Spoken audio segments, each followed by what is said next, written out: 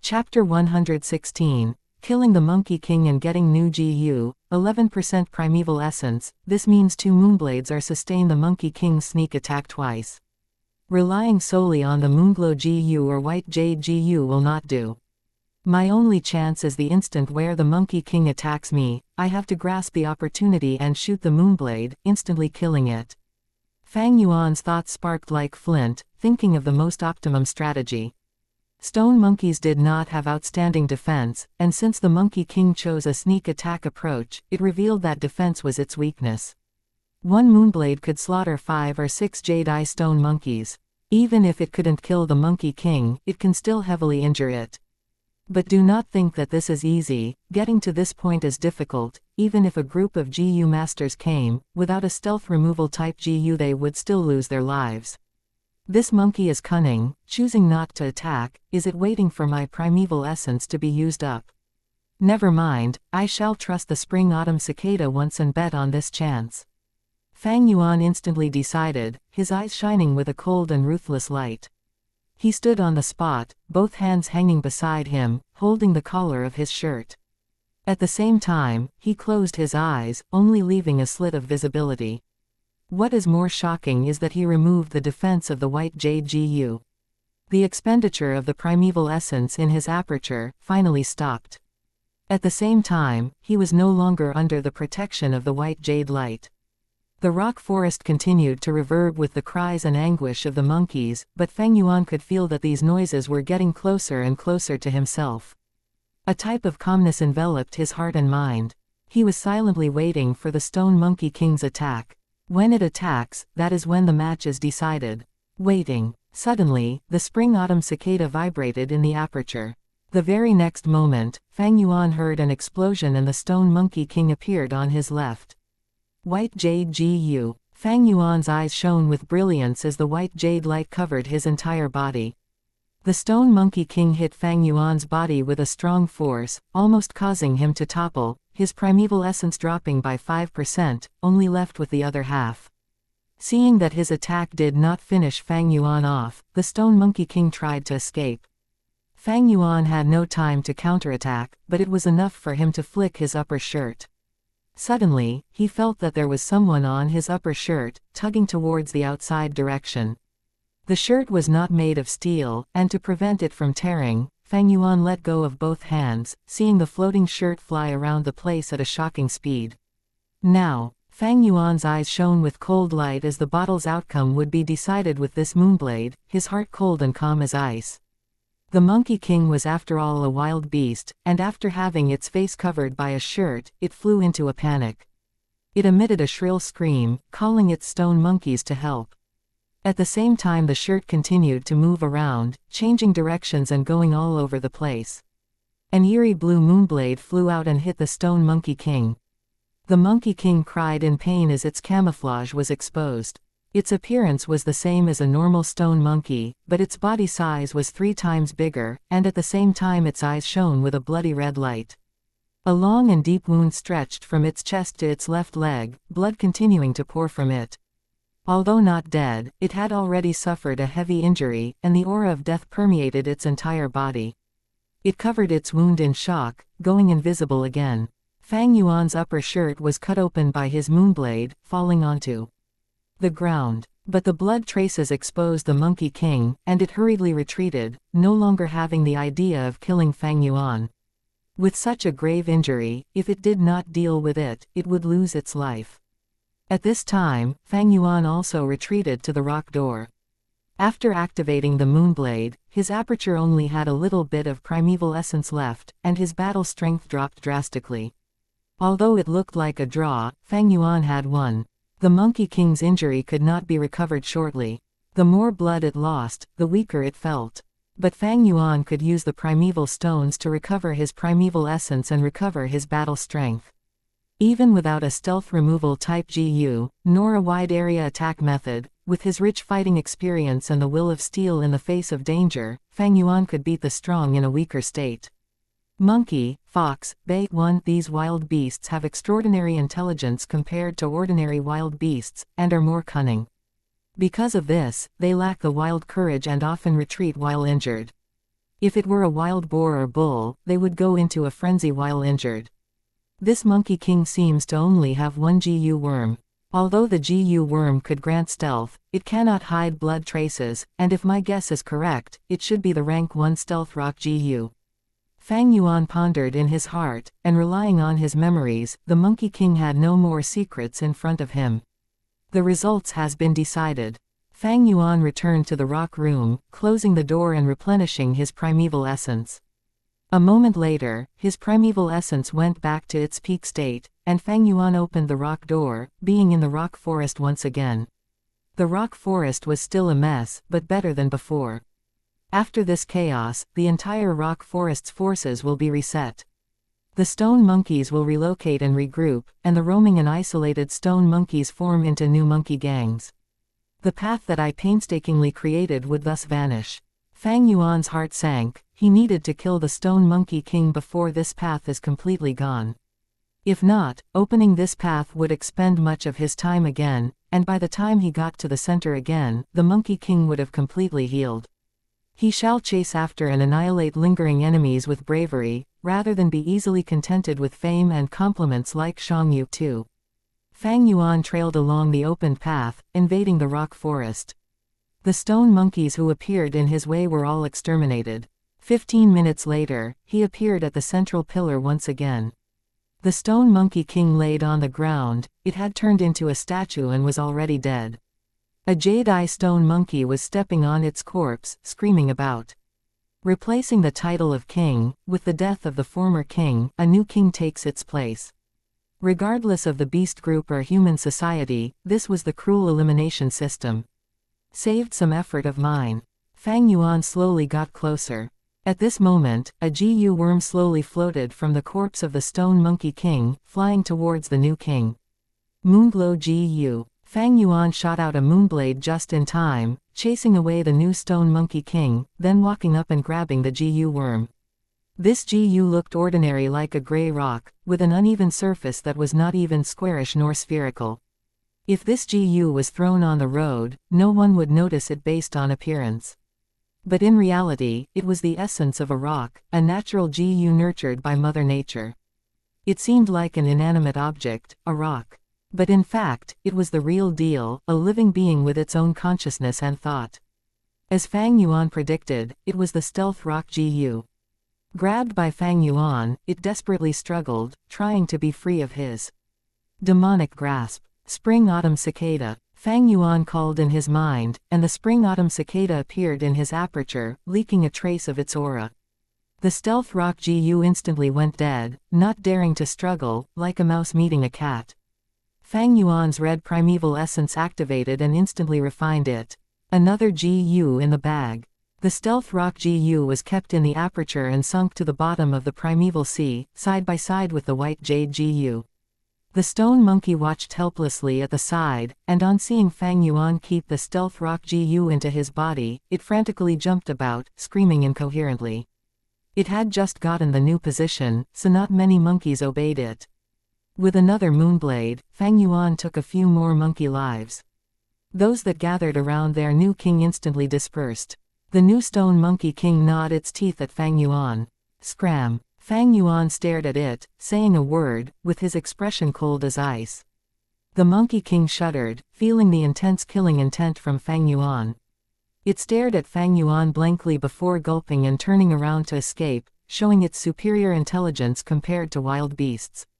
Fang Yuan chased these stone monkeys away and ignored them, getting to the bottom of the rock pillar as soon as he could. As he got close, he found a cave below the rock pillar. The cave was not big, and some rock stairs extended downwards into the darkness. Fang Yuan had no investigative GU worm, so he could not tell what was down there. With the situation unclear, Fang Yuan did not enter the cavern and walk down the stairs. He had barged his way in earlier, and his body condition was not at its prime. Furthermore, the chaos in the rock forest was disappearing and was stabilizing. He had spent much effort and time to open the path, but many stone monkeys were starting to reside in the pillars along the way. Haste brings no success. Now that I have found the inheritance clue, I have achieved my goal. It is time to return. Fang Yuan controlled the urge to investigate, and returned via the same route. On the way, the pressure intensified, but eventually, he endured the pressure as he was chased by hundreds of monkeys, tragically rushing out of the rock forest. Time passed quickly, and summer replaced spring. Unknowingly, it was the scorching summer again already. Fang Yuan spent every second of his time cultivating diligently. Using the red steel relic Gu, he instantly caught up to Fang Zheng's cultivating speed. He did not have a special Gu that could hide his middle stage aura. After killing the Monkey King and obtaining the stealth rock Gu, a day later, his cultivation level was exposed. The clansman only knew then that he was the one who obtained the red steel relic Gu, it was actually Fang Yuan. At the same time, he intentionally revealed the black boar Gu. Fang Yuan sold such a huge amount of assets to get the black boar Gu and red steel relic Gu. Many people could not understand his thoughts, calling him a fool, dumbass, maniac, and short-sighted, as they became his new nicknames. With a rise in attention, Fang Yuan had to reduce the number of times he ventured into the flower wine monk's inheritance. He continued to nurture his aperture as he steadily moved towards rank 2 upper stage, while collecting the ingredients to fuse the liquor worm as well as the stealth rock Gu. At the same time, he used the vitality leaf to earn primeval stones, sustaining his cultivation. July, the start of autumn. At the foot of the mountain near the village, a wild rank 5 Gu suddenly appeared, causing a huge tremor at Guu village. 1. Bei, a legendary wolf in Chinese mythology. 2. Shang Yu, Qing dynasty conqueror.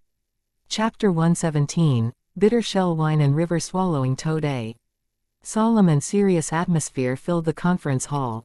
A group of elders silently sat on their seats, their faces were either indifferent, gloomy or serious. Clan head Guu Bo was sitting on the main seat, his gaze also filled with unconcealed worry. 3 days ago, a river-swallowing toad appeared near the village by the foot of the mountain. This toad flowed along with the Huanglong River and accidentally reached here. Right now, it is blocking up a river channel and sleeping there. If we ignore it, the village will constantly be in danger. So I would like to ask the elders if you have any good ideas to drive this toad away. The elders looked at each other. For a moment, no one spoke. River-swallowing toad was a rank 5 Gu, it had an enormous might and could spit out a river. If this was not handled properly and it was provoked, over half of the Qingmao mountain could be submerged with water and the whole village would be destroyed. After a long silence, Guu Kai Lian spoke, "The situation is grave, and we need to resolve this as quickly as possible. If this news gets leaked, we can't say for sure if those with evil intentions might not secretly go and intentionally provoke this river-swallowing toad to entrap our Guu clan." Elder Kai Lian is right. Guu Mo Chen nodded in agreement. Although he and Guu Kai Lian were political enemies, but at such a critical time for the village, he let go of his past prejudices. He continued speaking after a moment. There is another more serious problem. If the river-swallowing toad floods the Qingmao mountain, the wolf lairs will be submerged and for their survival, the wolf hordes will move up the mountain. At that time, the wolf tide will break out before its time. And we will have to fight with countless wild beasts to fight for the space at the top. The elders' complexion turned pale when they heard this. Guu Bo spoke with heavy tone, "Everyone, don't forget the foundation of our village. The first-generation ancestor set up the village in this place because of the underground spirit spring. If Qingmao Mountain gets flooded, this spirit spring might also be destroyed. What should we do? Even if we withstand the beast tides and survive at the mountaintop. After the flood subsides, the spirit spring will have disappeared, many beasts will have died, our surroundings will turn to a wasteland and we will be lacking cultivation resources. If we are to die, then why not ask help from Shang and Bai villages? We are 3 boats tied with 1 rope, I don't believe they won't help." The elders whispered to one another with panic hidden inside. Some had already started thinking of asking for reinforcements. It is too premature to ask for help now. Guu Bo shook his head and denied this idea immediately. It is not the most challenging period now. When the first-generation ancestor had just established the village, a rank 5 Blood River Python attacked the village, but the first-generation clan had killed it. Compared to the blood river python, the river-swallowing toad is just so much more adorable. It has a warm temperament and is harmless to ordinary people. Only if it senses the aura of other GU will it be alert. If it receives serious injuries, it will be angered and spit out a river. By chance, I heard the previous clan head talk of a rumor about the river-swallowing toad. Gu Bo's composed and calm voice resounded within the conference hall. The group of elders listened attentively, their nervous and panicked expressions eased up. He is really worthy of being the clan head. He calmed their hearts with just his words. Gu Yao Ji sensed the change in the atmosphere. She gave a profound look at Gu Bo and praised him inwardly. If we follow what clan head said just now, chasing away the river-swallowing toad wouldn't be a difficult thing, an elder spoke. We can't say that. Gu Bo shook his head. These are only rumors, I haven't personally seen it or even put it to use. The important thing is that we can't be careless. I suggest we first send a group of GU masters to test it. All the elders agreed. Gu Kai Lian spoke, then how about I send a member of my Kai family? If he can't do it, then no one among our clan might be able to do it. Everyone knew who Kai Lian was speaking of, and they approved of it one after another. Clan head Gu Bo smiled. Since it is so, then we shall just assign it to the Kai Shan group. It was early autumn, the weather was gradually turning cool. On a table by the window of the tavern, Fang Yuan was sitting alone, calmly tasting some wine. The tavern shopkeeper was standing beside him, bowing his head. Shopkeeper, is there progress on the matter regarding bitter shell wine that I asked you to look into a few days ago? Fang Yuan asked. Fang Yuan was lacking a bitter wine for the liquor worm fusion. However, bitter wines were difficult to find, and because of the matter regarding the red steel relic GU, people had been focusing on him. Wherever he went, people would point him out. Thus, it was not easy to make inquiries of bitter wines. The disturbance had settled down only recently, and maybe because extreme sorrow turns into joy, Fang Yuan had accidentally found a clue regarding the bitter wine. The old shopkeeper promptly replied, "Young master, the bitter shell wine you wanted me to look into, someone had drunk it in Bai village. The raw material of this wine is a type of conch found in deep ponds. This type of conch is completely black, with circles of white lines on its shell resembling a tree's growth rings. We call it a bitter shell. Normal conches can form pearls. The bitter shell swallows the sands and stones in the water, dissolving them and forming bitter water instead. Someone pried open its shell and obtained this bitter water, using it to brew wine, making the bitter shell wine. Its taste is very unique, bitter and fragrant." Fang Yuan slightly raised his brows upon hearing this. Does that mean Bai village has this bitter shell wine? The shopkeeper hurriedly bent down. I don't dare to guarantee it, I have only heard people talking about it occasionally. However, the truth is Bai village is famous for its white grain liquid. This wine along with our clan's green bamboo wine and Shang village's bear gall wine are called the three wines of Qingmao. Bitter shell wine. I think even if the Bai village possesses it, there wouldn't be much. Even if there is little, I have to find it, Fang Yuan said in his mind. But this matter was troublesome. Bai village had been gradually showing signs of coming to emergence these years, starting to shake the Gu village's position as the overlord. If Fang Yuan wanted to enter the Bai village without permission, the patrolling Bai village's GU masters might kill him before he even sees the village gate. Even if it was so, Fang Yuan still wanted to attempt it. After all, getting this bitter shell wine was more reasonable than the green eye wine that was immeasurably far away. As he broke away from his contemplations, Fang Yuan found that the old shopkeeper was still standing beside him. He waved his hand. All right, you can leave, there is nothing for you here. The old man didn't leave, his face revealed hesitation, not speaking out what he was about to say. He finally summoned his courage. Young master, could you please take back this tavern again? All the waiters and I want to work for you. You don't know that when the old landlord came back, he deducted most of our wages. With such little primeval stones each month, it is really difficult for us to support our families. Fang Yuan shook his head, his face without any expression. I have already sold this tavern to him. I can't take it back according to the contract. Moreover, I don't want to engage in this tavern business. You can leave now. But, young landlord. The old man still didn't move. Fang Yuan frowned in annoyance. Remember, I am no longer your landlord. He had previously increased their salaries, only to arouse their passion for their work. It was all for himself. However, these people mistook it for his tolerance and wanted to push their luck. Right now, by selling the vitality leaves, he could only fulfill his own needs. On top of that, he was feeling vexed due to the bitter wine. So why would he take back the tavern for these people? But young landlord, we really can't keep on living like this. Please show mercy and have pity on us. The shopkeeper knelt on the ground and implored. The sound immediately attracted the surrounding guests. Fang Yuan laughed coldly. He picked up a wine jar from the table and smashed it on the shopkeeper's head. Kachak. The jar shattered, the wine splashed all around and blood flowed from the old man's head. Did you think I won't dare to kill you? You tactless fool, get lost. Cold light flashed out from Fang Yuan's eyes. The old shopkeeper's whole body trembled from this killing intent. He was startled and hurriedly left.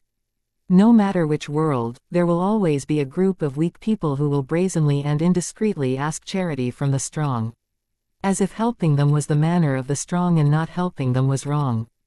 The weak should have the manners of the weak. They should either resign to their fate and act like slaves or try hard while keeping a low profile.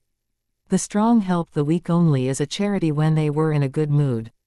The weak refused to work hard, shamelessly begging from the strong, and even demanding definite results, acting like a leech. They deserve getting rejected.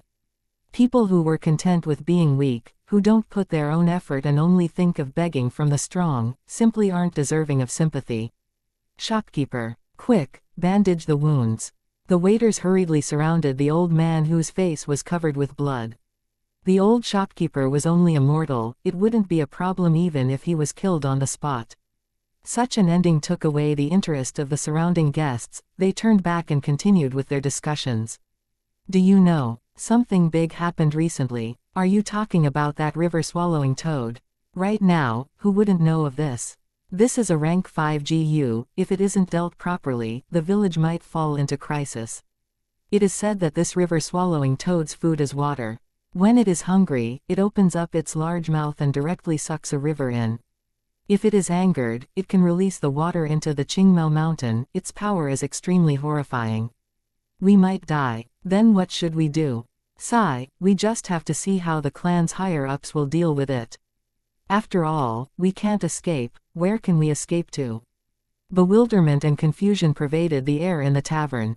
River-swallowing toad. Fang Yuan inwardly smiled when he heard this. Fear was infectious, it increased the more it is spread. Actually, the river-swallowing toad was very gentle and was not dreadful. Its natural disposition was to sleep and people would often see it flowing with the river. The toad would lie down on the water surface with their white bellies facing up, and sleep soundly. When it wakes up, it would swallow the river water up to its fill and return back to sleep. They had no interest towards fighting and killing. If they meet an enemy, their first reaction would be to flee. Only if they fall into an impasse and couldn't escape will they make fierce counterattacks. They were very powerful and could release torrential river from their mouths, engulfing the lands instantly and turning them to marsh. This river-swallowing toad probably fell asleep, then drifted along the Huanglong River and accidentally entered a tributary, reaching the foot of the Qingmao mountain. Fang Yuan guessed the truth. One Huanglong River, the name means Yellow Dragon River. And with this chapter goes the last 4 chapters of the week's batch. Onward to more in the new week, with more Fang Yuan adventures. Chapter 118, Legend of the River-Swallowing Toad. It is said that every single river-swallowing toad's stomach carries a river. Fang Yuan did not use the river-swallowing toad in his previous life, but he has a strong impression of this GU, because a one person. A normal person, a family servant. Around 200 years later in his previous life, a very special GU master will appear, Zhang Fan. His existence shocked numerous GU masters, and his story would be spread around by the mortals. Once he appeared, he became a legend. His entire success was attributed to a river-swallowing toad. Zhang Fan was a mere family servant, single-handedly taking care of a fishery for his master. One day, a river-swallowing toad arrived at the coast with its belly side up, lying in the water, asleep the entire time. Zhang Fan was initially scared and shocked, but slowly, he felt that this toad was dead. Why was it not moving at all? The toad corpse blocked the upflow of the river water, and this caused many problems for Zhang Fan, who was taking care of the fishery. Zhang Fan tried many different methods and ways to move this toad corpse away. But he was just a mere mortal. How could he move something as heavy as the river-swallowing toad? His master was stingy and cruel, and if he could not meet the monthly quota, his head will be decapitated. Zhang Fan did not dare to report it, as someone not too long ago did not manage to fulfill his quota and reported it with a proper reason, but ended up getting killed on the spot. Seeing that the due date was getting closer, and the corpse still remained there blocking the water, it greatly affected his revenue. Gradually, Zhang Fan became more frightened, and his temper became more abusive and frustrated. Although he knew that he could not move this corpse away, he would still go to it every day, to punch and kick the toad corpse, crying and making a din. Letting go of all the fear and anger he had in the face of death. But one day, the river-swallowing toad woke up, and with its half-opened eyes, stared at Zhang Fan. Zhang Fan's legs went soft from the shock. The river-swallowing toad was half asleep and half awake, but it still lay there like it was a corpse.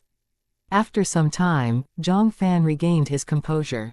He was not afraid. He was going to die anyway. What is there to be afraid of? He climbed to the top of the river-swallowing toad's belly, and lied down face up. Staring at the sky, Toad, oh Toad. You are the same as me, with only one last breath left in you. You're about to die too, huh? He did not know about the characteristics of the river-swallowing toad. Looking at its half-dead state, he thought that it was going to die. After saying so, Zhang Fan's face flooded with tears. The river-swallowing toad squinted its eyes, listening to Zhang Fan's words while staring at the sky. For the next few days, he continued to lie on the river-swallowing toad's white and soft belly, crying while talking, complaining about the pain and the repressed feelings of Immortal. Finally, the deadline was here. The person in charge came down from the village to the fishery to collect the fish.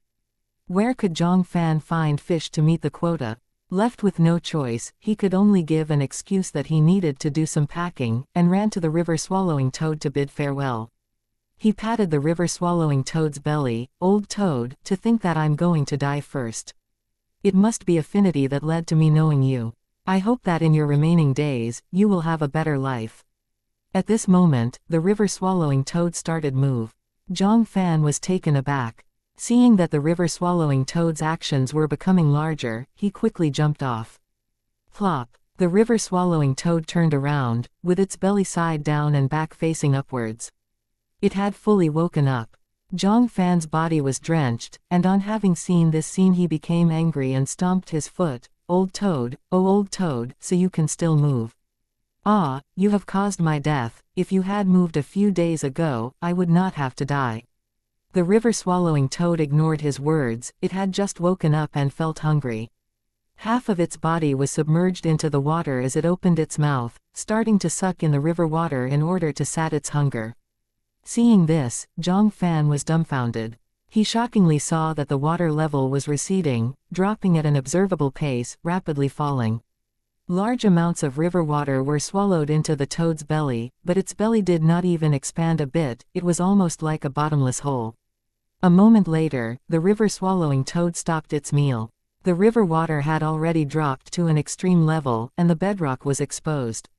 If a person stood in the river, the water would only reach their knees. Zhang Fan stood at the coast, at a loss for words. The river-swallowing toad glanced at him and suddenly burped. Its stomach expanded and contracted, its mouth opening wide as it vomited out a large amount of seafood. Fish, prawn, turtle, crab, snails, eels, everything. The river-swallowing toad only ate water as its food, but did not consume these seafood, hence it vomited all of them out. At this point, it seems like it was raining seafood. In the blink of an eye, the seafood gathered into a mountain, and Zhang Fan upon seeing this, was overwhelming exhilarated. He screamed loudly, I'm saved, I'm saved. These seafood is enough for me to hand up for 3 months.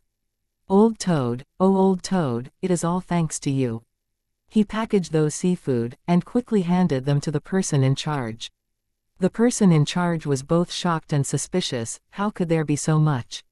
He quickly reported it, and the GU masters in the village also found out that the water level had changed drastically. After investigating, they found out about the river swallowing toad's existence. It was a rank 5 GU. The village fell into a panic and they formed into large groups, trying to expel the river swallowing toad. Zhang Fan did not want the river swallowing toad to be harmed. These days he had treated the river swallowing toad as his only friend.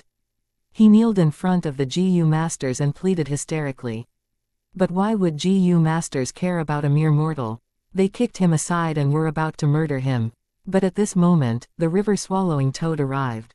Nobody knew if it had treated Zhang Fan as its friend, or felt that being with Zhang Fan was interesting and could cure boredom. The point is, it struck.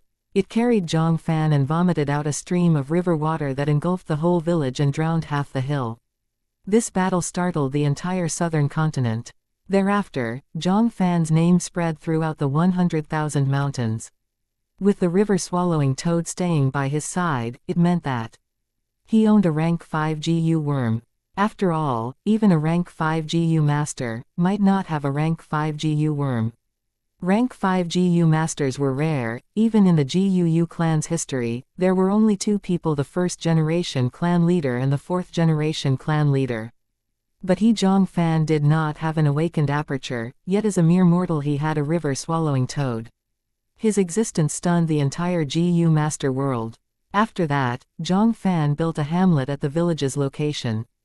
He was endearing to people and sympathized with mortals, aspiring to reach equality among all people. It was a village without oppression. He became a flag, and the mortals in the surrounding villages came to him and wanted to depend on him.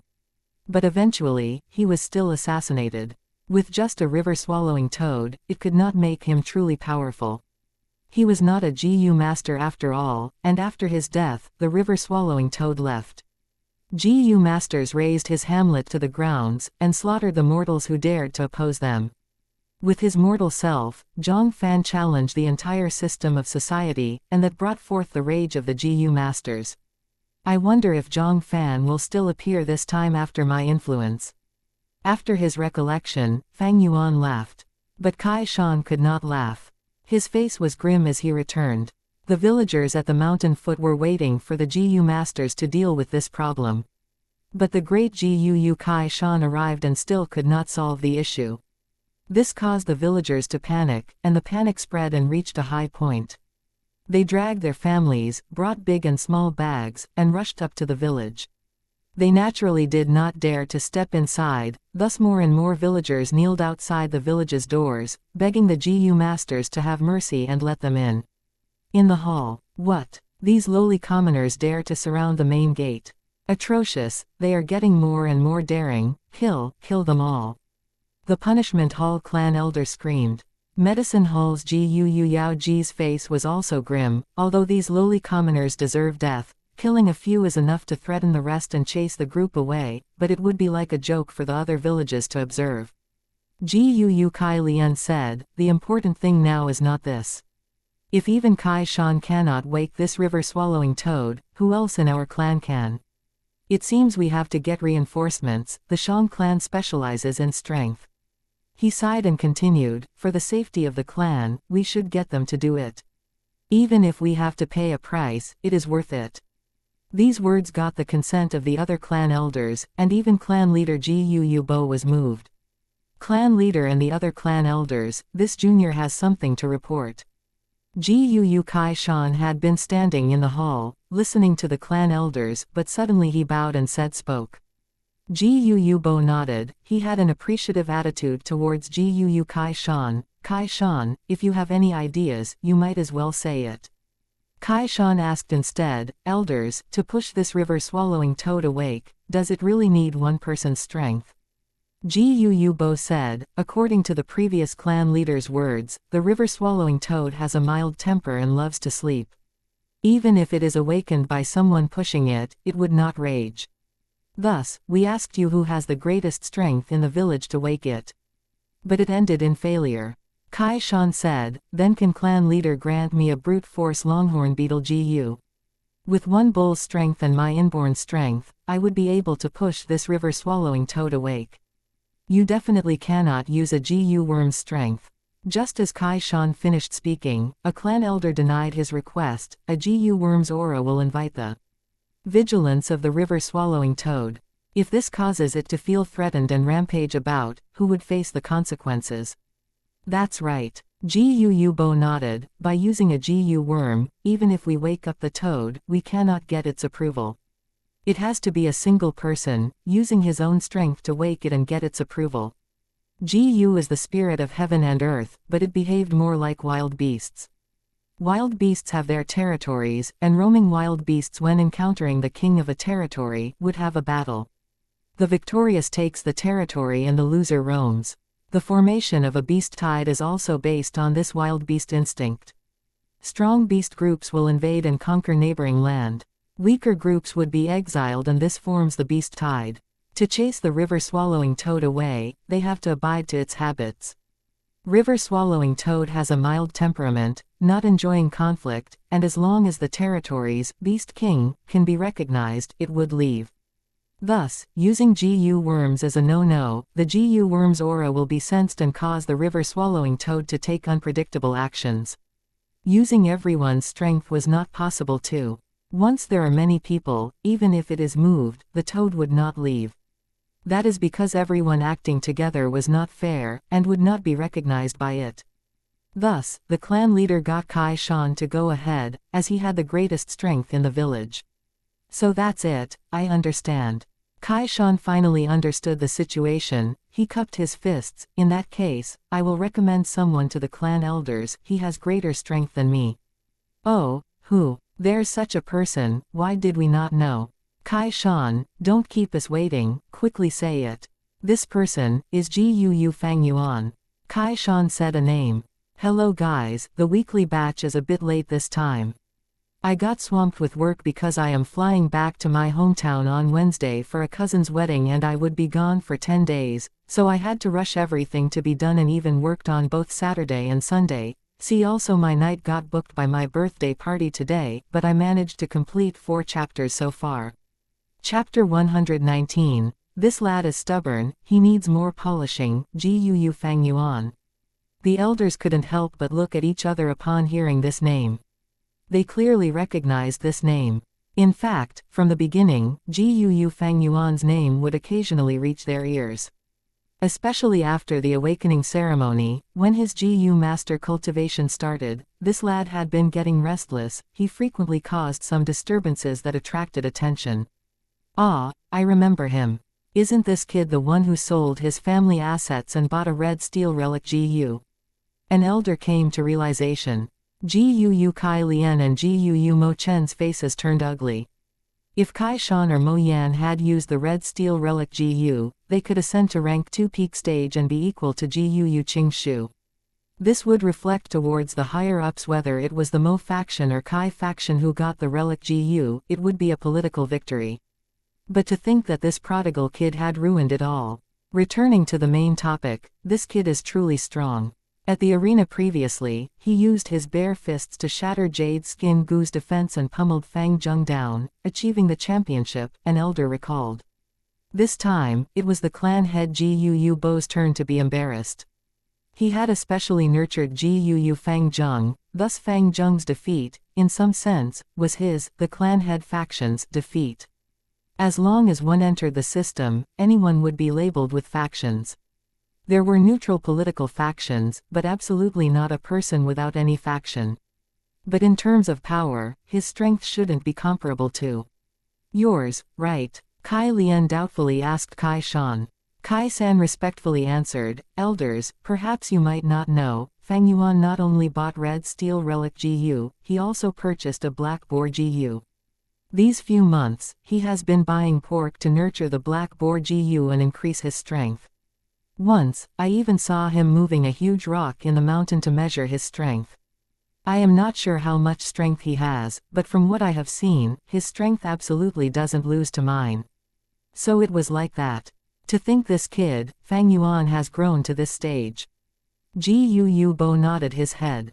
Then let's assign Fang Yuan's group to give it a try. Hearing this, the Internal Affairs Hall elder awkwardly stood up from his seat. Lord Clan Head, this Fang Yuan is a loner and hasn't joined a group. What is that supposed to mean? Gu Bo frowned. The thing is, after the first beast tied, his group was completely annihilated and the only survivor was him, alone, the Internal Affairs Hall elder replied. Even if it is so, why was he not considered during the group reorganizing? An elder curiously asked. Sigh. The Internal Affairs Hall elder gave a heavy sigh. I also urged him about this, but he didn't have any intention to join any groups. Honestly speaking, I don't approve of this kid. He is very good at goofing around. It might be that he has lost the will to fight after inheriting that inheritance. Goofing around. How can that be? He hasn't joined any groups, so how could he complete the monthly clan missions?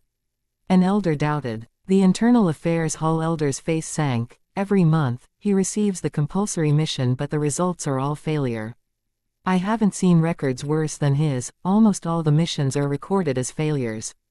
I have already tried talking with him several times, but he still wants to continue in his way, without any repenting.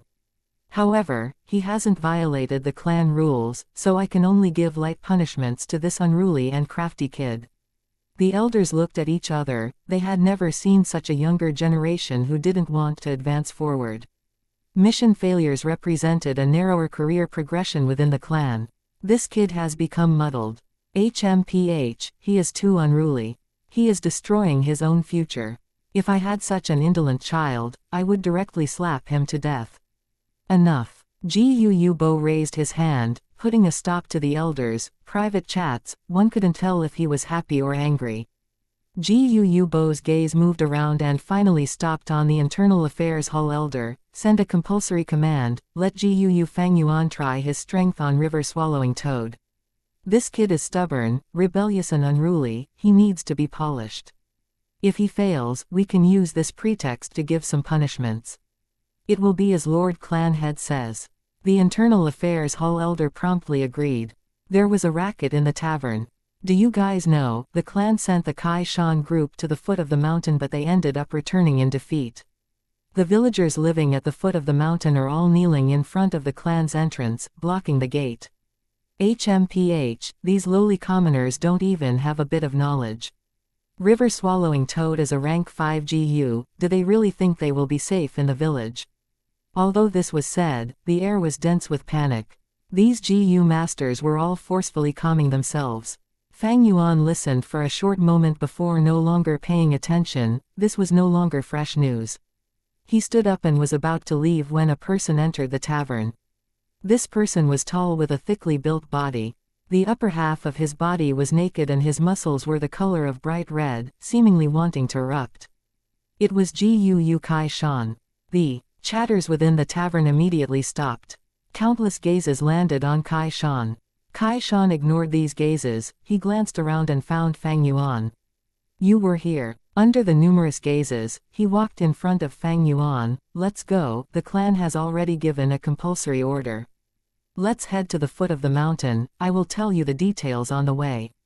Fang Yuan's gaze flashed. He couldn't refuse a compulsory order. Moreover, there was not much danger when facing the River Swallowing Toad, thus he agreed. Only after Fang Yuan and Kai Shan left the tavern did the racket start again in the tavern. Shopkeeper, the heavens have eyes.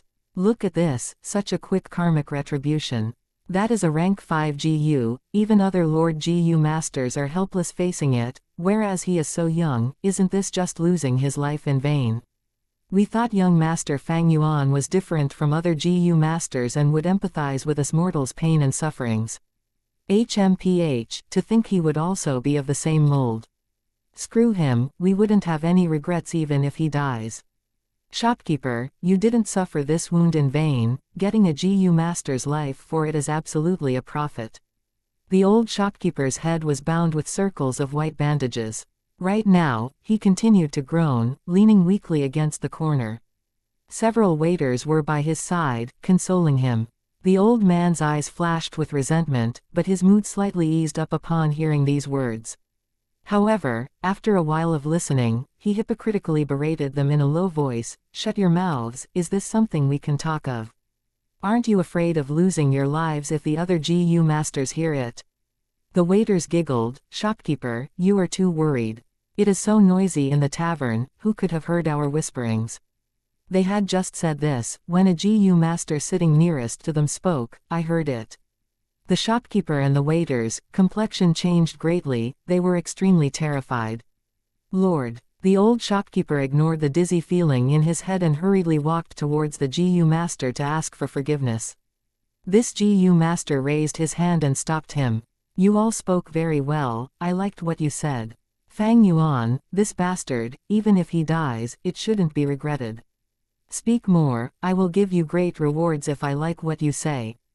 The GU master took out a primeval stone and slammed it on the table with a bang.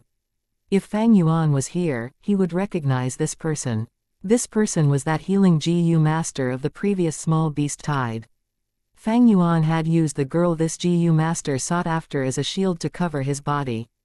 Thus, this GU master had a deep hatred towards Fang Yuan and it was irreconcilable. The waiters looked at each other. One of them with more guts started staring at the primeval stone on the table with wide eyes. The GU master's 3 companions frowned, but didn't stop him. They could only listen to the waiters scolding Fang Yuan as if they were in a competition. It was early autumn and the scenery was good. In the forests, some leaves were of dark shade and some were of light. Green leaves had started changing to yellow and yellow leaves faintly showed red. In the paddy field, fields of yellow-orange rice crops waved along with the autumn wind. In some lush vegetable fields, the vegetable leaves were fat, tender and pleasing. Fang Yuan sped all the way from the middle of the mountain, following the Kai Shan group down to the foot of the mountain where he saw the rank 5 river-swallowing toad. It was huge and resembled a small hill. It lay belly side up in the riverbed and blocked the river channel.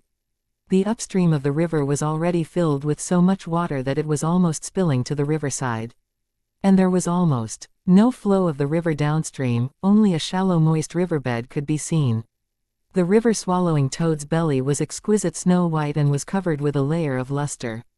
Its back was clear sky blue color and also had a glossy shine to it, with no warts like the ones found in common frogs and toads. It was sound asleep at this moment. But there were no sounds of snoring, it was sleeping very quietly. Sensing its aura, the 2 liquor worms in Fang Yuan's aperture curled up into a ball. The black boar goo's lively appearance seemed to have been wiped out as it flew down. The moonglow GU that resided in his right palm hid its glow. Only the spring-autumn cicada was still sleeping peacefully. Fang Yuan withdrew the moonglow GU into his aperture. As long as he didn't take the initiative to use these GU, their aura wouldn't leak out. Putting them in the aperture was very safe and reliable. "Fang Yuan, it's your turn next," Kai Shan spoke from the side. He had already explained most of the details on the way. Fang Yuan also approved of this method. Of course, the simplest way was to use spring-autumn cicada. Once a rank 6 GU worm's aura leaked out, this river-swallowing toad would be frightened and immediately flee. This was also because the river-swallowing toad didn't like fighting. If it was a vicious GU like the blood river python, spring-autumn cicada's aura would instead cause it to go berserk and retaliate madly. Fang Yuan stood at the riverside, trying out to push at first. The river-swallowing toad's skin was slippery, making one feel that his strength has been nullified. In addition, it was extremely heavy, one simply couldn't even budge it. "Can you do it?" Kai Cheng sneered from the side. Fang Yuan ignored him and said to Kai Shan, "Although I have the increased strength from Black Boar GU, my strength is probably only a little more than yours. As for pushing this river-swallowing toad, it is not hopeless, but I need your help." "What help?" Kai Shan immediately asked. Fang Yuan slowly explained it. Kai Shan was doubtful. "If we do this, wouldn't it be teaming up? Even if the river-swallowing toad wakes up, will it still acknowledge you and then willingly leave?" Fang Yuan smiled. "You don't have to worry about it. As long as you guys keep a distance and not let it detect you, it will be possible. After all, it is a GU, don't think it is too intelligent." Chapter 120. Literally effortless at the height of autumn, the air was refreshing, and the breeze moderately flowed under the beautiful sun. The blue dome of heaven was clean and clear like a crystal. The wind blew gently, brushing Fang Yuan's appearance into motion. Looking from afar, the nearby villages had little people. Nearby, the hill-like river swallowing toad was slumbering, blocking the river bed. Fang Yuan, who was standing at the river edge, looked like a tiny monkey beside a large elephant in comparison to this rank 5 GU. Fang Yuan's heart was calm as water, without a trace of nervousness, thinking internally, I use the white boar GU and the black boar GU to enhance my body and raise my strength, having the strength of 2 boars. Together with my own strength, I have around the strength of 5 or 6 adults. But to push this river-swallowing toad, I need to have around 2 bulls' strength. With just my current strength, it will not do. But, if I borrow the power of the tides, it's here. Swish swish swish. Fang Yuan turned his body around and saw that waves were crashing and approaching, causing a huge movement in the peaceful river water. The tides got bigger and continually crashed against the river-swallowing toad, causing the waves to fly high into the sky. Fang Yuan only stood for a while before he got drenched. He did not mind it, and began to push the river-swallowing toad with vigor. The river-swallowing toad was still dead asleep. It was originally a GU worm that lived in the rivers and sea, and to it, the force of the waves was normal and could not awaken it. With the force of endless waves, Fang Yuan tried for some time and finally managed to push the river-swallowing toad away from its original location. The riverbed was wider as the river got downstream. Along with the flow of water, it made Fang Yuan's pushing easier. After about 300 meters, the river-swallowing toad opened its sleepy eyes. A pair of deep green eyes, in its sleepy state, gradually contracted and stared at Fang Yuan, who was beside it. Fang Yuan was fearless as he matched its gaze. From its dark eerie eyes, Fang Yuan could see his own reflection. Zhonggong. River-swallowing toad raised its head, suddenly opening its mouth and emitting a strange croak. The cry spread out and reverbed throughout Qingmao Mountain. At once, Fang Yuan could feel his ears going deaf from the ringing noise. River-swallowing toad lowered its head, its mouth sucking at the river water that was approaching. Swish swish swish. The river water flowed at 10 times the original speed as it was all sucked into its stomach, and the water level could be seen decreasing at an observable pace. Fang Yuan stood beside the river-swallowing toad, clearly seeing a large amount of seafood also being sent into the river-swallowing toad's stomach along with the river water. Sensing the river water's change, the Kai Shan group also hurried over, and as the 3 observed the river-swallowing toad who was ingesting water, they were stunned. What a spectacular sight! Kai Cheng observed, unable to hide his shock. You succeeded. Kai Shan looked at Fang Yuan. Seems so. Fang Yuan nodded lightly. The water level decreased until the water stopped flowing, and the river-swallowing toad raised its head once again, its stomach expanding and contracting, vomiting out numerous fish, prawns, turtles, etc. At once, a large amount of seafood fell onto the ground, emitting a crisp sound. A fish splashed on the ground, a turtle fell on its back confused, the crabs walked away horizontally, and then they were smashed by the falling seafood. Fang Yuan did not mind it and only looked casually, but suddenly he smelled some wine fragrance. Strange, why is there a wine smell? Kai Cheng sniffed, a face of surprise. It should be the 100-year bitter shell, the female GU master in the group said and pointed at a disc-sized broken black shell. This shell was black as ink with white round markings on it, like the rings in a tree trunk. That's right, bitter shell can turn the sand and rocks into bitter water juice. 100-year bitter shell's bitter water, after the accumulation through time, can turn into wine. Bai Clan's current clan leader loves to drink this bitter shell wine, Kai Shan added on. He needn't go into detail, Fang Yuan had already long taken up this seashell, starting to collect his bitter shell wine. Not too long ago, he was still worried about how to get this bitter shell wine, but to think it appeared in front of him like this. Truly the phrase, spending lots of effort looking for something fruitlessly, but it appears in front of you when least expected. The river-swallowing toad had pretty much swallowed all the water in this river. Deep in the river bed, there had been some 100-year bitter shells buried in the soil, and because of the river-swallowing toad, the shells were exposed. Fang Yuan quickly collected 6 little 100-year bitter shells. 2 of the shells were broken, but the other 4 were intact. I've finally collected the bitter wine. This way, I can start refining the 4-flavor liquor worm. This moment, Fang Yuan was overjoyed, but had no one to share the joy with. Zhonggong. After the river-swallowing toad vomited the seafood, it croaked again, and then looked at Fang Yuan once before moving its large body to swim downstream along the river. He really succeeded. Kai Shan muttered, his heart feeling relief. He observed the river-swallowing toad leaving until its shadow was completely gone, away from his vision. What? He scared it away so easily. If I knew this earlier on, we could have done it ourselves, but now we let Fang Yuan become a hero so easily. Kai Cheng pouted, his tone full of jealousy and indignance. Fang Yuan, no matter what, this time you have done a good deed, you are the Gu clan's hero. Kai Shan stared at Fang Yuan with a complicated expression. Oh, Fang Yuan replied absent-mindedly, giving a half-hearted feeling. At the same time, his gaze shone as he continued to rummage and search for 100-year bitter shells among the seafood. What hero? It was merely a title. Between praise and slander, they were all views and expressions of others onto oneself. What opinions others had of him, Fang Yuan did not give a damn. You can think all you want, I live my own life. Hero. 0. Hee, I rather have a bitter shell. News of chasing away the river-swallowing toad reached the village at once. Gu Bo said, good, 3 times continuously, and the solemnness in the hall was swept away at once. Only the internal affairs elder's face was complicated. He did not think well of Fang Yuan. Not too long ago, he even criticized Fang Yuan, but now that the village was in danger, Fang Yuan was the one who resolved the issue. With these two issues coming together, wasn't it a slap in his face? Gu Fang Yuan has the credit of chasing away the river-swallowing toad. We'll make an exception to promote him to team leader and reward him 500 primeval stones. Gu Bo thought, before giving the order filled with a special meaning. In the wine tavern. What? Fang Yuan actually succeeded. Strange, he's just a newbie, how can he chase away a rank 5 Gu worm? Even Kai Shan failed miserably, but he did it.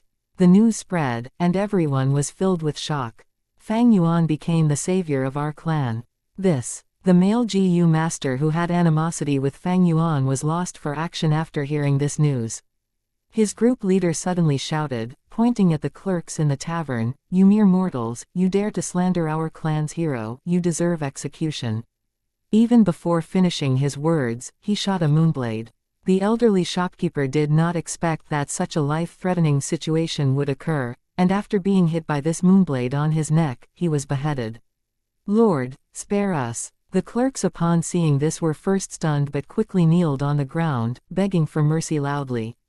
Group leader, what are you doing? The male Gu master stood up. What am I doing, huh? His group leader moved his brows, sighing solemnly, times have changed, ah hi. Fang Yuan has turned into a hero suddenly, the higher-ups will pay attention to him. If words of our slander towards him spread, what do you think will happen?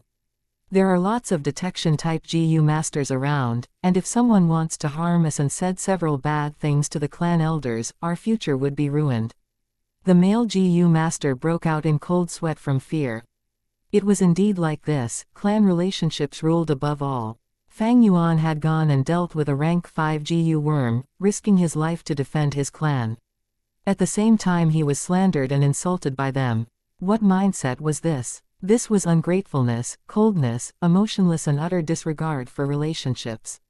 Like history on Earth, Yu Fei fought in the battlefields, defending his country, but Qin Wei framed him as a spy in court. Although these Gu masters did not go as severe as framing, but if this matter was spread out, would the higher-ups feel safe with these people around? If it was Mo Yan or Kai Cheng, people with tough backgrounds, that would still be alright. But these few were people without backing. Trying to climb up the system's ladder, it was push and shove, stepping on each other. If others used this incident and attacked them, to their future, it had a destructive influence. It is still not too late to salvage the situation, we just have to express our attitudes, and outsiders won't say much. These mortals have cheap lives, so be it if they die. But they can be sacrifices for us, and this is their honor. You guys should immediately strike, each one of you must kill one each. After killing you should praise Fang Yuan and express our stand. The group leader shouted. Damn it. The male GU master cursed. Between hatred and his future, he unhesitantly chose the latter. With a moonblade, a clerk died on the spot. Lord, please spare us. At once, all the other clerks were paralyzed on the ground, scared until they peed their pants. The male GU master did not care about them, and under everyone's watchful gaze, he pointed at these pitiful clerks righteously, shouting, "You lot deserve death." GU Fang Yuan is a hero, and with his own strength, he defended the clan. What gave you the courage to slander him? The male GU master said this while frowning. This was his true emotion. Fang Yuan was someone he deeply hated, but he had to praise him in public. He felt a strong sense of disgust and irk for himself. Lord, didn't you ask us? Ugh. A clerk felt feelings of injustice deeply, shouting out loudly. But he could not finish his sentence before he stopped. A moonblade went flying, splitting him in half. A bunch of lowly slaves, not only slandering Fang Yuan, but also wanting to implicate us. A female GU master struck, her expression cold as she shouted fiercely. Other GU masters seeing this, felt like they were watching a soap opera. Some smirked, some were indifferent and some continued chatting, but nobody stopped them. So what if a few mortals died? Just compensating a few family servants would do. Everyone was part of the clan, they were family. No one would interfere or pursue the matter for these outsiders, causing conflict for themselves. Chapter 121, Four Flavors Liquor Worm, GUU Clan. Xianxia stood at the mountainside and gazed at the distant GUU village, a complicated expression on his face. Cool autumn wind was breezing gently. The color of autumn dyed the mountain. Tree leaves were a mix of yellow and red, with wild fruits growing all over the place. Only the Qingmao bamboo remained green and erect. Not long ago, GUU clan was like these Qingmao bamboo, evergreen all the year, the overlord of Qingmao Mountain. Now, they are actually falling behind. Xianxia's lips curved with a cold mocking smile. But quickly, he thought of the Bai village and the curve of his lips smoothed out, his mood turned serious. Bai village's uprising had already broken the old balance of Qingmao Mountain. The traditional hegemon, the GUU clan had weakened. Shang village's operations were not running properly. All these were pushing the situation in the Qingmao Mountain towards an upheaval. Xianxia knew this upheaval hadn't erupted yet because of the pressure from the wolf tide. The three villages needed to collaborate if they wanted to overcome this wolf tide, thus they tacitly maintained peace and threw away grievances for the time being.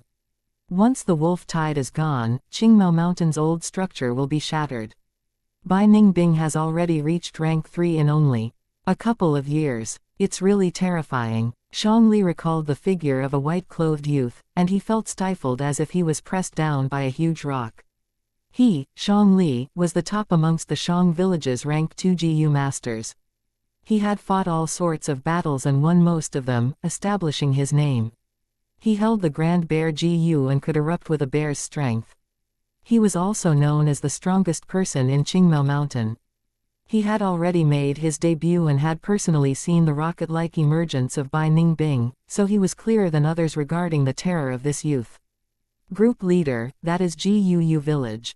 It's still far away, why are we stopping here? From the side, Xianglin raised his two hands and clasped them behind his head as he curiously asked. In this 5-person group, Xianglin was the youngest and was a newbie who just made his debut. He was the same age as Fang Yuan and was this year's top genius of Shang village. His stature was short and he had shaved his head which seemed to shine under the sunlight. Xianxia looked at this new talent of the clan, his heavy mood eased up a little. He answered in a deep voice, "We are here on a diplomatic mission and not on a scouting mission. This area is already the warning area of the GUU clan, and we will probably be treated as enemies if we boldly enter." Oh, so it was like that. Xianglin realized. We have two objectives this time. One is to hand the clan head's personal letter to GUU's clan head. Another is to investigate the matter regarding the river-swallowing toad. GUU village is not our area, so make sure to keep your temper in check when we get there. However, you absolutely can't degrade the prestige of our Shang village, understood? Xiangli's gaze swept all around and shouted.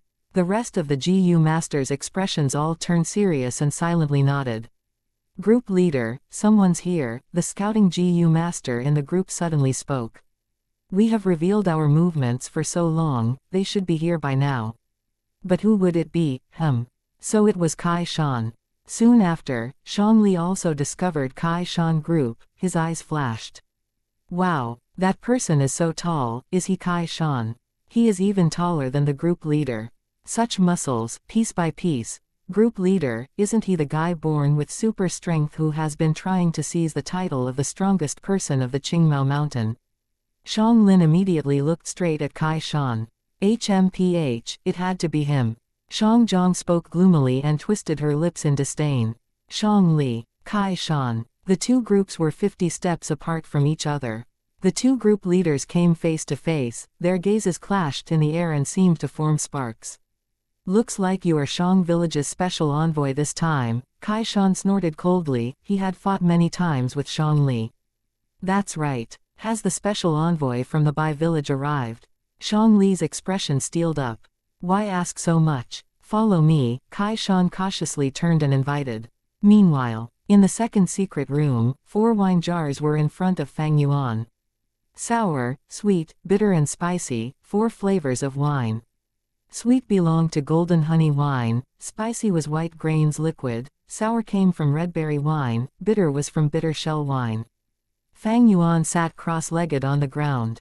He then willed the 2 liquor worms to fly out of his aperture. The fusion process of 4 flavors liquor worm was slightly different from normal fusion. The 2 liquor worms followed Fang Yuan's will and entered the red berry wine jar. They started the fusion within the red berry wine. A white ball of light formed in the wine jar, its majestic light pierced out of the wine jar and shone on the wall. Fang Yuan threw primeval stones in the wine jar, 1 piece, 10 pieces, 50 pieces. When it reached the 100th piece, the light ball shrunk to a fist size and floated in the wine jar. The red berry wine was completely used up. Fang Yuan picked the second wine jar, golden honey wine, and poured it into the jar. The white ball of light was immersed in the honey wine, suddenly swelling up to its original size.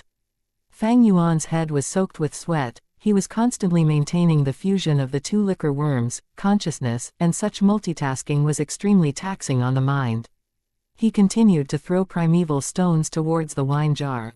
Every piece of primeval stones caused the ball of light to shrink by a bit, until it condensed to a fist size again, reaching its limit. Fang Yuan followed the pattern and successively poured the bitter shell wine, then the white grains liquid. When the 4 types of wine were completely used up, the light in the wine jar suddenly flourished before disappearing completely. Success. Fang Yuan knew he had succeeded without even looking in the wine jar. He willed and a GU shakingly flew out of the wine jar. It was the 4 flavors liquor worm. Comparing it with the liquor worm, there wasn't much change in its external form, except that it was slightly bigger. It also resembled a silkworm and had a tiny pair of shiny black eyes.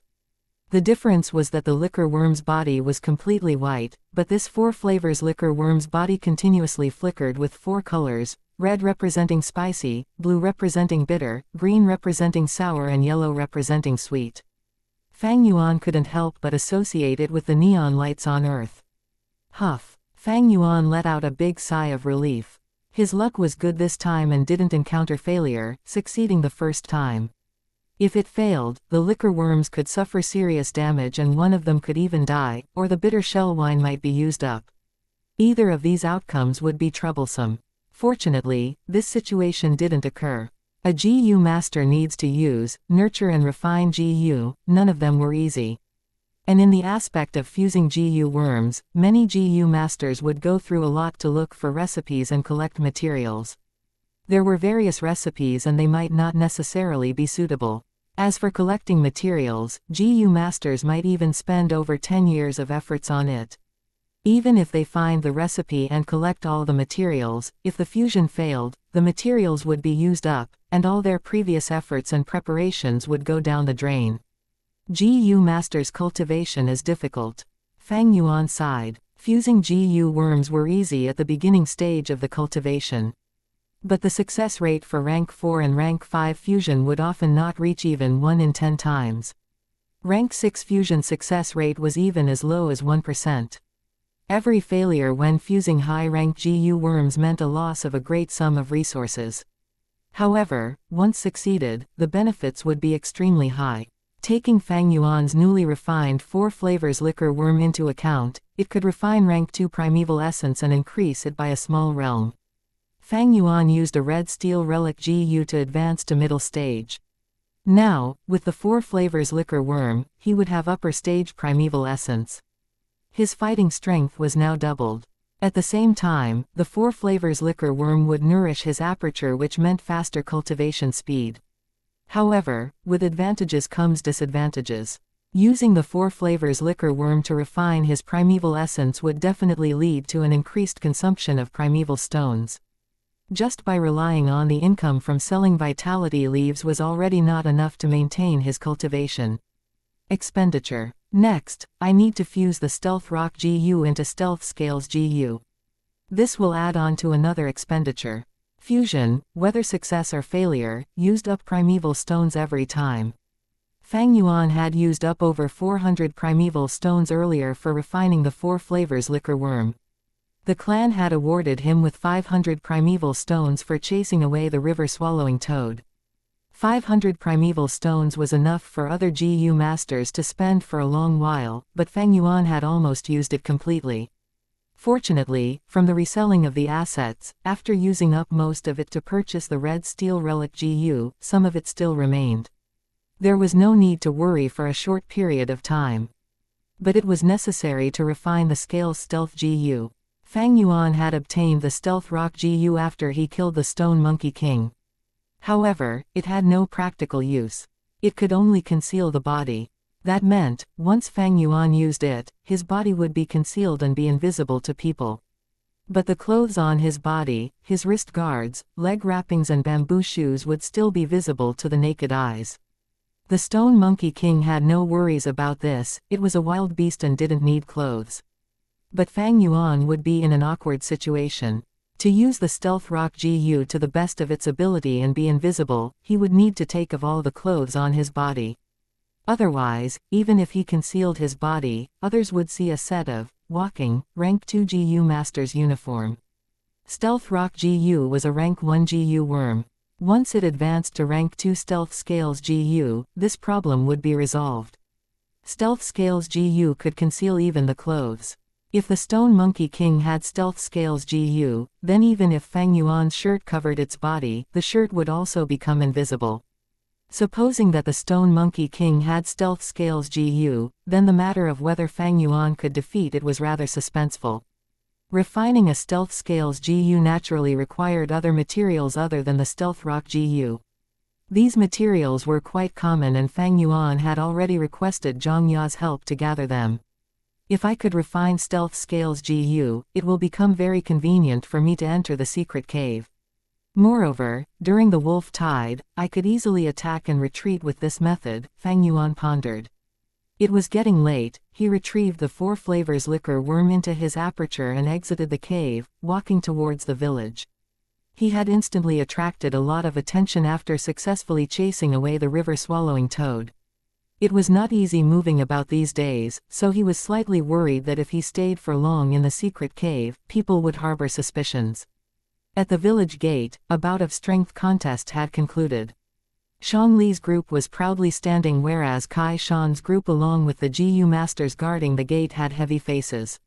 Shangli wasn't as tall as Kai Shan but his gaze seemed to be overlooking everything at this moment.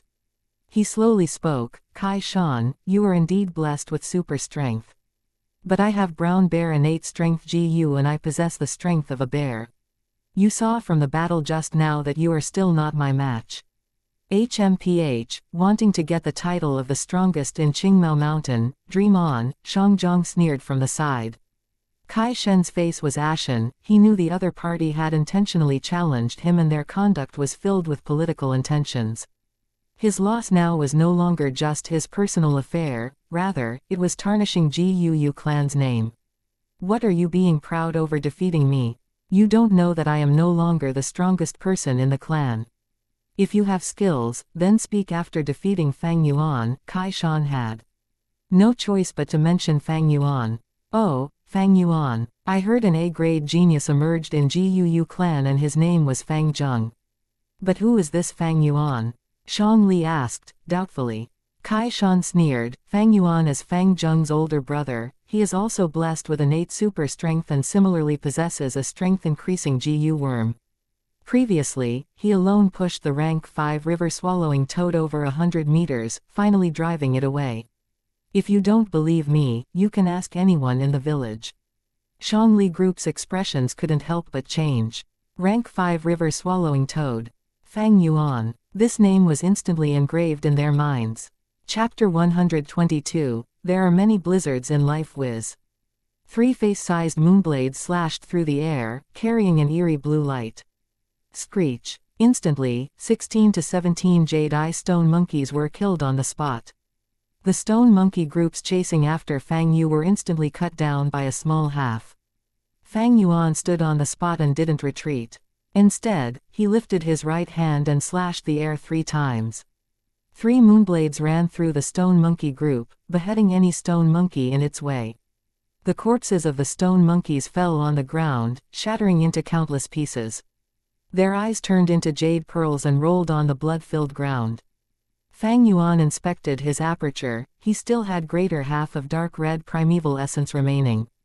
The Moonglow Gu required 10% of light red primeval essence to use a moonblade.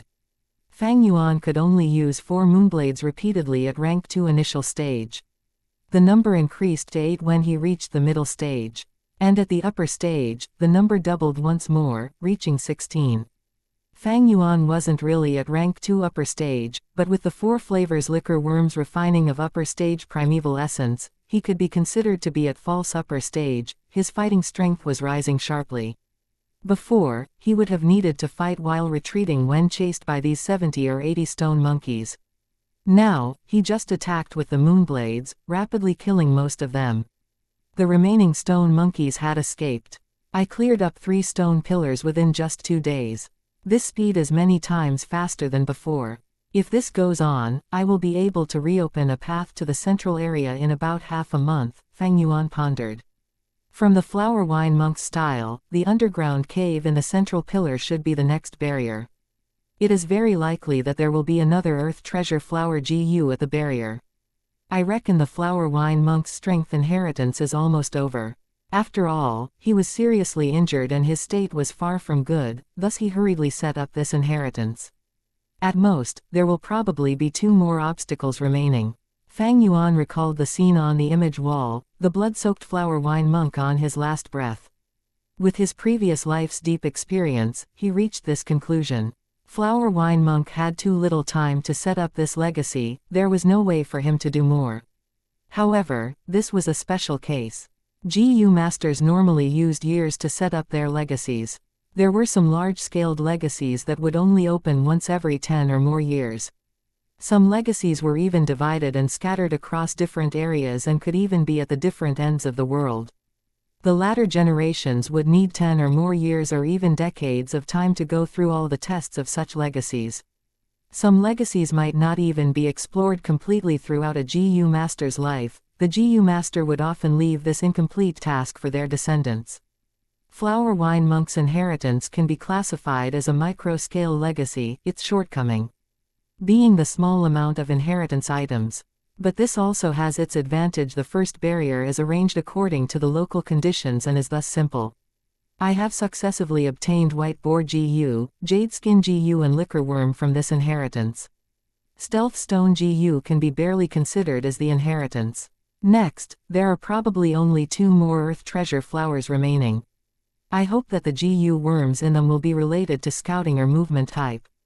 Time passed quickly, autumn went and winter arrived. Early winter, the first snowfall had come. The sky was gray, snowflakes floated and fell on Qingmao Mountain. Fang Yuan was moving alone through the snow. He had just come out from the secret cave in the stone crack and was hurrying towards the village. Over 2 months have passed, but my progress in clearing the stone pillars has not been good. Fang Yuan's countenance carried a dark scowl. It was not because he hadn't put in effort, but rather the prelude to the wolf tide had already shown its signs. Food was scarce during the winter. The growing wolf packs started to increase their hunting scale to gather enough foods to eat their fill. The wild beast groups in the surroundings were purged due to this. Small beast tides frequently started to occur due to the disorder. Similarly, there were also the crippled wolf packs. These crippled wolves were expelled from the nest. These wolves gathered together and formed a group. They had started making frequent movements near the village. It hadn't reached the wild stage of attacks on the village yet, but the hunter families no longer went up the mountain to hunt. Similarly, there were occasionally some villagers who lost their lives to the wolves. GUU village mobilized many GU masters to carry out a cleanup operation. Due to this, there were many people moving about, along with lot of scouting GU masters among them. Thus, Fang Yuan sensibly decreased the amount of times he went to the secret cave inside the stone crack. No doubt, this caused the speed of his progress in the stone forest to fall steeply. The cold wind was getting stronger. Snow was also falling heavily. Hou! A deep beastly howl suddenly spread through the wind and snow. Fang Yuan swiftly stopped and looked around, alert. A small-scale wolf pack with about 20 or more lightning wolves quickly appeared in range of his sight. Here we go again, Fang Yuan muttered. This was already the 8th beast group he had encountered this month. However, this time was somewhat different. The wolf packs are starting to make their moves so near to the village. Next, the clan's GU masters will make their moves more often. The stone crack secret cave is not far away. Looks like I can't go there for some time. Fang Yuan's heart sank upon this thought. The journey was difficult. There would always be some obstacles preventing people from progressing. The wolf pack closed in on Fang Yuan. Hou! Hou! Hou! They howled before charging at Fang Yuan, coming at him one after another.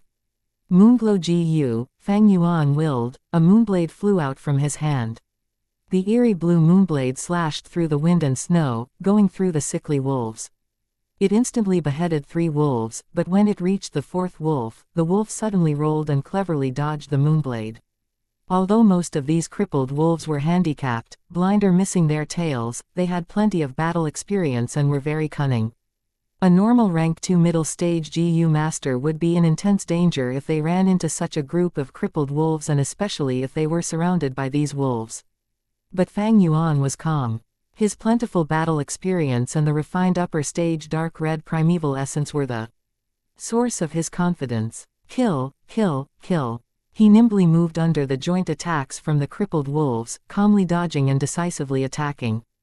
The wolves continued to die by his hands. After a short while, the number of the lightning wolves in the pack had sharply decreased by half. Hou! A wolf gave a mournful howl. The wolf pack immediately stopped their offensive attacks and began retreating. This was the cunningness of these wolves. When they discovered that Fang Yuan was a tough bone, they decisively retreated, giving up their plan to hunt Fang Yuan. These old, sickly and injured wolves weren't in a perfect state, but being able to live till now showed their survival wisdom. Fang Yuan stood on the spot, calmly looking at these crippled wolves disappearing into the wind and snow. If he could hide his strength, then he didn't feel it necessary to reveal it. After confirming that the wolf pack had completely escaped, he promptly collected the items on the wolf corpses. Wolf skin, teeth and so on were all valuable. Although their market price was on the low end, it could be made up by the quantity. In these 2 months, Fang Yuan had made some earnings from the spoils of war from eradicating these crippled wolves. The blood flowing from the wolf corpses were still warm. There were some crippled wolves who still had some breath left, their eyes showing a trace of vigor. In this world, not only humans but all living things are struggling to survive. This world is using life and death to unfold a brilliant stage. Fang Yuan sighed before ruthlessly killing off these dying wolves.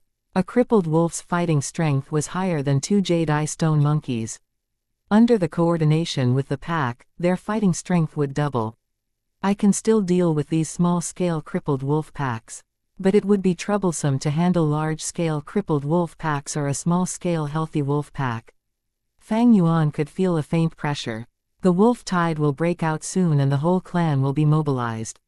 I won't be able to act aloof. If I want to hunt the lightning wolves by myself, I must have a scouting or movement type GU. Otherwise, I will fall to the wolf tide. Fang Yuan clearly recognized his shortcomings due to his ample experience. His fighting strength had increased sharply after getting the 4 flavors liquor worm. With the Moonglow GU and Jade Skin GU, he had both offense and defense.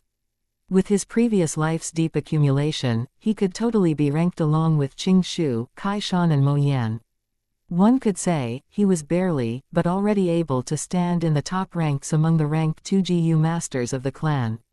Why it was barely, was because he was not truly at the upper stage, and at the same time his aptitude was also only C grade and was thus very limited.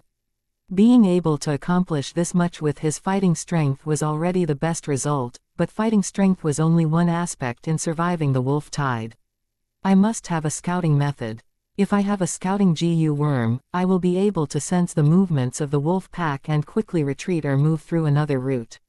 Or use movement-type GU worms to quickly run and escape from the wolf pack's besiegement, Fang Yuan pondered. His survival rate would greatly increase if he had just one of these 2 GU worms. If he had both, then he would be able to move about easily. I hope Flower Wine Monk's legacy contains such GU worms. It's not a problem even if it doesn't. From my memories, the 3 clans would jointly establish contributions list during the wolf tides and put their stored GU worms out for exchange. There were many precious GU in the list. At that time, I can use my contributions and exchange them for Bayer Shang Village's GU worms. Fang Yuan planned in his mind and stood up. He had swiftly arranged the spoils of war in a short period and packed them in a bag which he then carried on his back. The snow continued to fall and soon froze the wolf blood, covering their corpses. Look, Fang Yuan is back. He is carrying a bag. Did he go out to hunt the crippled wolves again? It was him that saved our village. Hey, it was only by a stroke of luck. We both know how it went. If I had such great strength, I could also do that. It's no big deal. As Fang Yuan walked through the village, the people made way for him. There were praises, curiosity and also envy. Fang Yuan. Kai Shan suddenly appeared from a corner and shouted. Chapter 123, I travel alone through heaven and earth, what's the matter? Fang Yuan looked at Kai Shan. Even if it was winter, he continued to be topless, his red skin emitting a warmth that made people feel like they were near a heater. The white snow that landed on his body instantly melted. This is because his aperture had a double orifice stove GU. The stove GU was a rank 2 GU worm. It could store internal heat that could be used for attacking. Subduing the cold was just a side effect. Kai Shan's expression was complicated. He stared at Fang Yuan and said gravely, do you know that these days, Shang Li from the Shang clan has been finding you for a contest of strength? I know, Fang Yuan nodded. Kai Shan sighed. Shang Li finding you for a contest of strength is not a mere competition, but it involves the interest allocation of the 3 clans, alliance. Under the wolf tide, non-alliance means destruction. But after forming an alliance, the biggest problem is how to distribute the interests and profits. These days, the 3 clans have been at a stalemate due to that. Fang Yuan looked at Kai Shan, instantly understanding why he had looked for himself. Negotiation was the hardest thing to do. For their own interests, the 3 clans would not give way automatically, and they would have to fight for their best interests. The negotiation table was long filled with gunpowder and smoke, battling wits. In this world's system of values, first was strength, second was kinship. Qingmao Mountain's 3 clans were individual clans, having great conflict towards each other since a long time ago, each bearing old and deep grudges. Of course kinship cannot be used to alleviate their tensions. So to break the tension, they had to rely on strength. On Earth, there are military exercises to display one's strength. In this world, it worked similarly in that there are GU contests to display the strength of one faction and achieve greater benefits for themselves. Shang Li finding Fang Yuan for a contest to compete strength, was due to this. As expected, Kai Shan said next, I have competed with Shang Li, he has the brown bear innate strength GU and already possesses the strength of one bear. He also has the Grand Bear GU, and can increase his strength by another bear. Together he has 2 bears' strength. I am far beyond his match, as much as I want to deny it. But as Qingmao Mountain's #1 strongest person, the title belongs to him no doubt. He paused for a while, then continue, let's talk business. Your strength is around mine, so you are not his match either. But you cannot lose, as you were the one who woke up the river-swallowing toad, the hero that saved Qingmao Mountain. Once you lose, our GUU clan's interests will be compromised. So for the clan's interests, discard your personal honor and avoid battle. Fang Yuan stared silently at Kai Shan. Kai Shan looked down. I know that this matter towards you is very difficult. After all, avoiding the competition has a disastrous damage towards one's own reputation. But it is for the interests of the clan. If you lose, the clan would have to give up much more. The clan has nurtured us, we naturally have to contribute to the clan, right? The clan needs you. Sacrificing your own reputation for the clan is only natural. But this matter started due to me, so in my personal name, I will compensate you for it, as part of my goodwill. Saying so, Kai Shan handed Fang Yuan a large money bag. Fang Yuan weighed it, and chuckled, so my reputation is only worth 200 primeval stones. Kai Shan could hear the sarcasm in his words, his gaze sharpened as he said solemnly, Fang Yuan, please do not have any indignant feelings. Earlier, I tried to console you with kind words, but the truth is I'm here with a mission. Avoiding the competition is the clan higher-ups' orders. Regardless of what you think, this is an order. I hope you understand your position. Saying so, he turned around and left, leaving deep footprints in the snow. Fang Yuan looked at Kai Shan's back as his eyes revealed a sign of understanding. In order to get the greatest benefits, the clan has already used the event of me chasing away the river-swallowing toad as a chip in the negotiation. After all, the river-swallowing toad was a danger to the entire Qingmao Mountain. In order to get rid of this chip, the Shang clan sent Shang Li to challenge me. To the clan, I am but a chess piece. Shang Li is the same, and Kai Shan is also a chess piece. What is sad is that these people are willingly being pawn pieces, even basking in its glory and finding it natural. This is truly a successful brainwash by the clan. But I originally did not want to compete with Shang Li anyway. The so-called reputation is merely praises from others. This chain that binds people has captured many heroes and geniuses in the past. But to me, what loss is there? I have to thank Kai Shan for sending me 200 primeval stones. Thinking of this, Fang Yuan smirked. Why did he attract Shang Li's challenge? Merely because he had the glory of saving the village. Why did Kai Shan challenge Shang Li? It was merely for the reputation of Qingmao Mountain's #1 strongman. The so-called reputation is merely a superficial carrot. It has tempted many people and trampled many others, manipulating countless people.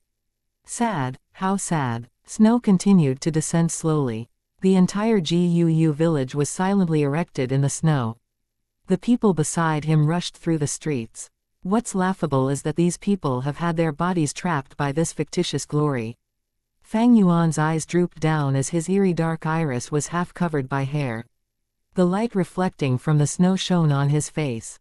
The young man's face was pale and had a sort of coldness. Suddenly laughing, Fang Yuan recited a poem, White snow blankets the land as I travel alone through heaven and earth. Alone without any attachments, my solitary shadow travels freely. He took a large step and continued traveling. While others rushed, Fang Yuan walked alone. Whether it was clansmen, snow or the village, they were merely a blurry background. A moment later, he reached his rental apartment. The bamboo buildings and the wine tavern, he had already sold them all away. He continued to stay in the rented flat, and although it was very simple, Fang Yuan did not ask for more, he just needed a shelter over his head. Sitting on the bed, Fang Yuan began to cultivate. GU masters in cultivating to break through a large realm, needed ability and talent. But to break through a small realm, it was merely the accumulation of time. With enough time, the aperture would be continuously nurtured, and it can continue to elevate. According to agreement, when it reached evening, Xianxia came to Fang Yuan's residence. Lord Fang Yuan, these are the primeval stones this time, please inspect it. He walked into the room, handing over 5 money bags respectfully, filled with primeval stones. There was more than 400 primeval stones inside, and as the wolf tide approached, GU masters had an increased reliance on the vitality leaves. This caused Fang Yuan's sale price to continuously go up. Fang Yuan handed Xianxia 9 vitality leaves, asking, "The thing I asked you to purchase, have you done it?" Xianxia showed a look of disappointment, shaking his head. "Lord Fang Yuan, this is bad timing. The wolf tide is coming, and the clan has increased its control on resources. Other things aside, that fish scale GU is only slightly less valuable than the jade skin GU. I have already tried my best, but it is difficult to have results immediately." Fang Yuan frowned. Fish scale GU was used with stealth rock GU to create the stealth scale GU. Without the fish scale GU, he couldn't refine the stealth scale GU. Even with resource control, it does not mean we cannot find a fish scale GU. The root of the problem is Xianxia's ability being too small. It seems that fusing the stealth scale GU would have to drag on. Fang Yuan sighed in his heart. But he was not discouraged. 9 out of 10 things in this world will not go according to plan. This is life, and the phrase, "smooth sailing," is only a beautiful greeting. Bai clan produces the fish scale GU, and our clan also has them, although less in number. It seems this matter has to wait after the formal alliance. Fang Yuan was not in a rush. He knew that once the 3 clans form an alliance, they would create the battle merit board. This would encourage GU masters to proactively hunt wolves. By then, he would be able to use his merit points to exchange for the 3 clans' resources. Of course, GUU clan's Moonlight GU, Shang clan's Bear Strength GU and Bai clan's Stream GU were the clan's signature, and would not be exchangeable. But the fish scale GU was definitely inside. Danger is accompanied by opportunity. To GU masters, the wolf tide was a strict examination, but also an opportunity to rise up. Under the attack of the wolf tide, numerous famous GU masters died while many GU masters gained fame due to it. The older factions in the clan would weaken due to this, but new factions would rise up into the political stage. At night, unexpected guests arrived. GUU Qingshu and GUU Fang Zheng. Qingshu got to the main point, mentioning his previous objective, wanting to buy the liquor worm from Fang Yuan. At the same time, he also wanted to buy the black boar GU, and even the 9-leaf vitality grass. 9-leaf vitality grass was a no-brainer. Liquor worm had long become the 4-flavor liquor worm. Even if Fang Yuan wanted to, he couldn't even produce it now, thus he rejected them. But the black boar GU. I have already gained the strength of a boar, so the black boar GU has little value to me anymore. Black boar GU's best advancement path is the steel mane GU. Although it is a GU with both offense and defense, to me who already has the white jade GU, it has little use. I might as well exchange it into a fish scale GU. Fang Yuan thought of this, and mentioned it. Fish scale GU. Qingshu frowned, then nodded. "I know, you lack a defensive GU worm. The fish scale GU can be fused into the rank 2 scale armor GU. It can provide good defense. Using the fish scale GU and stealth rock GU to create the stealth scale GU, the recipe would only be discovered 200 years later, so it was natural that Qingshu had no clue. Fang Yuan did not expose himself. The black boar GU is more valuable than the fish scale GU, so if we exchange it, you have to compensate me the difference in price." Naturally. Qingshu nodded, then asked, "Never mind about the 9-leaf vitality grass, are you really not selling the liquor worm? It is useless to you already. Raising it for nothing is just a waste of your primeval stones." Fang Yuan shook his head. "Don't mention the liquor worm, it is not for sale." Qingshu rubbed his nose, laughing bitterly. "Fang Yuan, this matter is more complicated than you think. Do you know GU Yaola? She is the granddaughter of Medicine Hall Elder GU Yaoji, a new student this year, and has B-grade aptitude. GU Yaoji loves her granddaughter and once tried to buy a liquor worm in the treehouse, but did not succeed. You've used the liquor worm before, I'm sure you know the benefits it has. I won't say any more, but Lord Yaoji really wants this GU worm for her granddaughter. An elderly's affection for her grandchildren is completely understandable. Thus, she has come to you. She is serious about buying it and has offered a high price. She even promises that if you got injured in the wolf tide, you'd get special attention from the medicine hall. I hope you consider it thoroughly." Chapter 124. I don't need your understanding, so that's it. Fang Yuan rubbed his chin, then shook his head. This liquor worm is not for sale. Since Yao Ji is insistent, why isn't she finding that GU master who bought the liquor worm? Hearing this, Qingshu looked like a dark cloud was looming over him as he sighed deeply. Sigh, we do not know which clansman has it. After buying this liquor worm, there has been absolutely no news. We cannot find anything, and we cannot simply inspect apertures right. That is a taboo, the biggest taboo among GU masters. For a small matter like the liquor worm, causing public rage is not good. But it is understandable that this clansman is keeping a low profile on his treasure. This is also human nature. Qingshu did not know that the real person who bought the liquor worm was sitting in front of him. But Qingshu never suspected Fang Yuan, since in his perspective, Fang Yuan had the liquor worm already, he wouldn't need to buy a second one. What's the use of it? If he knew about the 4-flavor liquor worm's recipe, he would definitely suspect Fang Yuan. But now, this recipe was solely Fang Yuan's secret to keep. The only one who knew that Fang Yuan was the buyer is Jia Fu. But to Jia Fu, Fang Yuan could be helping another person to buy it. Whether it be a relative or a lover, something like this is natural. Yao Ji is the same right, buying the liquor worm for her granddaughter. No matter what, I am not giving way for this liquor worm matter. Fang Yuan's attitude was firm without any loosening, as he smirked in his heart. This was the system. The system made one strong, but it was also a restraint.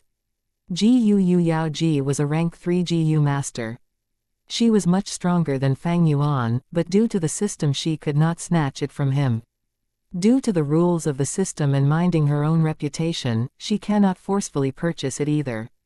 Fang Zhenghu was at one side suddenly urged, "Brother, the liquor worm is useless to you, why cling on to it? Granny Yao Ji is very kind. I've met Sister Yaola many times too, she is a good person, I am sure she will take good care of the liquor worm. And the liquor worm is very helpful to her. Kindness begets kindness, brother, you saved the village and I am happy for you. This brings honor to our family as well. But why are you being so stubborn now, isn't this too petty?" Fang Yuan's expression stiffened as he said coldly, "My good little brother, are you lecturing me? The liquor worm is my business. Even if it rots in my hands, you have no rights to dictate what I do." He was not really angry, but attitude is the mask of the heart, and by expressing his attitude, it would allow Qingshu to see his determination to reject. It seems Fang Yuan is bent on rejecting. Bringing Fang Zheng here on purpose was a bad move. These brothers have a poor relationship and are always at odds. I've shot myself in the foot. Gu Qingshu's gaze shone. Fang Zheng, go out and shop around. Fang Zheng wanted to say more, but he was stopped by Qingshu. Fang Zheng gritted his teeth, but still obeyed Qingshu's command. Either way, I cannot understand you in this matter, big brother. He opened the door, leaving his last sentence. What I do, does not require your understanding, Fang Zheng. Fang Yuan was expressionless. Fang Zheng's movement of opening the door stopped for a moment, but he quickly walked out of the room without turning around, closing the room door with a bam. This movement caused the room's atmosphere to become even more awkward. If there is nothing else, Brother Qingshu can take your leave. Fang Yuan instantly evicted his guest. He, Qingshu laughed dryly, trying to alleviate the tension, but Fang Yuan's face was cold as ice, showing no signs of change. But his temper was mild, and he did not get frustrated. Touching his nose, Qingshu laughed awkwardly. There is another matter, regarding the 9-leaf vitality grass. The 9-leaf vitality grass is not for sale. Fang Yuan rolled his eyes. I know, Qingshu nodded, it is regarding the vitality leaf, this is the personal business of my group. I hope you can supply the produced vitality grass to us. Of course, we will pay you an appropriate compensation. Seeing business approaching, Fang Yuan naturally did not reject. Then, 65 primeval stones per leaf. Qingshu on hearing the price, was tongue-tied. According to market rates, the clan's original sale price is 55 primeval stones. Although the vitality leaf is an expenditure type rank 1 GU, gone after one use, this was something to save lives, and nobody would mind more of it. Especially with the wolf tide nearing, the clan is also raising prices, and each leaf is sold at 60 primeval stones. Actually, not just the vitality leaf, but also resources are also getting pricier. This is the volatility of the situation, and GU masters have to live with it. But what Xianxia did not expect was, Fang Yuan's price was even higher than the clan's. Finding it expensive, you don't have to buy it. But as far as I know, after the wolf tide, the clan will tightly control resources, and the vitality leaf would have excess demand. By then, the prices will soar again, there might not even be stock. What do you think? Fang Yuan's tone was calm as he safely evaluated his pricing. Xianxia was stumped, his tone turning helpless. You sure are clear of it? But your price raising is slightly overbearing. Aren't you afraid of offending people? If you reduce the prices, you can use the opportunity to build relationships. But if you raise prices like this, the clansmen will keep a grudge on you for earning profits this way. Fang Yuan raised his head and laughed. The wolf tide is nearing, I am but a small fry, I can die any day. How can I bother with these trivialities? You have long gone past the stage of a small fry, and human relationships are not trivial either. Xianxia stared at Fang Yuan deeply, then lightly shook his head. But everyone has their own thoughts and choices, I will not force you. However, do be more careful, Lord Yaoji will not let go so easily. Goodbye. Xianxia no longer mentioned the matter of purchasing vitality leaves. Fang Yuan's prices had scared him. He was a smart person, and when a smart person buys things, they do not act on impulse, but only after intelligent consideration. A smart person would have an evaluation in their heart, and once the prices exceed their worth, they would calmly pull out. Fang Yuan seemed to have only increased the price by 5 primeval stones, but Xianxia was not just buying one vitality leaf, and the wolf tide would be going on for at least a year. He would be expending a lot of vitality leaves. If this accumulated, it would be a heavy cost. Thanks for your advice, take care, I shall not send you off, Fang Yuan said, watching Xianxia leave. His heart was clear as he knew that Xianxia would definitely be back. That is because he had underestimated the wolf tide's severity too much. Under such a wolf tide, death might instantly befall anyone, and the vitality leaf had no lack of customers. In his memory, the price rocketed to over 100 primeval stones. Of course, this price was also during the period when the wolf tide was at its strongest. Right now, what Fang Yuan wanted to do was to accommodate to the time period, gradually raising prices. As time flowed, the winter wind grew more cold and harsh. This year's winter winds were evidently colder than previous years for Qingmao Mountain's 3 villages. Taking the Guu village for example, more and more crippled wolves appeared near the village surroundings. The clan sent out large amounts of missions, and almost all of them were about exterminating the crippled wolves. During December, when the crippled wolves' amount reached its peak, this caused the situation to worsen quickly, reaching an atrocious level. In fact, there was even a situation where a hamlet at the mountain foot was slaughtered by a large group of wolves. Good thing was, the dozen GU masters in the village retreated in time. The clan higher-ups breathed a sigh of relief secretly, as the death of a GU master would cause them to feel pity for over half a day. But for mortals, they were all slaves anyway, so be it if they die. In this world, there are no human rights. A GU master's life is more valuable than 100 mortals, this is the viewpoint of everybody. However, death and injury would definitely not be little, thus, the village had sounds of crying and sniffing from morning to night. The village emanated a sense of grief and suppression throughout. The crippled wolves were only the prelude, the true wolf tide was even more horrifying. More and more people started to realize that the wolf tide this year is exceptional. Under such pressure, the negotiation that had been under a stalemate obtained quick progress, and the 3-clan alliance was formed. A month later, at the end of winter, Alliance Slope, 3-clan alliance meeting. Little snowflakes that were like soft white fur slowly drifted down. Hundreds and thousands of GU masters gathered here, forming a grand scale. The Alliance Slope was originally an ordinary mountain slope, but throughout history, the GUU clan's second-generation clan head managed to create the first 3-clan alliances at the slope. Thus forth, all future alliances were held there. After many years of refinement, the current alliance slope had already expanded tens of times, becoming a giant town square. The town square was along the mountain wall, and there was a huge rock erected there. On the huge rock, there were rock carvings of buildings, and in the buildings there was rock furniture properly assembled. The three clan higher-ups were sitting inside, closely discussing. Below the giant rock building, the three clans' GU masters had their respective standings, forming three large groups. GU masters wore similar battle clothing, and along with a belt, their respective cultivation levels were apparent. Fang Yuan was within them. He secretly observed the situation. The GU masters below the stage were all rank 2 GU masters. Most rank 1 GU masters were allocated to support, and only rank 2 GU masters were the true mobile troops. As for rank 3 GU masters, they were clan elders, and for a mid-size clan like the GUU clan, even after each generation's effort they only had a little more than 20 clan elders. Fang Yuan was observing, and the other GU masters were also watching. Countless gazes intersected with hatred, curiosity, and alertness. GUU clan's GU masters were on the skinny side. Shang clan's GU masters were strong and robust, and from appearance their strength could be shown. Bai clan's GU masters, maybe due to living by the waterfall behind the mountain, had whitish skin and had a yin aura around them. That long hair guy is GUU Qing Shu, rank 2 peak stage, and is the GUU clan's number 1 rank 2 GU master, some pointed out. Mo Yan. HMPH, this wrench caused me to lose an arm. After the wolf tide, I must get revenge. Someone snorted in their heart.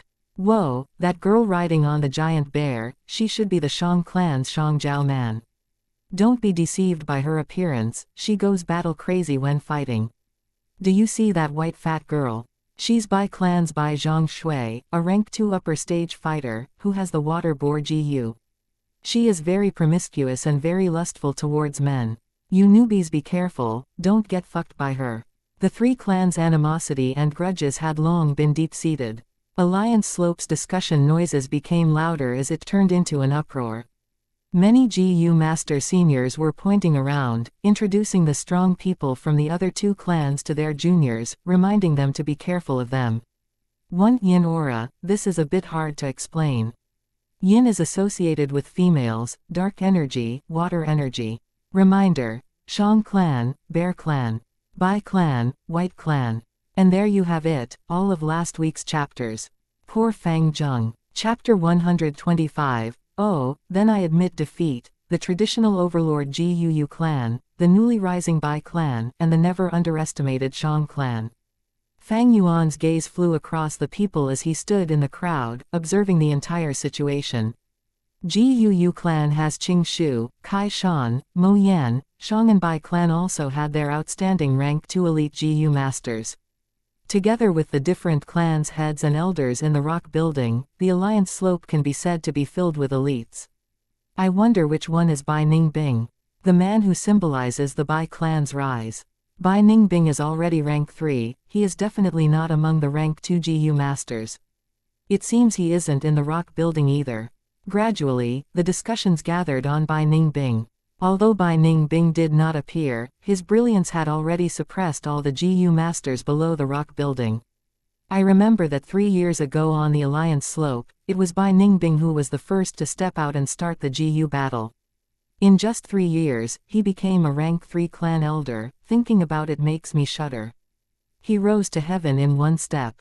When he was rank 2, he could defeat a clan elder in the Shang clan. This guy has a bright future ahead. The point is that right now he has already grown up, and at this rate, he can become a rank 4 expert and even rank 5. As for rank 6, rank 5 is mortal, while rank 6 is immortal.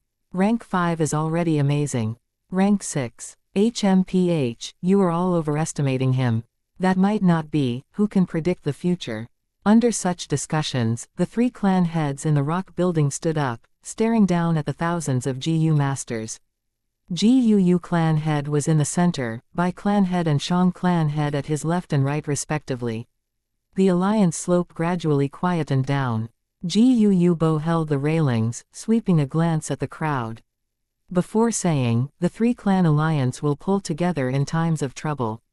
For the GU battle tournament, in the spirit of competition, competitors shall stop before fatality occurs. Start. The alliance slope was dead silent. The crowd looked at each other. The three-clan alliance would always hold a GU battle tournament. Not only was it to show off the clan's individual strength, it was also to promote conversation and temporarily alleviate their grudges, to achieve the aims of working together. But who will stand out first? If the first GU master to stand up failed in public, it would be shameful on their own reputation, and it even shames the clan elders up in the rock building. Last time, Bai Ningbing stood up. But this time, the crowd continued to hesitate. Suddenly at the Shang clan's side, a group of GU masters stood first. It was Shang Li's group. Immediately, the group of 5 invited numerous people's attention and gaze. The Shang Li group walked past the GUU clan's area, and under everyone's watchful eye, he stood at the Bai clan's territory. It's Shang Li, Qingmao Mountain's strongest man. That's right. It seems that not too long ago, the GUU clan's Kai Shan lost to him in public. His title is unmovable, not even Bai Ningbing can take it away. Damn it, the GUU clan isn't going over. Are they trying to bully our Bai clan? At the Bai clan territory, there was a mild disturbance. Many people knew Shang Li's strength, and felt a sense of pressure. But Shang Li looked around, and did not move from his spot. Instead, Shang Zhong, who was beside him, stood out. Shang Zhong had a thin body, and at the Shang clan's area with lots of burly men, he was very striking. He took a few steps forward, facing the Bai clan's GU masters, cupping his fist. Shang clan Shang Zhong challenges brother Bai Bingyi. Once he spoke, astonished noises could be heard below the rock building. Bai Bingyi's status was around the same as Kai Shan and Shang Li, etc. Among the Bai clan's young GU masters, he is only inferior to Bai Ningbing. For Shang Zhong to challenge him, he was evidently trying to overcome the stronger foe. But could he? Bai Bingyi stood up with a grim face. His body was small and his face was pale. He was like a patient who had just recovered from a serious illness, giving off a feeling of being weak and sickly. But no one dared to underestimate him. You, Shang Zhong, dare to challenge me? You have some courage. How do you want to compete? Say it, I'll accept it, he said to Shang Zhong. Shang Zhong laughed darkly. I specialize in defense, and you specialize in attack. How about this? I defend and you attack. I'll give you 3 attacking opportunities, and we'll compare the results. This was not a life and death match, it was only sparring. But Shang Zhong had such confidence, he was obviously prepared, and this caused many people to mutter among themselves. Bai Bingyi raised his brows. Shang Zhong, no matter what GU worm, you are still a rank 2 GU master. Your cultivation is like that. Do you really think you can block my water drill GU? If I injure you, don't complain. Shang Zhong snickered. We wouldn't know unless we try, right? Come. Saying so, he activated the GU in his body and his body changed color, becoming dry and green like a dead block of wood. At the same time his teeth turned sharp and long, and 4 fangs were exposed out of his lips. His iris also turned green. This was the rank 2 GU, roaming zombie GU. Once activated, it could turn one into a zombie. Compared to living people, zombies are better at resisting punches and kicks and have greater regeneration, but is afraid of fire, lightning and light, although it has greater resistance towards water, wind and poison. At the same time, zombies when fighting under the sunlight are not as strong as in the night, and thus are weakened by the time of the day. Even so, I am not afraid, Bai Bingyi laughed coldly, raising his right arm. Under everyone's watchful gaze, he gathered his 5 fingers at one point and contracted his fist. First, a droplet of water formed on his 5 fingers, then in the blink of an eye, the droplet expanded, turning into a fast-flowing current, and from his fingertips, the water coiled around his palm in a spiral manner. In 2 breaths' time, Bai Bingyi's fist was already covered by a light blue-colored spiral drill that rotated non-stop. Rank 2 water drill GU. Able to drill through rocks and steel with very strong attack power, barely any GU worm could defend against it. Receive my blow, Bai Bingyi coughed, throwing out his fist. Xianxia raised both arms, forming an arm shield. The water drill hit his arm, and a large amount of water splattered. The two were at a deadlock for a few breaths when suddenly the water drill's rotation intensified, and Xianxia flew 5 to 6 steps back. Xianxia laid on the ground, but quickly did a belly flip, standing again. One could see that the muscles on both his arms were torn by the water drill, showing his pale white bones. Bai Clan's GU masters upon seeing this scene uncontrollably cheered, but a small number frowned. He. Xianxia laughed slyly, not minding his injury as a zombie. His pain sensors had been reduced to 0. Bai Bingyi stood on the spot, but suddenly his pale face changed, and he vomited a mouthful of blood. Bai Clan GU masters' cheers ended. What happened? Someone exclaimed. It's the shadow bond GU. Bai Bingyi stared deeply at the ground, where Xiangyang's shadow was distorted at a creepy angle, pasted on top of the snow. It connected both Xianxia and Bai Bingyi together. It seems I win, brother Bai. With this shadow bond GU, no matter how much injury I suffer, you will take 10% of it. I specialize in defense, but you are a pure attacker, and you have poor health, so even 10% of the damage is deadly to you, Xianxia said plainly. Bai Bingyi wiped the blood traces off his lips, staring deeply at Xianxia for a while before saying, good. Very good. You planned well with such great tactics. I lost. He admitted defeat on the spot. Too unscrupulous. Absolutely cunning and shameless. To think he had a shadow bond GU, senior Bai Bingyi was completely outplayed. Bai Clan's GU masters exploded into a series of discussions. Xianxia cupped his fist. I'm flattered. If we really fought, the final winner would still be brother Bai.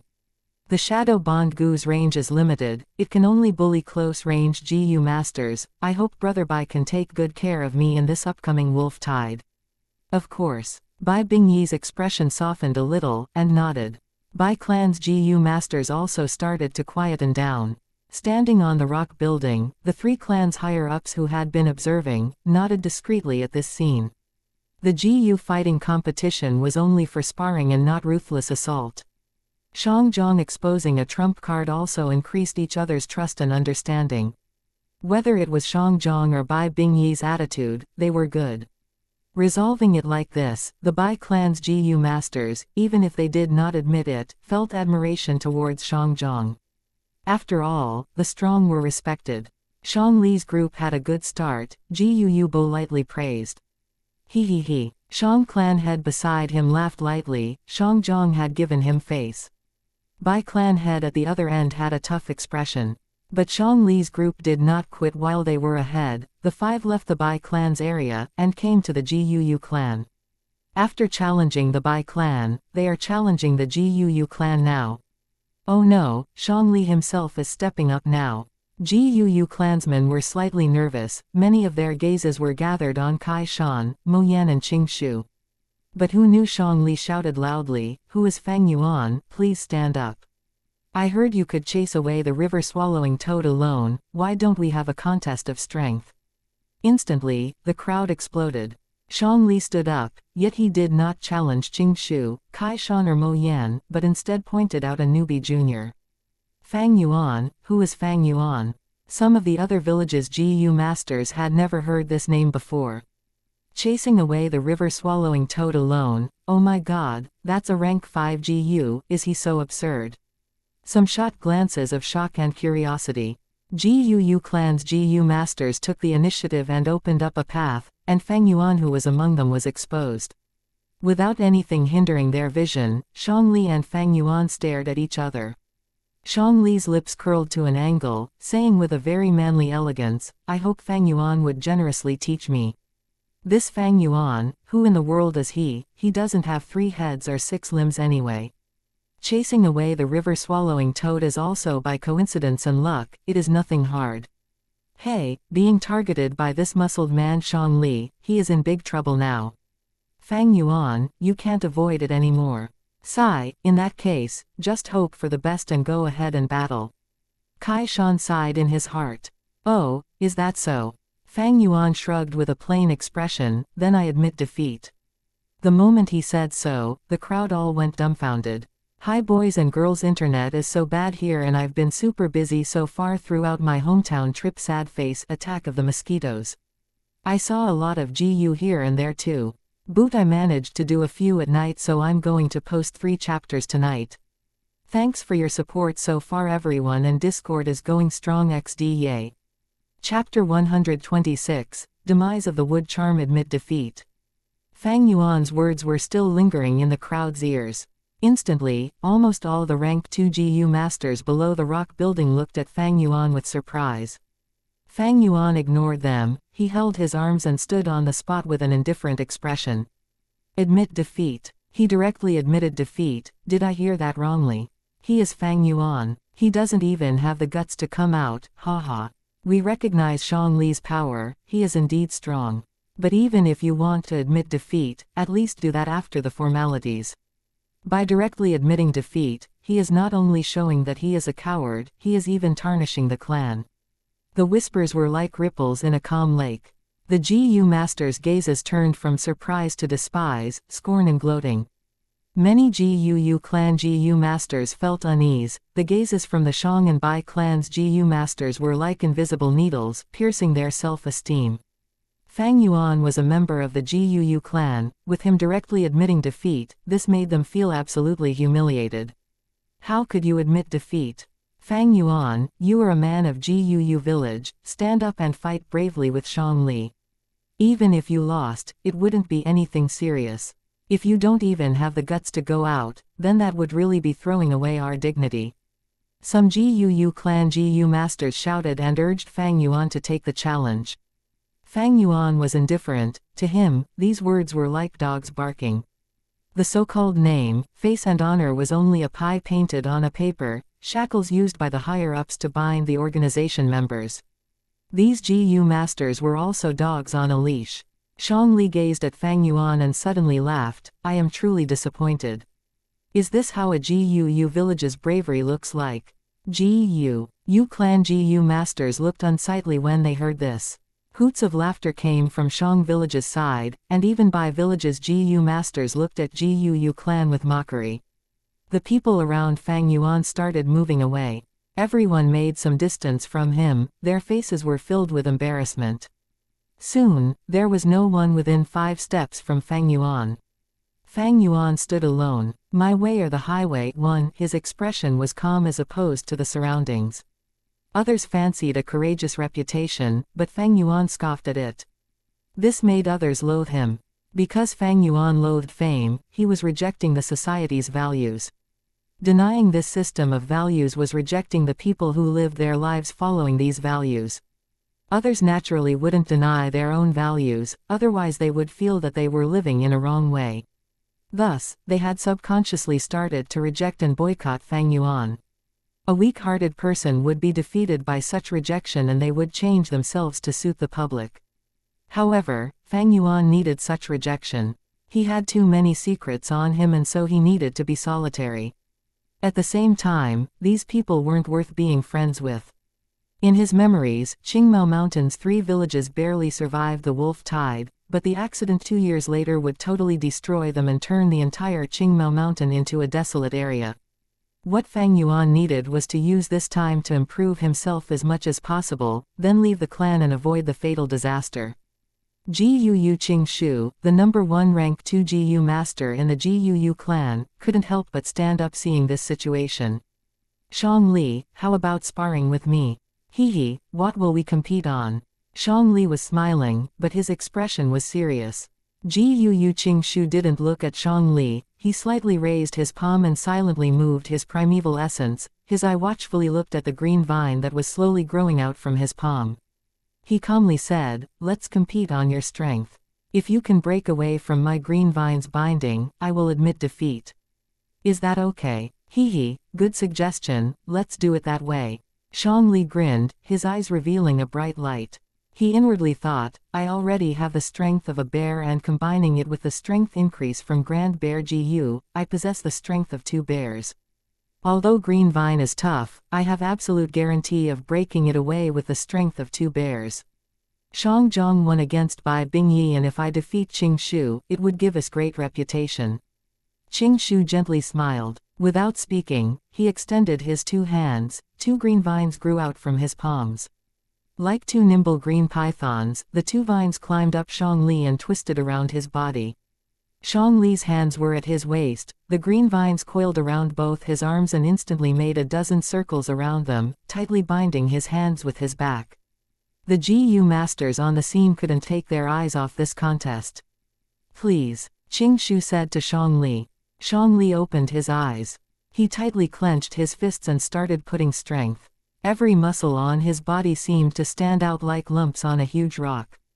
Strength of a bear. The green vines started to snap under his enormous strength. "Ha ha ha, brother Qingshu, it seems the winner of this contest belongs to me." Xianxia was using his strength to break free, but he still had enough energy to make a conversation. "Senior Qingshu." Fang Zheng was nervous and his hands were sweating. The other GUU clan's GU masters were also the same. GUU Qingshu was the number 1 among them, and if he lost the contest, the GUU clan would have thoroughly lost their face this time. Not necessarily. GUU Qingshu smiled, his eyes showing confidence. When he finished speaking, the green vines on his hands started changing. The originally green-like jade color suddenly changed to a dark green color. At the same time, the vines also became thicker and green wide leaves started growing on it. Xianxia's face changed, he sensed the green vine's coiling strength had increased by more than 10 times. What made him more apprehensive was that those green vines which he had broken away from started growing and reconnected with the broken areas. Grand Bear GU. He sensed the situation going bad and immediately used the Grand Bear GU in his aperture. Immediately, his hair started stiffening up like steel needles. The muscles on his whole body enlarged and he seemed to have become much taller and bulkier. Strength of 2 bears. The green vines gave creaking noises, but it was still able to resist this terrifying strength, firmly confining Xianxia. Xianxia's face became very red, and he brought out all his strength to break the green vines. But finally, he was only able to snap 1 green vine and couldn't continue anymore. "I lost." He released the supporting strength of Grand Bear GU and said while gasping. "You let me win." Qingshu cupped his hands and retrieved the green vines. "Senior Qingshu, you are the best." GUU clan's GU masters were jubilant. Senior Qingshu really deserves his name. Big brother can't compare to him at all. Fang Zheng stood beside Qingshu and looked at the latter with reverence. Xianxia's gaze was complicated as he looked at GUU Qingshu. He had progressed and obtained Brown Bear innate strength GU, but Qingshu had also progressed. Although he didn't know what the latter used, but this was his true rival. As for that Fang Yuan, he was only a newbie and was nothing to worry about. "It really is the wood charm GU," Fang Yuan thought as he observed Qingshu from afar. Xianxia hadn't discovered anything when facing GUU Qingshu. 2 emerald green leaves had grown on GUU Qingshu's hair. This was the sign of using the wood charm GU. The so-called wood charm was a tree spirit. Using the wood charm GU could let one battle as a tree spirit. The tree spirit was an unusual creature. It could directly absorb the natural essence in the air and use it. GU masters couldn't do this, they could only use the primeval essence in their aperture. When one used the wood charm GU, they could become an embodiment of a wood charm tree spirit and would be able to directly absorb the natural essence in the air and replenish their primeval essence. It was the same as absorbing the primeval essence from primeval stones. When normal GU masters battle, they are unable to divide their mind and absorb primeval essence from primeval stones while fighting. But as an embodiment of the tree spirit, the absorption of natural essence is an instinct and does not need one to divide their minds. This meant that the GU masters who used wood charm GU were experts in war of attrition. Although one couldn't say that they could use the natural essence endlessly, they could fight for as much as 3 times longer because of the continuous replenishment. And once one became an embodiment of the tree spirit, GU worms like green vine GU and pine needle GU would also have their strength amplified. Fang Yuan instantly connected the dots. Wood charm GU's fusion advancement can be said to be one of the most extravagant advancement routes. It is a rank 3 GU and needs to fuse with 100 years lifespan GU to advance to a rank 400 years wood charm GU. The 100 years would charm GU needs to fuse with a 1,000 years lifespan GU to advance into a rank 5,000 years would charm GU. Everyone knows this fusion route, but GU masters rarely use this recipe. The reason is due to the preciousness of the lifespan GU. When the GU masters finds lifespan GU, they will usually use it directly to increase their own lifespan. In this world, a human could live for at most 100 years if they didn't encounter any accidents or illnesses. 100 years was the lifespan limit of the humans. But a lifespan GU can increase lifespan. 100 years lifespan GU can increase the lifespan of a person by 100 years, and 1,000 years lifespan GU could increase it by 1,000. Lifespan GU were extremely rare and everyone sought after them. Fang Yuan had lived for 500 years in his previous life because he used 500-year lifespan GU in his previous life, thus adding 500 years to his lifespan. His 100 years lifespan had turned to 600 years. But in the end, halfway through, he was attacked by the righteous factions and had no choice but to self-detonate and die. Lifespan GU represented long life, and could let people live for long, but it didn't mean undying. The wood charm GU is powerful but has its weakness. GU masters can't use it for a long period. If they use it for too long, the wood charm GU's strength will affect their body and will transform their body to that of wood, finally changing the body into a wooden corpse. In my previous life, GU Yu Qingshu had died in this way. Thinking of this, Fang Yuan's eyes flashed. Ordinarily, powerful GU worms had huge side effects and needed to be used with other GU worms. Otherwise, there would be harmful influences on the GU master's body. Shang Yang's roaming zombie GU was best used with the bloodline GU. If not, the blood in his body would decrease when used for too long and he would change into a true zombie. The Shangli group returned to their camp. They first won against Bai Bingyi, then met defeat against Qingshu. Even so, the group still received a lot of applause and praises. Mo Yan, I challenge you. Come, Shang Jiao Man, I will fight you. After the Shangli group, the whole scene suddenly became noisy. Many GU masters continuously came out and challenged the powerful opponents in their minds, demonstrating their bravery. The alliance slope turned chaotic, and all kinds of brilliant and varied GU battles were occurring. The true GU battle had started. One not entirely sure how to fit this into the passage. It is an idiom, but it just means he does whatever he wants, to persist in whatever he is doing no matter what others say. The next chapter. Chapter 127 is so long, it has long chapter in the chapter name. My God. Chapter 127. So-called morals and relationships. Long chapter. Only until evening did the GU tournament come to an end. On the alliance slope, the GU masters from all three clans were no longer as divided as earlier. GU masters plastered the slope and only three densely packed groups could be vaguely seen remaining. GU battle sparring was both a form of venting and also compromise. In this world where the greatest value is strength, only with strength comes respect, and that forms the basis for cooperation.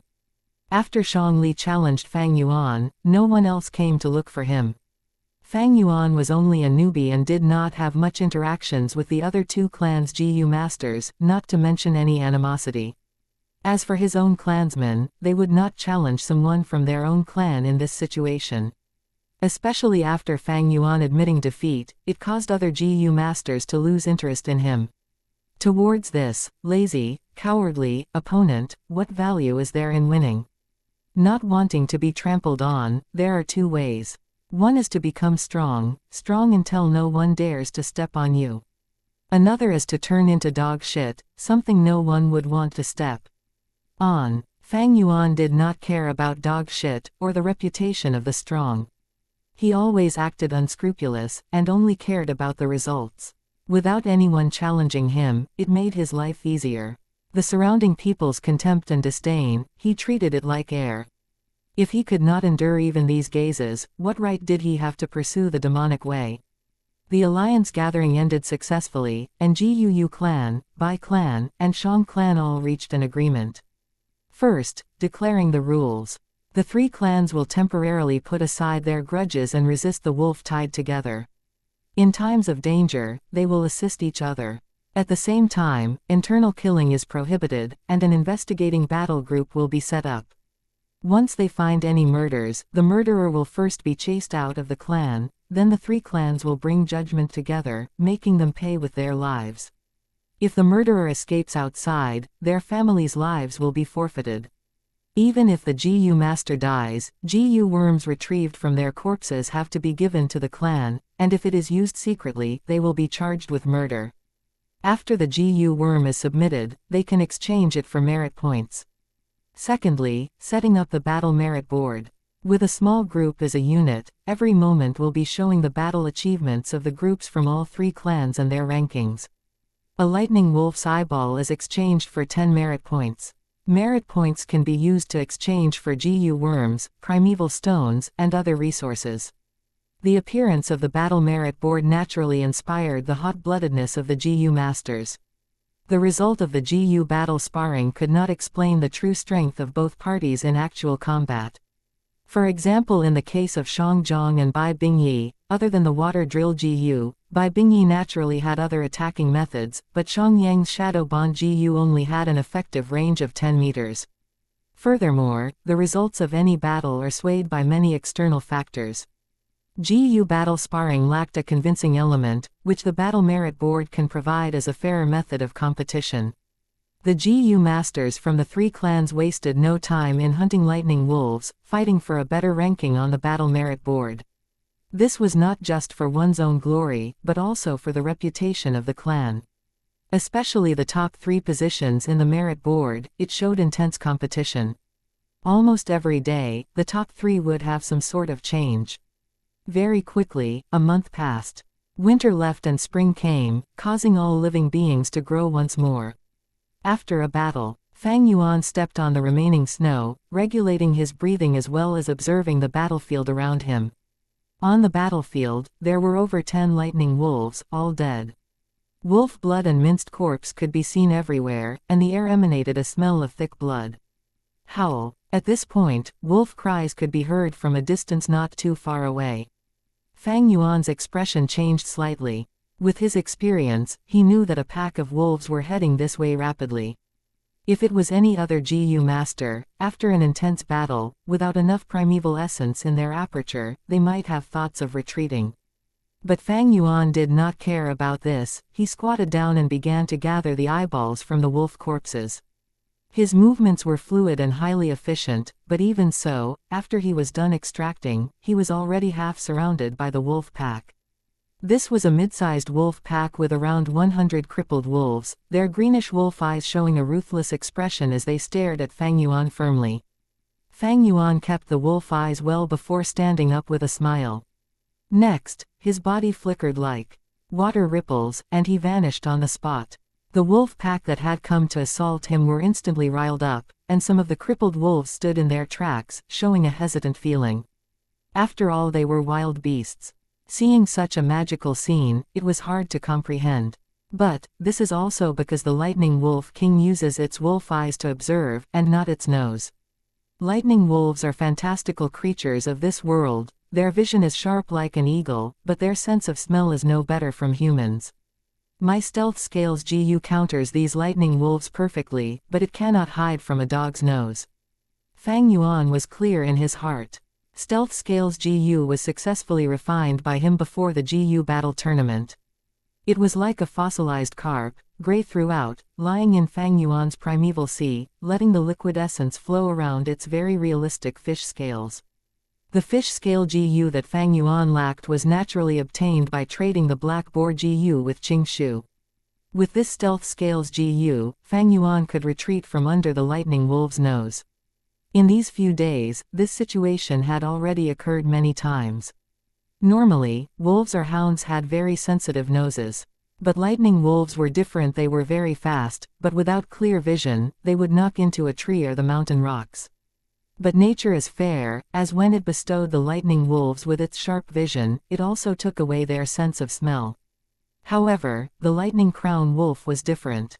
Even with the Stealth Scales GU, Fang Yuan could travel freely among the normal wolf tide, but in front of a myriad beast king like the lightning crown wolf, he had nowhere to hide.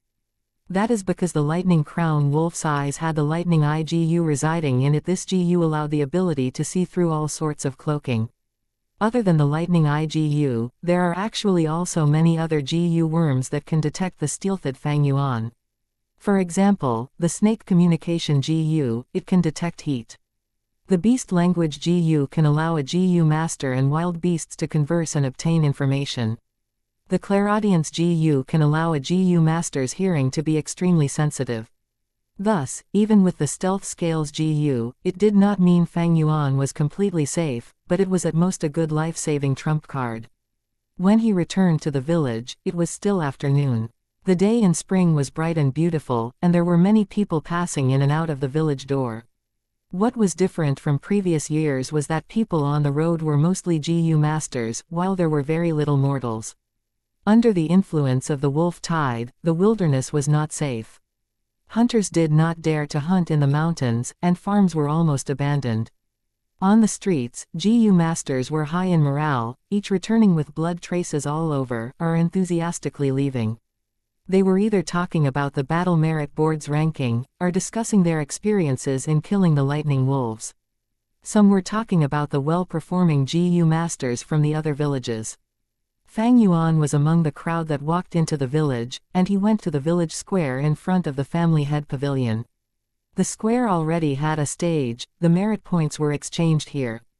A large amount of GU masters gathered here, and rank 1 GU masters were doing administrative work. Some rank 2 GU masters squeezed around, using the bloodstained wolf eyes to exchange for merit points.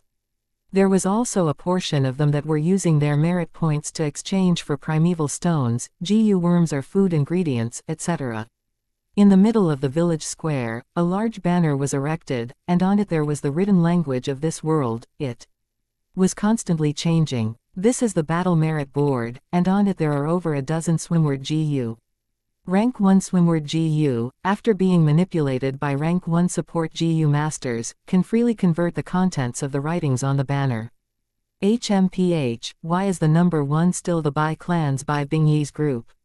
Some stared at the battle merit board, frowning. Let me see, Bai Bingyi is number 1, our clan's Qingshu group is number 2, and Shangli group is number 3, my group is the 137th. A GU master counted. This time, someone suddenly said, it changed, it changed. Qingshu group is now number 1. They pushed Bai clans Bai Bingyi to number 2.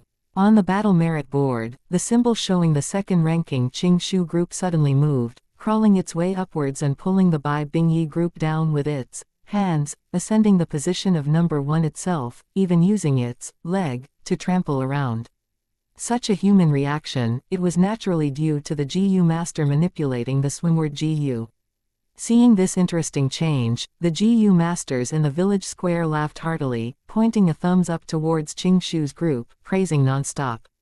The rank 1 GU master controlling the swimward GU had a red face as he showed an expression of excitement. Lord Qingshu, you are indeed our number 1 rank 2 GU master. Good job, Lord Qingshu. Gu Qingshu walked among the crowd, smiling faintly. Gu Fang Zheng, who was behind him, clenched both fists, following closely with an excited expression on his face. The praises from all over the square filled the young man's strong materialistic desire. This made Fang Zheng feel like he was walking on a bright path, unknowingly increasing his recognition towards the clan. Big brother. He saw Fang Yuan standing among the crowd, observing with his arms folded. Big brother, you are still alone, all by yourself. No wonder you have been at the bottom of the ranking ever since the start. Only by removing your prejudice and fusing into the masses can you feel the warmth and happiness of the clan. Fang Zheng sighed, feeling that Fang Yuan was somewhat pitiful and pathetic. People who were like Fang Yuan, always fighting alone without any companions, could not feel any kinship from the clan or friendship forged from fighting together with your teammates. Facing everything alone is not only dangerous, but mundane. A person living without friendship, love or kinship, what is the meaning of being alive? Fang Yuan stood among the crowd, staring at the tall merit board. Without doubt, the last position on the ranking was written in large letters, Fang Yuan Group. Other GU masters upon seeing this, felt extremely shameful, but Fang Yuan's gaze was calm, not minding it one bit. After being promoted to group leader, he had never recruited any members. He was a loner group leader, the most special group in the entire Qingmao Mountain's 3 clans. With only him alone, of course his daily hunting results could not compare to other groups. Of course, with Fang Yuan's current abilities, if he tried hard he would definitely not be last place. But this was pointless to Fang Yuan. He did not need much merit points, living resources or GU worms food, he had stock for everything. He had planned to exchange for a fish scales GU earlier, but now he no longer needed to. Right now he was hunting lightning wolves daily just to put on a show to fulfill the quota, and secondly accumulate some merit points to exchange for moon orchid petals. After all, his Moonglow GU needed this food. Half a month soon passed, and the spring atmosphere intensified. Trees started to grow leaves, and wildflowers on the roadside bloomed. Under the warm spring winds, GU masters sang in battle, and the battle situation was getting better and better. Fang Yuan walked on the pavement, seeing everyone's happy faces, their exchanges of praise like courageous acts and the likes. Of course, there were also some GU masters who were in deep worry, showing an unhappy expression. These GU masters were mostly the elderly, as with their rich life experiences, they knew that the real wolf tide was coming in summer and autumn. Fang Yuan realized in his heart. What caused this current situation is due to the 3-clan alliance, thus people have reduced their caution of each other, and this enabled GU masters to be more invested in resisting the wolf tide. Secondly, the lightning wolves exterminated were only the crippled wolves. Thirdly, with the coming of spring, many wolves are busy mating. When summer comes, the truly energetic and healthy wolves would attack from all directions, causing great damage and deaths to the 3 clans. Thinking of this, Fang Yuan's eyes shone with cold light. In this year's wolf tide, the intensity was like never before, it reached a danger level that was unforeseen. Even the clan higher-ups greatly underestimated the severity of this wolf tide. In his memory, most of the GU masters died, and the trump cards of the 3 clans were nearly fully expended. Fang Yuan had never thought of warning the higher-ups. One is that even if he did, they might not listen to his suggestion, and even emphasize on where he got the information, which he is unable to explain. Secondly, there was no point in telling them, it is a fundamental difference in strength. Thirdly, and the most crucial reason, warning the clan did not fit his biggest interest. I would rather let the world down, than be let down by the world. What kinship, friendship, love, these are but an ornament in life, how can they compare to a man's great ambition? On earth, Xianxia wanted to cook Liu Bang's father, and the Han dynasty ancestor Liu Bang even laughed and said, "Go ahead, don't forget to give me a piece of meat." Tang dynasty Li Shiming killing his brothers, Cao Cao's army having no rations and cooking people to turn them into dried meat as food. Liu Bei borrowing Jingzhou but never returning. The higher-ups praise the values and morals, but those are just tools to maintain their rule. If one is restrained by these, how can they achieve anything? Those who step into upper society, who does not have blood-stained hands, stepping on corpses along the way. A capitalist's initial startup fund, the process is always bloody. Any politician's hands are dirty, and the so-called philanthropists are merely using money to gain recognition in society. It is just that the successful are apt in hiding their past acts, and those who believe the stories of the successors are truly fools. These fools are everywhere, restrained by emotions and morals, they deserve to be stupidly manipulated by rules. What's sadder is that when they see others not being restrained, they would jump out and criticize, trying to impart these morals to the people, not allowing others to have more freedom than them. In this process, they would even enjoy this ridiculous moral superiority and bliss. Thinking of this, Fang Yuan looked at the GU masters walking past him. These people, they had a body full of abilities, and some even had higher cultivation than him, but for what? They are just pawns, merely restrained dogs. What truly stalls a person's success is not talent, but mindset. Any organization, once a person is born, would impart their morals and rules, constantly brainwashing. Those that want to surpass humanity's achievements have to break this restraint on their mindset. Sadly, most people are trapped by this their entire lives, using this to move forward with motivation and even use their chained collar as a symbol of pride. Thinking so, Fang Yuan laughed coldly. Walking out of the village door, he retracted his thoughts. There was something important today. He was preparing to enter the rock crack's secret cave again. And that's all that I was able to do so far. I'll update again when I can. Thanks for the birthday wishes and support everyone. It was this novel's birthday on the 15th too, one day before mine. All hail Fang Yuan. Chapter 128. If not for the harshness of the winter, how could we look forward to spring? A faint red glow pervaded the stone forest, the petrified growths sprouting out from the ceiling towards the ground like upside-down trees. It was a sight to see. It has been over a month since I last came here. Fang Yuan thought helplessly. After the three clans united, they had commenced a crusade to continuously eliminate the surrounding wolf packs.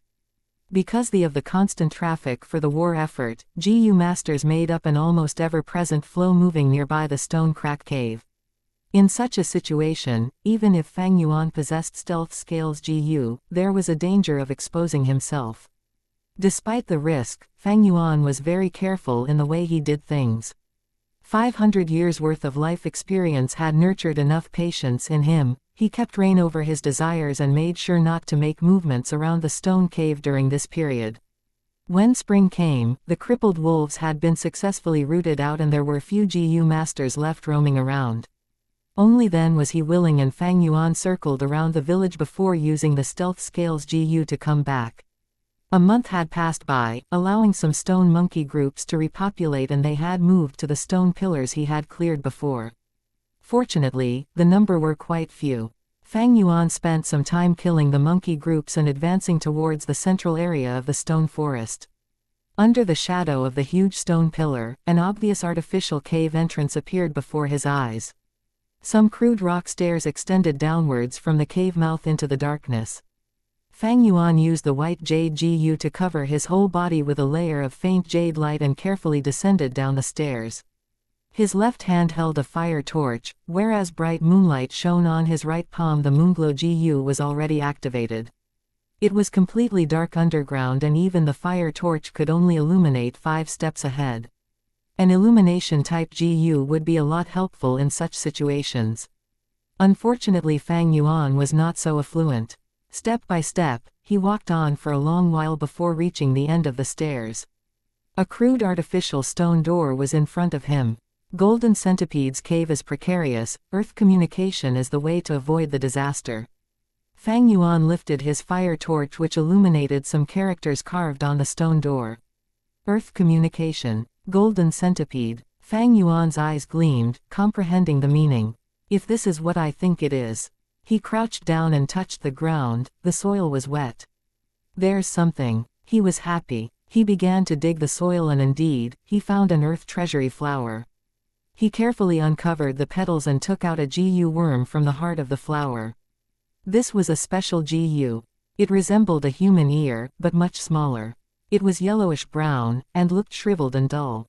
He felt it in his palm. It was shriveled like marinated radish and carried some warmth. Dozens of roots like the ginseng roots grew out from its sides. This was a rank 2 grass GU Earth Communication Ear Grass. Looking at the Earth Communication Ear Grass, Fang Yuan's gaze flashed. This Earth Communication Ear Grass's usage was to scout. It had appeared in a great time and was perfect for Fang Yuan. Earth Communication Ear Grass had a great advantage. It could scout up to 300 paces. This range was among the best of rank 2 investigative GU worms. It was easy to feed too. Its food was the ginseng roots. There were many forested mountains in the southern border. There were far more ginsengs here than in Earth. Hunter families would occasionally pick some when they went to hunt in the mountains. Especially when ginseng is easy to store, as long as it is completely dried and sealed up properly, it could be kept for a long time under room temperature. Moon orchid petals wilted in a few days, but ginseng could be stored for a long time. GU worms need to be nurtured, used and refined. These 3 aspects are broad and has many mysteries within them. Earth Communication Ear Grass is easy to nurture, but using it is rather troublesome, Fang Yuan pondered. He held the earth communication ear grass and poured primeval essence, instantly refining it. Earth communication ear grass was very outstanding and could compare with many rank 3 investigative GU worms. However, heaven was fair, and using the earth communication ear grass didn't end with just refining, it still needed a certain price.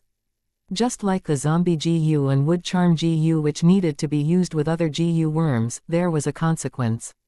If used for a long time, the GU master's body would slowly corrode and turn into a true zombie or tree man. Many GU worms can't be used by merely refining them, they still need some special prerequisites. This earth communication flesh ear GU is also the same. By using it to ascertain the situation, I can truly move about freely in the wolf tide and even achieve some of my goals during this wolf tide. Fang Yuan pondered for a while and decided to use this earth communication flesh ear GU. As the gains would be greater than losses, even if he had to pay the price, it was nothing for the sake of his future. No matter which world, how could one gain anything without paying a price? Fang Yuan coldly smiled and put the earth communication ear grass in his aperture. He gazed at the stone door deeply, then turned around and left. If he didn't guess wrong, there would be a great danger in the other side of the stone door. Only by using the earth communication ear grass could he be able to avoid it.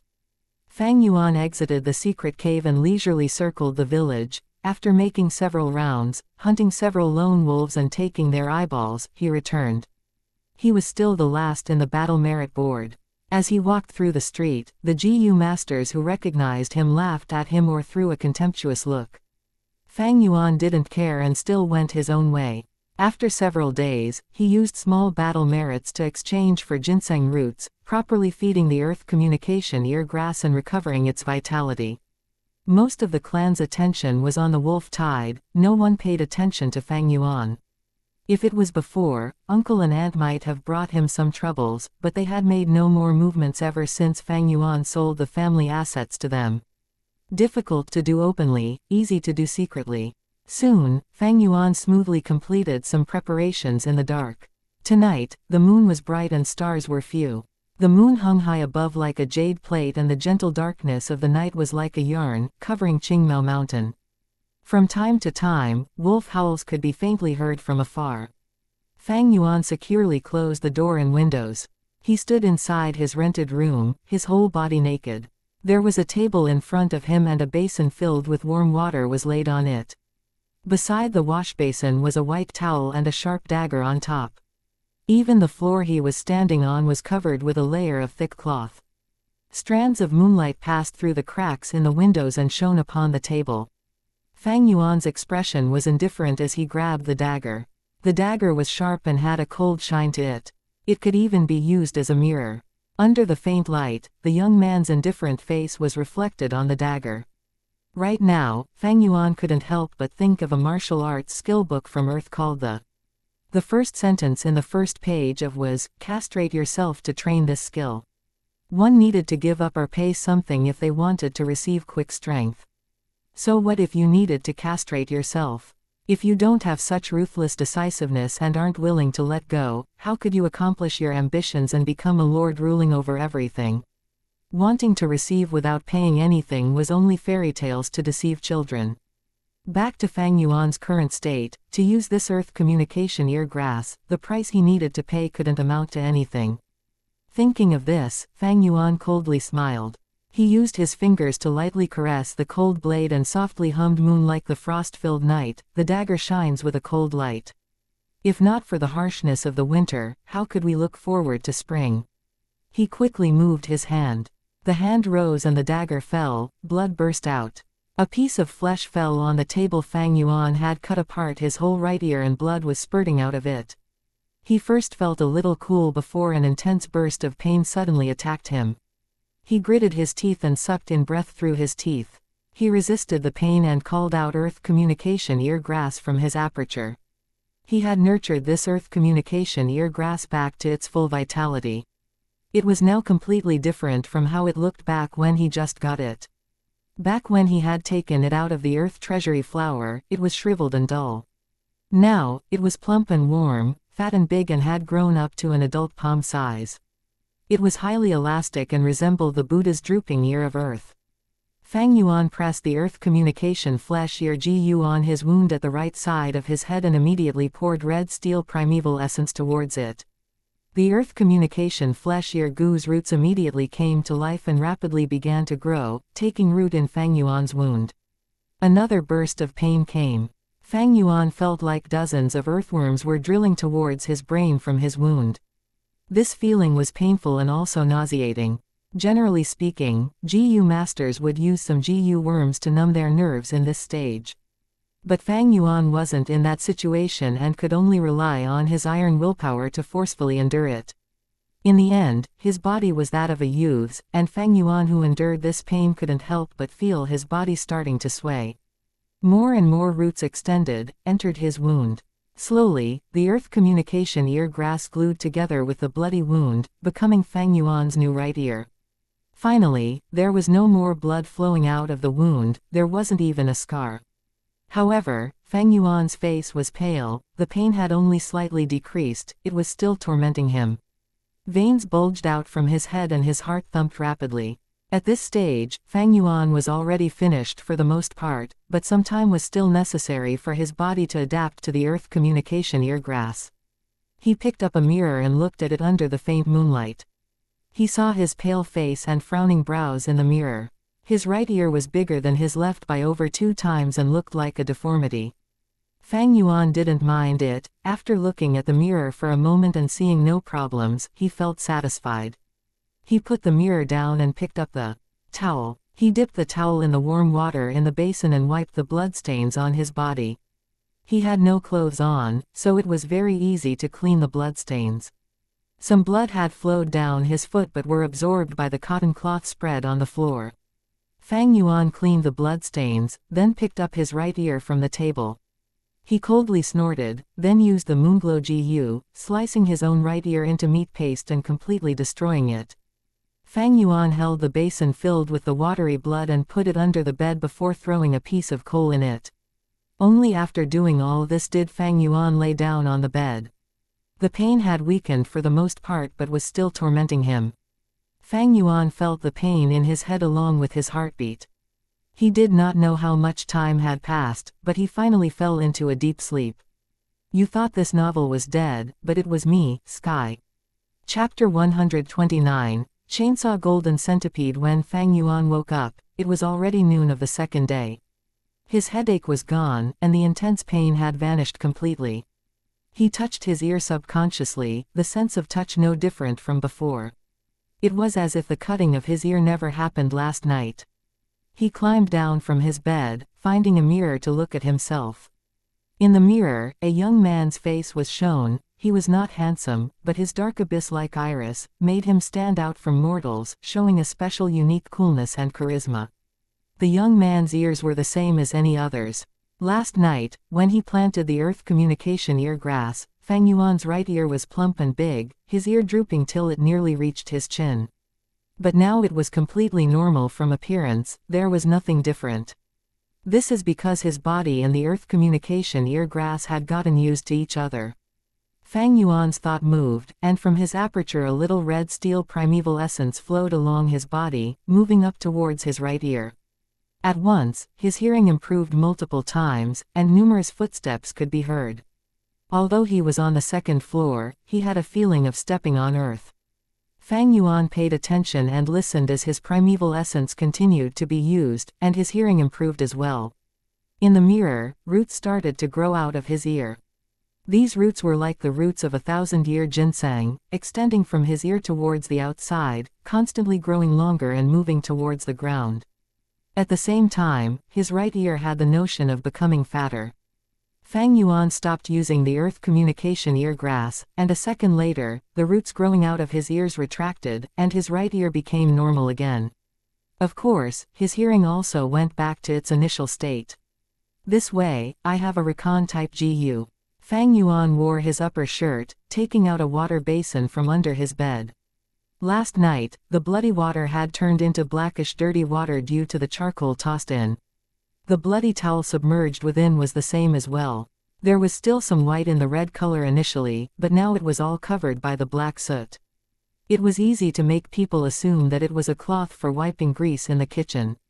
This basin, when brought out, even if it was poured in front of someone, nobody would notice. Summer was coming, and many clansmen were trying to clean the stove that they used in winter. Often they would end up with a basin of dirty water just like this. While the iron was still hot, Fang Yuan entered the rock crack secret cave again. This time, he did not enter empty-handed, but caught a deerling outside and tied its four limbs together. He used a steel contraption to bind its mouth, and then used the stealth scales GU to hide his presence and brought it to the rock door. He did not open the door in a hurry, but activated the earth communication ear grass. The roots extended from his ear, and his hearing ability amplified. Dong dong dong. Firstly, he heard a light sound, the sound of slow heartbeat. As the roots grew longer, the heartbeat became louder, and the sources of sound also increased. Fang Yuan did not need to think to realize that these heartbeats were coming from the jade-eye stone monkeys in the rock forest. He shut his eye and he could imagine in his head, the owners of these sounds hiding in their caves, curling into a ball and sleeping. But this was not what he wanted to find out. He continued listening, his right ear already becoming slightly fat, the ginseng limbs growing out of his ear almost half a meter long, the roots having sentience. They extended to the rock door, and stabbed in rather shallowly. At this moment, Fang Yuan felt that his hearing had a gigantic boost. With him as center, he could hear the numerous noises of a 300-step radius. This was the earth communication ear grass, true usage. What he did in the village was merely a test. If the earth communication ear grass roots did not touch the ground, for a rank 2 recon GU, it was at a very average level. But once the roots are in the ground, its range would drastically improve. This was understandable. On Earth, the theory was that sound travels at a speed related to its intermediary. Sound in the earth or in water, the speed of transmission was far greater than through air.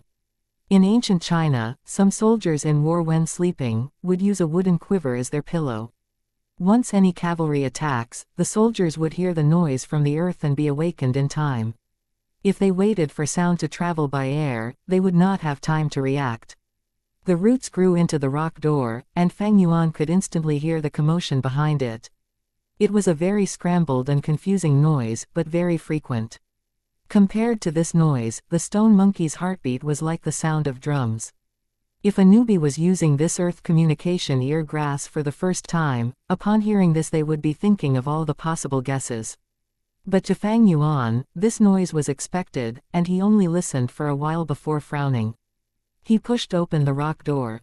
The rock door was heavy, but with his strength of 2 bores now, it was easy.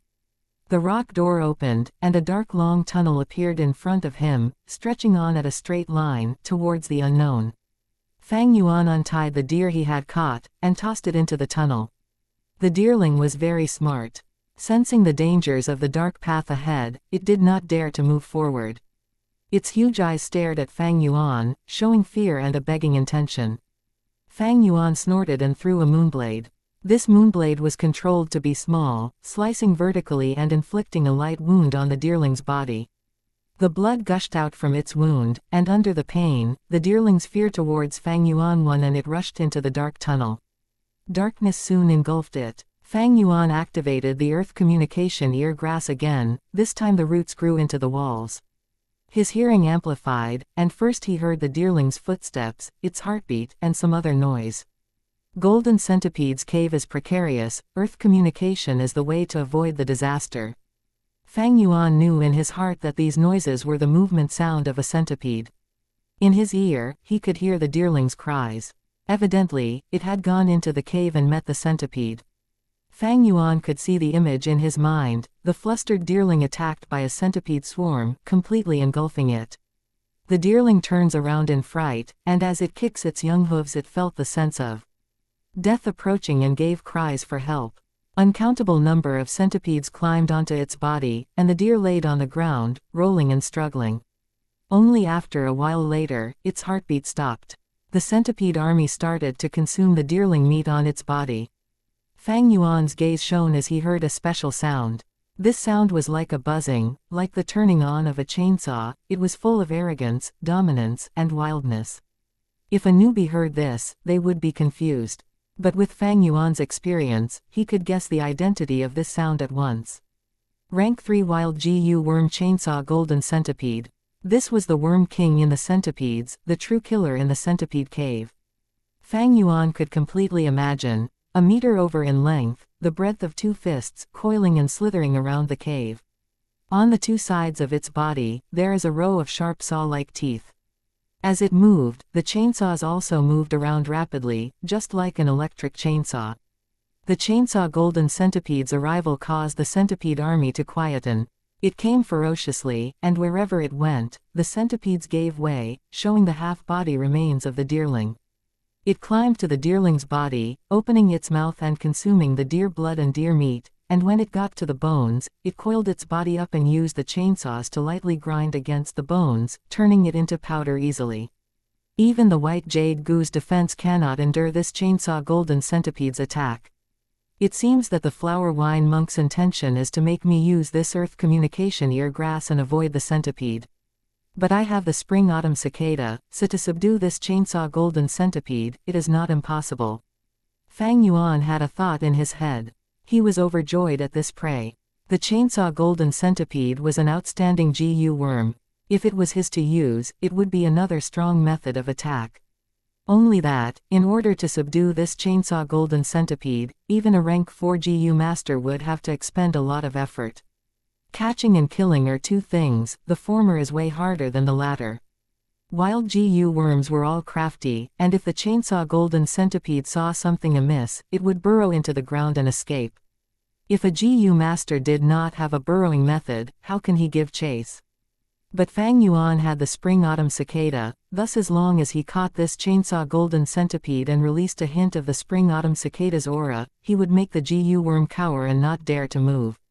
Spring-autumn cicada was a rank 6, its aura was extremely powerful against rank 1 to rank 4 GU worms. But against rank 5, it had less effect, and towards other rank 6, there was no deterrence force in it. This phenomenon is very interesting, but actually human society is just the same. Towards someone outstanding, people would envy, worship and admire.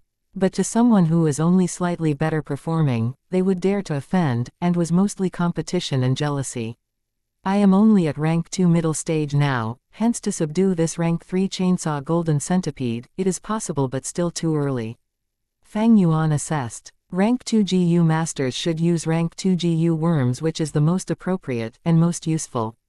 Of course, rank 2 GU masters can also own rank 3 or even rank 4 GU worms. But this was not common. Firstly, the higher rank the GU worm, the more expensive it is to feed it. Secondly, they become harder to use and require more cost when activating. Like a baby trying to wield a large hammer, if it forcefully tried to, it might pull a muscle due to the hammer's weight and smash its own leg. The deerling has already alerted the entire colony, it would take 10 days to half a month for these centipedes to calm down. After my testing, the thought in my heart has been affirmed, but I have no chance to strike yet. Why don't I slow down and give it some time? This matter cannot be rushed. Fang Yuan left his thoughts here and closed the rock door again. He then left using the stealth scales GU. Alright, let's take this note to say, this mass release encompasses all those chapters I owed from last week and the week before the last, so 7 plus 4 equals 11, what a good deal EH. You get to binge read 11 chapters right after I got back from my trip. From 128 to 139 today. Wow. Whoa. Chapter 130. Clansmen are still more reliable. Dark clouds covered the sky, casting shadows over the entire Qingmao mountain, seemingly signifying the coming of a storm. On a remote mountainside, a dozen robust lightning wolves drew back the corners of their mouth and made low roars. They had surrounded Fang Yuan. These wolves had a healthy body and were not like the crippled wolves. Any other rank 2 GU master would be desperate if they were caught in such besiegement, alone. However, the situation was quite opposite right now. Fang Yuan was standing on the spot, his expression calm. Instead, these lightning wolves that were surrounding him were slightly nervous and afraid. The battle had already continued for a while and the ground was soaked with blood. Several lightning wolves had collapsed on the ground, and the silence showed Fang Yuan's battle accomplishments. Fang Yuan shouted inwardly. He took the initiative to attack even though he was the one surrounded. His foot pushed the ground as he pounced towards a lightning wolf on his left side. This lightning wolf immediately shrunk back a small step in fear, but then its vicious personality was stimulated. It made a powerful jump and attacked Fang Yuan. It opened its mouth in the air, revealing the many sharp wolf teeth that filled its mouth. Fang Yuan laughed loudly. He didn't evade but just swung his right arm. Whoosh! An eerie blue moonblade flew horizontally through the air and struck the lightning wolf's open mouth. There was only a ripping noise. This unfortunate lightning wolf was instantly cut apart into two, from its mouth to tail, by this moonblade. Boiling blood spurted out and poured like a rain of blood. Fang Yuan's whole body flashed with white jade light as he charged through the blood rain and rampaged within the wolf pack. The lightning wolves reacted. They attacked him from all sides. They opened their mouths and tore at him but were blocked by the white jade goo's defense, causing their own teeth to be broken. Their claws were also of no use. Fang Yuan punched and kicked, and the lightning wolves were sent flying under his enormous strength of 2 boars. Some lightning wolves had their skulls directly smashed and died on the spot. Fang Yuan grasped the upper hand in this battle. But good things don't last forever, for his primeval essence was being used quickly. Fang Yuan's aptitude was only C grade and his cultivation was at rank 2 middle stage currently. The primeval essence in his aperture was not even 50%. He looked at his declining primeval essence, but there were still several lightning wolves remaining. He had no choice but to use stealth scales GU. His body gradually disappeared like the ripples in the water. In a blink of an eye, there was no more trace of him. The lightning wolves were at their wits' end, and they gave off furious howls and started searing the area but didn't find anything. Fang Yuan had not gone far. He gazed at the lightning wolves' movements while absorbing primeval stones to recover his primeval essence and also maintaining the concealment of the stealth scales GU at the same time. Lightning wolves had extraordinary eyesight but their sense of smell were not sharp. The stealth scales GU just so happened to be their bane. When Fang Yuan's primeval essence recovered to 30%, the lightning wolf pack finally retreated unwillingly. Fang Yuan didn't have a movement GU worm, so if the lightning wolves really retreated, he would definitely not be able to catch up to them with his speed.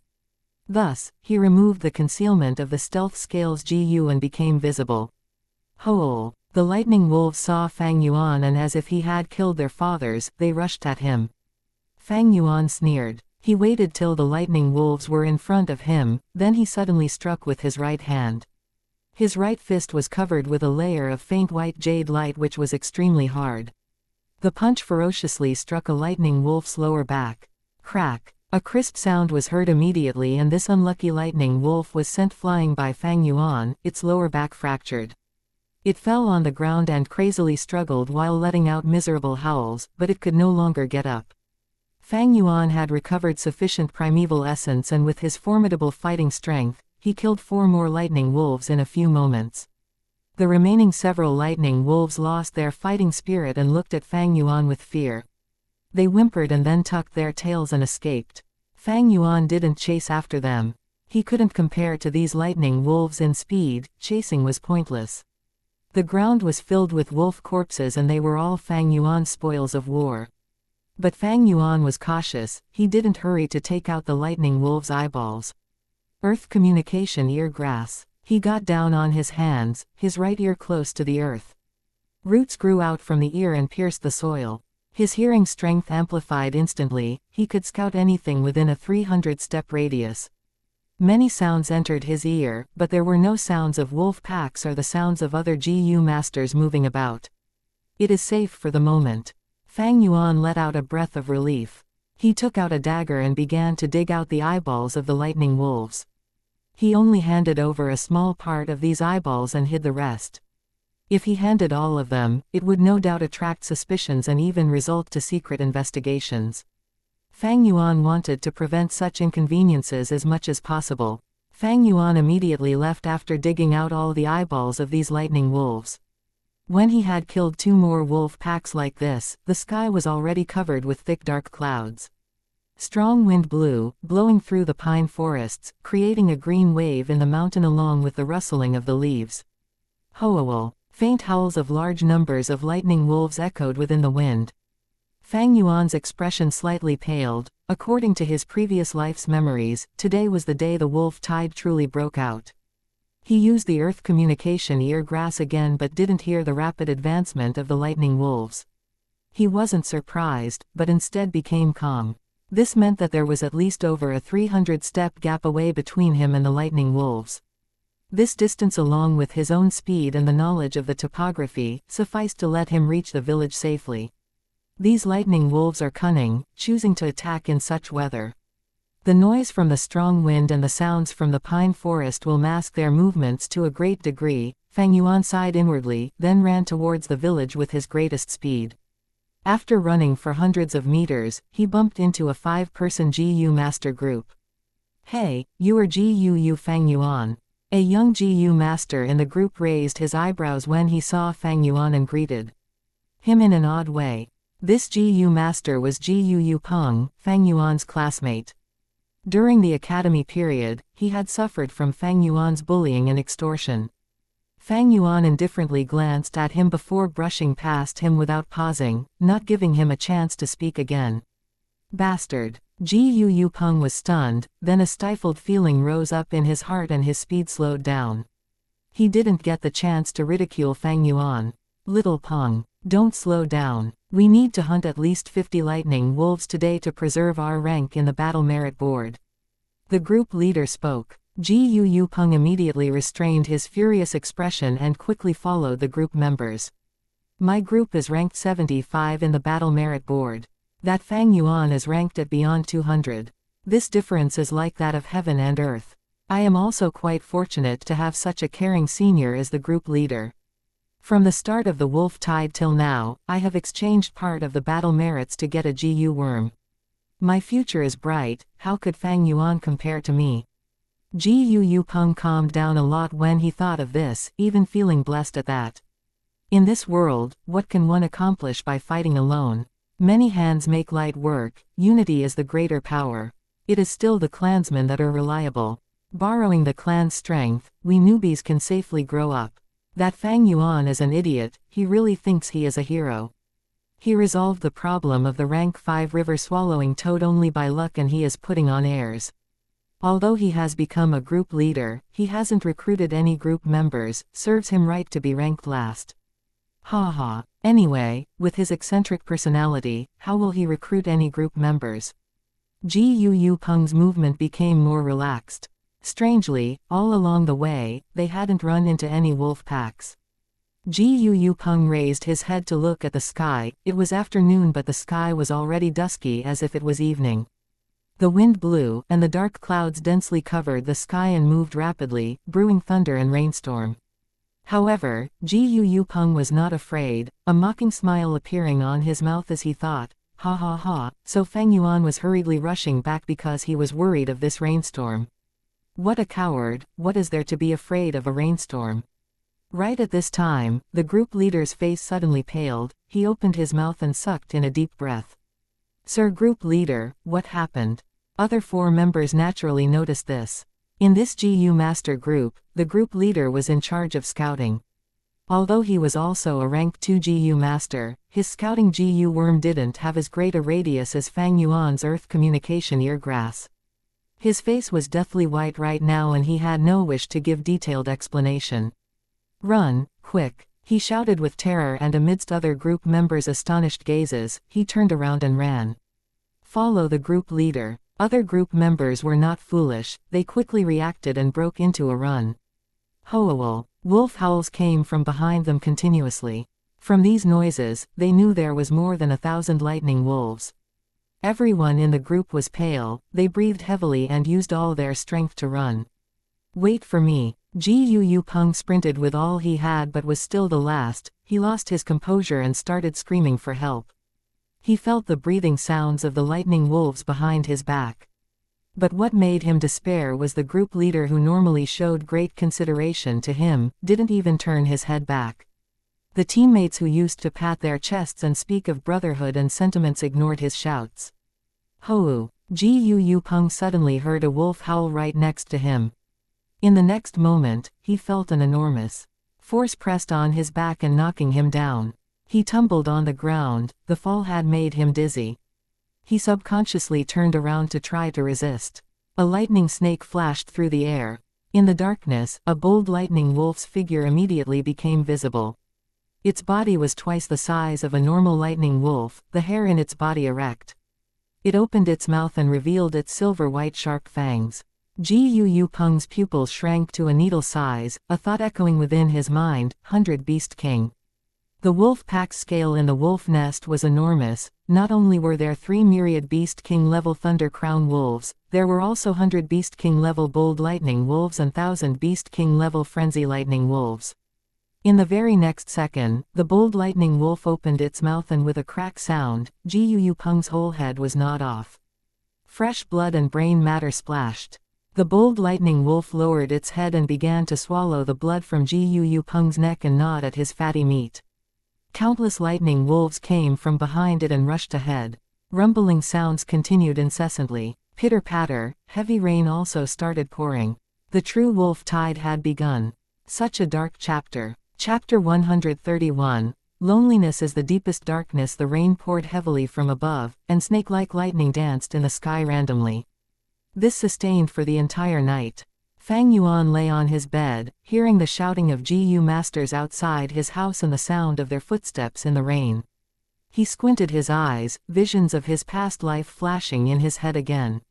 In his previous life when the wolf tide attacked, he was still a rank 1 Jiu master, and being part of the support group, he hid within the village and managed to escape the disastrous fate.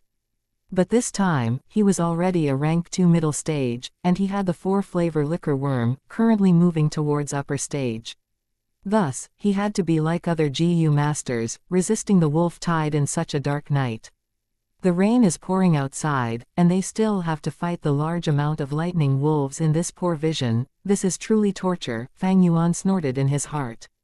He did not sleep in the rented apartment, but instead he was at the inn.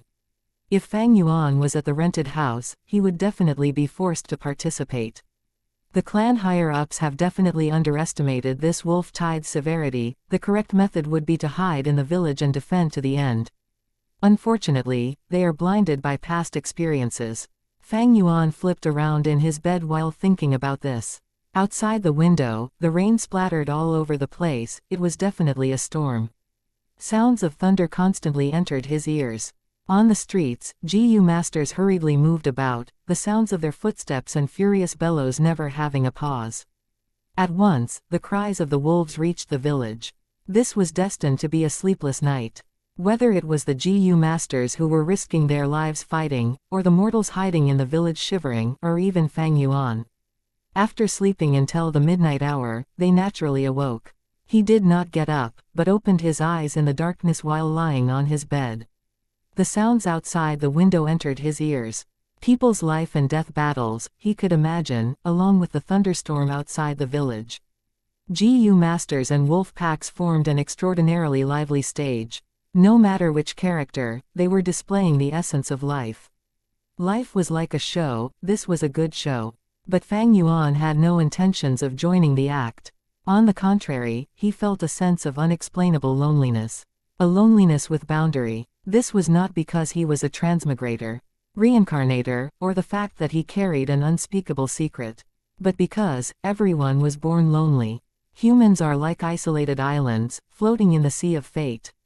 Human encounters are like the collision of these loneliness islands, and once they touch, there would be an effect. Sometimes, the islands would stick together, in the name of interest, kinship, friendship, love, and hate. But eventually, they would separate, walking towards the path of destruction. This is the truth behind life. Unfortunately, people are always afraid of being alone. They crave the liveliness of human crowd, and they refuse to do nothing with their time. Because once they face loneliness, it meant facing pain and hardship. But once they can face this pain, people would obtain talent and courage. Thus, there is a saying: high achievers are definitely lonely. This is the feeling of being lonely. Every time I savor this, it strengthens my resolve to pursue the demonic way. Fang Yuan's gaze shone, thinking of the story of Ren Zhu.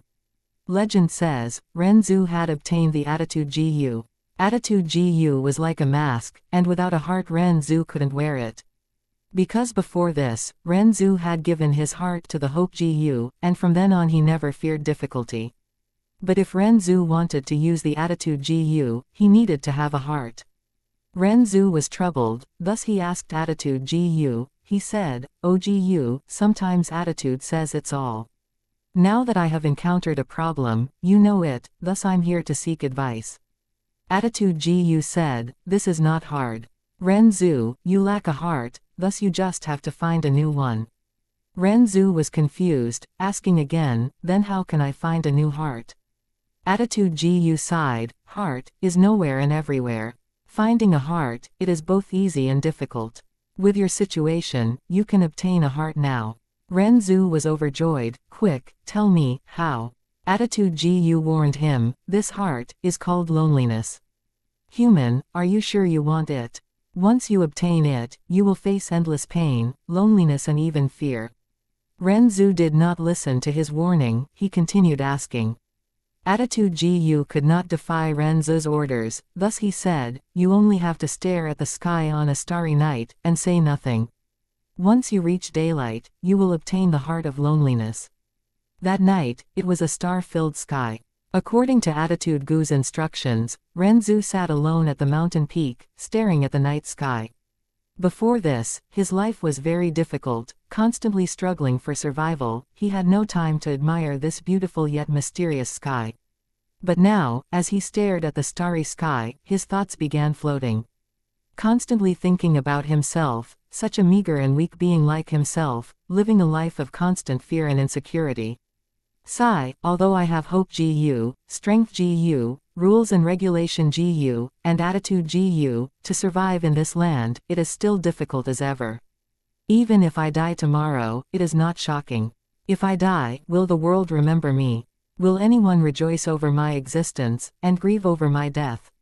Thinking of this, Ren Zhu shook his head. In this world, he was the only human, how can there be others? Even with Gu accompanying him, he still felt a strong sense of loneliness. Heart of loneliness. At this moment, when Ren Zhu felt lonely, his body suddenly had a brand new heart. The sun rose from the horizon, and shone on his face. But Ren Zhu felt no happiness, and instead felt an endless pain, despair, confusion and even fear. He could not endure this loneliness and fear, for all he felt was the advent of darkness and apocalypse. Thus, he painfully cried, stretching out his fingers and digging out his eyes. His left eye fell onto the ground and transformed into a young man. He had golden hair and a strong body. Once he appeared, he kneeled at Ren Zhu's feet, saying, "O Ren Zhu, my father, I am your eldest son, verdant great son." At the same time, his right eye turned into a young girl, and she held Ren Zhu's hand, saying, "O Ren Zhu, my father, I am your second daughter, desolate ancient moon." Ren Zhu laughed loudly, tears flowing out of his empty sockets. He said, "Good," 3 times and continued, "I have children now, I can finally endure the pain of the heart of loneliness. From now on, there will be people celebrating my existence, and grieving for my death. Even if I die now, you will remember me. Only that." Finally, he sighed, "I lost both my eyes, and can no longer see the light. From now on, you too shall observe this world for me." It rained the entire night, only at dawn did the rain stop. Fang Yuan left the inn. Along the streets the passers-by carried heavy and sad expressions. This night, the clan suffered great losses.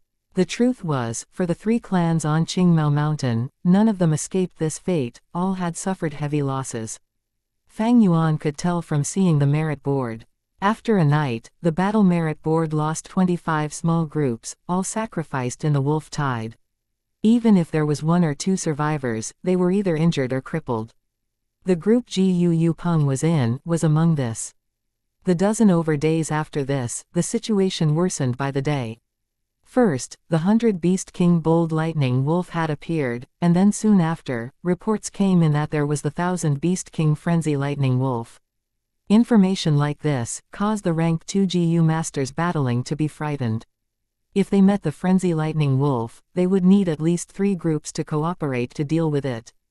This is not including the normal wolf groups together with the frenzy lightning wolf. The 3 clans had to send out their rank 3 elders to deal with the situation.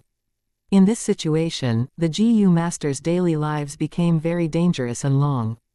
Even with the stealth scales GU, Fang Yuan had to be careful and meticulous.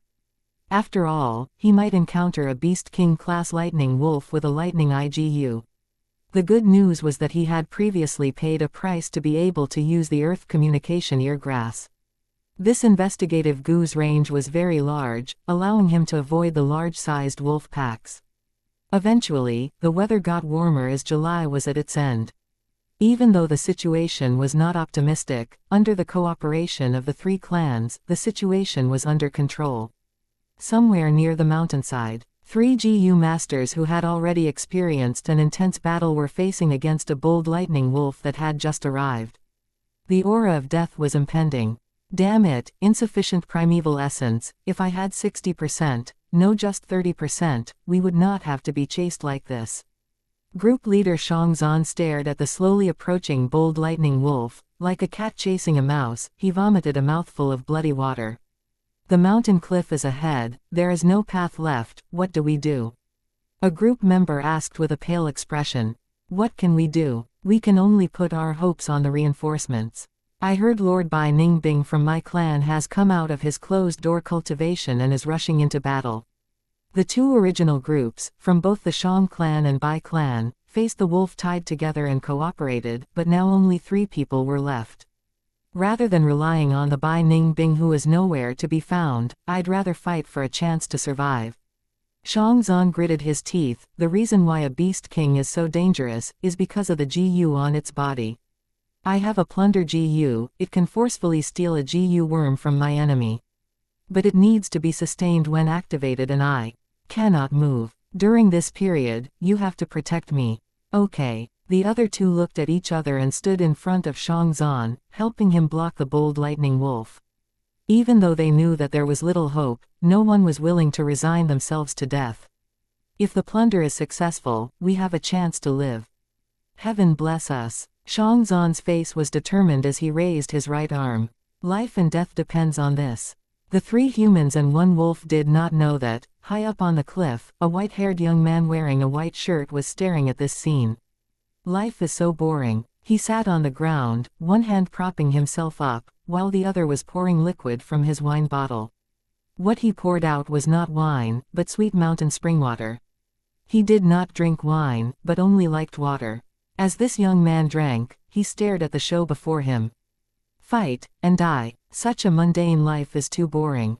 Only with an intense battle like this, can your lives have a hint of excitement and color. This way, your lives has some meaning. He laughed lightly in his heart, not showing any inclination to help. Even if he had the ability, even if his Bai clan member was there. So what? To him, loneliness is the deepest darkness, and the light of kinship is just a facade. He Bai Ningbing would not do something as boring as saving someone. Tai Ri Yong Mang Verdant Great Sun Gu Yu Yin Huang Desolate Ancient Moon. Important note, these names are really hard to translate, actually because they are names they should be in pinyin, Tai Ri Yong Mang and Ji Yu Yu Yin Huang. However, the names are relevant to another plot-wise matter, so they had to be translated to English, which was really difficult. For Ji Yu Yu Yin Huang, the Ji Yu Yu here is exactly the same as the Ji Yu Yu clan. Chapter 132, 3-Step Fragrant Grass on the Cliff, by Ningbing watched with interest. As he sat at the cliff, a life-and-death battle was on full display. The bold lightning wolf took its move, slowly approaching. 2 GU masters blocked its path with a grim expression. Behind them, Xianxia was half kneeling on the ground, his left hand grabbing his right wrist, his right hand in the shape of a claw, aiming at the bold lightning wolf. Plunder GU. Suddenly, he shouted loudly, all the primeval essence in his body gushing towards the plunder GU. An invisible grabbing force exploded from within. Xianxia's right hand grabbed the air, and a sense of illusion made him feel that he had grabbed onto a GU worm. But this GU worm continued to struggle, contesting with him. This force was very large, his center of gravity had already been very low, but he still felt a very strong force dragging him forward. Plunder Gu's success rate is very low, but I have to succeed this time, otherwise we're doomed. He gritted his teeth, veins popping up on his forehead as his expression turned ferocious, contesting with all his ability. Xianxia had no other way. Failure means death. Under the pressure of death, he infused the Plunder Gu with all the primeval essence he could muster.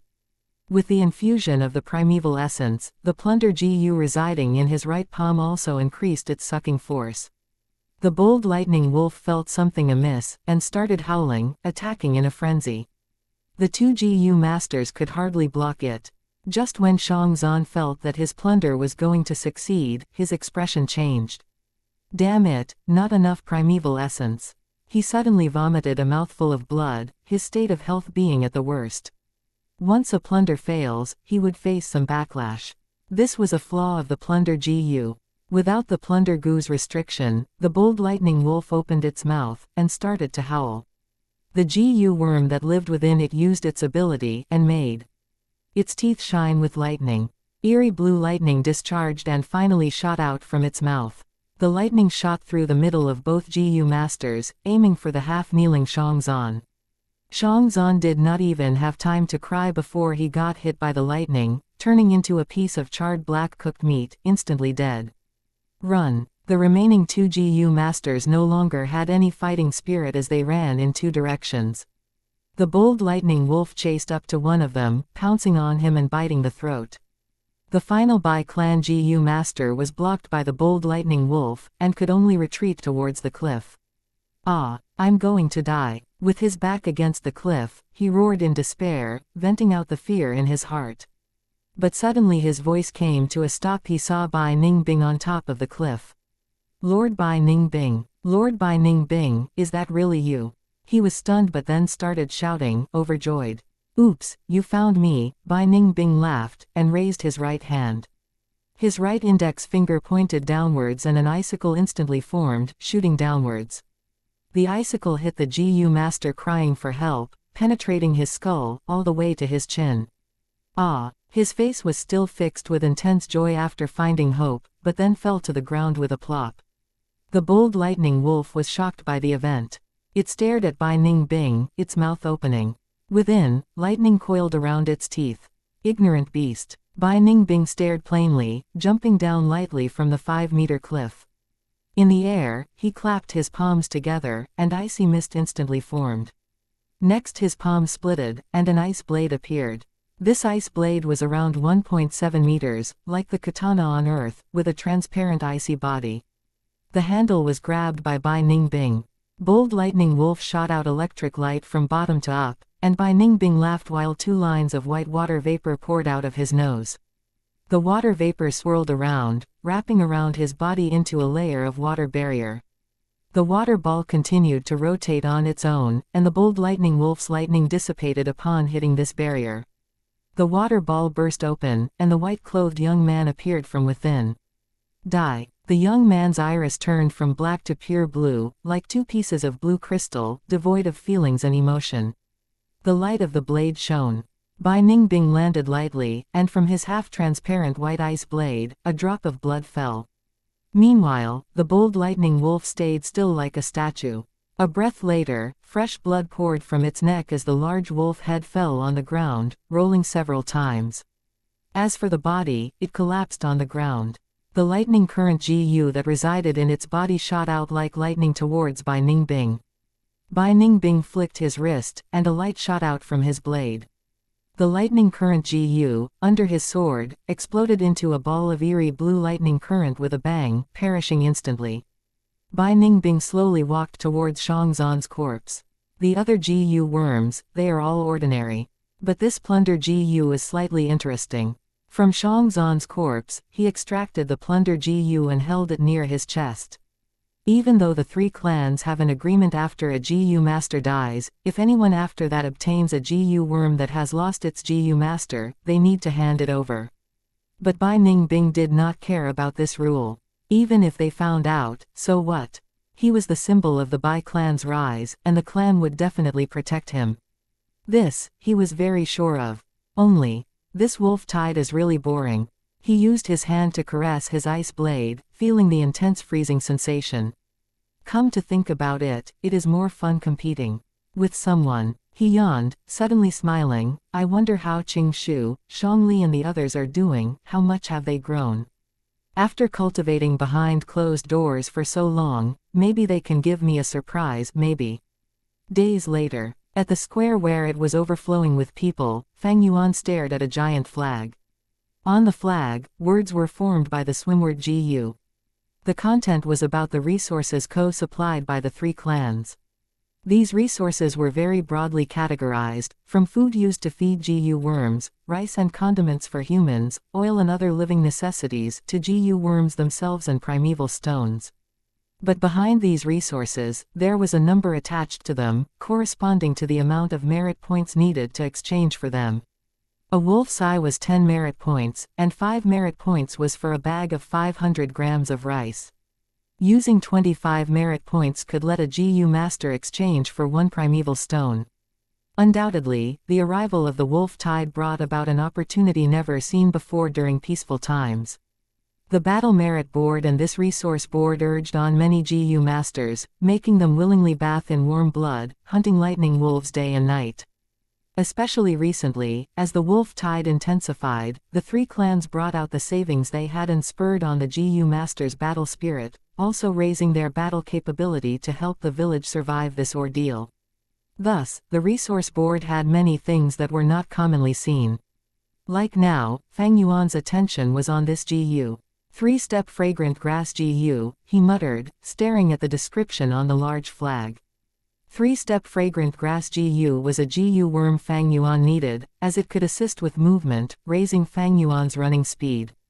Honestly speaking, these days, the resource board had many new GU worms.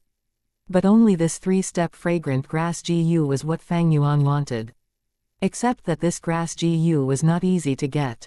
It was not only the only one of its kind on the resource board, but the merit points required to exchange for it is also very high. If I use my true ability, I can definitely gather enough merit points to exchange for this 3-step fragrant grass GU. But if I do that, it would invite the suspicion of the clan, and that is not desirable.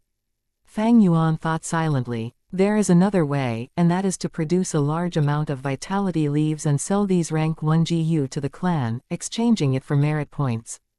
But this method is slow. By the time I get enough points, someone might have exchanged it already. Fang Yuan shook his head internally. This method had a flaw that would lead to failure. Then what should he do? He stared at the resource board and the merit board, falling into deep thought.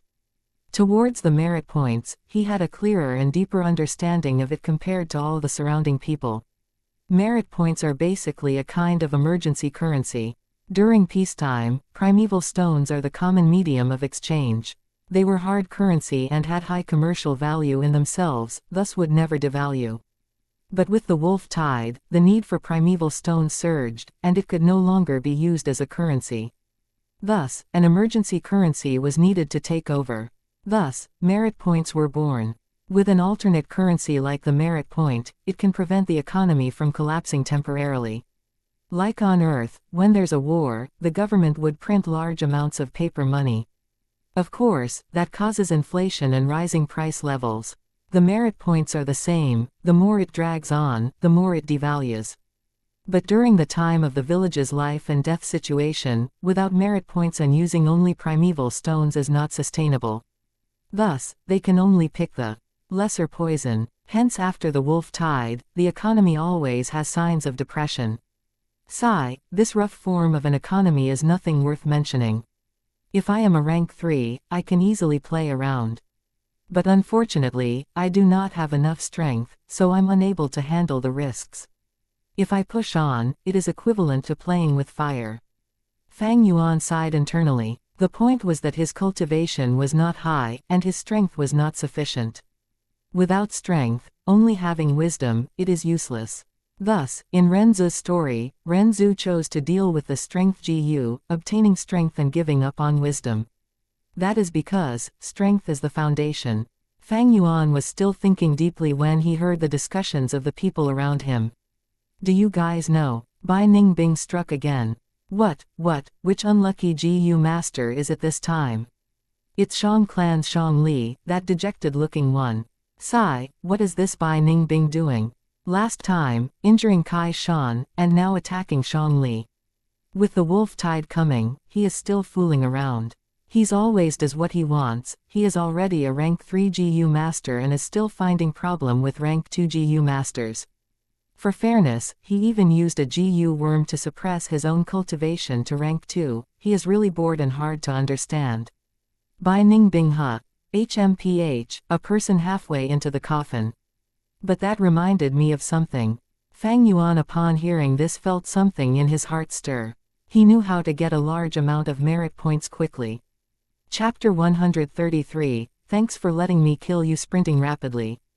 The trees before Fang Yuan looked like they were crashing into him, and he quickly avoided them nimbly, pushing off with his legs. His right ear had roots swaying around, and behind him was a bold lightning wolf angered by him on purpose and several hundred healthy ordinary lightning wolves. The lightning wolf's speed was faster than him. Especially the bold lightning wolf, its streamlined body jolted around in the complicated terrain, having an extremely fast speed. Seeing Fang Yuan who was about to be caught up, suddenly, his body had ripples of light around him, and he vanished. The bold lightning wolf had to halt its steps and observe the surroundings with bewilderment. Fang Yuan sprinted to a faraway place, before reappearing again. Bold lightning wolf's eyesight was sharp, immediately finding him. It growled angrily and chased after Fang Yuan again. As for those ordinary lightning wolves, they followed closely behind.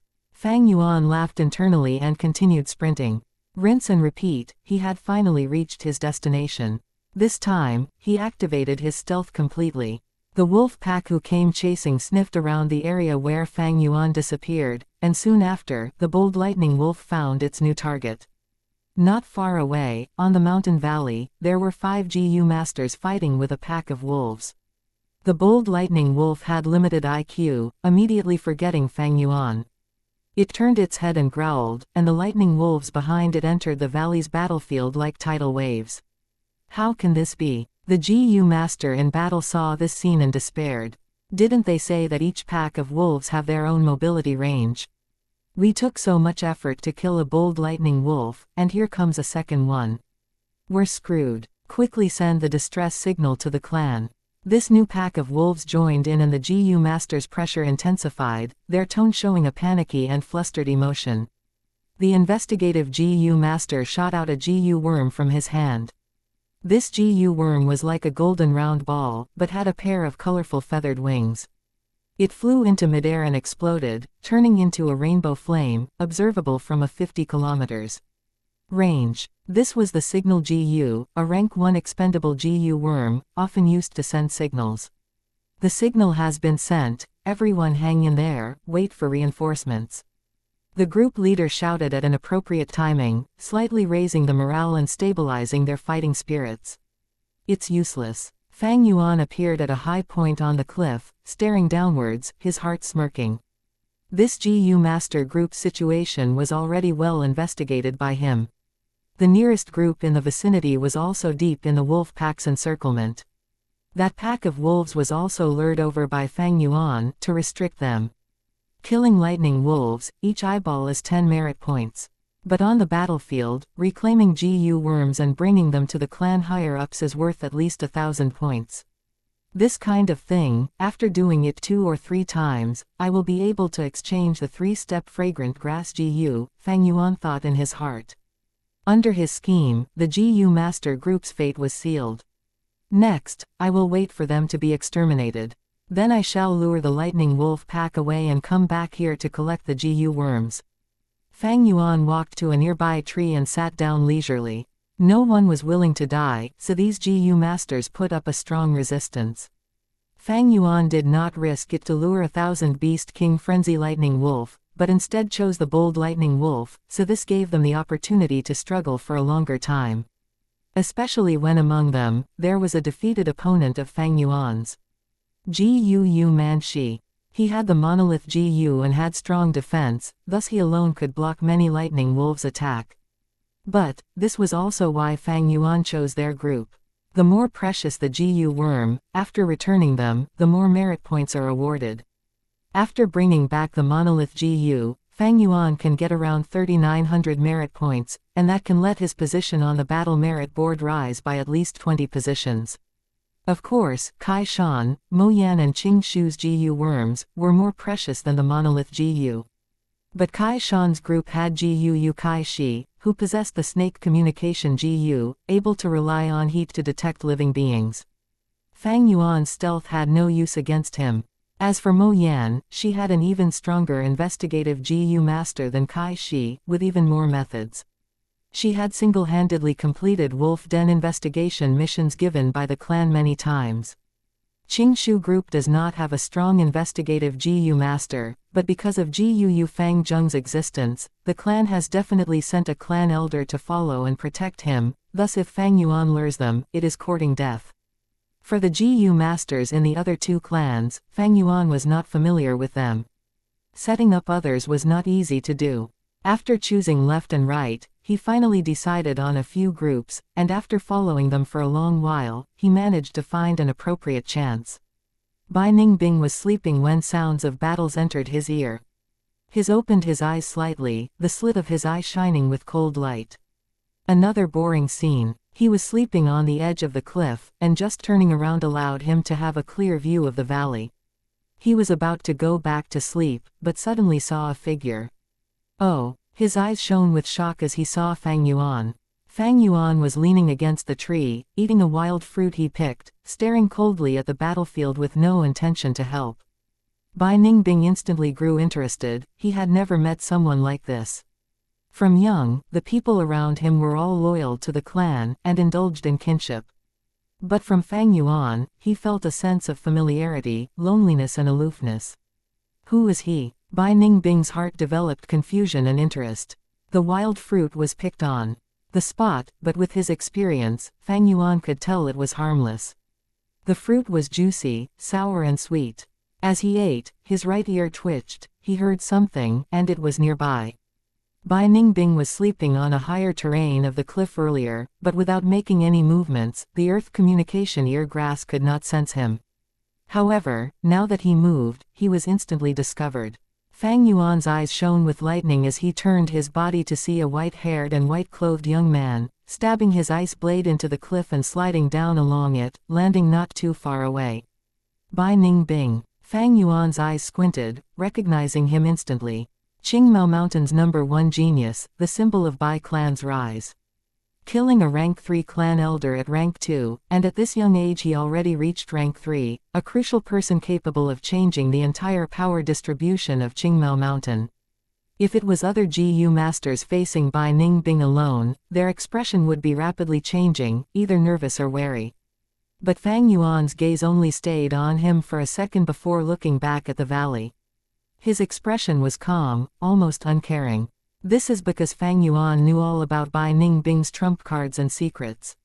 Very clearly. Oh! Bai Ningbing walked over, staring at Fang Yuan blankly. His mouth opened, dragging his word. He curiously stared at Fang Yuan like he was looking at an object he had never seen before. He got closer and closer. The more he looked at Fang Yuan, the more his eyes shone, and the greater interest he had in his heart. On this person, why do I sense a familiar smell? It feels like I've seen him before. Like long ago, we are already friends, this feeling. Bai Ningbing's heart was turbulent. Friend, this word, he was always skeptical, despising, and even felt disdain towards it. He never thought he would have a friend. Those commoners around him, they only had the right to admire him, they had no right to become his friend. Bai Ningbing always thought he would never have a friend in his life. But now he suddenly had this feeling. This was a mystical feeling, but he was very sure of it. When he looked at Fang Yuan, it felt like he was looking at himself. Bai Ningbing got slightly too close, and Fang Yuan turned around, staring at him plainly with his deep dark iris. Without a reason, Bai Ningbing understood the meaning of his gaze. It was a warning. He halted his steps, slightly stunned, very impolitely staring at Fang Yuan while saying, you really are interesting." If the Bai clan GU masters who were familiar with him heard this, they would go crazy. That is because, since his birth, Bai Ningbing had never praised someone like this. Fang Yuan ignored him, biting his wild fruit and staring at the valley's intense fight. Bai Ningbing circled around Fang Yuan, observing him closely. As if he was looking at the strangest food on earth. He looked from every angle, even squatting down on the ground and looking up at him from the floor. His silky white hair, which was impeccably clean like a crystal, instantly laid on the muddy ground, but he did not care. His white robe dragged across the ground and he paid no heed either. This moment, he was like a pure child, seeing his playmate, curiously staring at Fang Yuan with a longing expression, many times wanting to speak but couldn't. Bai Ningbing felt that he had many things to say to Fang Yuan, but when he was about to speak, he felt no need anymore, because he felt that Fang Yuan understood. After being silent for a while, he asked, "The valley's battle is not interesting at all, what's there to look at?" Halfway through, his eyebrows raised, showing an expression of realization. "I see. You lured this wolf pack, you want to kill these GU masters, but why did you not do it yourself?" "Oh, afraid of leaving evidence. You were too vigilant, from your aura, you already have rank 2 cultivation. If I were you, I'll just go ahead and do it myself." Suddenly, he chuckled like he had seen the most fun toy in this world as a kid. His eyebrows darted around. "You are really interesting, even the things you do are interesting. He, I am starting to like you." Fang Yuan retracted his gaze, turning around and looking at Bai Ningbing. He knew this person. That is because this person is also a natural demon. What is a demon? Abandoning the worldly customs, treating the people of this world with indifference. Engulfed by loneliness, and despising relationships. This person was like Fang Yuan's shadow, except that Fang Yuan was deeper down the path, and Bai Ningbing was more pure. In simple words, they were kindred spirits.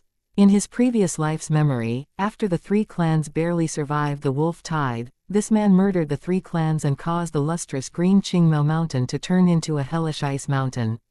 Bai Ningbing, Bai Ningbing. Fang Yuan sighed in his heart, saying slowly, "You're very lonely, huh?" Bai Ningbing's eyes widened, squatting on the floor, nodding continuously, empathizing and sighing. "Yes, these days, life has been super boring. Some time ago, I killed a Shang clan GU master and that was somewhat fun. Getting this GU, look." Fang Yuan looked at the plunder GU in his hand, starting to laugh. "So, you want to kill me?" Bai Ningbing's eyes turned from black to blue crystal color as he jumped up and straightened his body. "Ha ha ha." He raised his head and laughed thrice, staring at Fang Yuan with an excited expression. "You do know." "That's right, I want to kill you, come kill me too.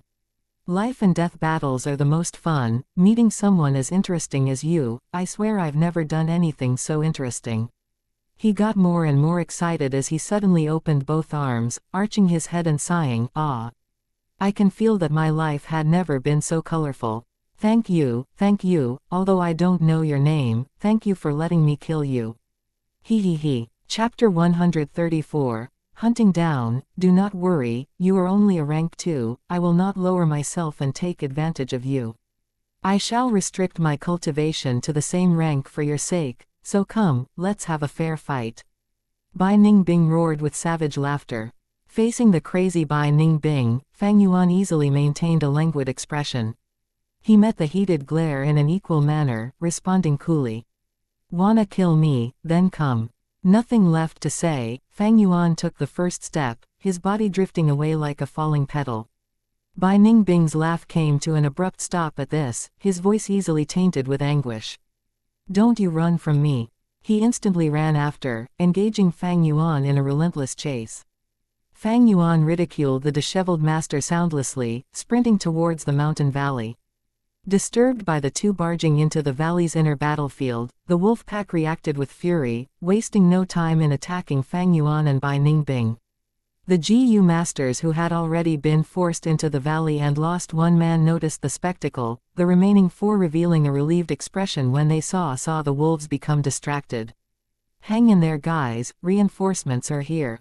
One even shouted loudly, blatantly trying to encourage the wolves against the newcomers. "Why is there only 2? Another asked, clueless while they saw the muffled figures of Fang Yuan and Bai Ningbing. But as they got closer, Gu Manxi's face turned weird with realization. It's him. It was impossible for him to not remember Fang Yuan, along with a sharp feeling of fear mixed with shame. It was this man that had defeated and publicly humiliated him. Those cold, merciless eyes dug out the deepest nightmare in his heart. He would never forget that terrifying event and the fiendish man who accompanied the memory. He had once sworn to himself that he would buck up and reclaim his pride. But now, faced with Fang Yuan who was here to save him, Gu Manxi felt very complicated internally. Wait, the second person is. They all were able to recognize Bai Ningbing, and showed collective signs of shock at his appearance.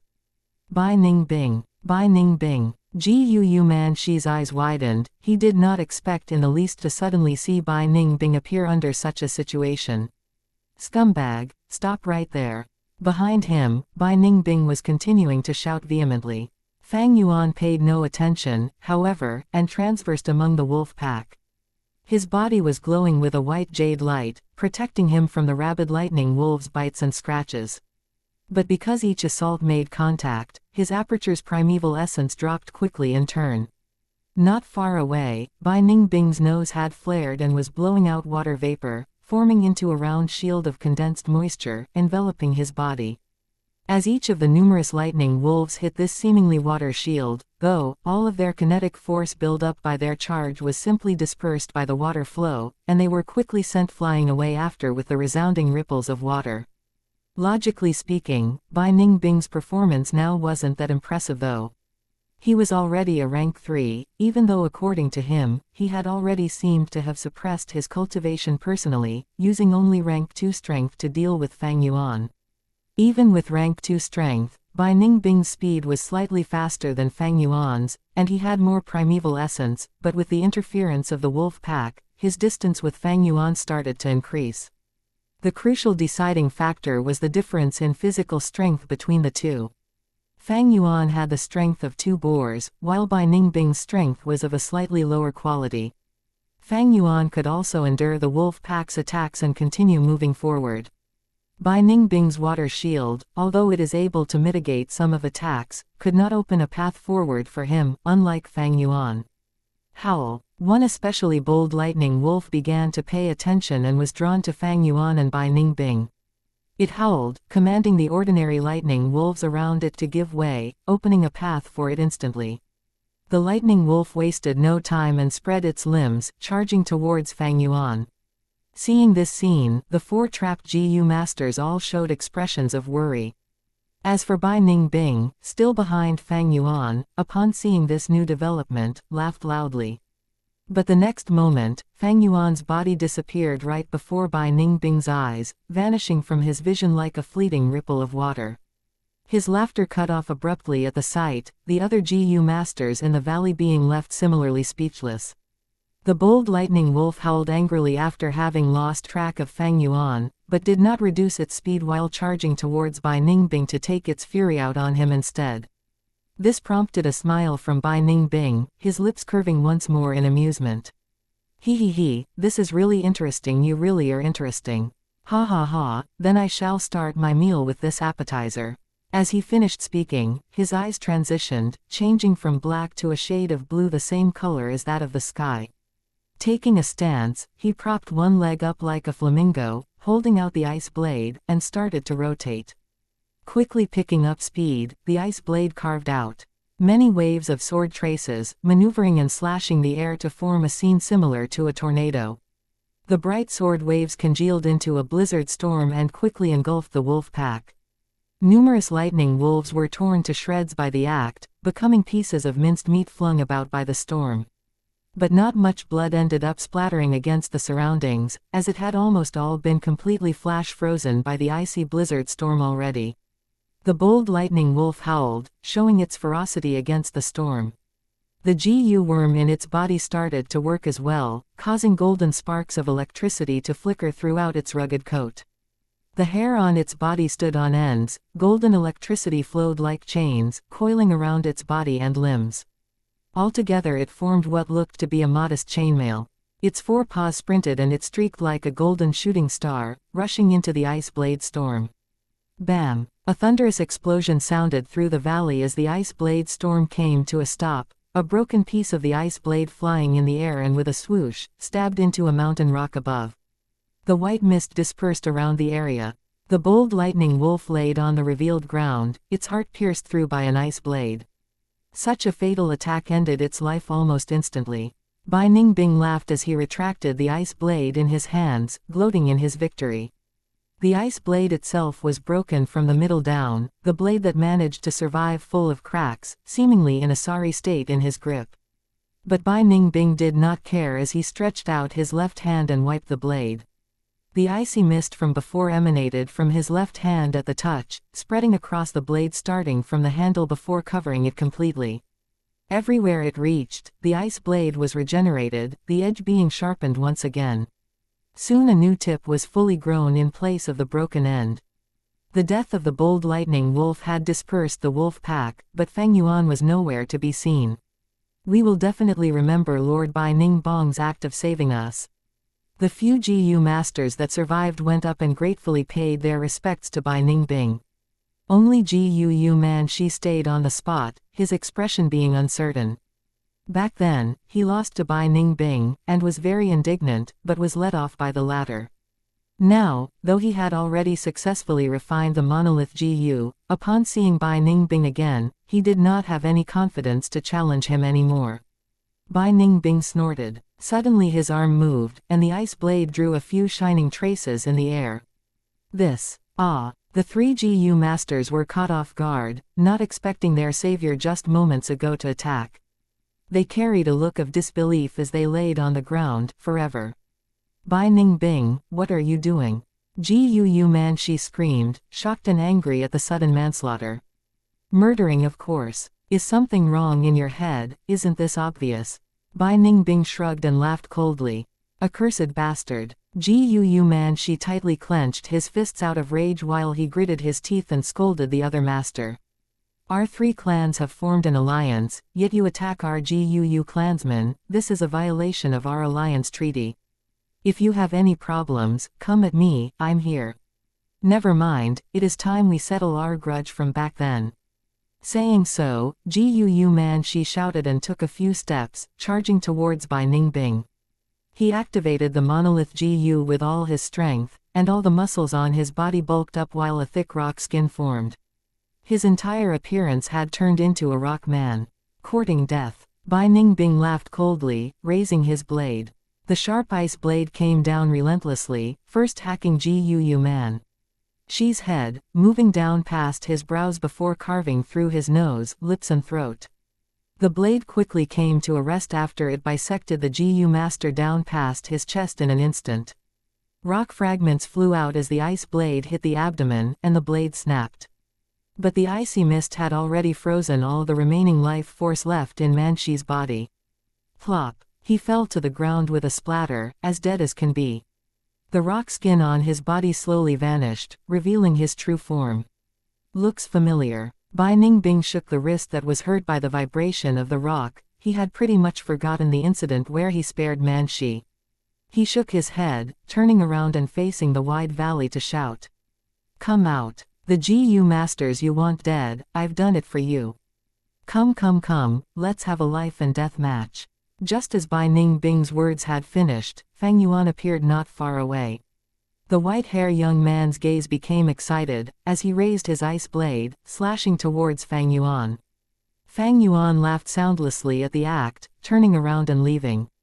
Bai Ningbing shouted in anger that he was still fleeing, once again chasing Fang Yuan relentlessly.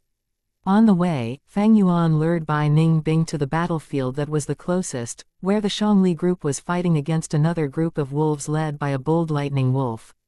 This pack was obviously lured by Fang Yuan as well. Everyone put in more effort, the wolf pack is at its limit. The southeast direction sent a distress signal, it's been a while, they need our help. Shangli urged on his group, but halfway through, he could no longer speak when he saw Fang Yuan, and the Bai Ningbing persistently behind him. Ever since Fang Yuan surrendered, Shangli no longer cared about him. Thus, his gaze quickly shifted from Fang Yuan to Bai Ningbing. Bai Ningbing. Shang Li's eyes spewed fire upon seeing the white-clothed, white-haired young man, his heart uncontrollably growing with rage. Not long ago, Bai Ningbing had appeared in front of him and attacked without a word, the event still fresh in his mind. And had been purposely suppressing his cultivation to rank 2. Shang Li was caught off guard, and lost the battle. His personal honor, and the clan's glory, was all trampled by Bai Ningbing ruthlessly. This to him was a big disgrace. How could he not be furious? Wait, Bai Ningbing seems to be chasing Fang Yuan. Shang Lin suddenly noticed. His body was short in stature, his round bald head glowing with light. Shang Lin is the same age as Fang Yuan, but having B-grade talent instead, he is the #1 talent among Shang clan's new GU masters of age. He was a rank 2 cultivator as well now, and after getting some experience, had grown up. Shang Li suppressed the urge to attack. Fang Yuan was from the GUU clan, not from his Shang clan. Even though there was the 3-clan alliance, they are still not close. Since it is an outsider fighting, it is best if one does not get involved. The Shang Li group was about to watch on the sidelines, but how could Fang Yuan not expect that? One sentence from him changed their perspective in an instant. Fang Yuan quickly got close to the Shang Li group, shouting in a frightened voice. I saw the plunder GU on him, protect me. Bai Ningbing is trying to eliminate all witnesses.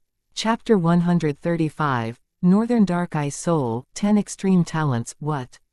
Shang Lin was stunned. Plunder GU. There is only one person that has this GU worm in Qingmao Mountain, and that is my cousin Shang Zan.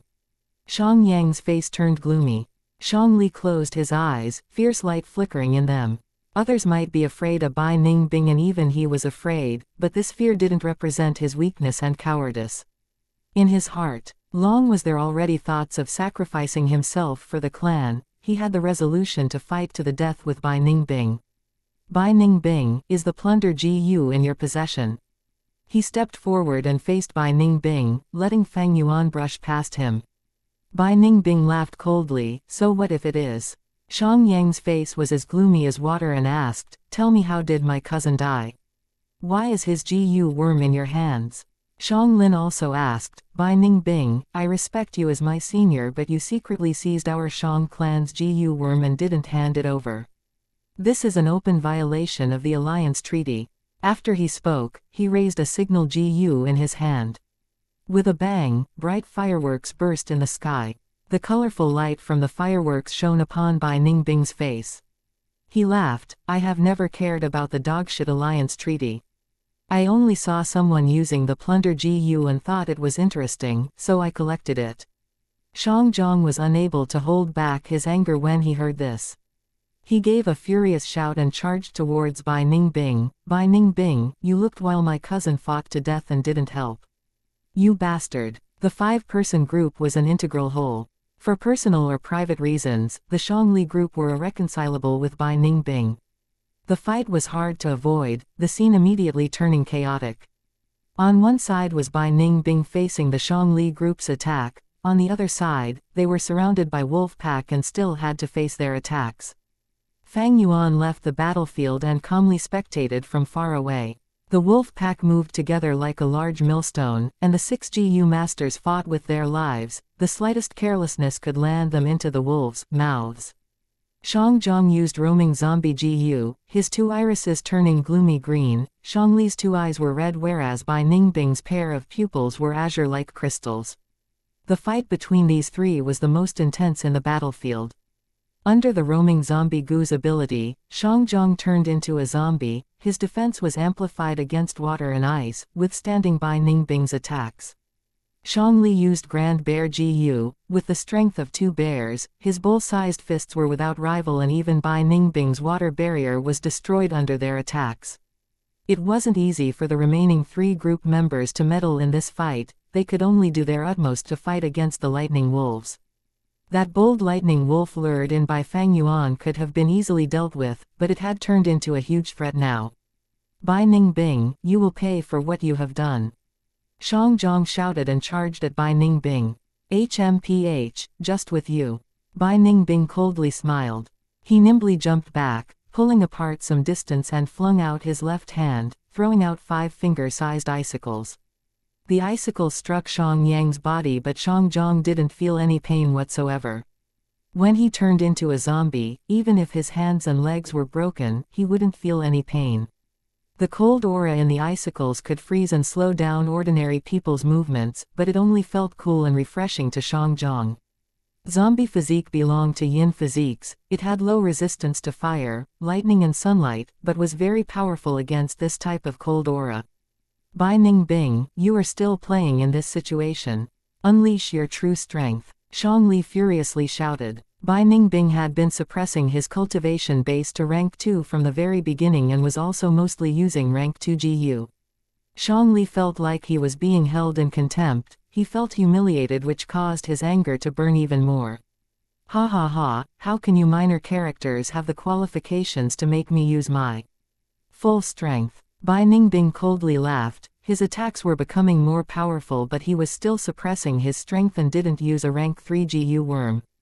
Fang Yuan, who was spectating from afar with his hands crossed, clearly understood the reason. It is not that he doesn't want to unleash his true strength, but he cannot use it. Bai Ningbing, hey, he has Northern Dark Ice Soul physique. In the oldest legends of this world, all humans are descendants of Ren Zhu. But as the saying goes, the dragon has 9 unique sons. There are no two absolutely same people, and even twins have differences. In this world, the difference that is of the biggest concern is aptitude. Those that have the aptitude to cultivate could become GU masters, going beyond ordinary. Those with no cultivation aptitude were just mortals, the lowest level in the society, who could be trampled upon and played with. Cultivation aptitudes were divided into 4 grades: A grade, B grade, C grade and D grade. Everyone knew this. But actually, there were still more outstanding aptitudes above a grade. This was a secret. Clans would never carelessly spread this, and only after reaching a certain status in society could one know this secret. Xiang Li and the rest naturally didn't know, even elders and clan leaders might not know. But Fang Yuan, who had reached rank 6 in his previous life, shedding his mortal body and becoming a GU immortal, naturally was aware of this. There were 10 types of aptitudes above a grade, and they were collectively called 10 extreme physiques. Before Ren Zhu died, he gave birth to 10 children. The eldest son Verdant Great Sun, second daughter Desolate Ancient Moon. Among the 10, there was one named Northern Dark Ice Soul. Ren Zhu's legends, whether real or false, alluded to many secrets in GU Master's cultivation. Ren Zhu's 10 kids individually represented 10 types of ultimate aptitudes. Fang Yuan recalled, any one of the 10 extreme physiques is superior to a grade aptitude. The most excellent A grade aptitude can only store 99% primeval essence in their aperture. But any one of the 10 extreme physiques holds full 100% primeval essence in their aperture. However, everything exists in balance. The 10 extreme physiques which holds 100% primeval essence is too perfect, and heavens won't easily allow their existence. For instance, in Ren Zhu's story, his 10 kids didn't have a long life.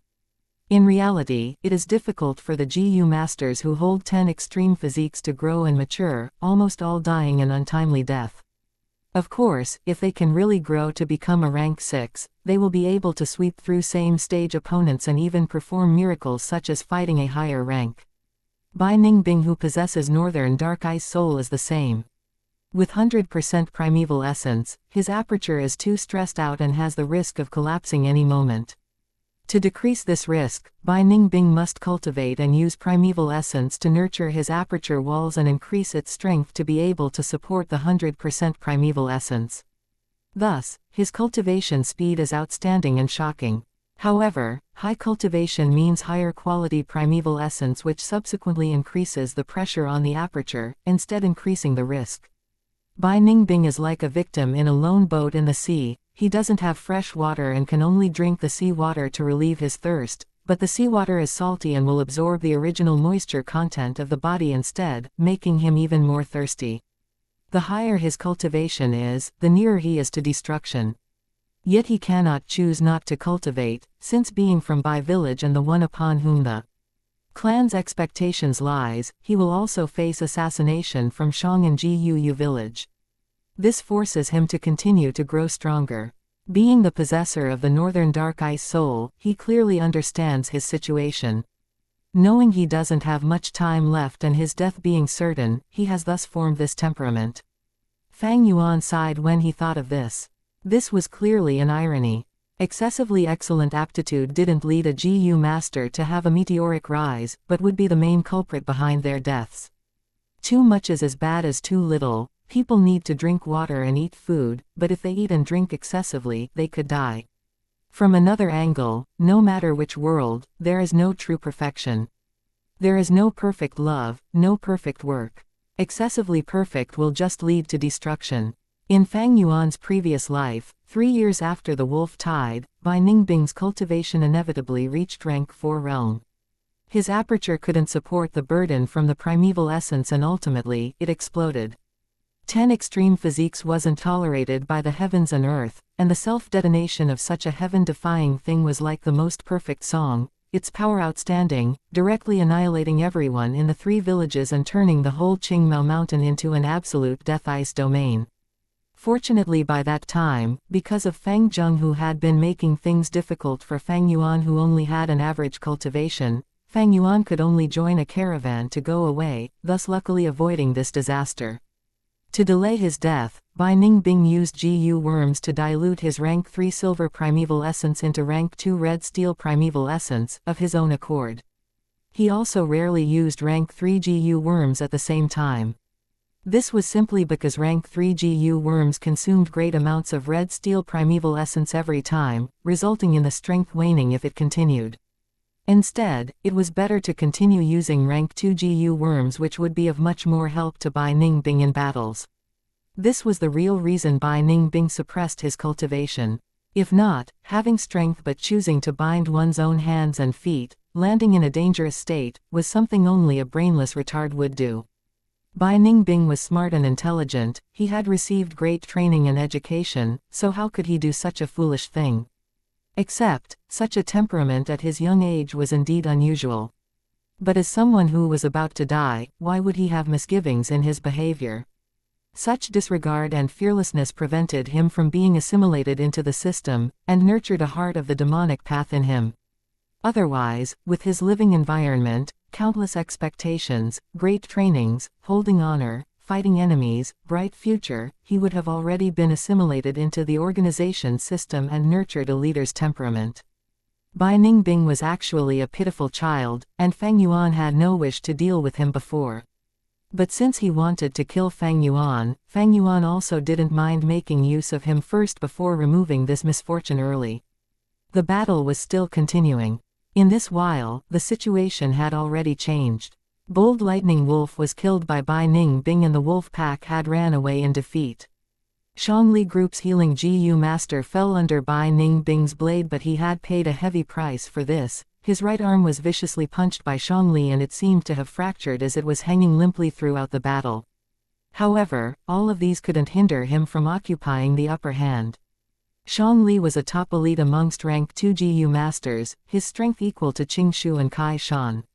Shang Zhong was a newly rising defense expert. Shang Lin was the genius newbie and now had rank 2 battle power.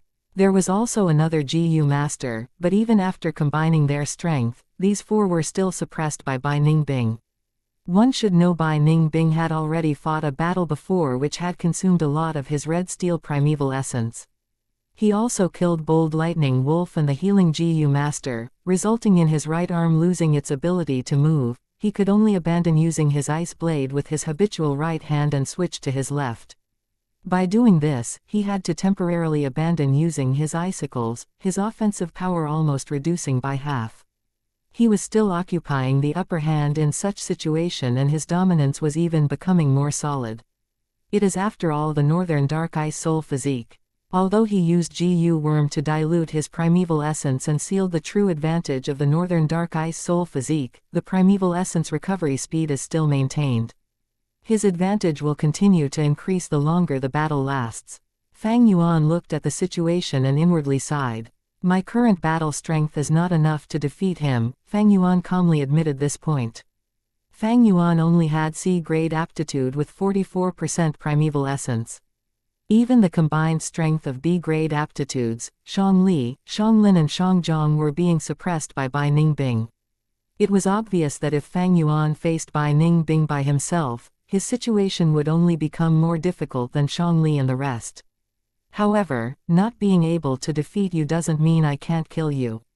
Fang Yuan coldly smiled. This was the accumulated wisdom from 500 years of experience. Although they had similar reflections, compared to this centuries-old devil, Bai Ningbing was only a little devil forced into it by his cruel fate. Chapter 136, Clash of Brawn and Brain. Cold air blew all over the place, accompanying ice blades in flight. Steel fists howled in the wind, and fangs growled their fury. Shangli and the others' fight against Bai Ningbing had reached its climax. Not that much time had passed since the battle began, to be honest. But as the pressure from Bai Ningbing intensified, Shangli and the others started to feel that time dragged on longer with the difficulty he posed. Shang Yang's face was dim as water, Shang Lin's forehead dripping with cold sweat, while Shangli maintained a serious gaze. At this point, even Shangli had to suppress his anger and admit Bai Ningbing's formidable strength. Even though Bai Ningbing suppressed his rank 3 cultivation, and only fought with rank 2 GU worms, he displayed strength that was able to suppress their entire group. But even then, the truth was that Bai Ningbing had not even given it his all. This was not intentional to prove a point, rather, it was a precautionary measure against Fang Yuan. To Shangli and the others, their motive was simple, it was to arrest or kill Bai Ningbing. But to Bai Ningbing, the situation was more complicated. He needed to fight back the Shangli group on one end, while simultaneously being on guard to prevent Fang Yuan's sneak attack on the other end. He had seen Fang Yuan using the stealth scales GU with his own eyes, thus in battle he needed to make sure to divert some of his attention to prevent Fang Yuan's attack. But till now, Fang Yuan had not made a move. Did he leave? Impossible. Although it is our first meeting, he is not the type to retreat. He will definitely act. He is just biding his time. Bai Ningbing waved his ice blade and suppressed Shangli, while his thoughts raced in his mind. Not only did he have to use his brawn to fight the Shangli group, he also had to compete with Fang Yuan using his wit. Fang Yuan refusing to attack was increasingly putting pressure on himself. A sheathed sword is the most dangerous, because one would not be able to predict where the sword is going to stab. Although Fang Yuan had not struck, and was secretly watching the battle, he had been able to divert Bai Ningbing's attention all this time. If not for this diversion, the Shangli group would have lost long ago, otherwise they would not be able to hold on for so long. This Bai Ningbing is very meticulous. First he killed the bold lightning wolf decisively, reducing a pawn that I could use. Next he risked getting injured to killing the healing GU master in Shangli group. All these actions are the most sensible decisions to make in his situation. Although he is engaging in serious combat with Shangli group, he is still holding back to prevent my attack. In fact, under the shadow of a nearby tree, Fang Yuan crossed his arm as he watched, his eyes shining with uncertainty. It was not that he did not want to strike, but he just could not find an opportunity to. He was not anxious though. The longer this dragged on, the more battle strength would be drained from Bai Ningbing. The 10 extreme bodies had a supreme primeval essence recovery rate, much more than a grade, but it still was spent up over time. The longer Fang Yuan waited, the more primeval essence used up in Bai Ningbing's aperture, and the more the scales of victory would shift towards Fang Yuan. If Bai Ningbing's aperture had no primeval essence left, so what if he is the northern dark ice soul body? One moonblade and he's beheaded. Fang Yuan knew this, and Bai Ningbing was aware of this fact as well. Although he currently had the upper hand, his heart was getting heavier. I cannot continue like this. Bai Ningbing's blue eyes shone as he took a large step back, pulling some distance from the Shangli group. Next he gulped, his throat expanding like something had risen from his stomach into his mouth. His jaw was raised high as he opened his mouth in difficulty. An icy blue-colored small bird popped out of his mouth, its head raising above his white teeth. It looked around and soon found a locked onto a specific gaze.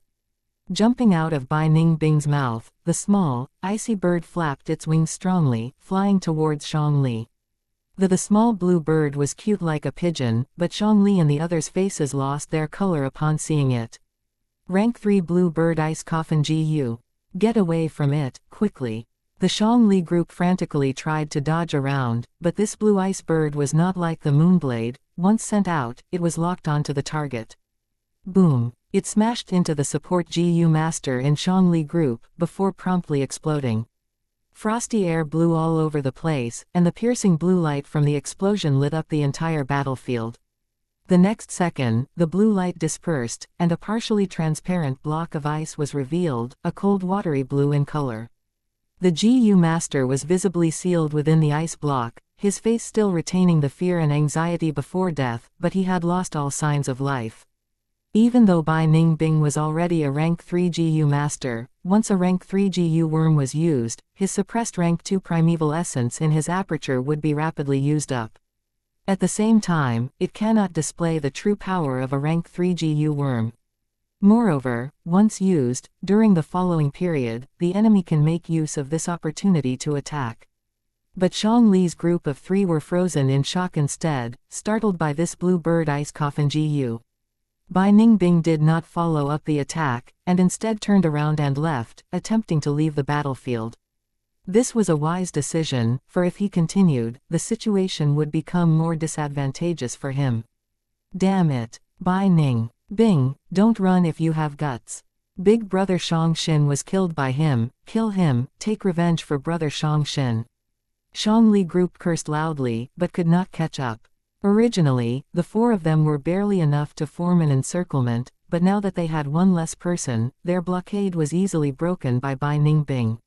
Seeing that Bai Ningbing was about to leave the battlefield, at this time, a moonblade flew out from among the bushes, and a person leapt out and quickly following after. Bai Ningbing's ice blade waved, and dispelled the moonblade. But his abdomen was hit by someone, throwing him back by 3 large steps. During this period, Xiangli and the others were sobered from their stupor, getting close and surrounded Bai Ningbing again. Bai Ningbing ignored the 3, staring at the newcomer instead, chuckling. So you finally appeared. It's Fang Yuan. Xiang Lin's eyes shone, seeing a glimmer of hope. Fang Yuan, good job. Xiang Zhong was overjoyed, shouting. Xiangli stayed silent, although he seemed rash, his thoughts were more meticulous than anyone else. Fang Yuan did not strike earlier, but suddenly appeared. Was he watching the battle all along? The thought of this possibility brought him unease. Fang Yuan smiled mildly, showing a victorious appearance, but his heart sank. Bai Ningbing's act of retreating was to force him to appear. Fang Yuan was clear of his intentions, and saw through it, but so what if he did? He had to show up. Xiangli's expression was also taken into account, and he had expected it. Rest assured, everyone. He opened his mouth. I've informed the clan, just hang in there for a little longer, reinforcements are coming. Xiangli was relieved at once. Xiang Lin, Xiang Yang's battle spirits were ignited, and Bai Ningbing suddenly laughed loudly, haha, so he's called Fang Yuan, such an interesting guy. I only want to kill you even more now. I'm afraid you're not capable enough to achieve that. Fang Yuan's eyes shone with cold light, taking a step forward. Bai Ningbing, the heavens want you dead, you're finished. Xiang Zhong gritted his teeth, running into Bai Ningbing. Bai Ningbing, you are too arrogant, you will pay the price today.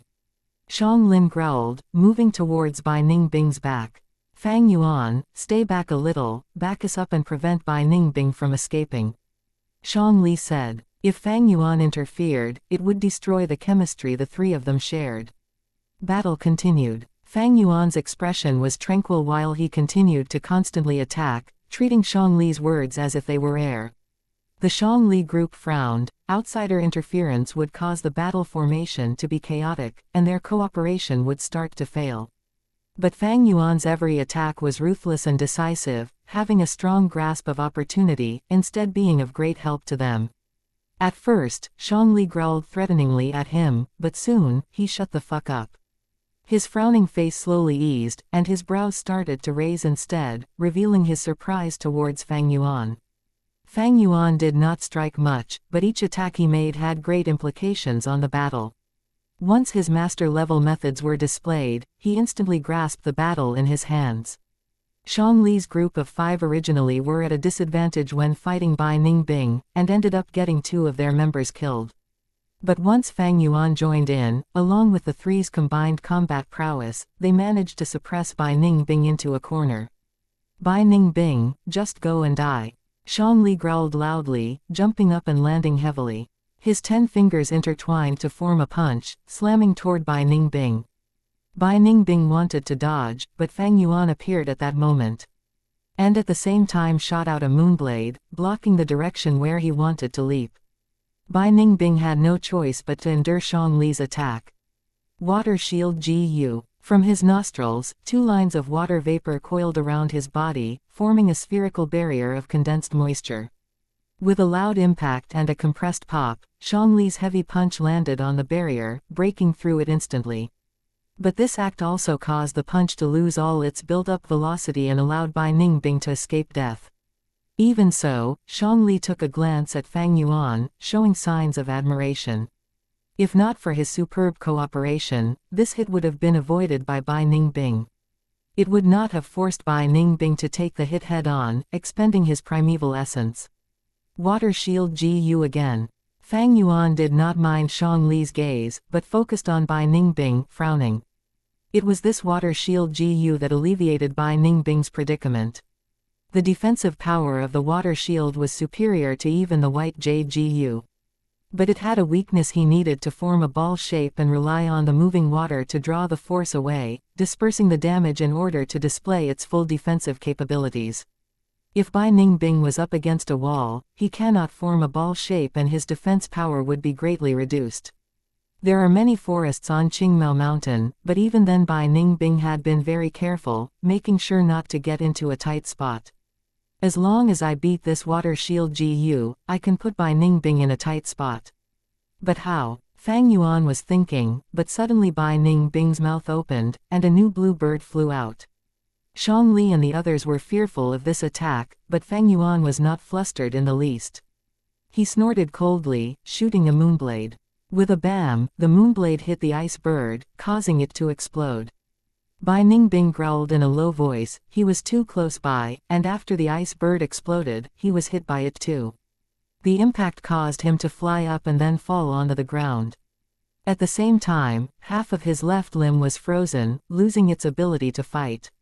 Divine opportunity. Seeing this, Xiangli's eyes shone with brilliance, shouting, "Go die!" And his arms gathered to form another punch towards Bai Ningbing. This hit was too heavy, and as Bai Ningbing was on the ground, the water shield Gu's defensive capabilities were less than half of the usual. If this hit his head, there was no doubt that he, Bai Ningbing, would instantly die. Chapter 137. Shadow of Death. Seeing that Xiangli's fist was about to hit Bai Ningbing, Xianglin and Xiangzhong both showed a joyful expression. Only Fang Yuan stood far away, his eyes shining with solemnness. With his understanding of Bai Ningbing, how could he commit such a beginner's mistake? As expected, at this moment, Bai Ningbing suddenly struck. His right hand and forearm's flesh all turned into a transparent blue frosty ice. From outside his finger bones could be seen. His fingers gathered straight, forming a palm blade and striking like lightning, puncturing Xiangli's heart. Ugh! Xiangli's descending body came to a halt. He stared with wide-opened eyes, lowering his head and staring at his chest in disbelief.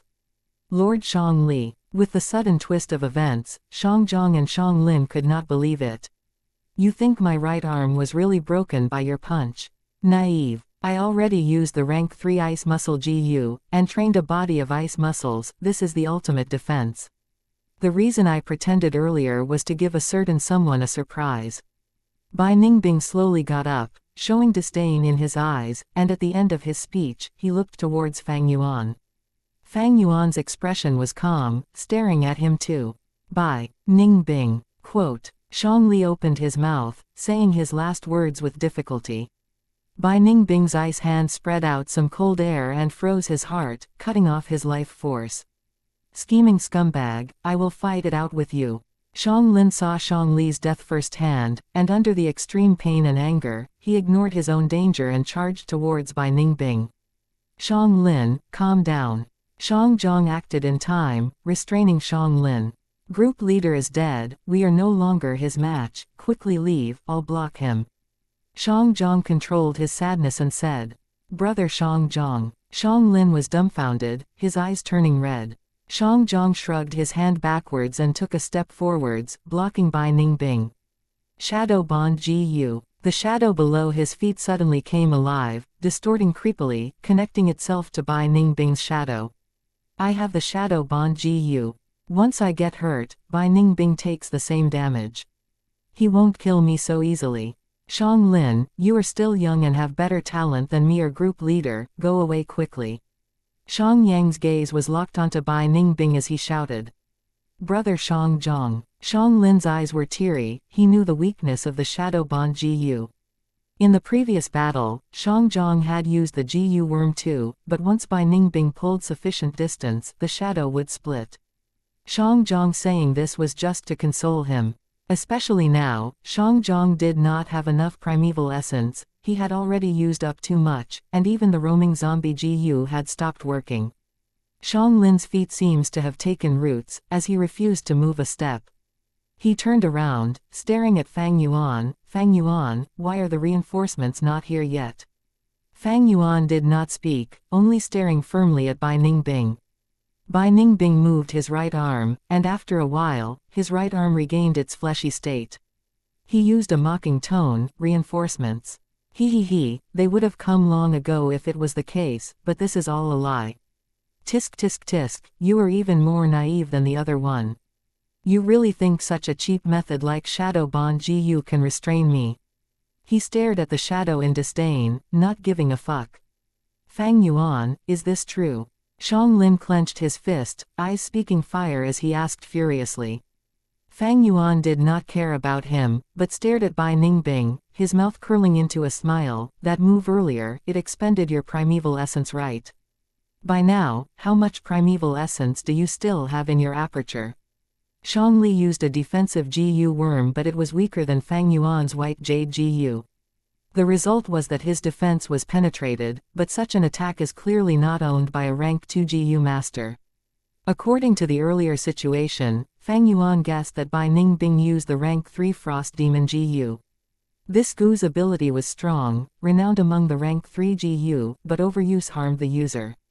Joint problems were just a light symptom, but if serious, one's muscles could be frozen and damaged, thus it needed to be used with other Gu worms. Bai Ningbing had said earlier that his muscles had become ice muscles, and could take the cold of the frost. Thus, when used together with the frost demon Gu, they complemented each other. This was still Bai Ningbing using rank 2 primeval essence to forcefully activate a rank 3 Gu worm, so it had to have high consumption, but he needed to use such a method to break the stalemate. Bai Ningbing's expression changed, the move earlier had caused a great consumption of his primeval essence, and Fang Yuan saw through it. Thus, after killing Xiangli, he did not strike again, but used the talking time to recover.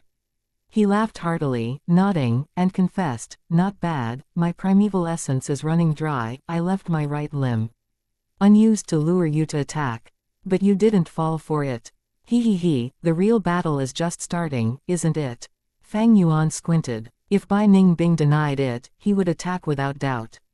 But Bai Ningbing confessed, showing a look of fearlessness.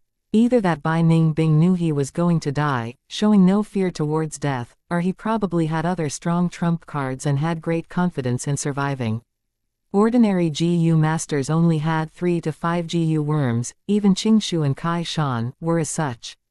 But there are exceptions. For example, Fang Yuan, with the Moonglow Gu, White Jade Gu, Stealth Scales Gu, 4-flavor Liquor Worm, Spring Autumn Cicada, Earth Communication Eargrass and 9-leaf Vitality Grass, he had 7 Gu worms in his possession. Bai Ningbing was the Bai clan's hope and had the Northern Dark Ice Soul body, an absolute genius. From the start of his cultivating journey, he had received the full support of his clan, his wealth definitely greater than Fang Yuan. Up till now, he had displayed over 6 Gu worms. Fang Yuan was sure that he had others. And these Gu worms allowed him to be calm despite being in this position of having little primeval essence. Actually, the most troublesome kind of opponent is like him. Not only having talent, but not fearing death, and having large amount of GU worms in hand. With these three, it greatly affected a GU master's battle in terms of victory or loss. Especially GU worms, with a strong or special one, it can allow a GU master to overturn the situation. Bai Ningbing's Frost Demon GU was a rank 3 GU worm, so even with Fang Yuan's White Jade GU defending, he could be penetrated. This is also why Fang Yuan had not engaged Bai Ningbing personally. Fang Yuan had used GU Yu Man Shi, Shangli and others to fish out Bai Ningbing's secrets. After all, only knowing one's enemy can one be assured of victory. In comparing talent, Fang Yuan was only AC grade. Compared to Bai Ningbing, it was a world of difference. Bai Ningbing started cultivating earlier and had the clan's assistance, and he had more outstanding GU worms in his possession than Fang Yuan. In terms of temperament, his fearlessness towards death made him almost invulnerable. The difference between the two was that Bai Ningbing was strong, and Fang Yuan was weak. This is the truth, he had to accept it and understand it. But battles are interesting because the strong might not necessarily win, and the weak might not always fall. Fang Yuan wanting to win against the odds, it was not impossible, but he had to use all of the methods he had, and make use of all the strength he could gather. GU Yu Man Shi was just the beginning, and Shangli group is not the end. Thinking so, Fang Yuan struck. With a moonblade, a head flew away, and blood spewed. This moment, Bai Ningbing's iris shrunk to pin size, his face changing color. Fang Yuan's moonblade did not attack him, but was aimed at Shang Yang's head. Shang Zhong did not expect Fang Yuan's betrayal, Bai Ningbing's pressure was too great, and all his attention was gathered on the latter. He did not have much primeval essence left, so to conserve them, he did not maintain the roaming zombie GU, thus getting one-shotted. Bai Ningbing's face was pale as he vomited a mouthful of blood, and at the same time, his ears, nose and eyes had blood traces. Ever since the battle started, this was the most severe injury he had sustained. With the shared damage effect, when the Shadow Bond GU Master sustains an injury, the Chain Link GU Master takes 10% of the damage. Now that Shang Zhong is dead, his injuries were connected through the shadow and transmitted to Bai Ningbing. This injury with a direct effect, even if Bai Ningbing had the water shield GU, it cannot block against it. Fang Yuan, what have you done? A second later, Shang Lin came back from shock and shouted in a furious voice, heartbroken. Fang Yuan ignored him, his body glowing with white jade light as he charged towards Bai Ningbing. Bai Ningbing getting such an injury, his body was wavering, and his head was dizzy, his battle strength dropped drastically. Seeing Fang Yuan attacking, he retreated immediately. Bai Ningbing, didn't you want a life and death battle? Fang Yuan chased relentlessly. Bai Ningbing gritted his teeth, escaping silently. His footsteps were messy, but he forced himself to focus, ignoring Fang Yuan's taunting. Although he knew he was a dying man and did not fear death, he was not stupid, and with such a dangerous situation, his heart grew calmer. Shang Lin stood on the spot, not choosing to help Fang Yuan chase Bai Ningbing. His heart was filled with pain and anger. He hated Bai Ningbing, and also detested Fang Yuan. Bai and Fang moved closely, traversing the valley. As time passed, Bai Ningbing's injuries slowly recovered, and his nose and eyes stopped bleeding. Slowly his footsteps became more composed. He did not simply run away, but during this time, used his GU worm to heal his body's injuries. Fang Yuan's pursued and his heart was secretly shocked. Previously Bai Ningbing's primeval essence was almost fully expended, but during this time, the amount he recovered was enough to heal his own injuries. Northern Dark Eye Soul Body, 10 extreme talents, what sort of primeval essence recovery speed is this? The more he knew, the more determined he was to kill Bai Ningbing. Fang Yuan sent a moonblade around the size of a face flying, it flew across the sky, emitting a buzzing sound. Bai Ningbing heard this sound and tried to dodge, but his arm still got sliced away. An injury appeared and blood poured out, but the injury was quickly covered by a layer of frost, stopping the blood. Bai Ningbing had obtained the ice muscles, and once this is achieved, it was like the black and white boar goose strength increase it required no primeval essence to sustain. But Bai Ningbing's heart continued to sink. Before his old injuries healed, new injuries would come, Evidently, Fang Yuan wanted to slowly grind him to death. Chapter 138. Someone is actually chasing and trying to kill Bai Ningbing. There has never been anyone who forced me into such a state. Fang Yuan, you are interesting. Once I recover adequately, I'll definitely kill you. Bai Ningbing screamed in his heart as he ran. The killing intent from Fang Yuan had him feel suffocated. This to him was an unprecedented experience. The thick aura of death made his body shudder, and it developed a twisted sense of excitement. Behind him, Fang Yuan was chasing and getting closer. Take this. He suddenly flicked his wrist, and threw a black-colored GU worm. Fang Yuan's steps came to a halt as if an enemy had appeared, but once he got closer, he found out that this was the plunder GU from Xianxia. With a light sound, Fang Yuan caught this GU worm in his hands. The plunder GU was a black beetle, and at a normal size, its head had a pair of metal antennae, and its back had white spots. Once the spring-autumn cicada revealed its aura, Fang Yuan easily refined this plunder GU and kept it in its aperture with some use of its primeval essence. He continued chasing. For Bai Ningbing to even use such a method, it showed the severity of his injuries and the desperate situation he was in. But with this action, the distance between Fang Yuan and him had been pulled apart again. Unfortunately, I lack a movement GU worm. If I had such a GU worm, I would have caught up to Bai Ningbing already. Fang Yuan sighed in his heart. This Fang Yuan, he actually refined the plunder GU instantly. Bai Ningbing was shocked in his heart. He obtained this plunder GU and had been refining it for the last few days. Although there were improvements, the process was tough and he did not succeed. This is also because Xianxia's death had an indirect relationship with him. The will of this plunder GU originated from Xianxia, thus, it had greater hatred towards Bai Ningbing and raised the difficulty in refining it. But Fang Yuan instantly refined this plunder GU, and Bai Ningbing, who only used his side vision to see this, could feel his heart turn shocked and dismayed. There are a few GU worms that can achieve this. But Bai Ningbing had never owned one, to think that Fang Yuan would instead. Unknowingly, he had become more wary of Fang Yuan.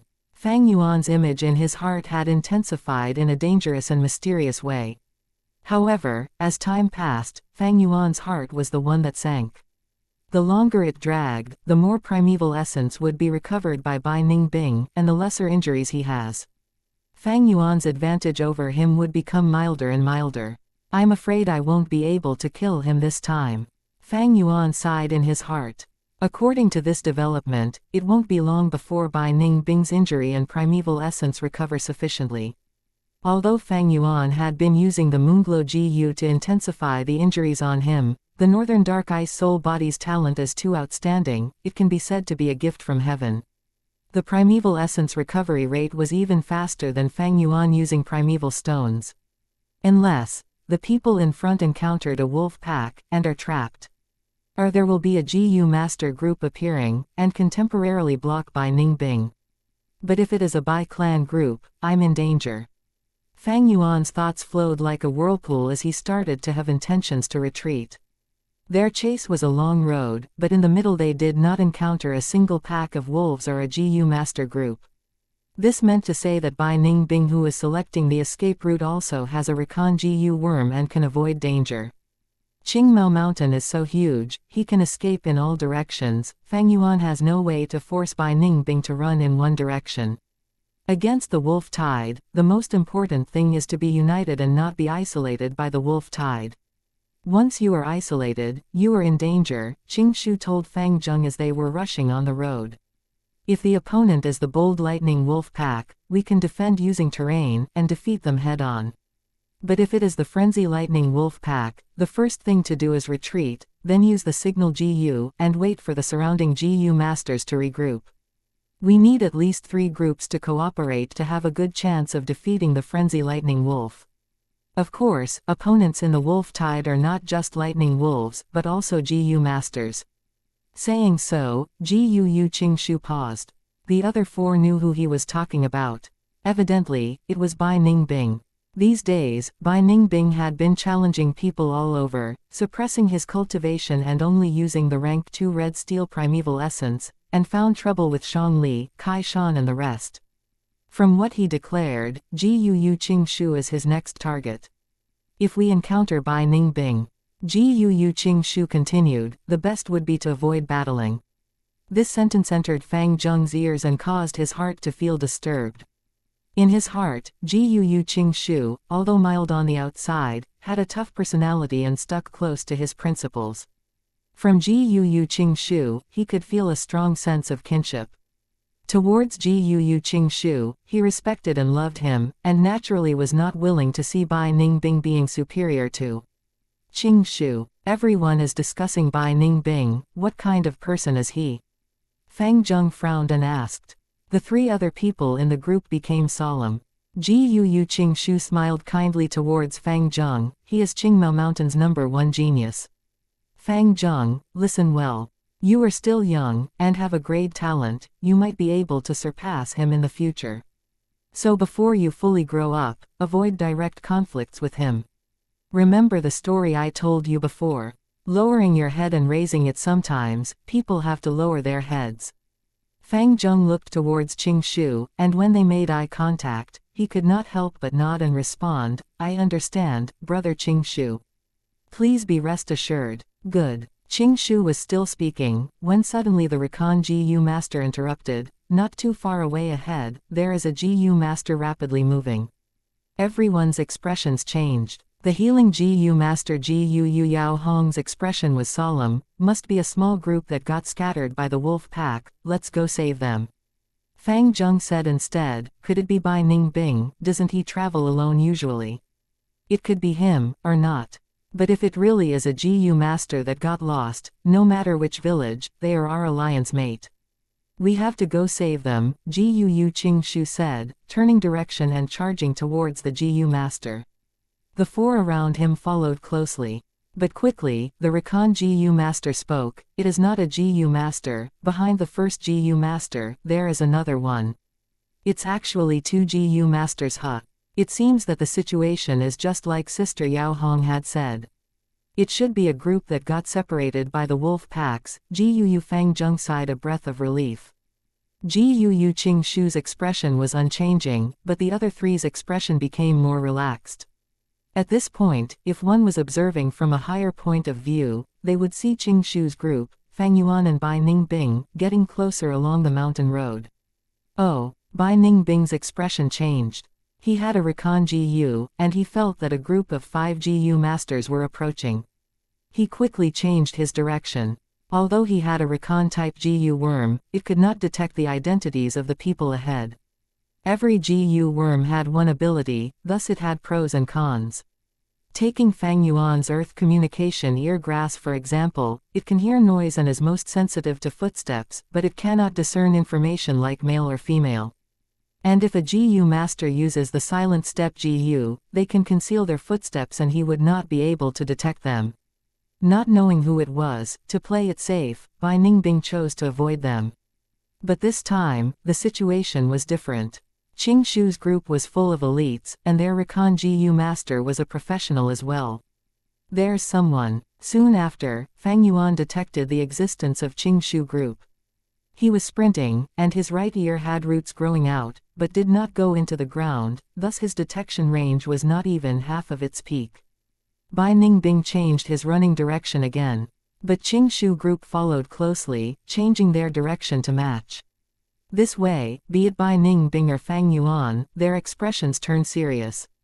The two were extremely clever, they knew at once, this unknown group is the biggest uncertainty, it would definitely affect the result of the battle.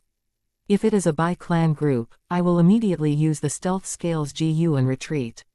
But if it is the other two clans, Fang Yuan's eyes shone with coldness. He knew that this decision carried certain risks. If it was a Bai clan group and the Gu masters among them had a detection method, he would be chased into a dead end. But if he lost this prime opportunity, he would probably never have another shot at killing Bai Ningbing. Furthermore, whichever clan the Gu masters are from, Fang Yuan had a 66% chance, while Bai Ningbing only had 1/3, so Fang Yuan had reason to gamble.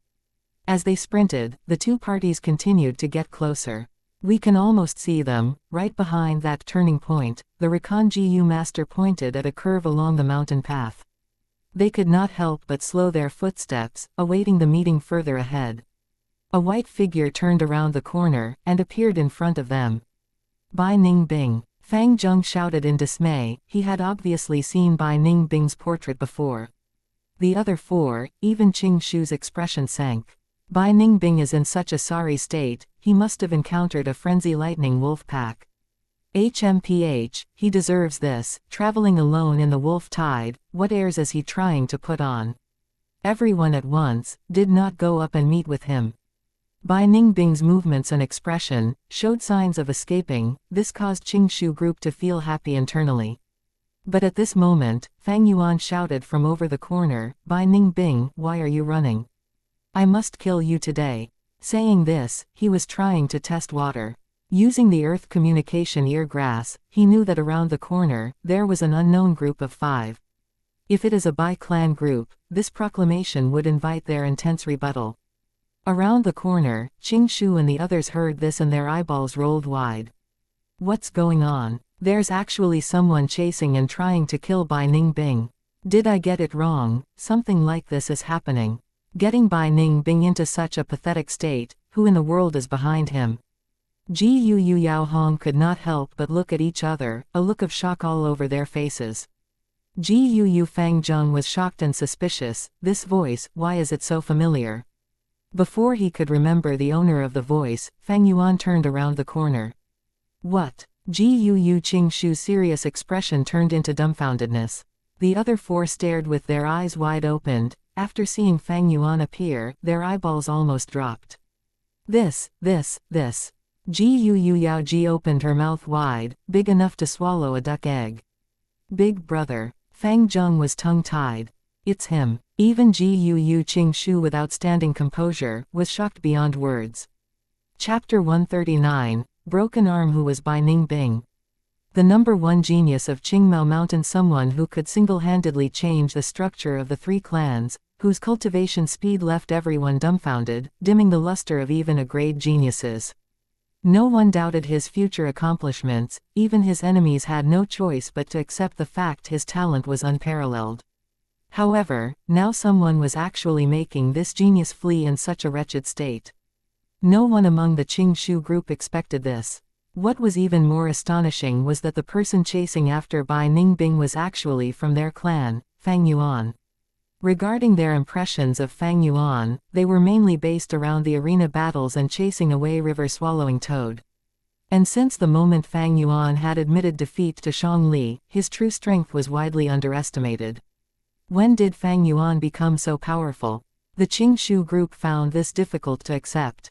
Fang Yuan turned around the corner. Ji Yu Yu Qing Shu. His mind jolted when he saw the Ji Yu Yu Qing Shu group. I won the gamble. Bai Ningbing, today will be the day you die, Fang Yuan thought. He shouted, little brother, you were here. Great. Quickly stop Bai Ningbing.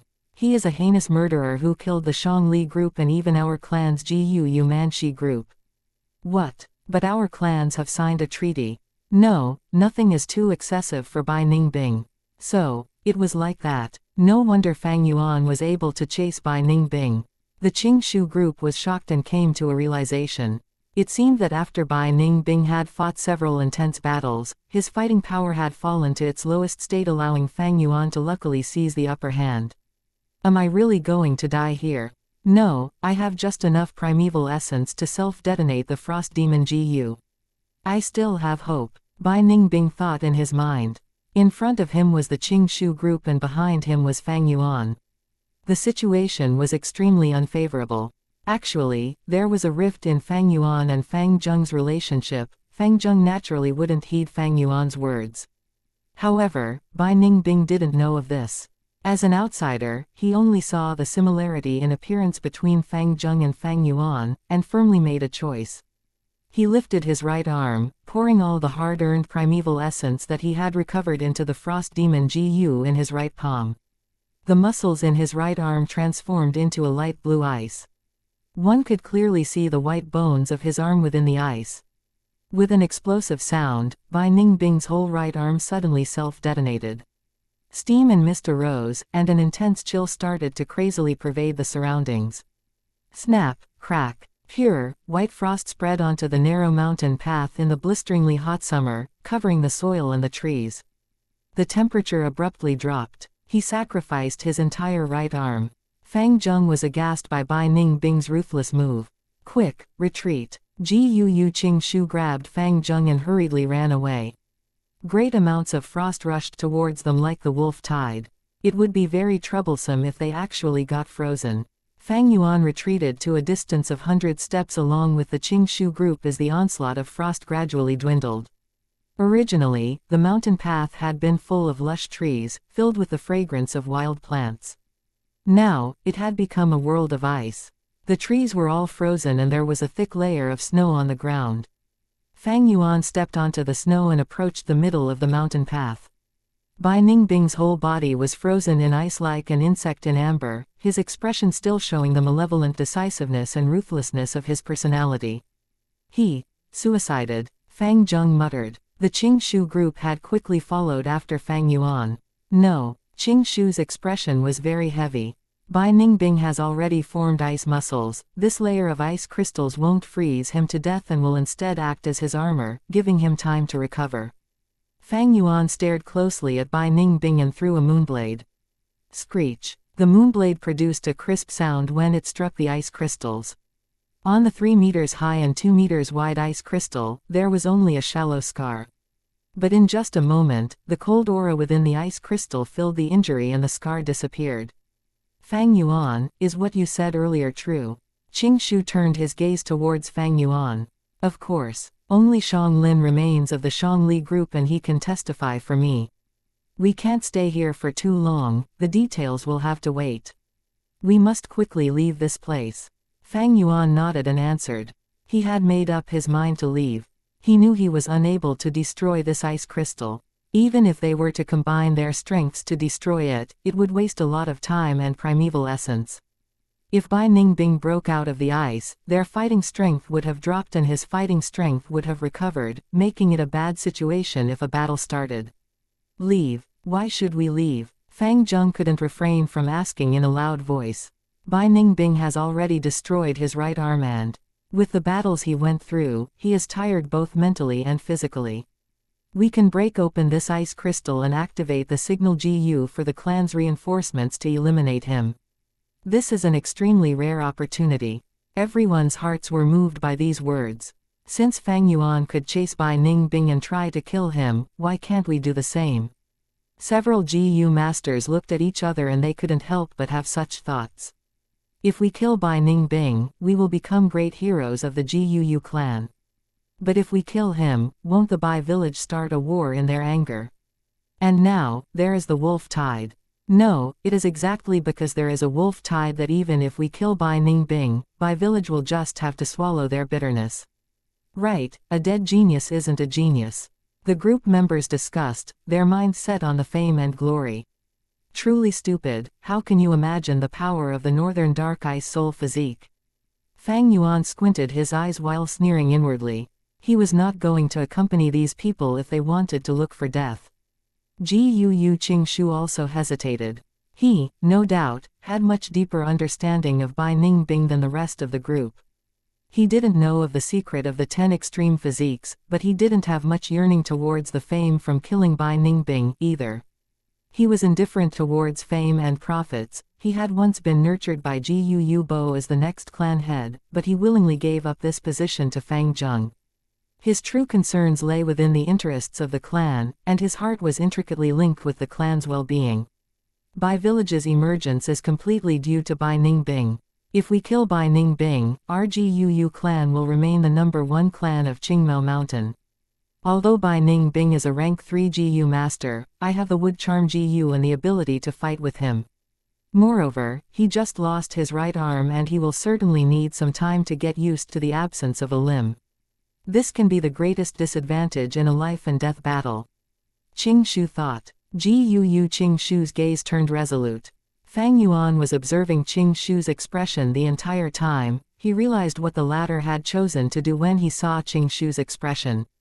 If Gu Qingshu uses the wood charm GU without any regards to the consequences, he will be much stronger than the average rank 3 GU master and even have the power to surpass levels and fight.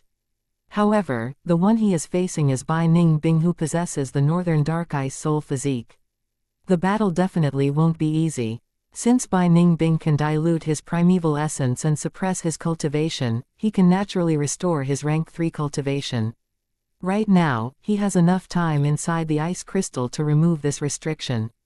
Once he breaks out, he will very likely be as a rank 3 GU master. Bai Ningbing was extremely talented, and Fang Yuan had needed external help to fight against him even when Bai Ningbing's cultivation was suppressed to rank 2. Once Bai Ningbing enters rank 3, his fighting strength would rise by several times. Fang Yuan was the main cause of the loss of his right arm. When the battle begins, Bai Ningbing's ruthless temperament will definitely target Fang Yuan. Moreover, Fang Yuan had some concerns and didn't want to reveal his true strength in front of Yu Qingshu. Thus, Fang Yuan immediately expressed his intention to leave and left the battlefield, ignoring the urges of others to stay. He really left. Such a coward. HMPH, him leaving is good. If he were to meddle, it might instead destroy our tacit teamwork. Ha ha ha, it really frightened me when I saw him chasing after Bai Ningbing. Now, it seems Fang Yuan is indeed Fang Yuan, a coward who admitted defeat in the GU battle competition. Quit it, everyone has their own ambitions. At least, he gave us intel on Bai Ningbing before he left. Moreover, he will inform the clan who will send reinforcements. As Qingshu gazed at the departing figure of Fang Yuan, his brows slightly furrowed. Group leader, you are too kind. There is no need to justify for cowards like Fang Yuan. Right, although Fang Yuan is Fang Zheng's older brother, the way I see it, one is earth and the other is heaven. I have already stopped talking with Fang Yuan. Fang Zheng's face grew red, he felt ashamed at Fang Yuan's running away before battle. Fang Zheng, you leave too, Yu Qingshu suddenly spoke. What? Fang Zheng's eyes were wide open. As the clan's only a grade talent, we can't lose you. Bai Ningbing may have lost an arm, but the following battle will definitely be very dangerous. For the clan, we can die, but you, Fang Zheng, must not die. The other 4 members were all moved. Well said. A bright laughter echoed and an old GU master appeared. Lord Elder. Fang Zheng promptly paid his respects. He recognized this man as a very senior clan elder. The elder drew near, looking at Yu Qingshu with praise. Yu Bo raised a great adopted son. With such feelings of fighting to the death for the clan, why would we have to worry about our Gu clan not expanding? Fang Zheng was still growing up, and after the Wang Er's assassination attempt, the clan had sent an elder to always follow Fang Zheng and protect him. Fang Zheng, you don't need to take part in the fight. But don't leave, you can just observe from a distance. Isn't it just a Bai Ningbing? I've always heard about how outstanding he is and how he has the strength of an elder. HMPH, now it seems he is only just a kid. How much battle experience can he have? Mutilating himself, he is really amateurish. The elder snorted in disdain. Yu Qingshu still wanted to persist in his own viewpoint, but it wouldn't be good to refute the elder's decision. As a junior, he needed to respect the old and take care of the young. How could he so easily refute and question his elder? And that concludes today's batch of all the Ode chapters of December. I just got back from my trip, it was very fun and enjoyable. Also, I hope you guys had a good Christmas. I didn't get any gifts, but I hope you guys did. Sorry for the long wait and thank you for your patience, everyone. Please look forward to this week's 7 chaps happily with a New Year smile laughing face. Chapter 140, Yu Qingshu vs Bai Ningbing Part 1. The time Bai Ningbing took to break out of the ice was shorter than anyone had imagined. With a loud crack, the ice crystal began to fracture, the cracks intensifying until it completely broke from within. The clan elder, Yu Qingshu, Yu Yao Hong and the others, totaling up to 5 altogether, had surrounded him.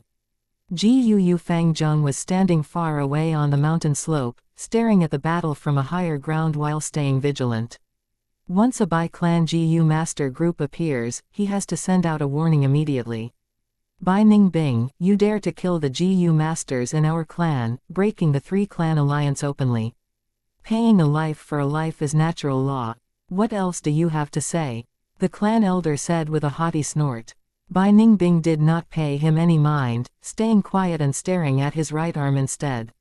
His left arm floundered in vain, grasping nothing as it was reaching for something that wasn't even there in the first place. He started to frown, his face dim like water as lightning started to nurture between his eyes. Actually forcing me to lose off my right arm, this guy is called Fang Yuan, right? Listening to Shang Li and Qing Shu's words, he had already learned Fang Yuan's name. Muttering, Bai Ningbing's pair of crystal blue eyes was filled with extremely callous killing intent. His body emanated the oppressive aura of a rank 3 GU master. As Fang Yuan had predicted earlier, with the capabilities to seal his own cultivation, Bai Ningbing was also able to release the restrictions on it.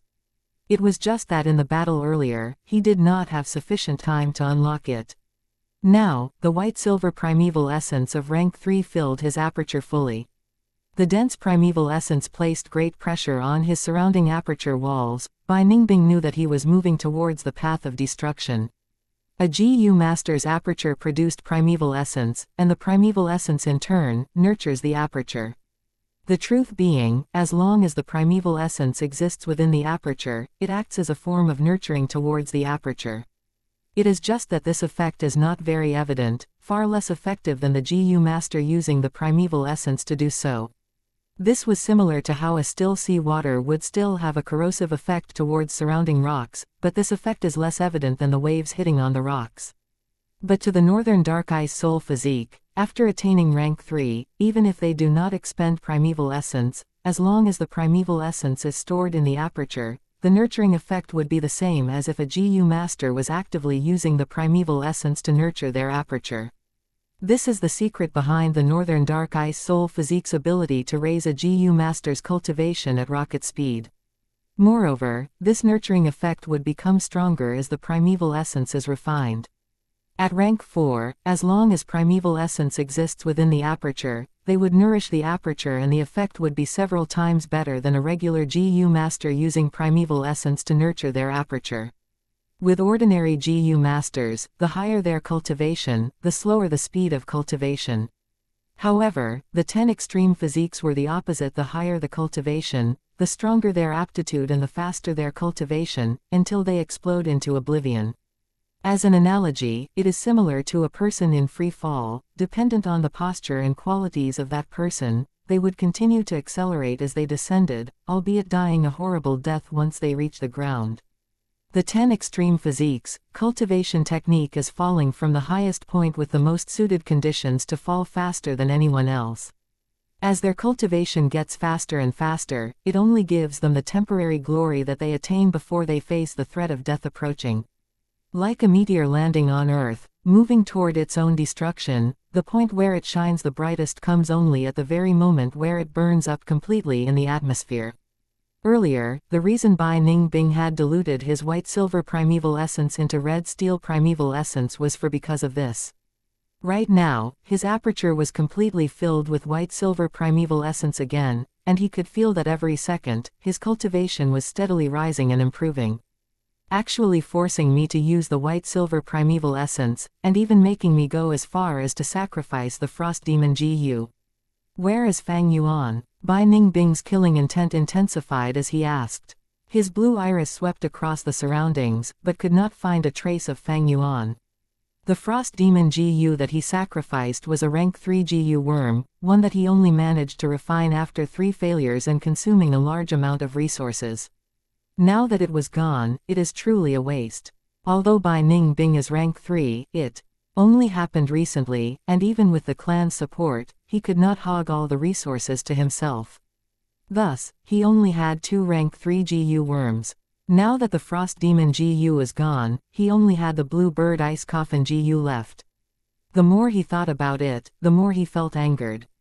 Since the start of his youth, he had never suffered such a loss.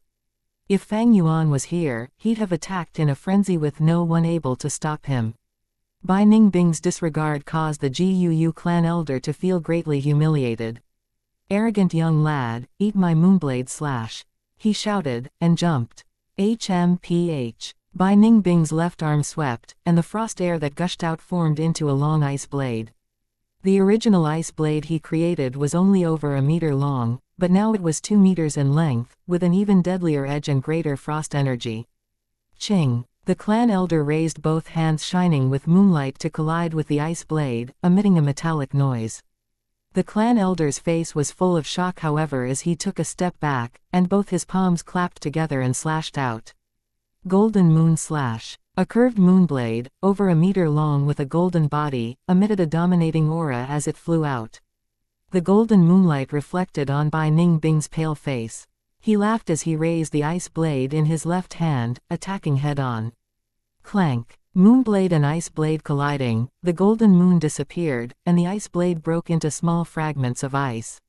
This is a battle between rank 3 GU masters.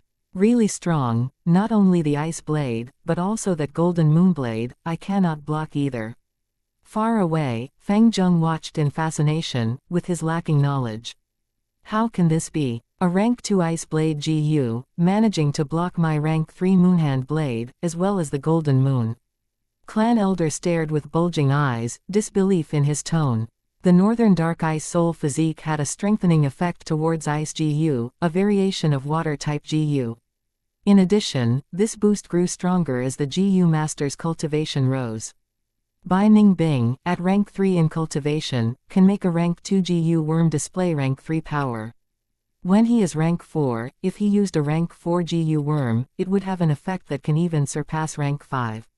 Firstly, he suppressed his cultivation, thus only the effect of recovering primeval essence remained. Now that his limiter was off and he was back to rank 3, the northern dark ice soul physique's true ability was starting to show up. HMPH, old man, you don't know a lot of things. Bai Ningbing's feet paused, holding his ice blade horizontally, as he started to rotate. Hoo hoo hoo. The intense sound of the wind enveloped him as he became faster and faster. The wind seemed to have transformed into a beast howl, a 5-meter sword storm forming after a matter of minutes. The tornado-like winds were white in color, whipping out and causing the people nearby to have numbed senses. Quickly dodge. Even a clan elder, upon seeing this, did not dare to challenge it. He quickly avoided. But the other rank 2 GU masters could not manage to dodge in time. The ice blade storm came at once, with a speed 3 times or even greater than before. As soon as the 2 male GU masters were caught up in the storm, their cries came to a stop. In a matter of seconds, they were already minced to a paste by the ice blades and lost their lives on the spot. Save me! Gu Yao Hong screamed in fear, seeing that she was about to be swept into the tornado and perish. Green Vine Gu Yu Ching Shu shot out green vines, which quickly coiled around Gu Yao Hong's waist like snakes. Just as he was about to drag her back, the ice blade storm had already reached her, devouring her in one shot. Swish swish swish. The ice blades instantly went to work, cutting this female GU master into 5 or 6 pieces. The icy air had already frozen her blood before she could bleed. Soon after, these pieces were further cut into smaller pieces, forming palm-sized frozen corpse fragments. Yao Hong. Seeing this scene, Qing Shu grieved with sorrowful eyes. Sister Yao Hong. On the slope, Feng Zheng could not take such an intense scene, kneeling on the ground with a soulless gaze, tears overflowing from his eyes. Damn it, steel shirt GU. The clan elder took a deep breath as his body glowed with black light, looking as he was covered in a steel armor. He used both arms to cover his face as his legs sprinted, charging towards the icy blue ice blade storm.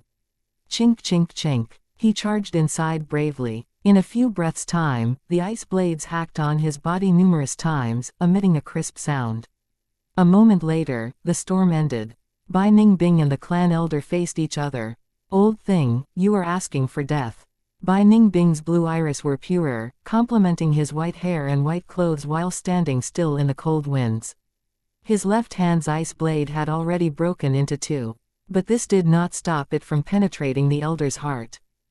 Clan elder lowered his head, staring at his left chest, his mouth emitting a sound of helplessness and shock. Bai Ningbing let go of his right hand, abandoning this ice blade. He walked past the clan elder, steadily approaching. Behind him, the clan elder's face was covered with a light blue frost, and soon he collapsed onto the ground to never get up again. Far away, Feng Zheng saw this scene and his irises shrunk to the size of pins, intense fear spreading throughout his body. This was out of his wildest dreams. A Grand Rank 3 clan elder actually died like this. This Bai Ningbing is so strong. Where is Fang Yuan? Tell me, and I can let you die peacefully. Bai Ningbing walked towards Ji Yu Qingshu. Bai Ningbing. Ji Yu Qingshu sighed deeply, staring at Bai Ningbing without fear. You and I have fought over 10 times, you are getting stronger, and right now I have to admit that you have surpassed me. But your strength cannot cause me to betray my clansmen. Come, fight me, just you. Hee hee. Bai Ningbing snorted in disdain, turning around to look at Fang Zheng, raising a brow. That is Fang Yuan's brother. Ji Yu Qingshu's expression changed, taking a big step out and blocking Bai Ningbing. Don't think of finding trouble with him. Bai Ningbing's face sank. You are quite an interesting opponent, keeping you alive can add some color to my life. But my mood is very bad now, don't take my patience for granted. Tell me nicely, which direction Fang Yuan went. Ji Yu Qingshu replied him in the most direct way with action. He closed his eyes, and opened them again. Would charm Ji Yu. Sup guys, 3 today will be a 3-chapter release, because it's a 3-part series. So don't say I'm not nice, because I'm releasing them together in a day. You get to enjoy the full 3 parts, so yay. Wow, it rhymes. Chapter 141, Ji Yu Qingshu vs Bai Ningbing Part 2. Under the power of the rank 3 Ji Yu worm, Qingshu's eyes turned into a jade green color. At this moment, his aura changed. From a vibrant human, it turned into a deep serene forest feeling. Oh, Bai Ningbing showed slight shock unknowingly. He pouted in dissatisfaction. It seems that after a long time, you've gained some interesting new skills. Icicle Ji Yu. He willed the Ji Yu, and 5 sharp icicles appeared out of nowhere. Go. Bai Ningbing's ice hand pointed, and the icicle shot out. From Qingshu's palms, 2 vines grew out. The vines danced in the air like 2 snakes, dancing agilely, easily deflecting the icicles. The icicle changed directions, only scraping Qingshu's shoulder, and stabbed deeply into the ground, the hard mountain rock, and the forest that stood like a statue. Qingshu easily broke through the attack, causing Bai Ningbing's attack to be futile.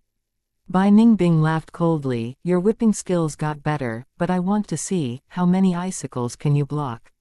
Saying so, Bai Ningbing's eyes shone with a mild blue light. 10 icicles appeared immediately, floating in front of him before shooting towards Qingshu. After that, 10 more were created. Like this, over several times, it turned into an icicle rain. Swoosh! The icicle tore through the air, emitting a sound that shocked people's hearts. Qingshu dodged while manipulating his green vine with both hands, dancing like a shadow. His whipping technique after countless practices, had gotten to a level where he could command them like his fingers, fully in sync. But there was too many icicles, Qingshu was bound to miss some, and his shoulder was hit by an icicle. The icicle penetrated his right shoulder, and the tip appeared from behind him. Pin needle Ji Yu. Qingshu controlled the pain, sweeping his long hair. From the tips of his hair, numerous jade-colored pin needles shot out.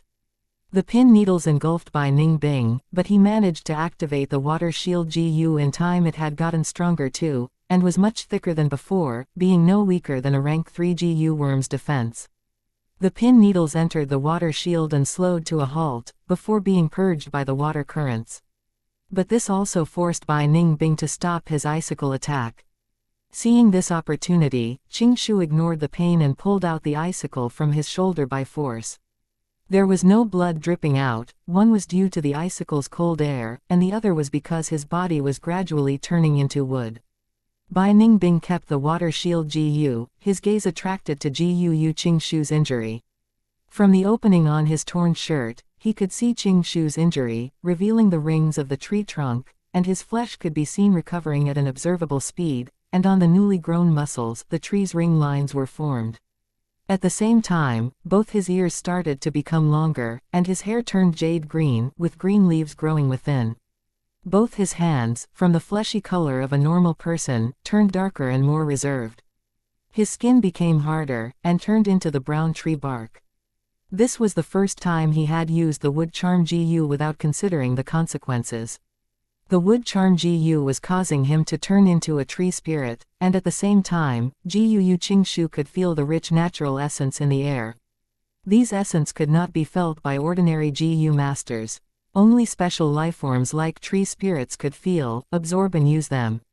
Gu Qingshu felt that he was soaking in his mother's liquid, thick essence enveloping him, giving him a strong sense of fulfillment. On his body, the moonworld Gu did not change, but the green vine Gu, pin needle Gu and the vitality grass all showed signs of growth. With Qingshu's identity as a tree spirit, when he uses these would attribute Gu worms, their power is amplified. Gu Qingshu breathed deeply, he had never felt so strong before. The rich natural essence gave him an almost infinite source of primeval essence to use. This was the power of the wood charm Gu. But in his heart, a deep sense of fear also rose. He knew that if he was greedy over this strong and comfortable feeling, and used the wood charm Gu without restraint, he would eventually turn into a dead treeman. Anything had its price. Gu Qingshu soon suppressed this fear. He stared at Bai Ningbing and said 2 words, "Let's fight." Thus, the intense battle started. Green vine versus ice blade, icicle versus pin needles. One was the northern dark ice soul physique, with insane primeval essence recovery rate, and the other was the wood charm tree spirit, using all the natural essence as his own. This battle had far surpassed the realm of ordinary rank 3 Gu masters. Fang Zheng stood on the slope, watching dumbstruck. He had never seen such an all-out intense fight. Normally speaking, Gu masters have limited primeval essence, and they always have to keep 10% of it as reserves. Carefully using them, like thin ice. But now, be it Qingshu or Bai Ningbing, both were using it without constraints as if they had an unlimited supply of primeval essence. The entire path was wrecked by their battle. Huge trees fell and were destroyed, mountain rocks smashed to bits.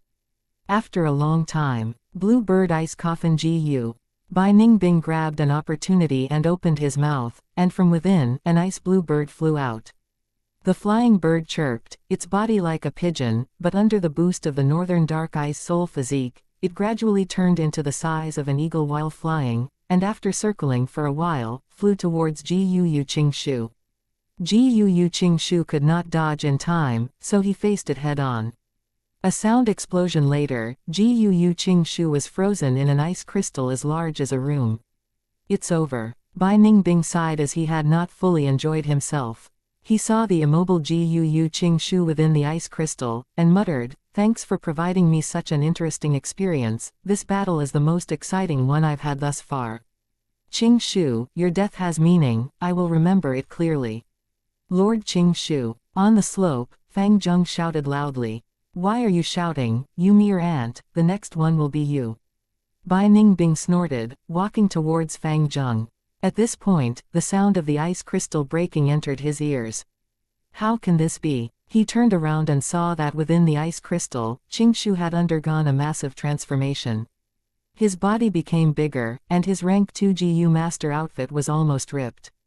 His hair turned into green vines, and palm-sized leaves grew on it endlessly, turning into a thick greenery.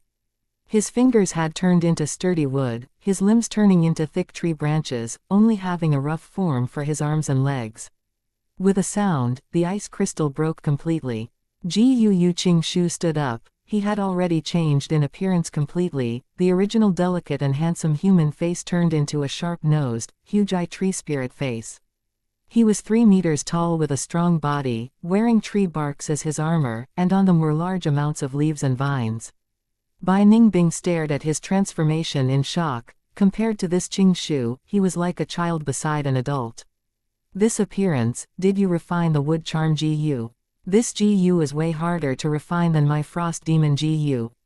Bai Ningbing found the answer.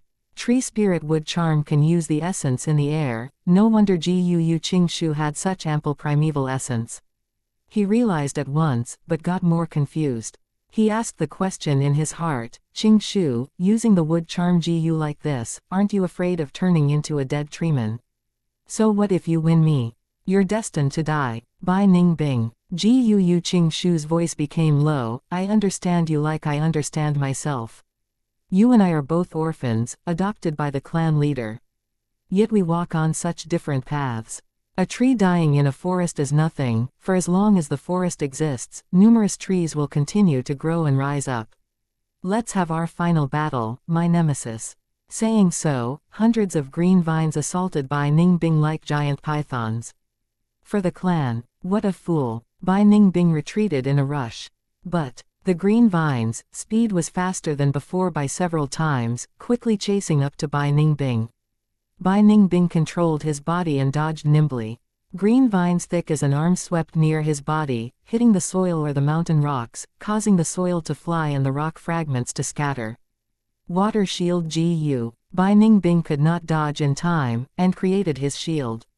Qingshu had seen through the weakness of this GU worm. He did not attack forcefully, but manipulated the vines to wrap around the shield.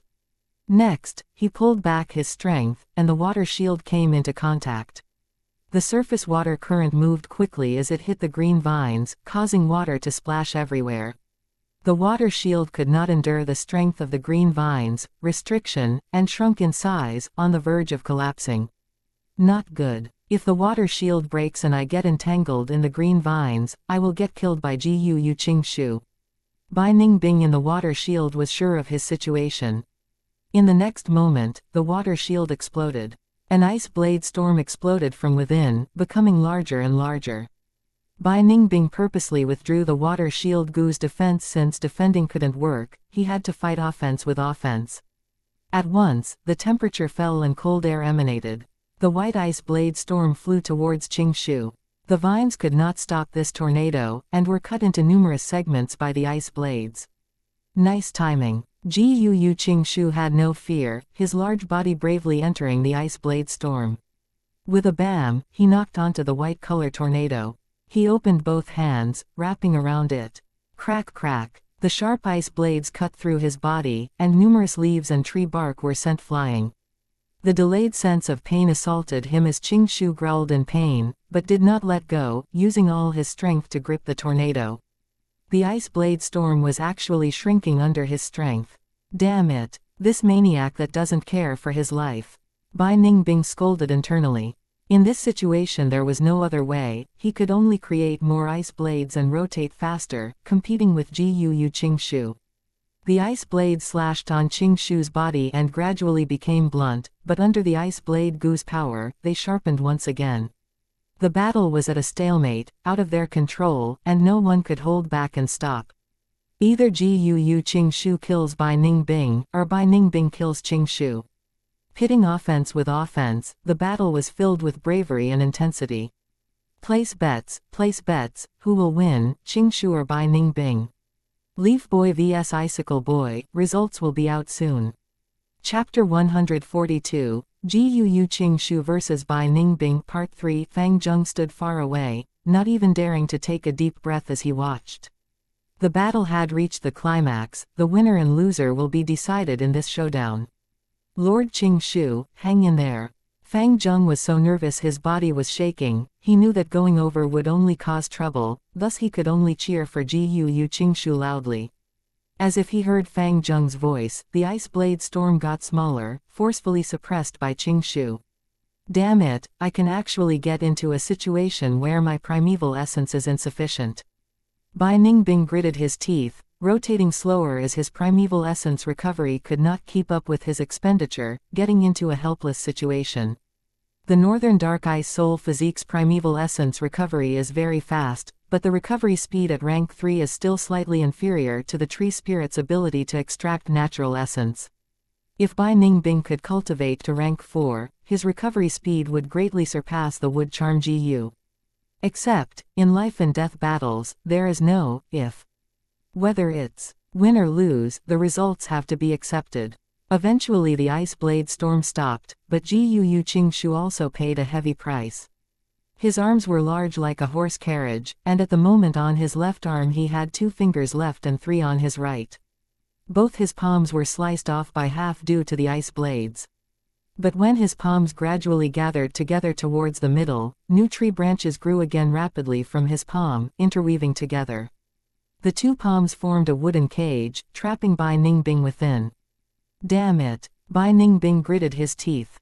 His primeval essence was running dry, he could only be at Qingshu's mercy. We won. Far away, Fang Zheng jumped at this sight. Am I going to die? Bai Ningbing shouted in his heart, his eyes widening as he saw the two palms approaching. When both palms clasped together, he would be smashed into a bloody meat pie. But the palm's speed became slower, and slowly stood in midair. Bai Ningbing was stunned momentarily, before realizing that Jiu Qingshu's body had developed problems, instantly being overjoyed. Damn, I was so close. At this moment, Jiu Qingshu's heart was filled with helplessness. His hands had lost all senses, completely turning into wood. At the same time, he gradually lost the connection to his intestines and lungs. The wood charm goo's ability had corroded his entire body, bringing him to the brink of death. No, it cannot end like this. I can still use the green vine Jiu. Jiu Qingshu forced himself to focus and activated the green vine Jiu. Numerous thick vines appeared and attacked Bai Ningbing through the openings of the cage.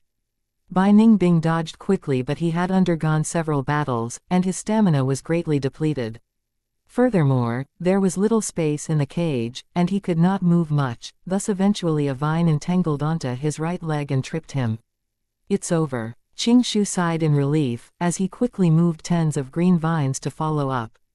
At his moment of life and death, Bai Ningbing's aperture finally recovered enough primeval essence for his usage requirement. He used all the primeval essence without further thoughts, sending it all into the ice blade Jiu, and formed a new ice blade. The ice blade was sharp and cut off the green vine on his right leg. Bai Ningbing rolled in a sorry state, managing to avoid tens of vines. The green vines hit the ground and penetrated the thick earth.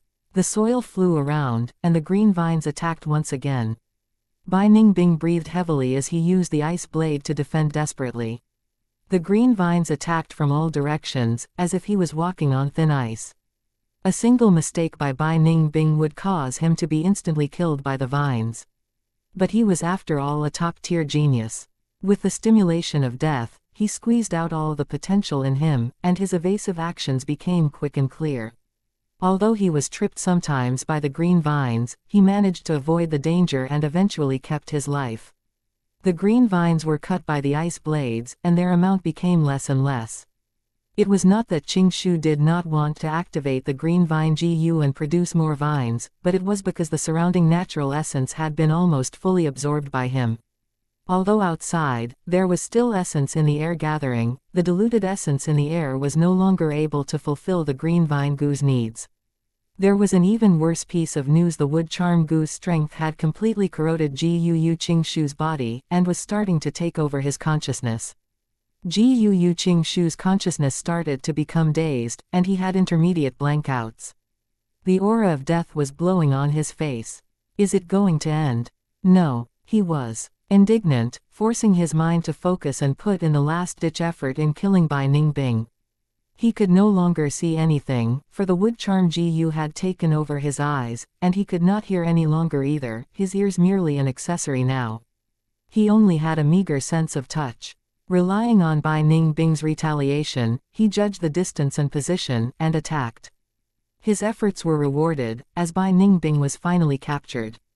A vine wrapped around his neck and raised him up, gradually tightening. Bai Ningbing could feel difficulty in breathing, it was no use even if he opened his mouth. Along with Qingshu, they was progressing towards death. Fang Yuan breathed roughly, an intense battle had ended. On the floor laid 5 corpses with opened eyes, they were all Bai clan Jiu masters.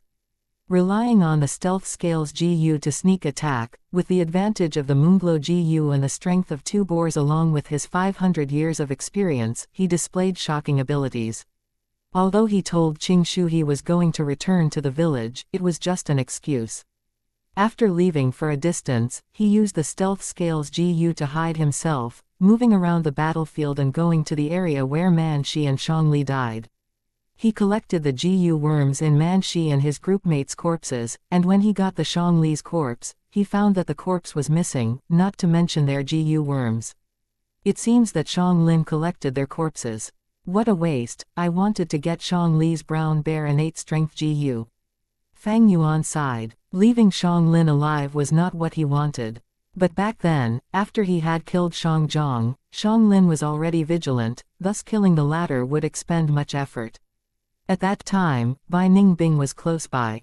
If Fang Yuan and Shang Lin fought, Bai Ningbing would be overjoyed. But the brown bear innate strength GU might not be on Shang Li's body. He already has the strength of a bear, he might have given the GU back to his clan already. Fang Yuan focused his gaze and escaped the mountain path battlefield. Qing Shu and the others fighting against Bai Ningbing would cause a huge commotion, and it will be detected by the surrounding wolf packs and GU masters. Although Fang Yuan was not optimistic about Qing Shu's group, he had seen firsthand the power of the wood charm GU in his previous life.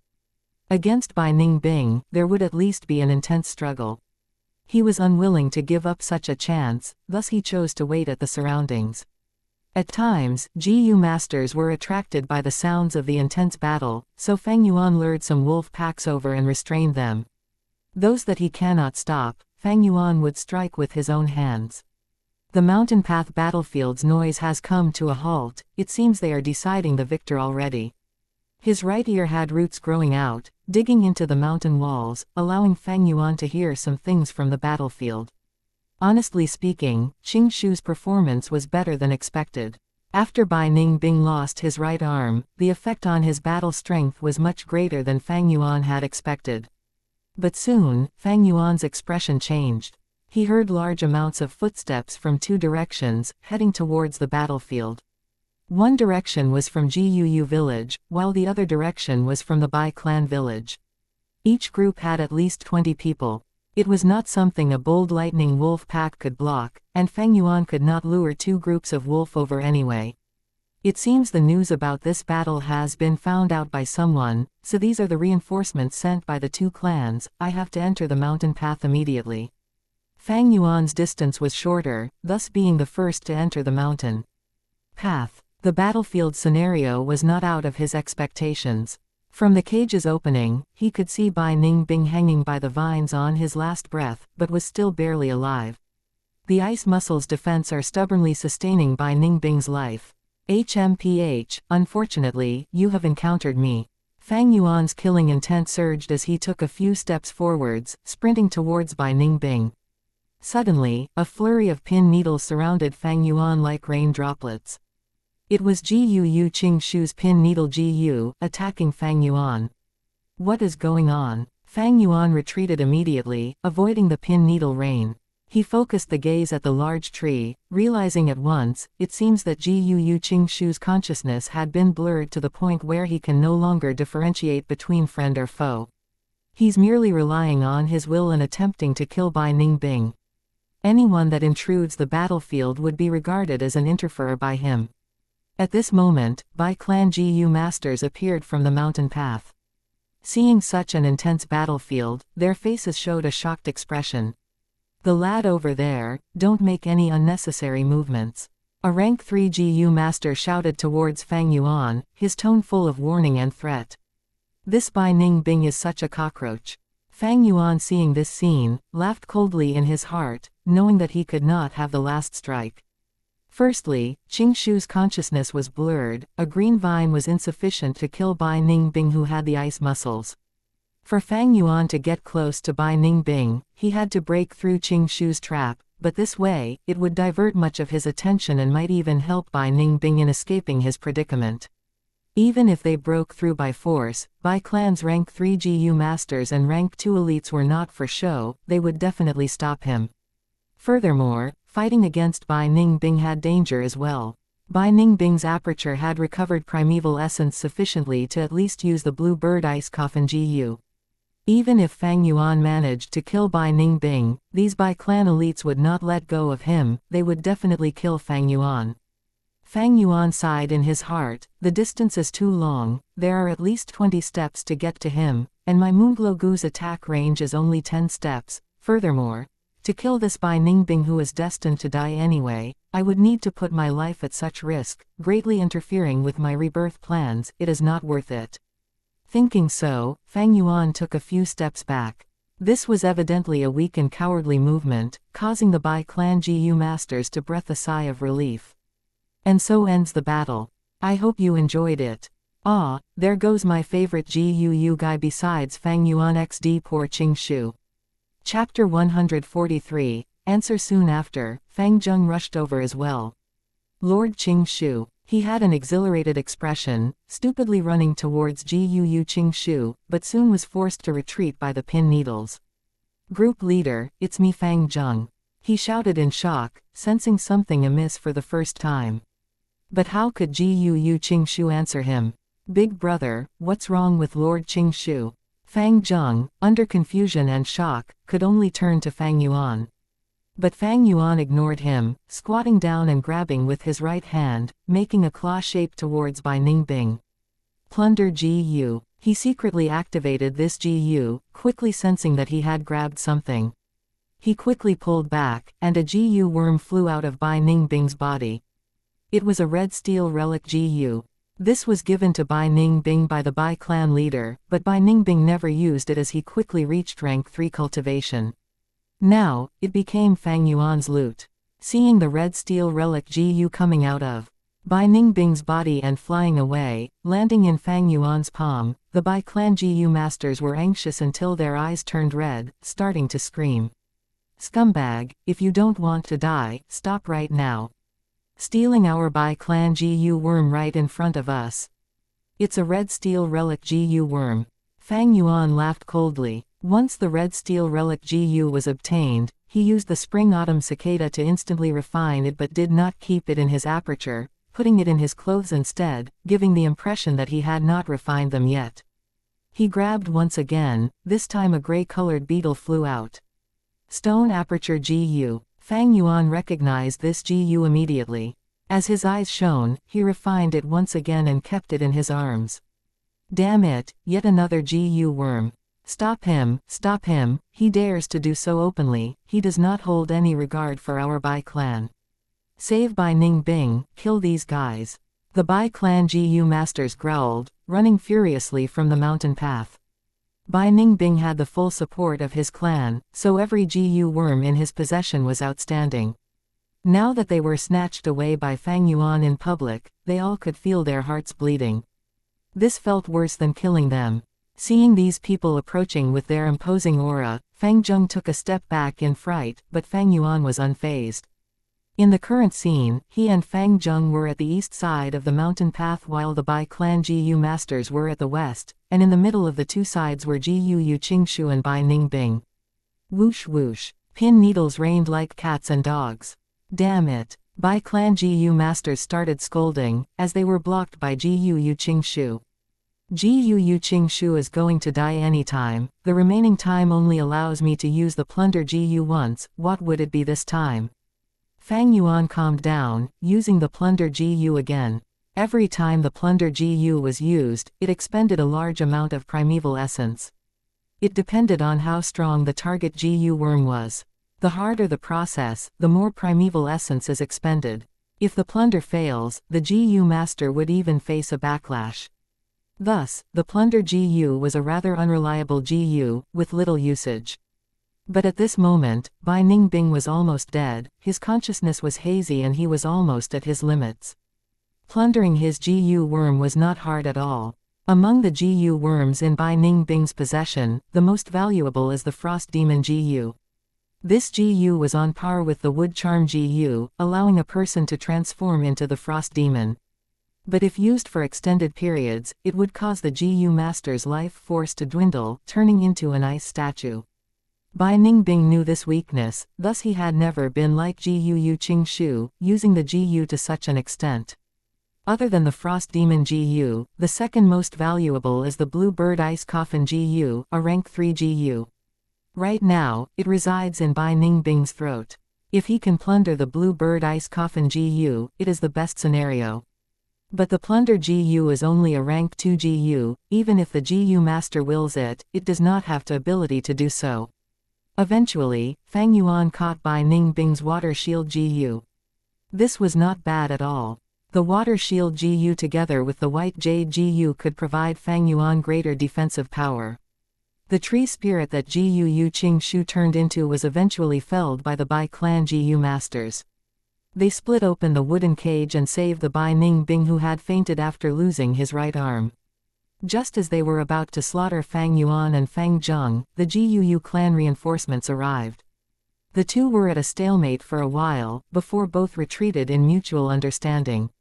Qing Shu's death and Bai Ning Bing's injury, with the threat of the wolf tide, such a loss is already horrifying. If a large-scale fighting broke out, for each clan their pressure for survival would intensify greatly. Regardless of which world, people always compete for their own benefits. And the greatest benefit in the world is undoubtedly survival. Eventually, Jiyu Qing Shu's corpse and Jiyu worms were brought back by the Jiyu clan's Jiyu masters. The two sides held caution as they retreated from the battlefield. The sky was raining, and the entire area was gloomy. A group of people stood at a slope behind the village. This was the graveyard. Every now and then, there would be a few more gravestones erected here.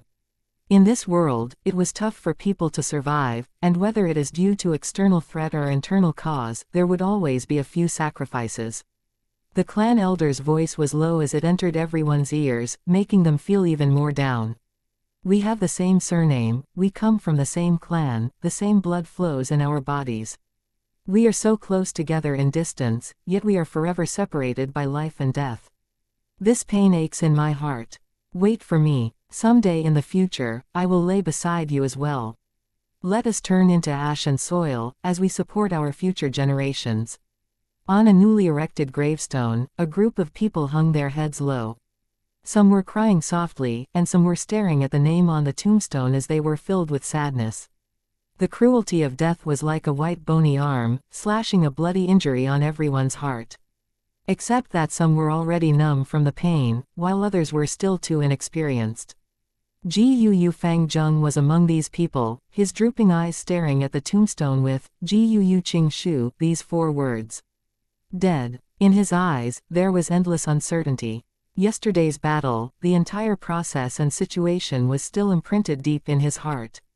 His experience was limited, he did not understand Jiyu Qing Shu's moving and tragic bravery as well as his sacrifice. But now that the truth was in front of him, he could not accept it suddenly. Dead. That kind Lord Qing Shu that always smiles, advises, shows concern and takes care of me. Is actually dead. Why did this happen? Why is it that in this world, good people die easily, while bad people live long? Is this a dream? Am I having a dream right now? Fang Zheng clenched his fists, and the realistic feeling of touch caused him to feel ever more upset. The discussions of the surrounding Jiyu masters entered his ears. Sigh, I can't believe that this time, even Lord Qing Shu sacrificed himself.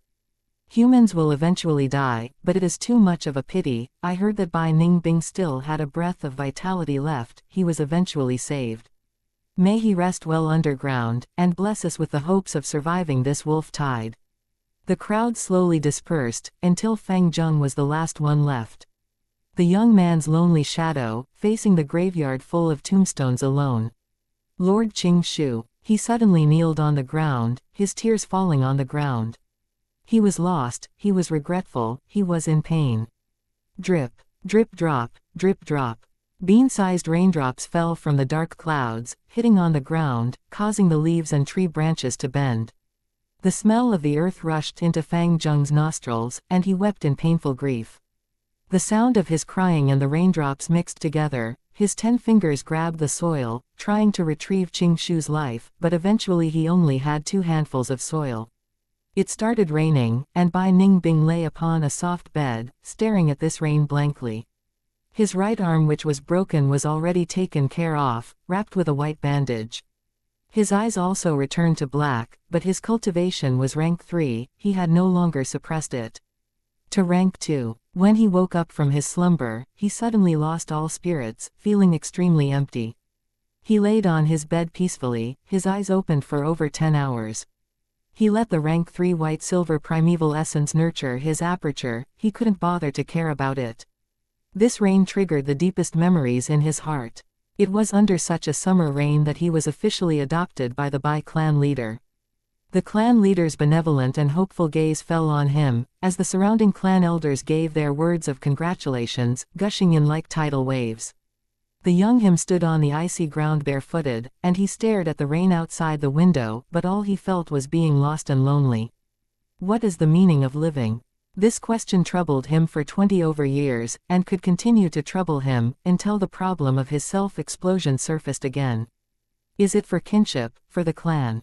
Bai Ningbing unavoidably thought of Gu Qingshu. From young to adulthood, he had seen such a sacrifice many times. Sometimes it is a Bai clansman, sometimes they were from Gu clan or Shang clan. He could not understand these fanatics. He was born as a cold and emotionless person. Gu Qingshu could not give him answers, thus Bai Ningbing thought of Fang Yuan. The first time he saw Fang Yuan was sitting by a tree, eating a wild fruit he picked, emotionlessly starting at the battle below. He was excited until his body shuddered, shivering with excitement. The reason was that he saw himself from Fang Yuan's similar eerie abyss-like iris. But now that he thought about it, Fang Yuan's gaze had something more than him. That thing is the answer to his questions. The rain got heavier and thunder rumbled while lightning flashed in the sky. What is the meaning behind living? In the dark room, Gu Fang Zheng asked the same question. Gu clan leader, Gu Bo sighed. He stared pitifully at the young man who had lost his soul, and then looked outside the window, at the rain. Fang Zheng's doubt was understandable. An unavoidable death always urges people to think behind the true value of existence. You know something? More than 10 years ago, there was another young man with a similar situation as you, and asked me the same question. Long after, Gu Bo started to speak. That person is your clan leaders, my adopted son Gu Qingshu. Fang Zheng was momentarily stunned, raising his head. A pair of swollen red eyes, showing an intense urge for answers. New Year's Eve, I'll post more later. But first I'm going to play some Dota 2 alone at home while people count down New Year Day Ha. Chapter 144, Sacrifice is common, and faith is undying. I said to him, a person has 1,001 reasons to live. Why are you alive? I cannot answer that, only you have the answer. Go find it yourself, Gu Bo said. Then clan leader, what is your answer for yourself? Fang Zheng blinked in confusion, asking. Gu Bo laughed. In his eyes, Fang Zheng and Qingshu's images were overlapping. Gu Qingshu had asked the same question in the past. Clan leader thought for a moment, recalling the past, then repeating the same answer he gave back then. An organization is bound to have sacrifices. From the moment a person is born, death is imminent. Between life and death, humans are fragile, but one thing can warm the heart, and shine upon our souls. That is love. This is my answer. Sacrifice is common. Gu Qingshu is Gu Bo's adopted son, and after raising him for so many years, his current sacrifice brought great pain to this foster father. But as clan leader, he had seen far too many sacrifices. When one has the resolution of life and death, pain and grief becomes more acceptable. Fang Zheng lowered his head, keeping silent. It seems he was thinking. Clan leader laughed, taking a letter from the drawer in his desk. He handed it to Fang Zheng. This is Gu Qingshu's letter. It records the answers to questions he's been thinking about for years. I am handing it to you now, you can take a look. This is his answer. Undoubtedly, Fang Zheng's current heart had intense attraction to this letter. He opened it on the spot, and after seeing the first line, his tears could not help but flow out. It was Gu Qingshu's familiar handwriting. In his words there was his unique amicable aura. The starting paragraph recorded his perplexity and pain. Next was the situations that had given him some ideas through continuously thinking about them these past years.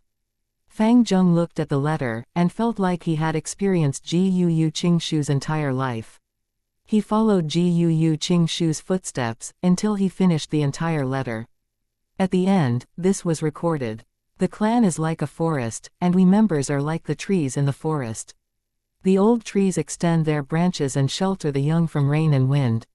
When the young trees grow into large and tall trees, the old trees will turn into the nutrients in the soil, fertilizing the land and nurturing new trees.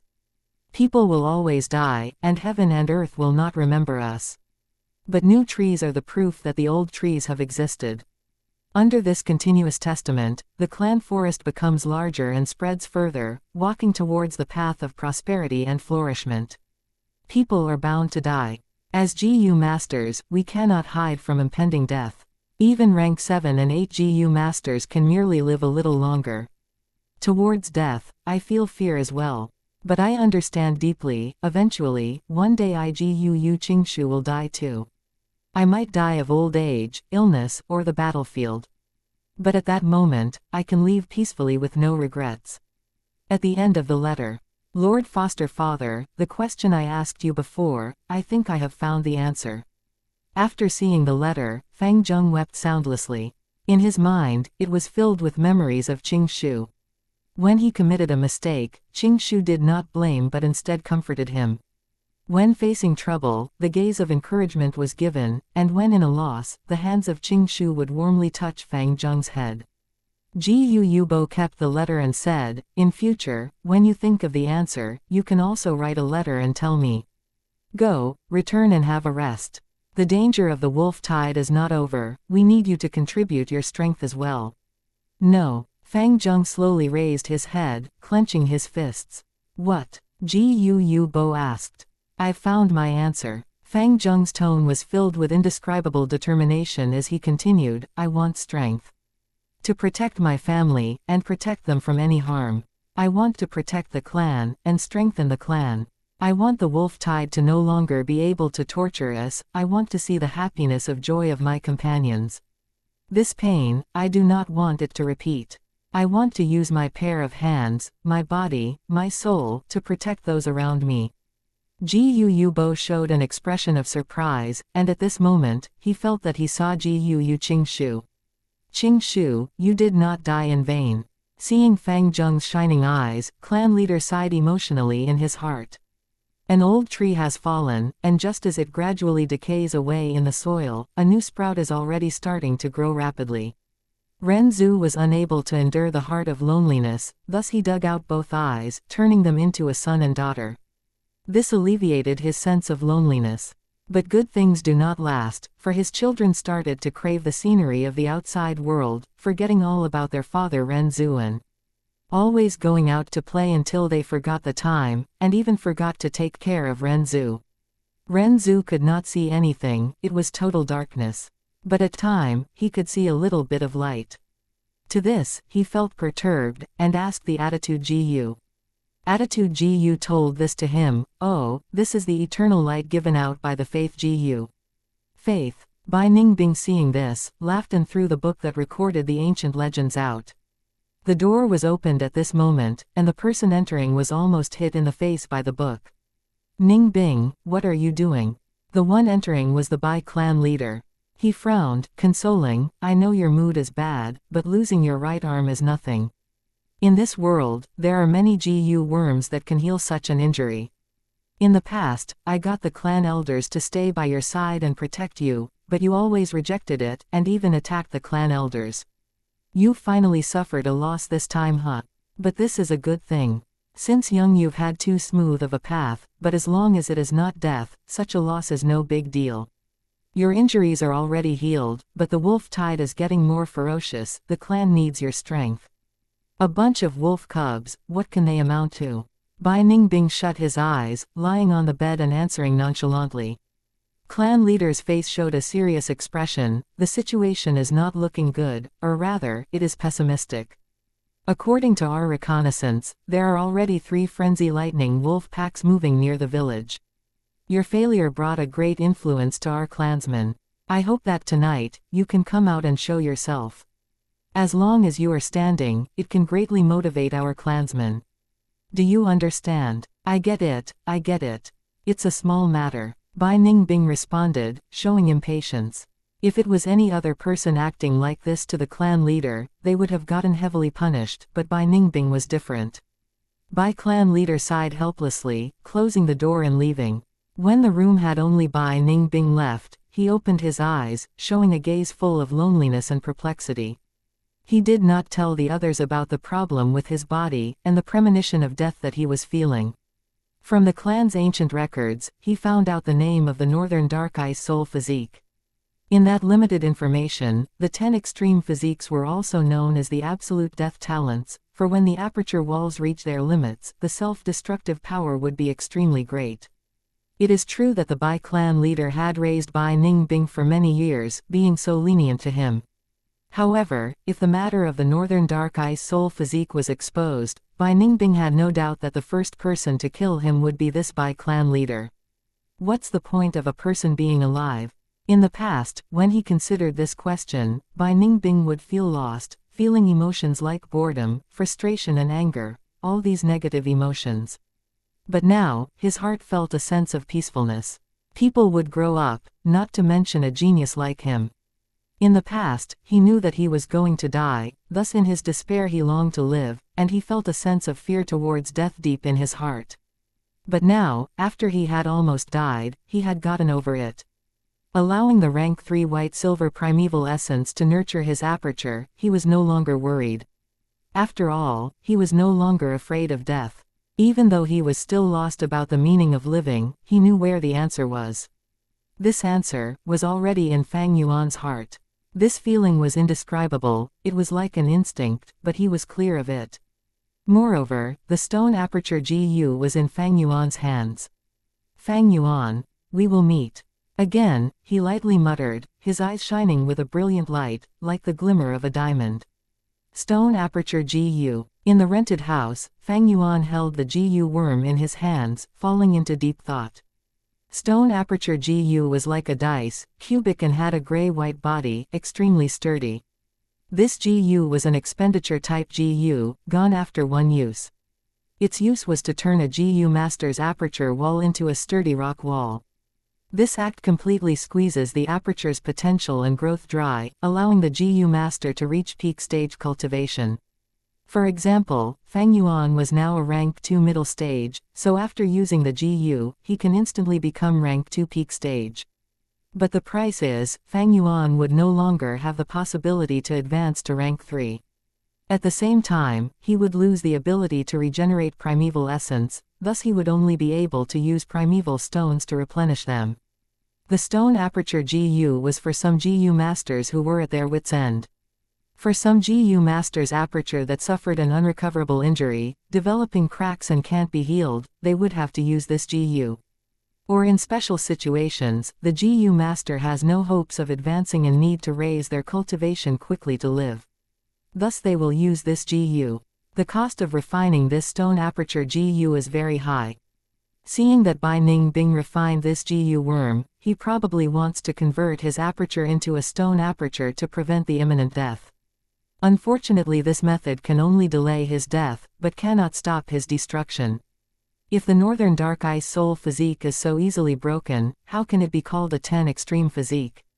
This stone aperture GU was useless to Fang Yuan, but the red steel relic GU he got from Bai Ningbing's body as well as the water shield GU were very useful. As for the GU worms Fang Yuan extracted from GU Yu Man Shi and the others' bodies, they were not outstanding, and once he returned to the clan he had them exchanged for large amounts of merit points. Because of the wolf tide, the issue of Qing Shu and Bai Ningbing's battle was suppressed by all 3 clans, controlling their urges. The 3 clans needed each other's power to survive this ordeal first. Shang Lin's report exposed the fact that Fang Yuan possessed the white jade GU. But he used the reason of buying it from the caravan to get through for the time being. Yes, I won 2 games. Here we are with another chapter. Ho ho, 17 minutes here to 2018, so, I wish everyone a happy new year. Go forth with happiness and good luck goes back to playing. Chapter 145, Sacrifices are encouraged. As a person involved, Fang Yuan had to go through the clan's investigation. It was not an in-depth investigation. The ever-growing severity of the wolf tide had attracted almost all the attention of the clan's higher-ups. Fang Yuan's earth communication eargrass and stealth scales GU were still concealed, but even if they were exposed, Fang Yuan could just attribute it to the caravan. In any case, communications had already been severed due to the wolf tide. The caravan won't be coming. Under such circumstances, the clan couldn't obtain the confirmation from the caravan and could only delay the investigation. When the results of any investigation truly came out, Fang Yuan would have already become a rank 3 and left Qingmao Mountain. Of course, if the 4 flavors liquor worm and spring-autumn cicada were exposed, it would be a completely different matter. Either of them could cause a huge commotion in the village if exposed. 4 flavors liquor worm represented a whole new fusion recipe and had extremely significant meaning.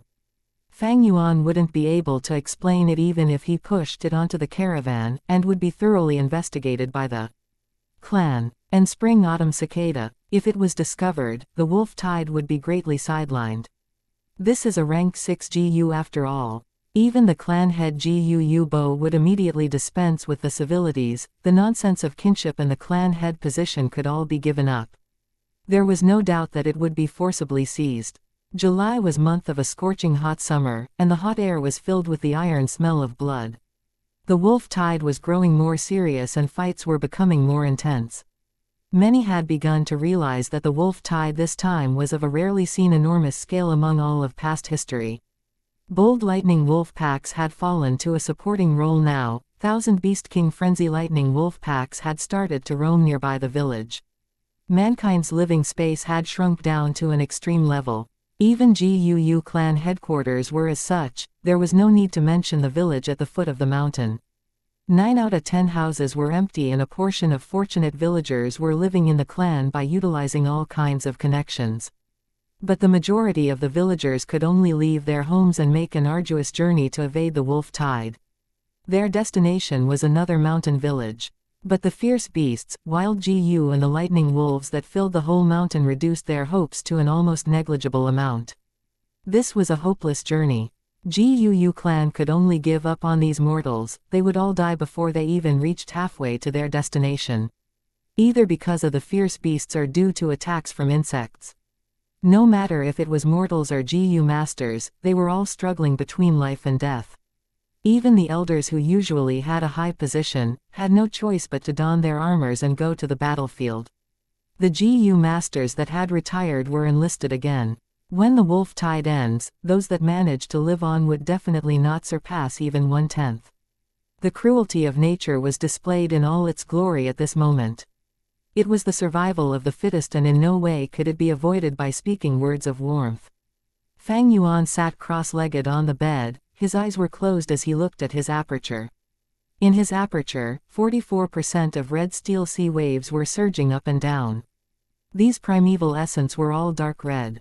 It was the rank 2 peak stage dark red primeval essence. Rank 2 primeval essence were collectively called red steel primeval essence. But it had 4 different small realms: initial stage, middle stage, upper stage and peak stage. There were also slight differences in the red steel primeval essence.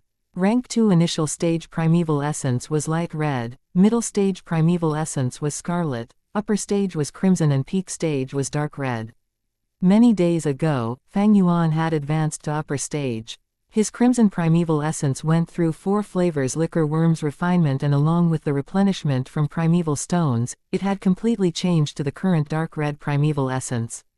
Right now, the aperture wall was no longer a watery membrane with the flowing light, but it was instead a thick stone membrane formed by layers upon layers of piled up white light. White Jade Gu and Stealth Scales Gu were in the depths of the red steel sea. 4 flavors liquor worm was playing around in the sea, but when the spring-autumn cicada slowly showed up, it immediately sunk towards the depths of the sea. Under the aura of the spring-autumn cicada, the surface of the whole primeval sea became as calm and smooth as a mirror without the slightest wave. Spring-autumn cicada's condition was getting better. Its 2 wings were completely recovered, appearing like a pair of tender leaves. Only its main body was still withered.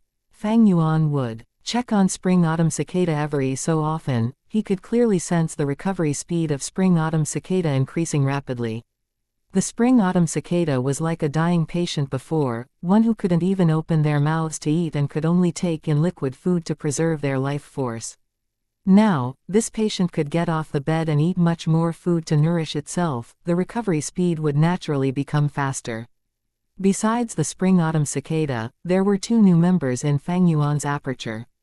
They were both taken from Bai Ning Bing. One was Water Shield Gu, which looked like a jellyfish as it floated in the sea. Another was Red Steel Relic Gu. Fang Yuan's advancement to upper stage was because of the purified primeval essence by the four flavors liquor worm and continuous nourishment of the aperture wall, causing a qualitative change. Fang Yuan hadn't used the red steel relic GU. Just based on cultivation level, Fang Yuan would already be the third highest person among rank 2 GU masters of GUU clan. Shang Li and Qing Shu were dead. Fang Yuan was in the top 5 even among the whole Qingmao mountain. As for Kai Shan and Mo Yan, they originally were at rank 2 upper stage but had advanced to peak stage not long ago. This could be said to have aroused the morale of the clansmen who were down after Qing Shu's sacrifice. Fang Yuan was progressing and others naturally were also progressing. Kai Shan and Mo Yan had been in upper stage for quite a bit of time and had continuously been pressured by the peak stage Qing Shu. The intense stimulation of death brought by the wolf tide caused GU masters to have a deep thirst for power, squeezing out their potential and leading to cultivation advancement. But if we count fighting strength, I am the number 1 among the rank 2 GU masters of the whole Qingmao mountain. Now, after I use this red steel relic GU, my cultivation will rise to peak stage, and when combined with my deep experience, I can even battle rank 3 GU masters to a certain degree, Fang Yuan calculated. His low profile and patience had brought him plentiful gains now. He could advance to this stage with just C-grade aptitude. The whole clan would be shocked if they knew this. Even the A-grade aptitude Fang Zheng was only at rank 2 middle stage. Naturally, even if he advanced to peak stage, Fang Yuan couldn't win against rank 3 GU masters. Bai Ningbing was able to surpass levels and kill a rank 3 GU master because of his northern dark ice soul physique. GUU Qing Shu also could do that because he had the wood charm GU, a powerful and special rank 3 GU worm. In actuality, Fang Yuan had a much stronger trump card than the spring-autumn cicada. However, this rank 6 GU was very special, and Fang Yuan forced himself to not use it. Spring-autumn cicada hadn't fully recovered, and if it was forcefully used, whether it could rebirth would be a huge question mark. The red steel relic GU was only effective to rank 2 GU masters. There was no value in keeping it. Fang Yuan was just about to use this GU when there came a knock on the door. Dong, dong, dong. Lord Fang Yuan, it is me, GUU Xianxia, a voice shouted after the knocking. Fang Yuan frowned. This Xianxia was getting more overbearing recently. He would repeatedly look for him to ask for vitality leaves. The number of deaths and crippled people were increasing, causing the price of the vitality leaves to become increasingly higher and even becoming a situation of high demand but no supply. How many times have I told you that I don't have more vitality leaves? Get lost. Fang Yuan coldly snorted. How could he give up his cultivation time for trifle primeval stone's earnings? Outside the door, Xianxia had a flattering smile on. Lord Fang Yuan, please appease your anger. You are aware of the current situation. What choices do I have? Many GU masters know I sell vitality leaves and they all look for me. It is not easy for the little me to pass my days. How about this? I will pay 10% more. Lord Fang Yuan, please be kind and give me a dozen vitality leaves. After speaking, he started begging and his sound carried some sobbing. Fang Yuan was indifferent. That is your affair. What does it have to do with me? HMPH, your guts are getting bigger these days. You forgot the agreement between us and actually brought someone else. Ah, Xianxia gave a bitter smile outside the door. He looked at the old GU master beside him. He had no other way. This GU master was very powerful and had stubbornly followed him here. Little friend Fang Yuan. This old GU master spoke. I am GUU Yi, I believe you have heard of me. I came to purchase some vitality leaves and hope you, little friend, can show me some respect and give a little time to produce some. Give you respect. Hey, what reputation do you have? Fang Yuan sneered. This GUU Yi was somewhat famous. He was a retired GU master but had been brought back by the clan due to the wolf tide. At his peak period, he had reached rank 3. However, because of injuries, his cultivation dropped down to rank 2 peak stage, and now due to his old age, his cultivation had further dropped down to rank 2 upper stage. Although his cultivation was the same as Fang Yuan, his fighting strength could not be compared to the latter. GUU Yi's expression was ashen. He had long heard of this eccentric loner Fang Yuan. a lad with a vicious and stubborn temper, arrogant and rude, considering everyone beneath him. He had prepared his heart before he came here, but to think that he had still underestimated Fang Yuan. He wanted to use his reputation, but this usually successful method had no effect on Fang Yuan. He felt his face burning and his heart filled with anger. He had lost all his honor right now. This disrespectful son of a bitch. He cursed inwardly, but didn't leave. He needed the vitality leaves. He was an experienced man and deeply knew the importance of the vitality leaves. In times, a vitality leaf could mean the difference between life and death. As one gets old, their courage starts to shrink. Back when he was young, he was hot-blooded and easily excited. He wanted to protect the clanspeople, he wanted to change the world, he wanted to become a great hero. In those times, he had the resolution to view death as a return home. However, right now he was old and was much more cool-headed. He had seen through many aspects of life in these years and could be said to have reflected on himself.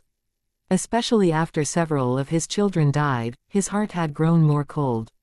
Any organization needs sacrifices. Resources are limited. Although they are produced all the time, they are also consumed.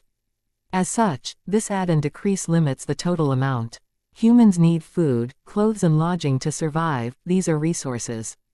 GU masters need GU worms, primeval stones and food to cultivate, these are also resources.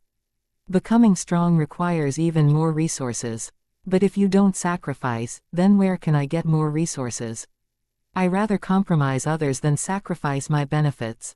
Protecting, honor, family love, dreams, hot blood, they are all honorable reasons for sacrificing. There are no organizations that do not encourage self-sacrifice.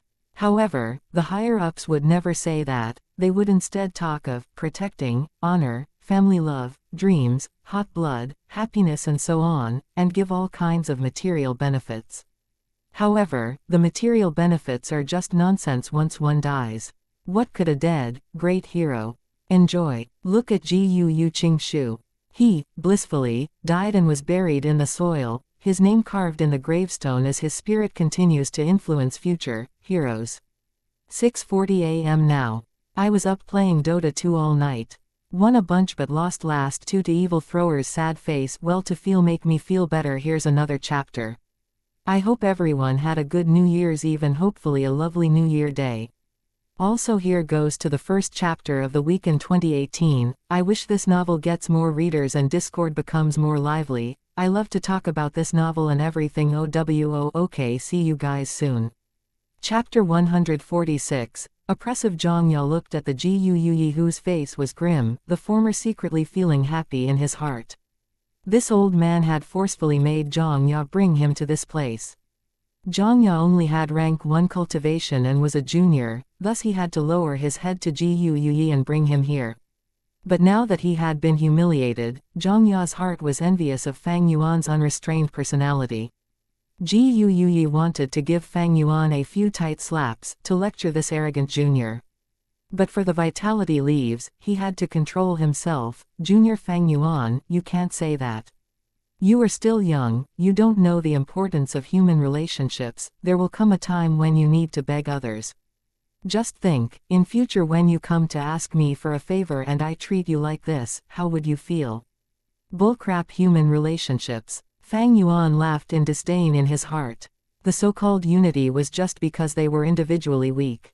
Human relationships, it was important on Earth. After all, there was no difference in personal strength among people. But in this world where people cultivated, things were inherently different. Human relationships were just a byproduct of strength. If one is strong, their human relationships would thrive. But for those who pursue relationships, they definitely have something to ask others of. As for not needing relationships, if one is overly powerful, they can snatch anything they want, give it away or die. Why would they need people's relationships? These were demonic path thoughts, and Fang Yuan would naturally not advertise them publicly. But since he was disturbed like this, Fang Yuan might as well do this business. Thus, he said, it's not that I can't sell it either. 1 vitality leaf for 68 primeval stones. How many do you want? Huh. Ji Yuyi outside the door was shocked by this price, quickly saying, Junior Fang Yuan, this price is too expensive. Fang Yuan snorted, then don't buy it. Among the resources provided by the clan, there are also vitality leaves, you can exchange it with merit points. Ji Yuyi laughed bitterly, how would I not know that, but these vitality leaves are all sold to those with relationships. The Medicine Hall clan elder Ji Yaoji has complete control over it, how can I interfere? Junior Fang Yuan, sell me a favor, I will definitely repay you. From what I see, 60 primeval stones is a just price. I do not anticipate people's repayment, you have wasted enough of my time. 70 primeval stones, if you don't want to buy it, leave.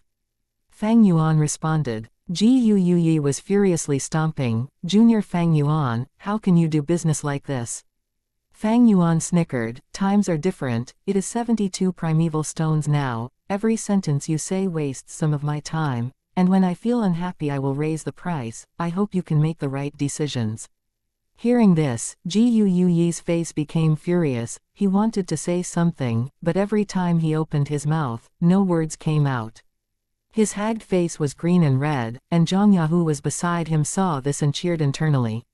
Finally, he gritted his teeth, saying, Okay, I'll buy it, I need 5 vitality leaves. You can hand the primeval stones to Zhang. As for the vitality leaves, collect them from him 3 days later. Fang Yuan said. This was overbearing, trading goods and money was the most basic fairness. But Ji Yuyi still paid the money, handing multiple bags to Zhang on the spot. His movements were slightly trembling, for this was his meager savings, the savings from him scrimping throughout the years, and now they were all taken by a shrewd merchant. Finally, he walked out of this bamboo building with an endless feeling of indignance. Lord Fang Yuan, what you did was really cool revenge. But I'm afraid you have completely offended Ji Yuyi. This old man, when he was young he always took revenge on people, he would not let go of this easily. Outside, Zhang said carefully. Let him be, an old man relying on his seniority, he is bound to get eliminated by the clan. Fang Yuan opened the door, and Zhang handed him the bags. The clan wants to resist the wolf tide, so that requires large amounts of resources. With less resources, they cannot maintain the large organization structure, thus they would need to get rid of members. These old men being alive were wasting precious scarce resources, they were destined to go. The wolf packs eliminated the old and sickly, expelling the crippled wolves. In human society, they would not be so obvious, always masking their evil with a shield of light, thus they called these old GU masters to fight. So what if GU Yuyi understood the intention? Being in the system, a person in society, they had no choice. The clan uses the reason of protecting their family and clan to call them to fight and sacrifice, how can they refuse? On earth there is a sentence, if the emperor wants the subjects to die, they cannot do otherwise. But still countless people fight for the positions of being the emperor's subjects. This was the allure and cruelty of the system. Every round of the wolf tide in the past, those old GU masters who come out to fight, how many can survive? Let's not say 5 vitality leaves, even if we give this GU Yuyi 50 pieces, he might not make it out alive. Fang Yuan stood at the door, laughing coldly. When Zhang heard this tone, his heart was freezing. He could feel an aura from Fang Yuan, full of coldness and frost, like the northern winds blowing until he cannot raise his head. Fang Yuan looked at Zhang, his eyes dark and black, continuing, from now on, other than the arranged timings, you cannot look for me. If you break my rules, be prepared to face the consequences. Letting you sell the vitality leaves for me, is on account of your brother. But respect is given by others, and thrown away by own self. Think over your own actions. Zhang heard Fang Yuan's lecture, not daring to speak. Thinking of GU Yuyi's sad state, sweat poured from his forehead. Also, from now on, raise the price of the vitality leaves to 70 primeval stones. Fang Yuan said again, 70. Zhang was shocked as he gulped, his eyes shining, as if he can see an endless supply of primeval stones. But he was also rather afraid, asking meekly, Lord Fang Yuan, raising prices like this, will it cause others to think that we are growing a fortune through the misfortune? Would we have the suspicion of taking advantage of the clan's state? If we do this, we might incur public outrage. Public outrage. HMPH, what can they do? Do what I order, don't talk crap. If someone finds trouble, tell them the vitality leaves are sold by me. Fang Yuan snorted. Yes, yes, yes. Zhang Ya nodded furiously. Fang Yuan's words were what he wanted to hear, he was going to do this as well. He was just a rank 1 small fry, he cannot offend too many people. Throwing all these problems to Fang Yuan, he had already started doing so. A small fry also has his own survival methods, and towards Zhang Ya's intention, Fang Yuan was clear at heart. But cultivation difference and era difference results in Fang Yuan living a different lifestyle. After using that red steel relic GU, he would be rank 2 peak stage, near to rank 3. That means he has finally grown past the initial step, and having this strength means his life and future would be different. In the past he needed to lay low, but now he needed to be oppressive. Only when he is oppressive can he obtain the biggest benefit. As for this Zhang Ya, he still has some value to make use of. Even with his petty acts, as long as it does not infringe on Fang Yuan's benefits, he can tolerate it. Even revealing some unimportant trump cards is not a big deal. During peacetime, those higher-ups have nothing to do, thus they might find problems. But now that there is the wolf tide, who has the energy to care about such minute details? After the wolf tide, it is not guaranteed that the GUU village still exists.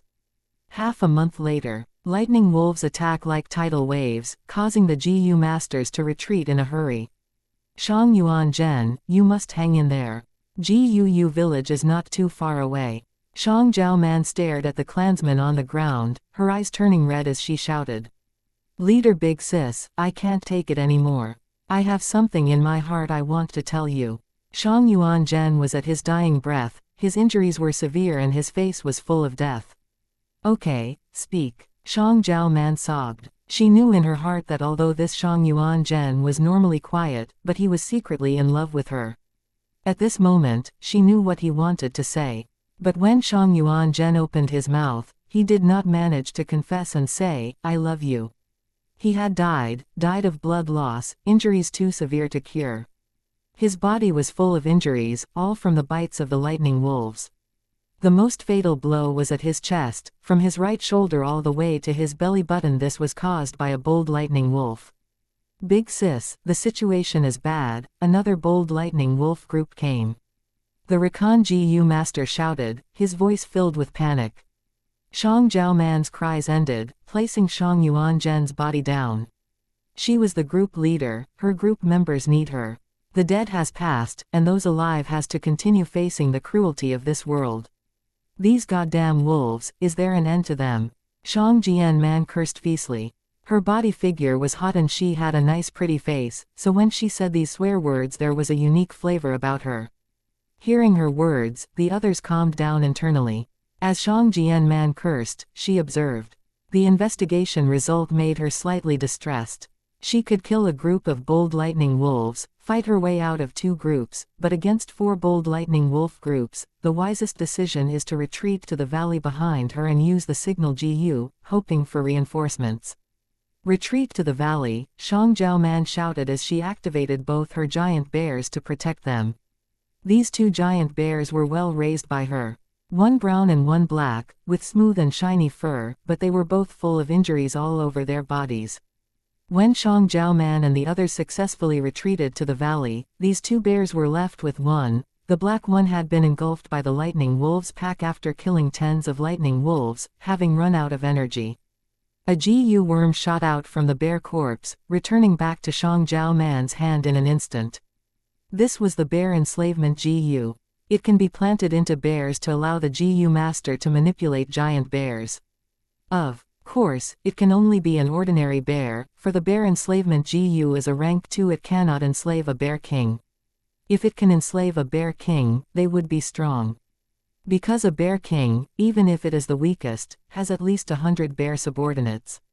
If a GU master can enslave a bear king, it means they have a beast group to manipulate as well.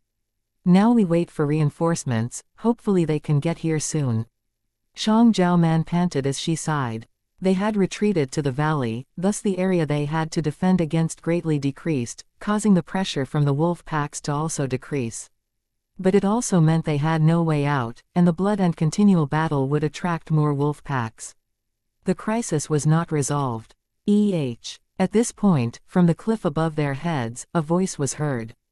Everyone raised their heads to look, and saw that there was a young man. It's him. Gu Fang Yuan. The 7 Shang clan Gu masters were first invigorated, but then showed a complicated expression. I don't want to go back to work. Chapter 147. This Fang Yuan is too arrogant. Ever since Bai Ningbing and Qing Shu's intense battle, Fang Yuan, who had chased after Bai Ningbing the entire way, had become well known, and his popularity rose. These days, Fang Yuan had shown his strong side in the wolf tide, heading alone to hunt lightning wolves and showing shocking results. He was the new generation's rising star. If not for his strange personality and bad reputation, his status would be on par with Kai Shan and Mo Yan. But to the Shang village members, Fang Yuan was also Shang Yang's murderer. Thus, when Shang Zhaoman and the others saw Fang Yuan, they showed a complicated expression.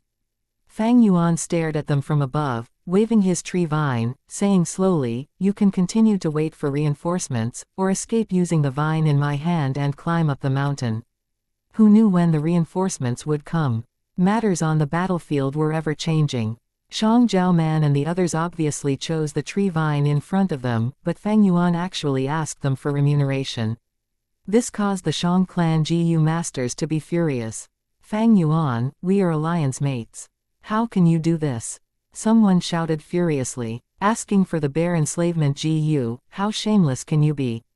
Someone sneered. Fang Yuan calmly retorted, "1 bear enslavement Gu and 700 primeval stones, in exchange for all 7 of your lives. This is a cheap price.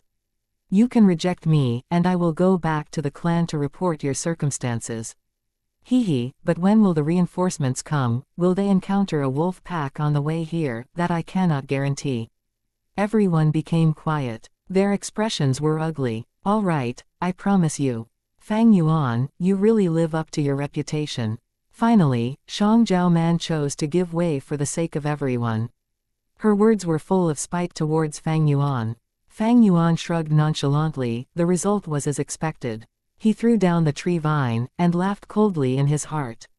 These 4 bold lightning wolf packs were lured here by him. He wanted to wait for them to die before retrieving their Gu worms and get a huge amount of merit points. But their signal Gu had attracted the attention of the surrounding groups of Gu masters, and they were all rushing over to help. To not waste his effort, Fang Yuan could only act as a reinforcement Gu master for once. Shang Zhaoman and the others used the tree vines and successfully escaped from the wolf pack. Not long after, 3 Gu master groups arrived, and one of them was the Kai Shan group. This caused the 7 Gu masters to become even more upset. Shang Zhaoman was extremely regretful. Not long ago, she had withdrawn her consciousness from the bear enslavement Gu and cooperated with Fang Yuan in refining the Gu worm, thus even if she wanted to go back on her words now, it was impossible. "Fang Yuan, I will remember you." Shang Zhaoman stared at Fang Yuan fiercely in the eye. "Remember or not, that's your business." Fang Yuan laughed plainly, turning around and leaving. "Miss Shang, we meet again." At the other end, Kai Shan group arrived, speaking with a courteous tone. Ever since the Bai Ningbing incident, Gu clan lost a Qing Shu, and Shang clan's Shang Li died, thus the 2 clans got closer. Politically, Bai clan became resisted by the other 2 clans together, even though the alliance was still in place. Little sister pays respects to elder brother Kai Shan. Shang Zhaoman lifted her frowning brows, cupping her fists towards Kai Shan, continuing, "This time, we are asking the Gu clan for some reinforcements. Shang clan has been surrounded by wolf packs for 6 days and 6 nights already. These days, the wolf tide was getting more severe. The lightning wolf packs have already started to surround the villages with the intention of attacking. Shang clan had the lowest position among the 3 clans, situated at the mountain foot. They would be the first to get attacked by the wolf packs. In fact, this is the 3rd time they had gotten surrounded, and they needed reinforcements. With the coordination of offense from the outside and inside together, they would then be able to scatter and defeat these lightning wolf packs. The matter about reinforcements is not issue, didn't we cooperate well the last 2 times? But this matter, I have to report to the clan leader first. Come with me, Kai Shan said. Shang Jiao Man and the others followed Kai Shan group, coming to Guu village. Guu village already had layers of defenses. The outer walls were strongly reinforced with dozens of towers. Below the village walls were trenches dug and filled with sharp bamboo poles. The village walls had been planted with the steel vine Gu and poison flower Gu. At one glance, the walls were covered in sharp vines and the beautiful poisonous flowers were all budding, over hundreds or even thousands of them. Entering the main door, one could see that the surrounding buildings, whether it was a residence or tavern, had been all transformed into temporary forts. Shang Jiao Man and the other 6, after leaving the Shang clan, their journey was filled with difficulty. Traversing through wolf packs, they all had different injuries. Thus, they were led into a bamboo building to receive treatment. There was over 10 healing Gu masters in the bamboo building, mostly rank 1 Gu masters, but also a few rank 2 Gu masters. But what caused Shang Jiao Man and the others to be shocked was, the person in charge was not a rank 2 healing Gu master, but a young girl. Put this unconscious one on the vine chair. The one here has a fracture on his leg, Guu Xing, come here and give him treatment. Superficial injury, Ah Feng, come here and stop the bleeding, Ah Xing come here and apply the disinfectant, Xiaohua go place a fracture board on that leg fracture, then come here to bandage the injury. The young girl had black hair, a peach-like small mouth, both eyes shining like crystals and her face was slightly chubby, with a alluring voice. But when she handled the patients, she was very experienced, causing others to look in amazement. Shang Jiao Man suddenly thought of one person, asking, this little sister, are you Guu Yaola? Shang clan's sister Jiao Man, hello. To think you know of my name. After assigning the Guu masters to their stations, Guu Yaola walked over and introduced herself. Sister Yaola, you are a famous character. Inheriting Lord Yao Ji's benevolent heart. And also extremely talented in medical skills, even with your rank 1 cultivation, you are known as the top 10 rising stars in Qingmao Mountain. Even at the Shang clan, there are numerous people admiring you, sister. Seeing her strong background, Shang Jiao Man politely praised as she was on a trip to ask the Guu clan for help. I'm flattered, Sister Jiao Man. Guu Yaola is still young, and her face turned red as she looked down in embarrassment after being praised. At this time, a Shang clan Guu master complained, although you're both the top 10 rising stars, that Guu Fang Yuan seriously cannot compare to you, little sister. Don't mention Fang Yuan, my blood boils thinking of him. Times without heroes, lad gains fame. Sigh. This person's morals are lacking, to think he is also a top 10 rising star, and even the number 1 position. Thinking about it makes me want to vomit. This sentence immediately attracted the attention of the people nearby, including the Guu clan's Guu masters. Guu Fang Yuan. What did he do this time? Someone curiously asked. HMPH, he took one of my bear enslavement Gu, and even 700 primeval stones, as a reward for saving us. I've never seen anyone so shameless, and corrupted by greed. Shang Jiao Man snorted, venting her unhappiness. This is nothing, there are worse things. His heart is blacker than coal, selling a vitality leaf for 80 primeval stones, he is taking advantage of the situation, this person is greedy and extremely shameless. He is too arrogant and proud. My friend wanted to join his group, however not only was he rejected, but he even got insulted in public. What's his deal? He's merely a C-grade talent. He is a living prodigal son, wasting the inheritance both his parents left him to buy a red steel relic Gu from the caravan. Next he snatched another red steel relic Gu from Bai Ningbing. If I had these 2 Gu worms, I can also have his cultivation. Lord Guu Qingshu is the best after all, humble and kind, too bad he died early. But his brother Fang Zheng has a sense of justice, helping those in need and is kind-hearted, also having Lord Qingshu's humble attitude, he is completely the opposite of his brother. Shang Jiao Man did not expect her ranting to cause so much reaction from the Guu clansmen. She was shocked. To think this Fang Yuan was such a failure as a human, being hated by so many people. She felt strange, asking, since he is so hated, why did no one teach him a lesson? The bamboo building instantly became silent. The Guu clansmen all looked at each other, not saying a word. In truth, many people could not stand Fang Yuan's mannerisms, as well as his act of maximizing profit under such circumstances. Many people found problems with him, but the result every time was that the person finding fault got into an even bigger mess themselves. After many times, no one came to find fault with him anymore. And Fang Yuan also became publicly known as the head of the top 10 rising stars that emerged from the wolf tide. All these statuses originate from strength. Fang Yuan's battle strength was the strongest, so he was the head. Regardless of how bad his reputation is, or how poor his human relationship is. That Fang Yuan again. Gu Yao Ji lightly frowned, muttering. She had never seen Fang Yuan, but had already heard much about him. Towards Fang Yuan, she had a poor impression of him. This Fang Yuan, although my senior, the things he does are unforgivable, and he is so extreme. He dared to extort Sister Zhao Man this time and got the bare enslavement Gu, not giving a hoot about our two clans' agreements. No, I must tell Grandma and let her teach this Fang Yuan a lesson, otherwise our Guu clan will be humiliated. Thinking of this, the young girl suddenly felt that there was a need for a clan higher up to come out and teach this Fang Yuan a lesson. She naturally did not have this ability, but she felt that her grandma, Medicine Hall's Gu Yaoji could. In her eyes, her grandma was omnipotent. You want me to deal with Gu Fang Yuan? Yaoji looked at her granddaughter, her expression blank, and soon after that she started getting nervous. My dear granddaughter, did he bully you? She hurriedly asked. He did not bully me, but he bullied others.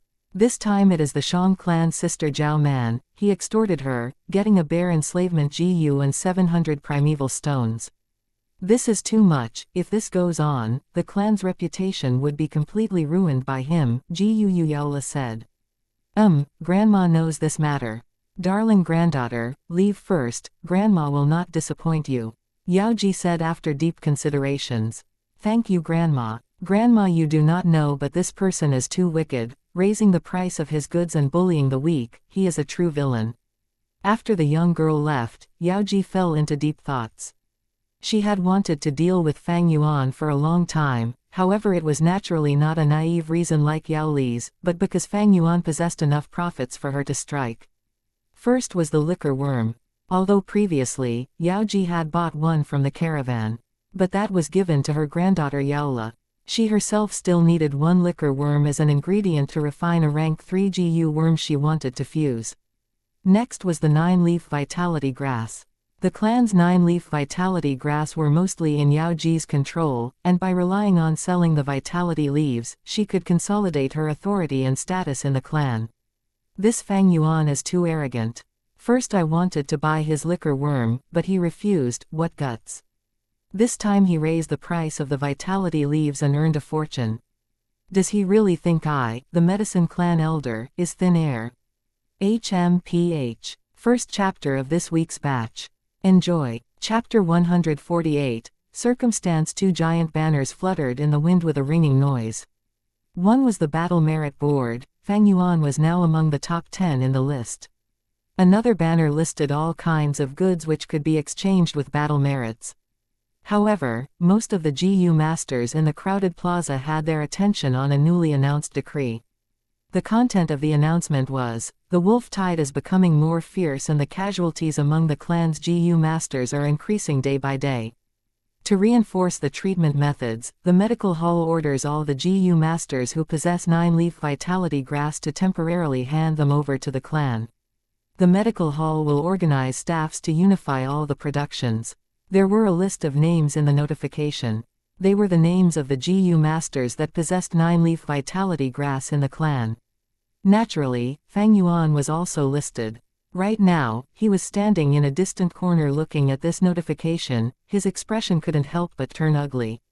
At first sight, he had realized this to be Gu Yaoji's move against him. HMPH, this Gu Yaoji has been indignant since she failed to purchase the liquor worm from me. I already accumulated enough battle merits to exchange for that 3 steps fragrant grass Gu, but she prevented this from happening in the dark.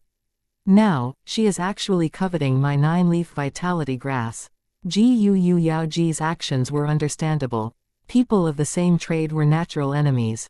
By controlling the sale of the vitality leaves, Gu Yaoji could consolidate her authority, deepen her influence and maintain her connections. However, Fang Yuan sold them in increased price, so this imperceptibly was infringing on her benefits and shaking her influence. I have a lot of Gu worms on me now: White Jade Gu, Moonglow Gu, Plunder Gu, Water Shield Gu, Earth Communication Ear Grass and more. 9-leaf vitality grass is my most important economy source. If I lose this Gu, it will be like receiving a checkmate. Gu Yaoji made a really fierce move. Fang Yuan frowned. Medicine Hall made a truly great decision. There are very few vitality leaves and they simply can't meet our needs. Every time a batch appears in the goods board, they will immediately be purchased by others. Elder Yaoji is truly gentle and kind. Look at the name list, it includes several Gu masters from both Kai and Mo factions. She has no doubt offended many powerful elders with this action. Elder Yaoji is thinking for the clan, she is worthy of respect. Only Lord Yaoji has such courage. If it was any other elders, who would dare to take such action? Look, the notification contents have changed.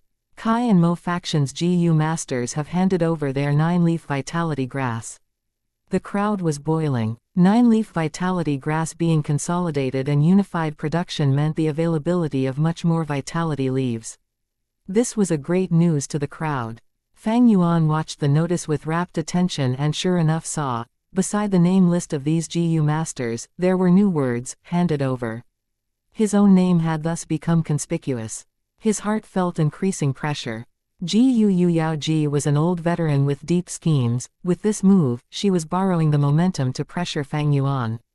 If Fang Yuan resisted or disobeyed, that would be attracting even bigger troubles, giving people a hold over him. It was absolutely not a sensible act. This was the power of the system. If the clan wanted you to sacrifice, it won't directly say so.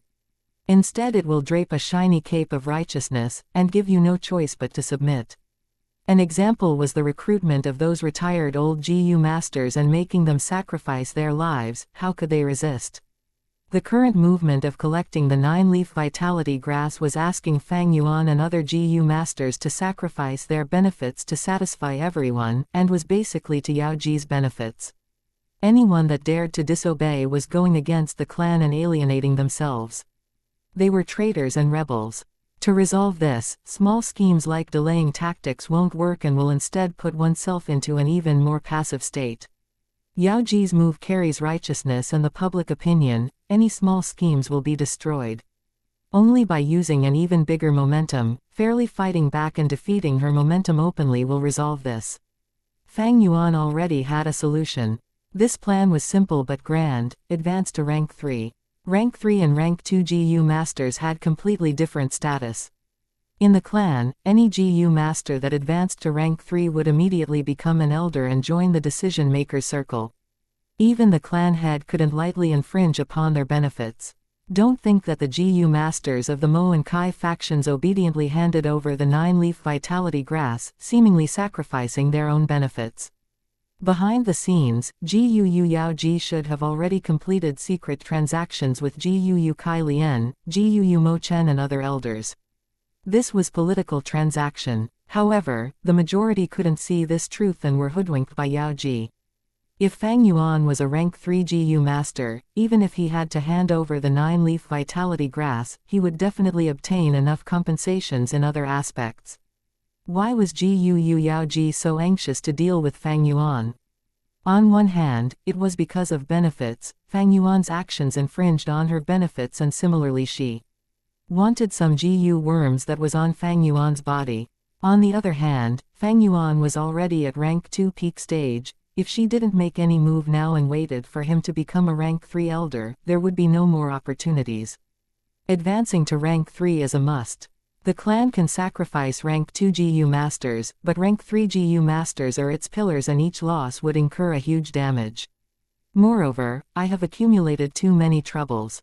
Qingshu died but the clan didn't do a careful investigation.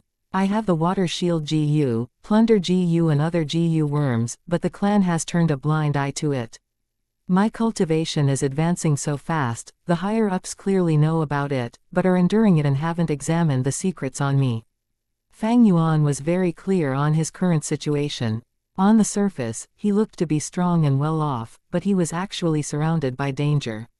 The clan didn't move against him because their attention was completely on the wolf tide. If they can't resist the wolf tide, the clan would be destroyed. In front of such pressure, Fang Yuan's situation was only a minor detail to them. However, once the wolf tide is gone, the clan's higher-ups would regain their energy. How could they not look for him to settle the account? Before in the academy, the clan elders didn't move against Fang Yuan because he was too weak. He was taking small steps and didn't infringe upon their benefits, thus not attracting their attention.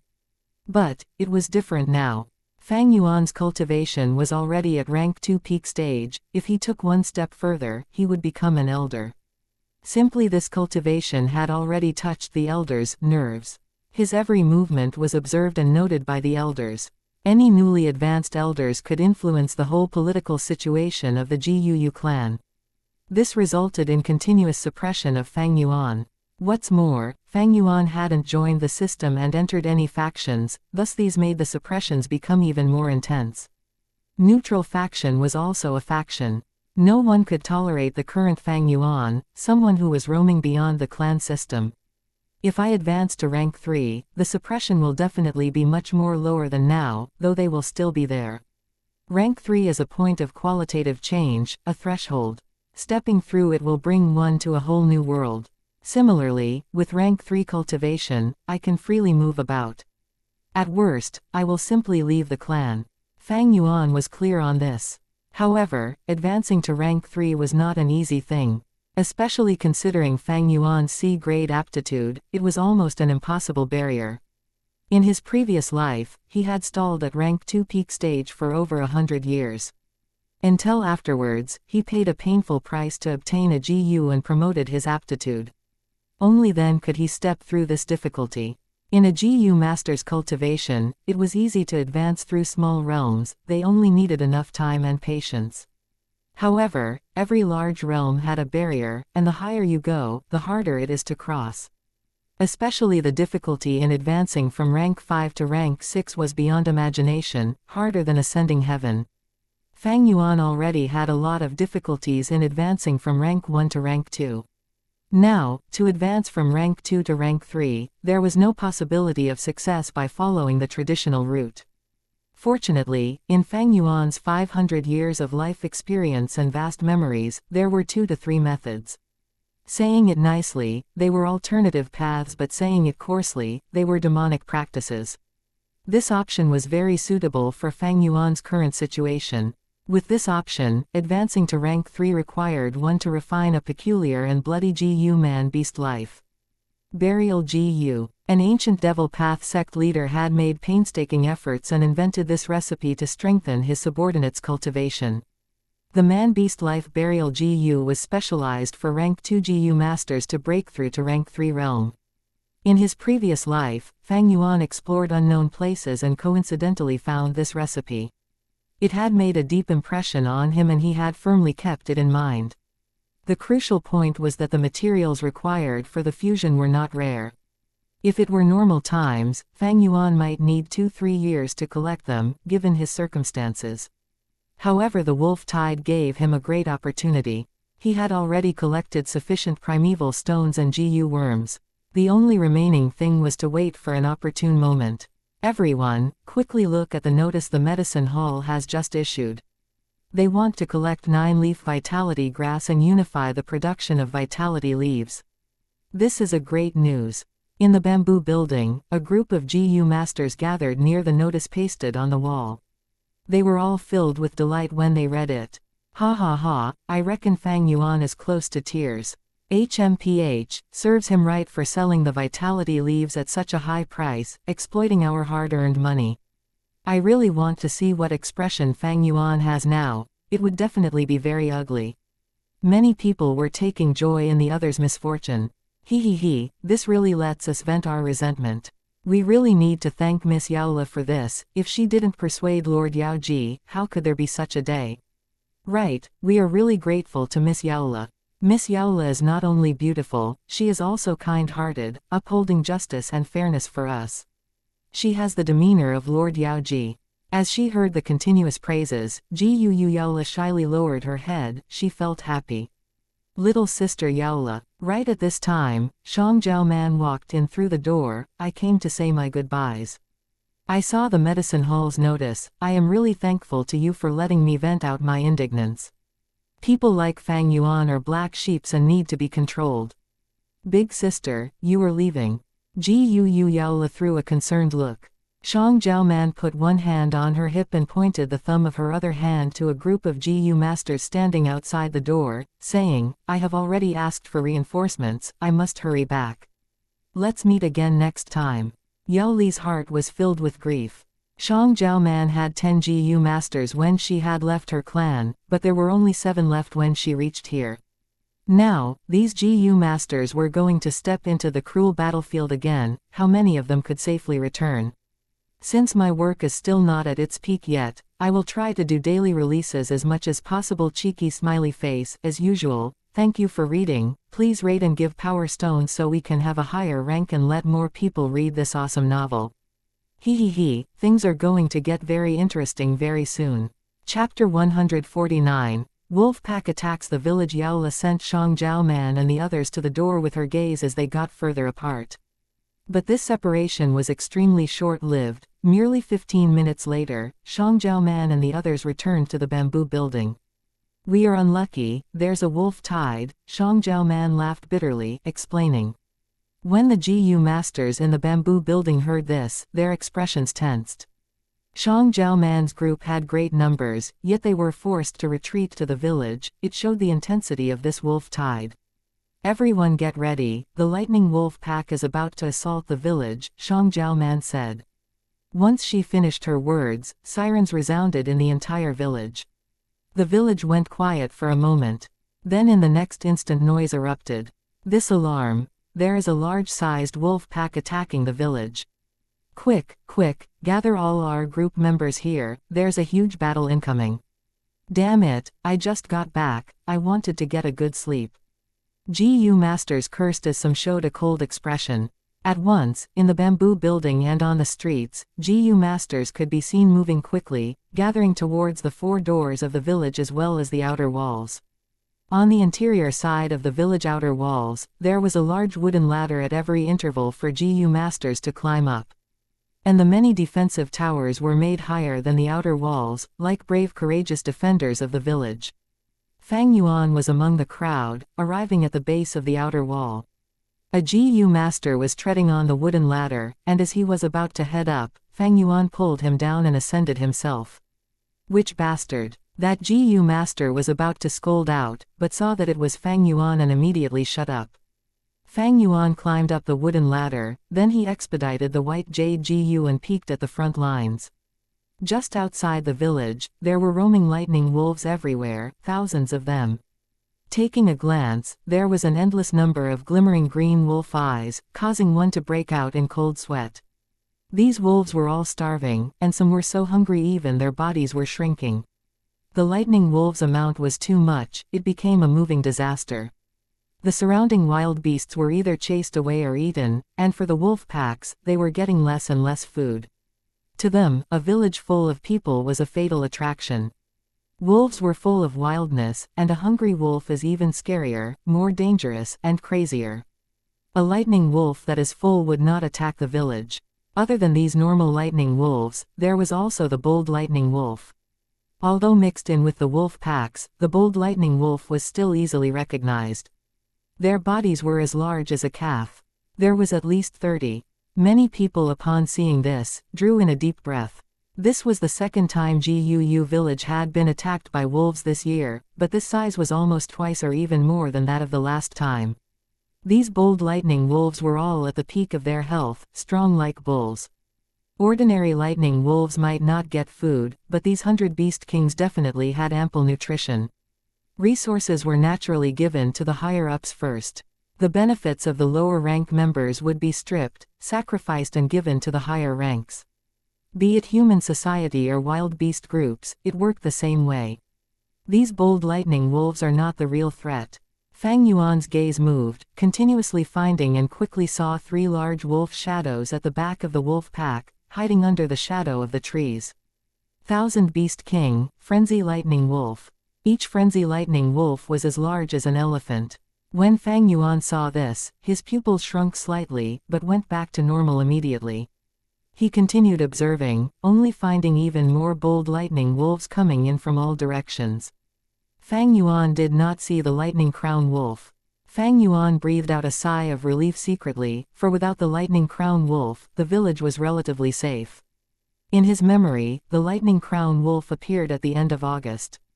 It caused great damage to the Guu clan, and if not for the clan leader and elders joining forces to block them relentlessly, along with Guu Qingshu sacrificing his life to raise his strength, Guu village would have gotten wiped out already. Ever since his rebirth, Fang Yuan changed many things. Guu Qingshu had already been sacrificed. Prematurely, so Fang Yuan dared not be careless. There was even a possibility of the lightning crown wolf appearing now. Thus, he rushed to the site to observe the scenario. 3 frenzy lightning wolves raised their heads as they howled long and loud. In their cries, numerous lightning wolves received their orders, and started to attack the village.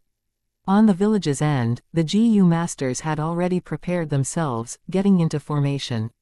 Rank 1 Guu masters were all at the wall's corners, both hands supporting the cold walls. Rank 2 Guu masters, some climbed the wooden ladders while others gathered at the top of the towers. Right behind them, the temporary forts that were remodeled from buildings were filled with Guu masters, some were support teams, some were healing Guu masters from the medicine hall, and recon Guu masters were moving between them providing the battle information to the back-end staff. Some clan elders were at the back end, some ascended the tower buildings, and others watched at the sidelines, reserving their strength and being a pillar of mental support to the clansmen. They're here. Fang Yuan stood on the wooden ladder, his eyes glimmering. Lightning wolves moved from the entire mountain, forming into a tidal wave and assaulted the village. Rumble rumble. They first fell into the pre-dug pitfalls outside the walls, their bodies penetrated by numerous bamboo spears, like dumplings inside a pot. Some died on the spot, while others had some life remaining, crying out pitifully. The wind blew, and the smell of blood entered everyone's noses, while wolf cries entered their ears.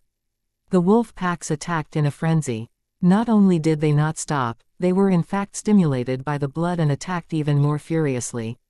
Lightning wolves fell into the trap one by one, using their lives to pave the way for the others. Stepping on their companions' corpses, and crashing up onto the village walls. At once, thudding sounds were heard. A lightning wolf was powerlessly against the wall, but with the endless hordes, the impact caused the outer wall to shake. Rank 1 Guu masters below the outside wall held in their tremendous fear, and risked their lives injecting primeval essence into the steel vine Guu and poison flower Guu. The village walls, numerous thorns stabbed into the lightning wolf's body. The poison flower Guu gave these steel vines a poisonous touch as the poison invaded the lightning wolf's body. Lightning wolves scratched and attacked the village walls, opening their mouths and biting, but as their injuries intensified and the poison accumulated, their movements gradually turned sluggish. Pew pew pew. Rank 2 Guu masters stepping on the wooden ladders, along with those at the tower buildings, shot out moonblades. The moonblade shot into the wolf packs, and instantly blood splashed everywhere, and wolf limbs went flying. The bold lightning wolves began to enter the battle, immediately bringing injuries and deaths to the Guu masters. Fang Yuan's corner. A thin long blue lightning current moved about and hit onto the village walls, instantly penetrating and creating a hole. It electrocuted an unfortunate rank 1 Guu master inside as well. That bold lightning wolf that killed a Guu master quickly received heavy attention.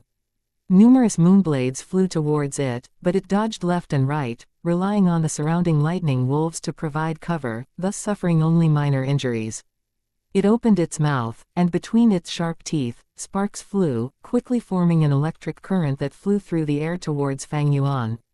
Water shield GU. Fang Yuan snorted, and from his nose, 2 lines of light blue water vapor flowed out.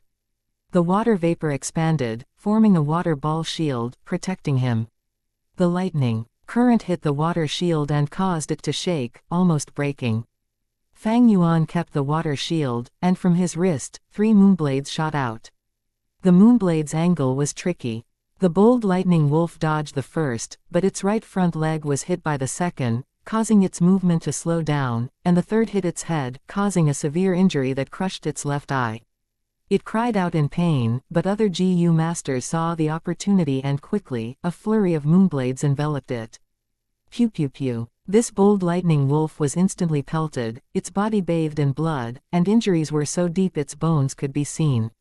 Its body shook a little before collapsing completely.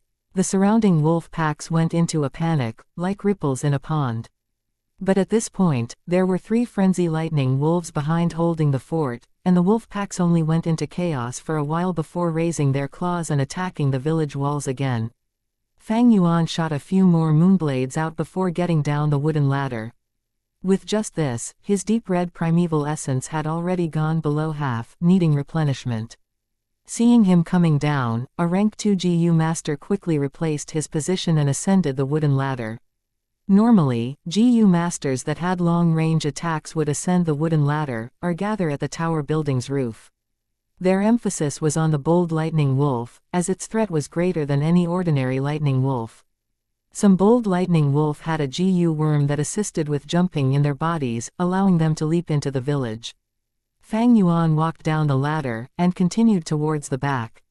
Surrounding him, there was people walking around, similar to him, those that had expended their primeval essence and were recovering. Another group of GU masters replaced their positions and entered the battlefield, providing their strength towards defending the clan. This was a battlefield. Strength below rank 2 peak stage was meager. Only rank 3 GU masters were the important pillars, able to control the situation. Fang Yuan came to a bamboo building. This was a modified building and was heavily reinforced. He squeezed his way in, where many GU masters were sitting inside, holding primeval stones and recovering their primeval essence.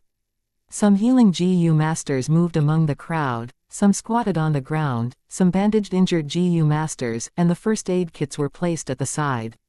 Fang Yuan found a spot to sit down, and a healing GU master immediately came over. He shook his head towards her, and she understood, approaching another GU master instead. Such a rotational strategy, all the way till 10 o'clock at night. Fang Yuan had already entered battle 5 times. But the lightning wolf packs did not seem to reduce. In fact, they could see even more wolf packs, hurriedly arriving upon hearing the frenzy lightning wolf's call. "It seems this wolf tide will sustain through the night," said a clan elder who stared outside the village, his face full of worry. At night, GU Master's vision was poorer, but on the other hand, the lightning wolves had superior vision and were unaffected by the darkness. This is only the second wolf tide this year, and it is already so intense. The situation is not optimistic. Another clan elder sighed. Gu Yaoji's face was sullen. She was the Medicine Hall clan elder, leading the healing GU masters. First-hand injury reports would be sent to her. On that thin piece of bamboo paper, it recorded the injuries and deaths of the day. Yaoji held it in her hands, feeling solemn. The death toll was far greater than previous years. But she understood, this was not due to the decline of quality of GU masters, but because the wolf numbers were too great, and too ferocious. 9-leaf vitality grass, how's the acquisition? Seeing the blood-red sun setting, Yaoji sighed, asking faintly. Her subordinate quickly reported, 3 people had not given up theirs yet, and Fang Yuan was among them. Yaoji listened and snorted, then asked, "Where is Yaola?" "Miss Yaola is near the east door, leading the healing team.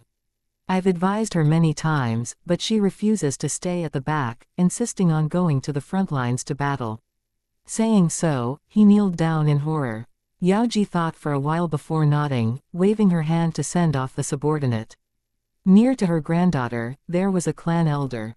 Shang Zhao Man and the gang were also there, fighting at the village walls. It could be said that the front lines was the safest place.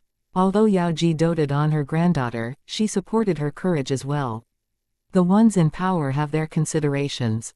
These experiences will become Gu Yao Li's political advantage when she inherits the medicine hall. Things are getting really, really exciting, aren't they? Though, things really heat up as it nears the end of Book 1.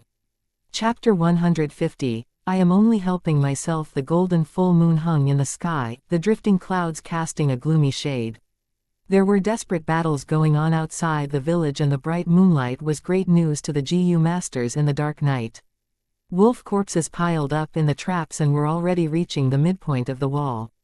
This gave a good platform to move on for the charging lightning wolves. Some ordinary lightning wolves jumped, clawed, and even directly leapt across the wall. However, these lightning wolves usually fell or staggered due to the height disparity and were immediately disposed of by the standby Gu masters. At this time, Fang Yuan was standing on top of a tower, along with many other Gu masters. They were endlessly throwing out moonblades and other attacks at the wolf packs. In the whole battlefield, these towers were the most important source of damage.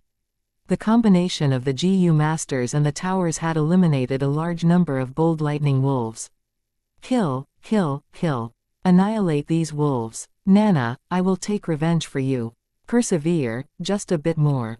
The clan's safety lies in our hands.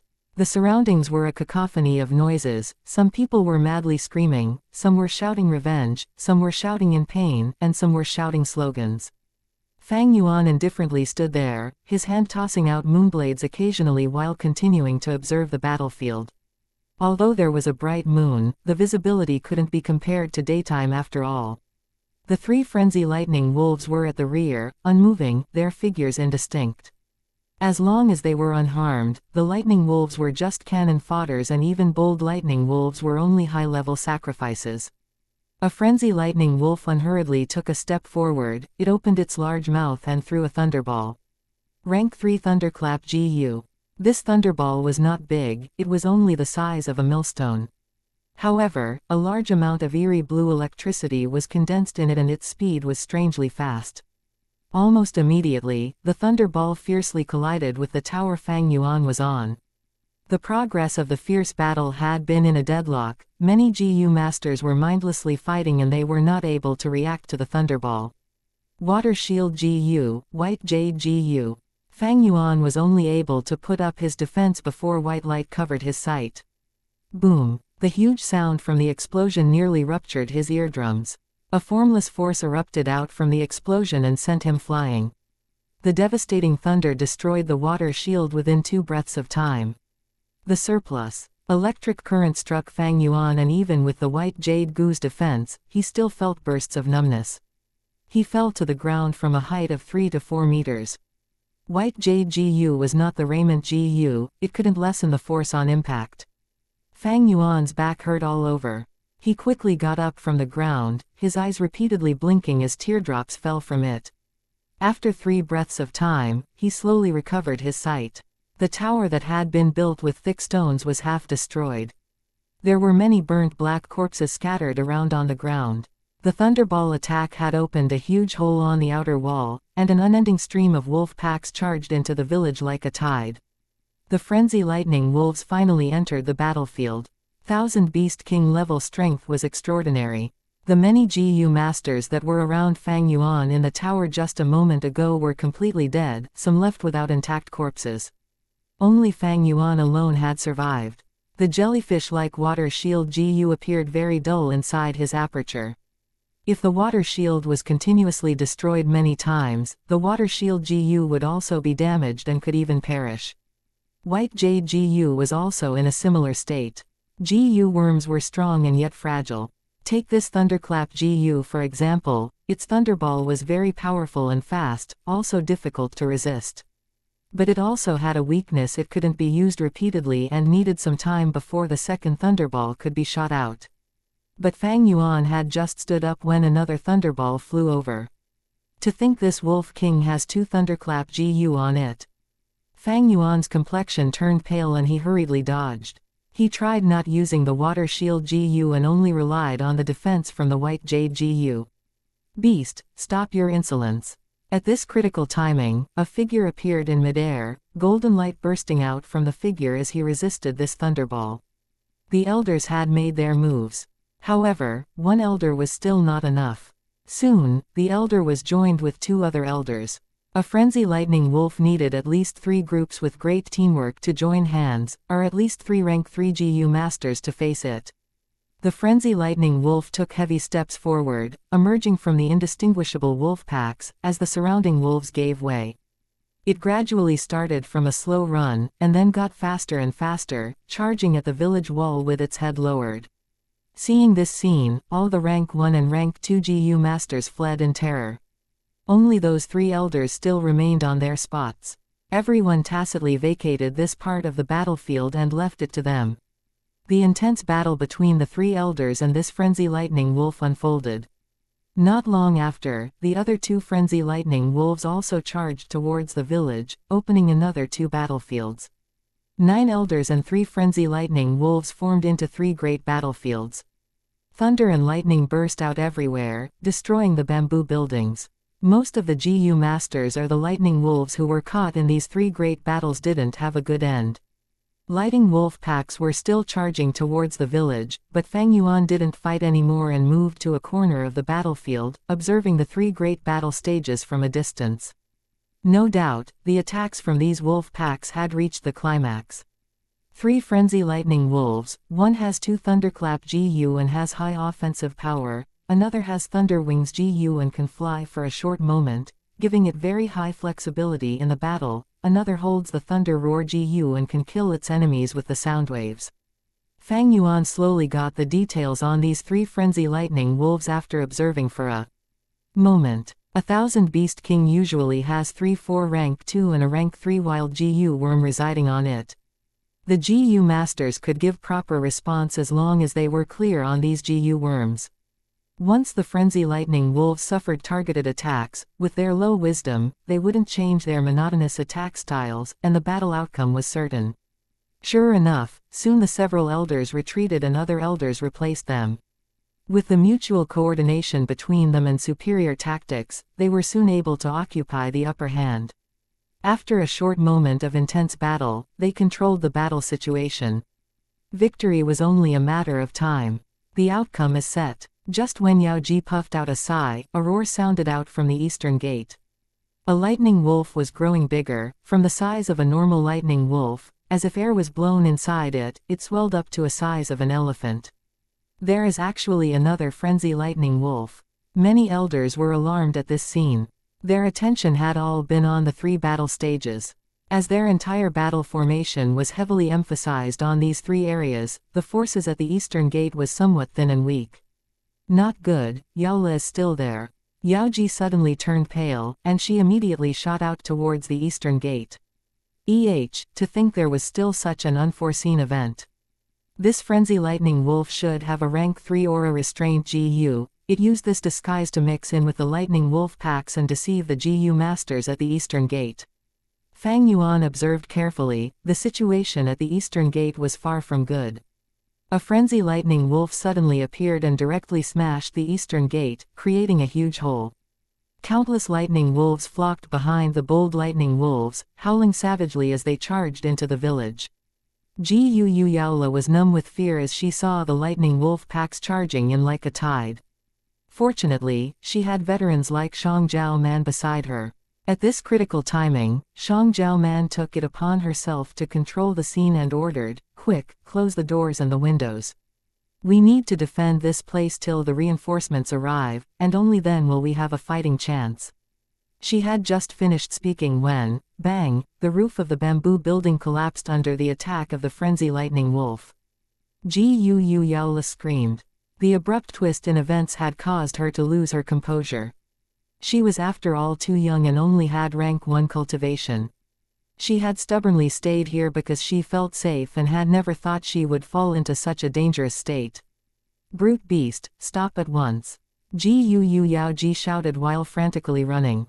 She helplessly looked as the frenzy lightning wolf rammed into the bamboo building. Her beloved granddaughter was in a dangerous situation, but even though she had the power, she couldn't help her because it was beyond her reach. At this dangerous moment, it was again Xianxia Man who stepped forward. She willed in her mind, and her remaining brown bear charged towards the frenzy lightning wolf with a roar. The frenzy lightning wolf swatted with its right paw, sending this 400-kilogram over brown bear flying. It opened its mouth and bit the brown bear's head to pieces. How could an ordinary wild beast resist 1,000 Beast King level's strength? Xianxia Man took this time when the frenzy lightning wolf was tangled up with the brown bear to rush out with Gu Yaola in tow, managing to pull apart a small distance. The frenzy lightning wolf roared. It naturally wasn't willing to see its prey run away like this. It leapt and crossed a dozen meters at once, landing in front of Xianxia Man. Suddenly seeing this frenzy lightning wolf appear in front of her, Gu Yaoli's legs went soft. Xianxia Man dragged her but didn't dare to rush forward recklessly. She could only change her direction and run towards the outside of the village. The frenzy lightning wolf was just about to pounce on them when Gu Yaoji arrived and threw a light purple moonblade at the wolf's back. The moonblade quietly changed into a ball of miasma and bore into the frenzy lightning wolf's nose. The frenzy lightning wolf immediately coughed twice. It was poisoned. This was the rank 3 moon poison Gu. The frenzy lightning wolf was furious, and it raised its head and roared. Its fierce roar formed into an invisible force and smashed into the surroundings. Thunder Roar Gu used the vibration of the soundwaves to kill, but this was not Thunder Roar Gu, it was the soundwave Gu which formed invisible pushing force. Xianxia Man and Gu Yaola were sent flying into different directions by this pushing force. Xianxia Man struck a bamboo building. No more movements could be seen from her, whereas Gu Yaola was sent flying past the broken eastern gate and out of the village. The fall stunned her, and as she tried getting up, she saw a lightning wolf opening its bloody mouth and trying to bite her. Ah! She gave a shrill scream, and at this critical juncture, a moonblade flew over and killed this lightning wolf. She hurriedly stood up and saw the benefactor who saved her. He was a young male Gu master. The lower half of his body had been buried under the collapsed wall. The male Gu master vaguely smiled at her with his blood-drenched face. The next moment, his throat was ripped open by the swarming lightning wolves. Tears flew down Gu Yaoli's face, and she cried as she ran. This part of the battlefield was extremely chaotic. Because of Gu Yaoli's identity and background, there were Gu masters who helped her out from time to time. But they were powerless to even protect themselves, much less help her out of this predicament. Gu Yaoji was also tangled up with the frenzy lightning wolf and couldn't attend to her. Gu Yaola was perplexed and fully at a loss within. There were only the images of claws and teeth of the lightning wolves in front of her. In her frantic state, she suddenly heard a voice speak, "Move a step back." She subconsciously followed the voice and was able to luckily avoid a lightning wolf's bite. "Roll to the right." That voice came again. Yaoli's consciousness was still blank, but her body had already made the move. There was a snapping sound of a wolf's mouth. She had escaped the bite by a hair's breadth. The voice arrived unceasingly, and the young girl meticulously followed them. There were mistakes made sometimes, but at those times a moonblade would fly over from seemingly nowhere and get her out of the trouble. Only when there were no more lightning wolves around her, did Yaola discover that she was already safe. It was only when she had unconsciously drifted far away from the village and was in a remote forest. A human figure appeared in front of her. Her eyes immediately opened wide. "Gu Fang Yuan, you were the one who helped me." "No, I am only helping myself." Fang Yuan grinned, revealing an evil intent. Chapter 151, Demonic Nature. What? Gu Yaola was shocked when she heard this. Fang Yuan had already struck at lightning speed, his hand chopping her neck. She fainted immediately. The young girl fell down helplessly, and Fang Yuan's hand quickly moved, holding her by the waist. Next, he activated the stealth scale Gu, and their bodies vanished on the spot. When Gu Yaola woke up in a sleepy state, she found herself in a dark mountain cave. She shrugged her head, trying to stand up subconsciously. But she soon found out that her arms were tied behind her back, the rope looped around her neck. She was tied tightly on a large rock. All the Gu worms on her body had been plundered away by Fang Yuan, refined and turned into his. She was merely a 15-year-old young girl with that frail body. How could she break free from that thick ropes wrapped a few times around the rock, even tied with knots? Being trapped in this remote and unfamiliar place, the young girl started to feel frightened. She thought about the moment before she had fainted. Even the most naive person would also know that Fang Yuan was going to do something bad to her. But how would Fang Yuan deal with me? What is he planning to do? Is it because I complained about him to Grandma, thus he is taking revenge? The young girl was tied helplessly, but her thoughts quickly flipped like pages of a book. The more she thought, the more frightened she got, and she started sobbing uncontrollably. "Grandma, where are you? Quickly come and save me." As she cried, she felt an intense fear and loneliness. Fang Yuan was nowhere to be seen, and the cave was filled with her cries. "Is Fang Yuan planning to trap me here for 7-8 days, and make me suffer in hunger, so I will never speak ill of him again?" After crying for a while, Jiu Yaola thought of a possibility. "Too evil. Fang Yuan, I will never forgive you." She gritted her teeth as her impression of Fang Yuan, which was bad from the start, fell into negatives. Since her birth, Jiu Yaola had not hated a person so much. At this moment, footsteps were heard. Soon, Fang Yuan's silhouette was seen emerging from the shadows. "Fang Yuan, what do you want? Let go of me now. Otherwise my grandma will deal with you." Seeing Fang Yuan, Jiu Yaola struggled intensely, her slim legs stomping on the ground like a small deer that fell into a trap. "You sure are lively," Fang Yuan coldly snorted. Jiu Yaola was about to open her mouth and continue crying in a rage, but she soon saw a large bear moving behind Fang Yuan.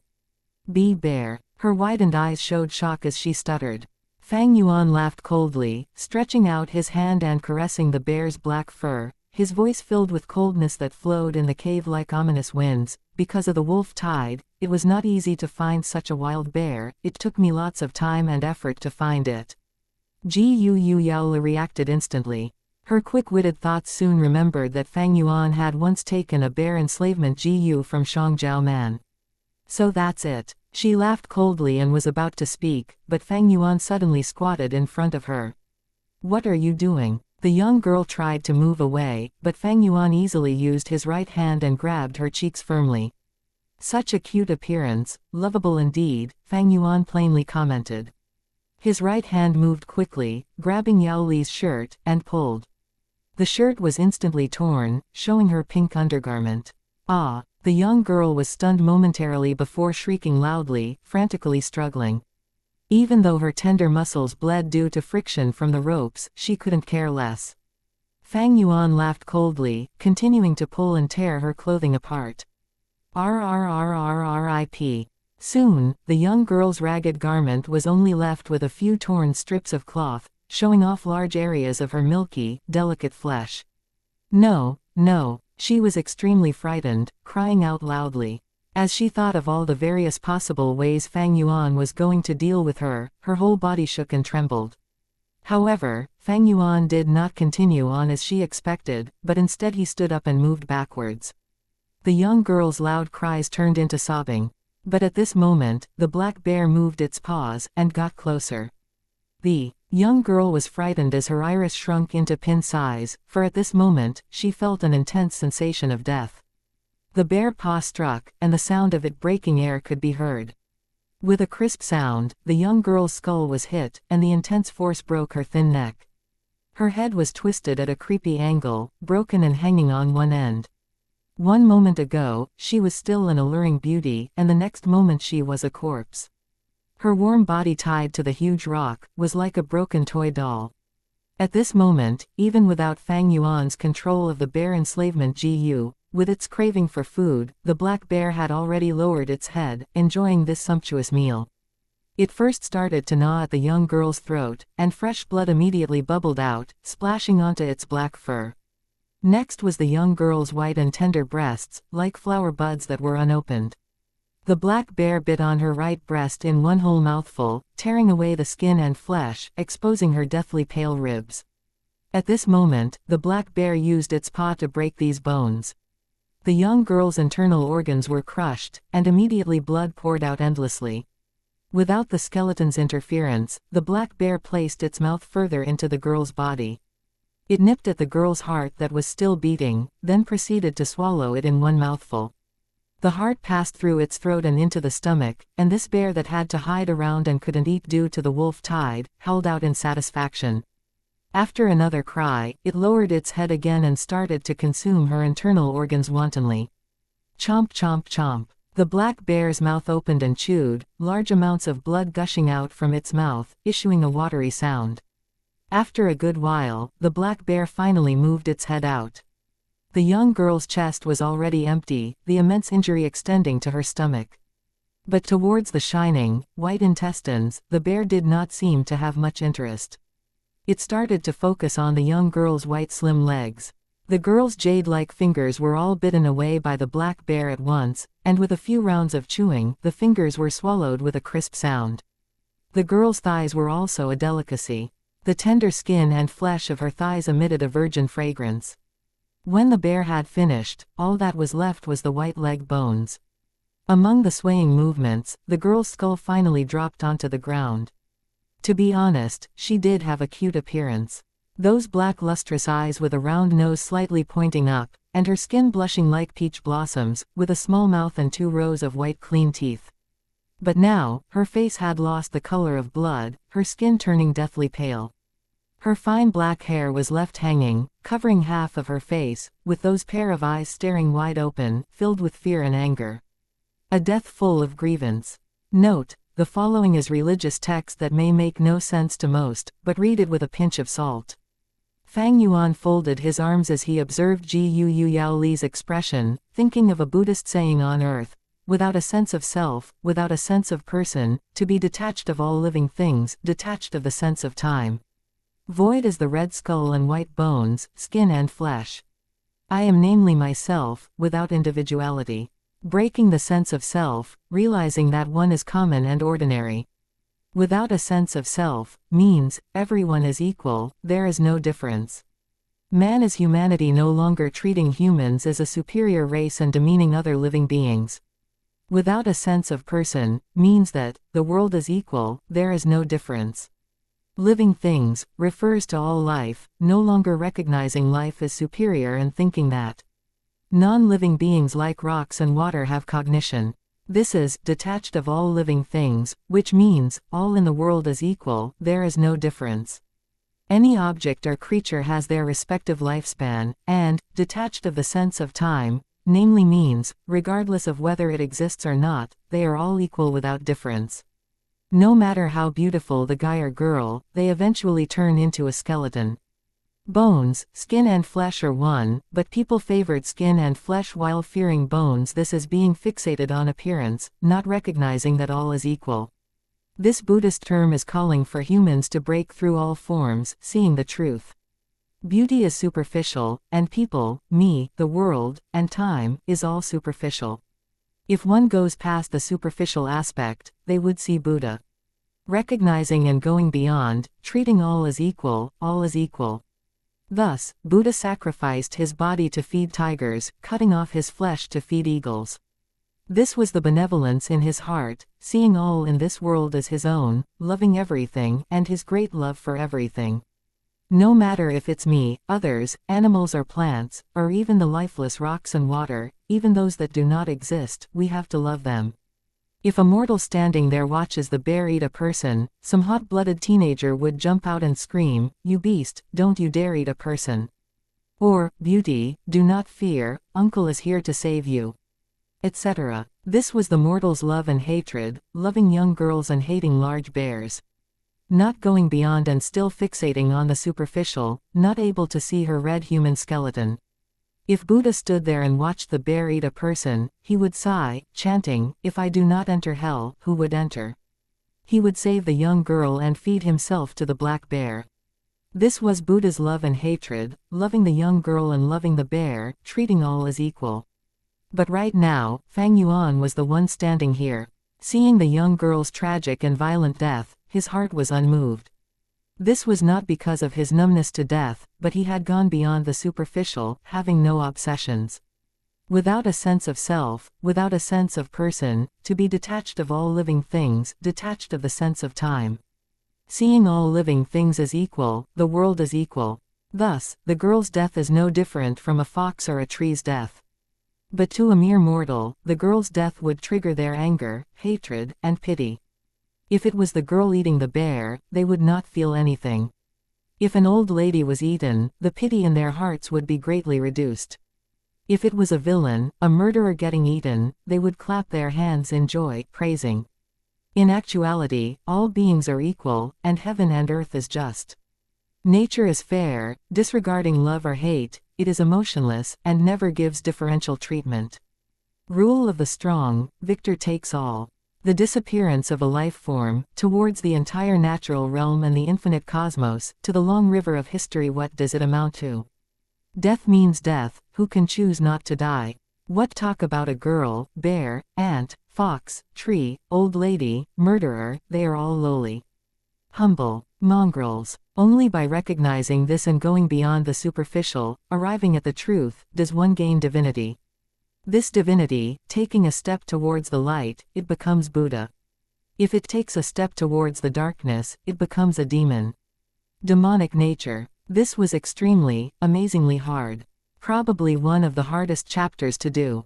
But I tried my best at reflecting the scripture's meaning and all, so I hope you guys made some sense of it and enjoyed the chapter. This chapter took 100% of my effort, really. Even the bear-eating girl part, did you guys enjoy it? XD anyway. For those asking, Book 1 has 199 chapters. Laughing face. Chapter 152, advanced to rank 3. An hour later, Jiu Yaola was almost completely eaten by the black bear.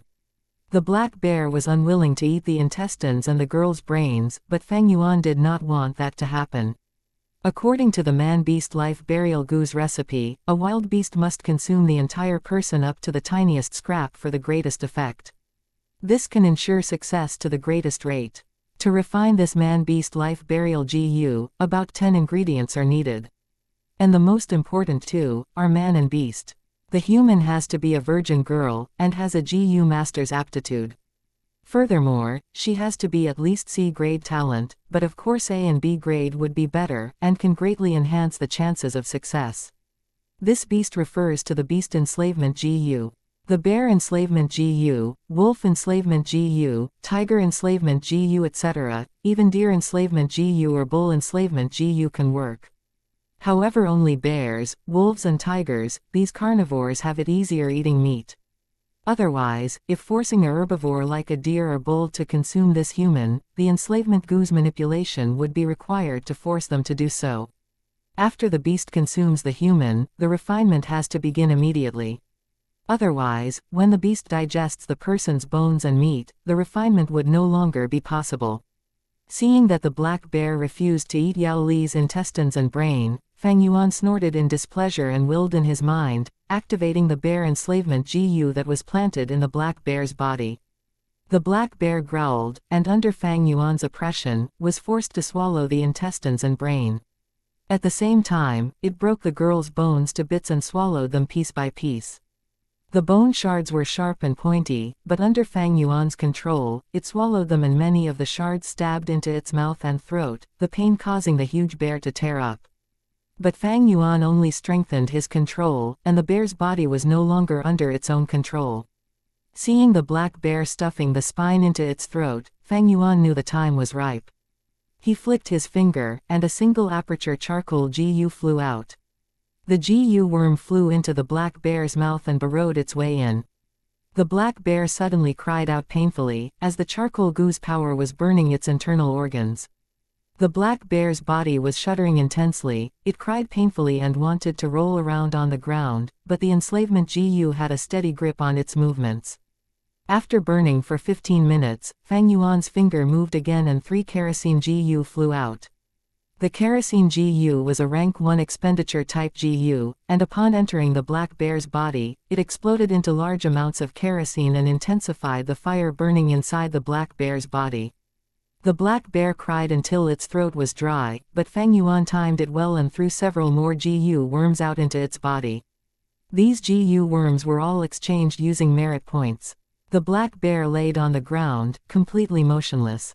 A moment later, from its eyes, ears, nostrils and mouth as well as its butt, small sparks of flames were seen. Then, the fire got bigger and quickly enveloped its entire body, turning it into a giant fire pillar. The entire dim cave was lit up by this fire. But this fire was not the usual orange, but instead an eerie blood color. Fang Yuan patiently waited for a moment, until the fire was about to extinguish, then he threw out the final GU. This was a rank 2 poison GU. Throwing it into the fire, an intense reaction occurred. A white lump of light emerged from the fire, initially only fist size. Fang Yuan quickly took out primeval stones from his money bag and threw them into this light lump. The white lump digested the primeval stones and became bigger. After throwing up to 1,000 primeval stones, the light was around the size of a room door, and then suddenly shrunk. The fire on the bear's corpse extinguished at once, and the cave returned to darkness, while a GU worm wobbled its way to Fang Yuan. Man-Beast Life Burial GU. Rank 3, Expenditure Type GU. It looked like a black spider with furry long legs, but it had the head of a bear, and on its back there was a blood-colored tattoo, drawing the outline of a young girl's beautiful face. This was Gu Yu Yaoli's face. It resembled a smile yet wasn't, it looked like a crying face and yet was not, but she seemed to be staring at Fang Yuan with a gaze filled with utter hatred. Fang Yuan laughed heartily, not minding it at all. Death is the end of all, even in life she was merely so, what more can she do to Fang Yuan after death?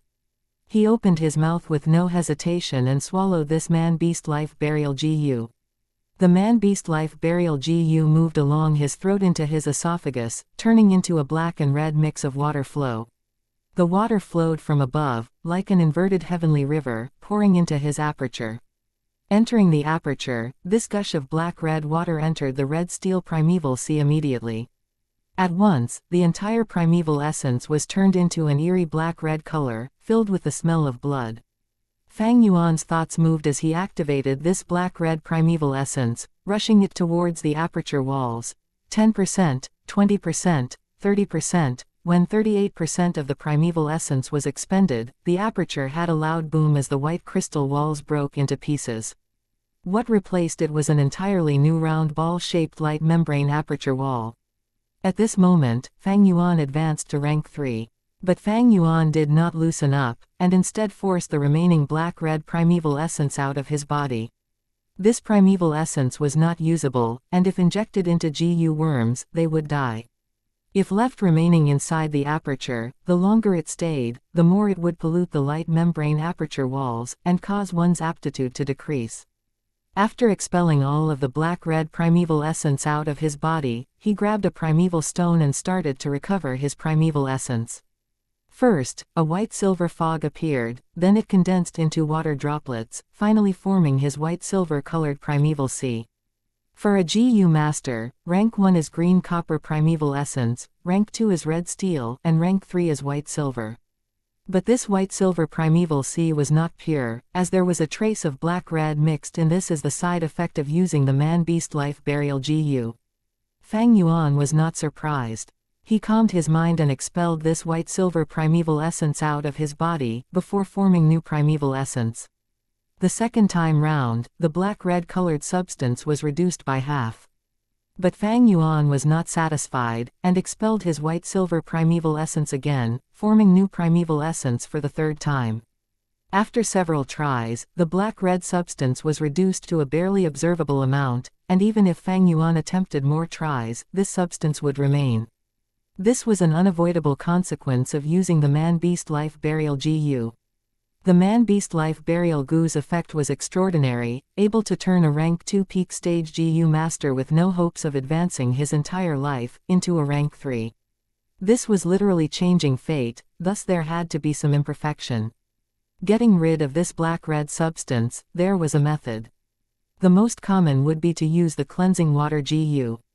Cleansing water GU can completely wash away impurities in the aperture. It appeared once in the tree house, but was bought by the Kai faction. In this short term, Fang Yuan could do nothing about the black-red substance. "You bunch of useless idiots, what are you all doing? Not able to find such a large, lively person. In the medicine hall, Yu Yaoji flew into a furious rage, and her screaming caused even the window lattices and curtains to tremble. In her heart, she was worried, frightened, anxious and enraged.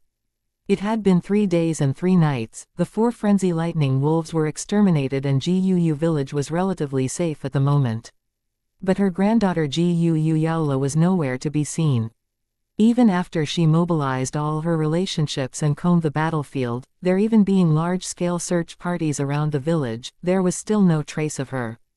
The ones who saw Gu Yaola for the last time were the battling Gu masters. What they saw was Gu Yaola falling into the encirclement of the wolves, and had to run away frantically, in a worsening predicament. These showed that Gu Yaola was not in an optimistic situation, most likely consumed by the wolf packs. But Gu Yaoji was indignant. She could not accept such a cruel truth. If it was any other girl, so what if they die? But this was her own blood-related granddaughter, someone she had nurtured since young to be the inheritor of her medicine faction. She was so well-behaved and intelligent, loved by everyone. So lively and cute, bringing others joy. These days, Gu Yaoji could not sleep at all, for in her mind, it was all images of her granddaughter. Gu Yaoji had originally maintained her looks well, but in these 3 days, she seemed to have aged over 10 years. It was like her heart was dug away, and she felt an endless pain of emptiness. In her screaming, tens of Gu masters lowered their heads, enduring the cruel insults of the old woman. Reporting to Medicine Hall Clan Elder, this subordinate has something to report. At this time, a rank 2 Gu master walked in. What? Is it news about Yaola? Gu Yaoji's eyes shone, asking quickly. Someone advanced to rank 3, the clan leader is holding an elder meeting at the clan leader pavilion, to confirm the situation. The Gu master quickly reported. Gu Yaoji's eyes dimmed, waving her hands, not information about Yaola, and still disturbing me. Wait, what did you say? Someone advanced to rank 3 and became a new clan elder. Halfway through, she reacted and lightly frowned. This was too sudden, with zero premonition. The appearance of a new clan elder would influence the entire Gu clan's political situation. This was a huge hit on the medicine faction who has lost its inheritor. In the medicine hall, the standing Gu masters started to discuss among themselves, guessing the identity of the new clan elder. Gu Yaoji frowned, asking immediately, who advanced to rank 3. Reporting to Lord Yaoji, it is Gu Fang Yuan, the Gu master answered. What? It's him. At once, Gu Yaoji's iris shrunk. This was the worst of news to her. In the hall, the Gu masters also started to discuss violently. They couldn't have made a mistake, could they, to think it's Fang Yuan? Isn't he a C-grade talent? How can he become a rank 3 Gu master so quickly? Once he's rank 3, he will be a clan elder, a higher up in the clan. When we see him next time, we have to bow and greet him. How can this be? This is literally soaring through success. Earlier, didn't they say he's dead? He went missing for 3 days and 3 nights, and his corpse could not be found on the battlefield. We thought he was eaten by lightning wolves already. They were stunned, jealous and confused. Missing for 3 days and 3 nights, without a corpse on the battlefield. Isn't this the same as Yao Li's situation? Gu Yaoji's ears twitched, and her woman instinct caused her to have intense suspicion towards Fang Yuan for no reason. She suddenly changed her mind. She is going to the clan leader's pavilion. And there you have it. Poor bear. Now since I'm at it, after reading the comments in Chapter 152, I would like to remind you guys what I have warned in the first chapter. This is a novel about an evil MC. The author's wish was to write about a final boss villain as a main character, because he was tired of seeing dumb villains and intelligent, billion-year-old reborn evil MC that fell in love with every beautiful girl at first sight.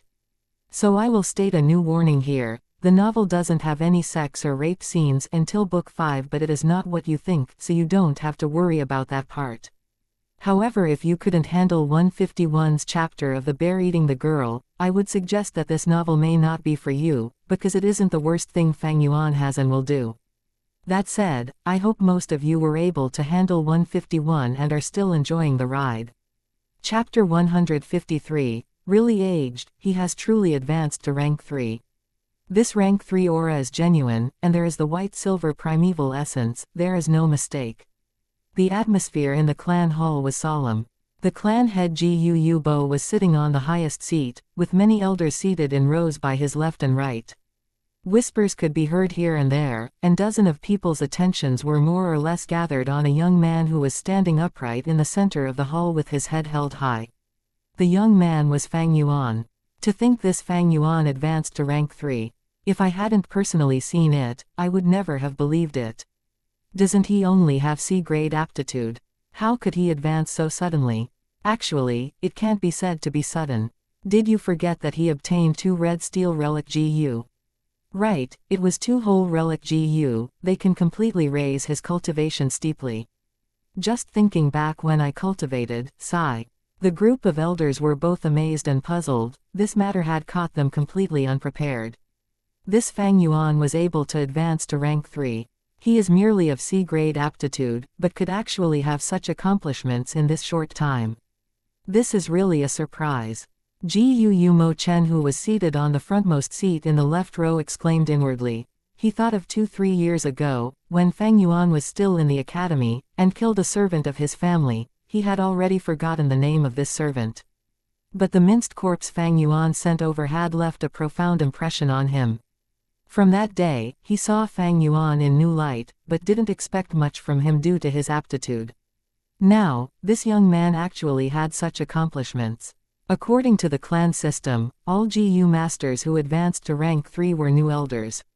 A new elder was bound to have a huge impact on the old political structure. If I had recruited him before, I would be able to use this impact and gain political dominance. Sigh, it really is a pity.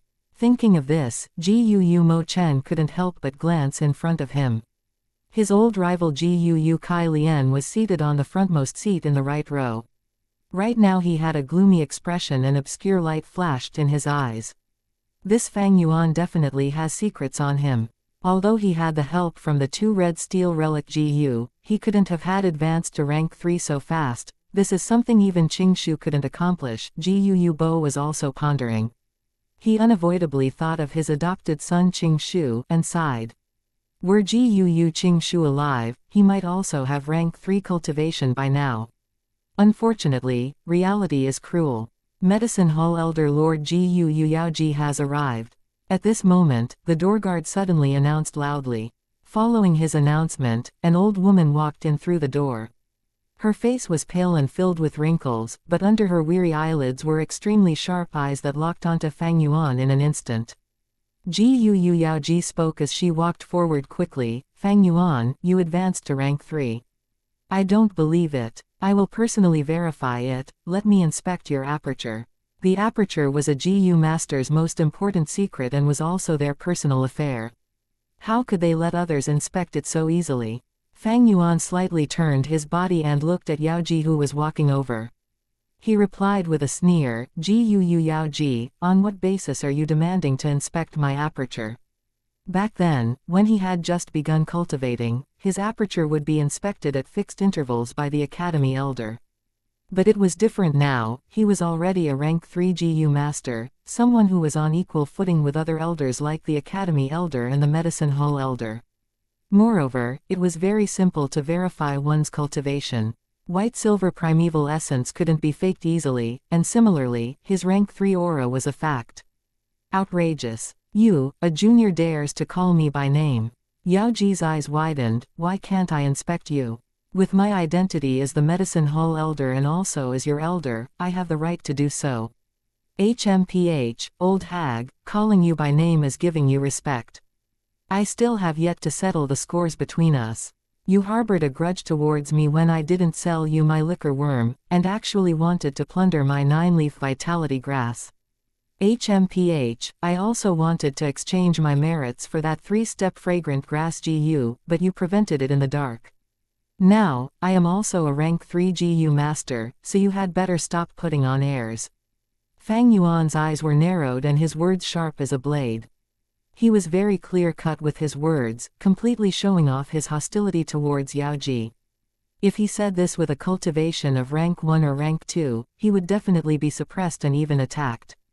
However, the situation was completely different now. He was a rank 3 and his position was already equal to the elders.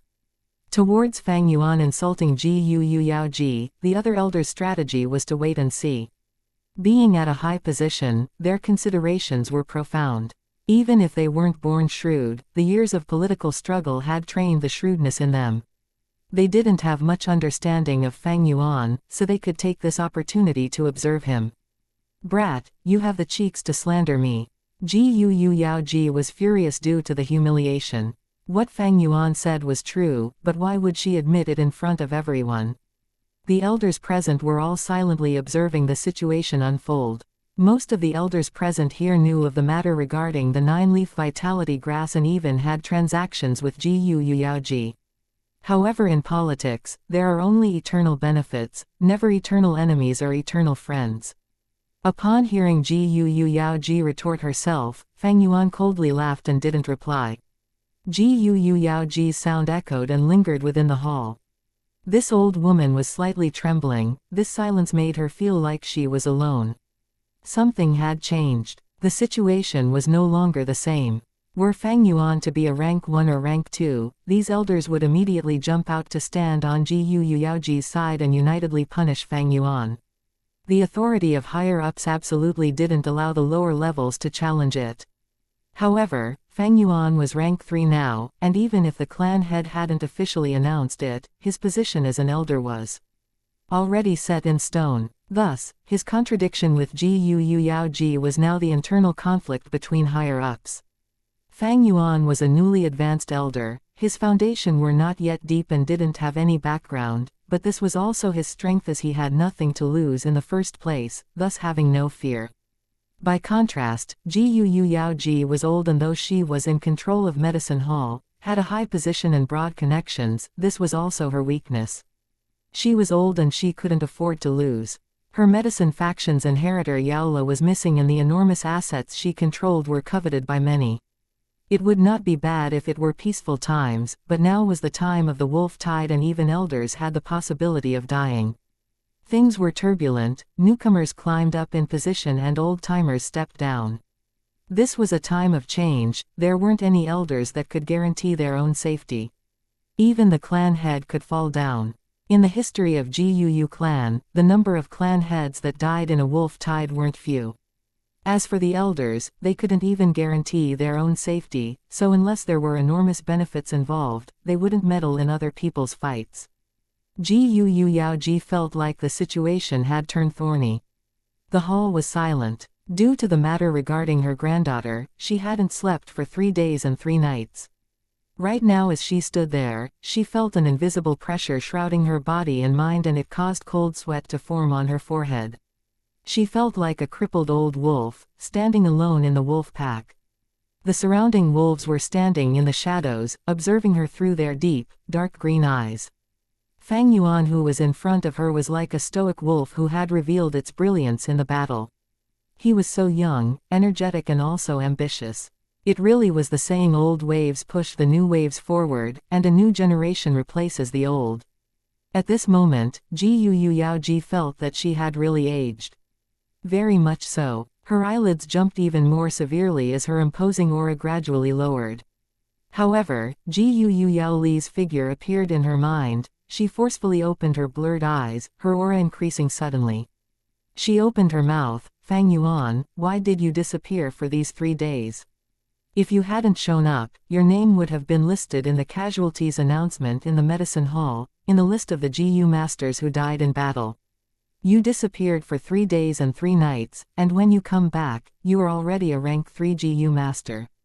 What happened during these days? Heh, I believe everyone here is interested in your explanation. After realizing she could no longer easily create troubles for Fang Yuan, her tone became more mild, no longer as forceful as before. However, her words were still very strong, with treacherous intentions hidden within. After all, she had the highest seniority as a high-ranking politician. The elders' eyes brightened when they heard this, revealing clear interest. No one was a fool among those present here. Fang Yuan's sudden advancement to rank 3 was indeed strange. His C-grade aptitude was after all known by everyone. Gu Yaoji's words brought those elders to stand by her side again. However, since Fang Yuan dared to return so grandly, he naturally had made preparations. Under everyone's gazes, he raised his head and laughed. "Old woman, what you want to know, am I obliged to tell you? However, hearing the pitiful news of your granddaughter's death, I will benevolently tell you. During the past few days, I have been in closed-door cultivation in Elder Kai Lian's manor, trying to break through to rank 3. This point can be verified by Elder Gu Kai Lian." "What? Gu?" Yaoji revealed a startled look. Other elders were also shocked, all kinds of complicated expressions appearing on their faces. Immediately, everyone's gazes were cast towards the gloomy-faced Gu Kai Lian. The Kai faction head, who held one of the two most powerful influences in the Gu clan, now appeared so gloomy that water could drip out from him. However, in front of everyone's gazes, he knew he needed to give an explanation, thus he reluctantly replied, "It is indeed so.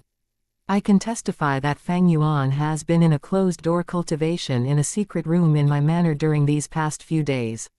The instant these words came out, the whole crowd went in an uproar. The elders possessed deep restraint, they wouldn't lose their bearings and make a scene. However, there were many whispers and mutterings. To think Gu Kai Lian actually had relations with Fang Yuan. Fang Yuan's advancement is related to Kai Lian. There is a great probability.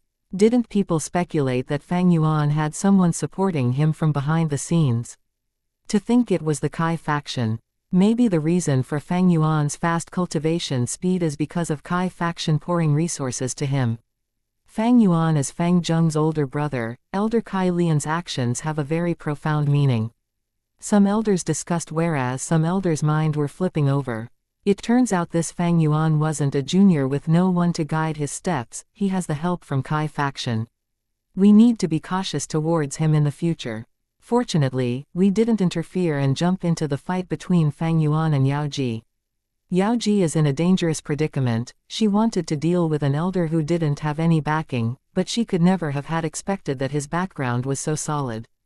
It's actually the Kai faction. Gu Yaoji's face was very pale. When she had heard Gu Kai Lian confirming it, she took a step back in shock, her whole body trembling faintly. Opposing a lone elder compared to an elder backed by the Kai faction, these were two utterly different concepts. Chapter 154. Vomit blood out of anger. Gu Mo Chen's heart was very heavy. He had planned to recruit Fang Yuan, but stopped himself due to Fang Yuan's aptitude.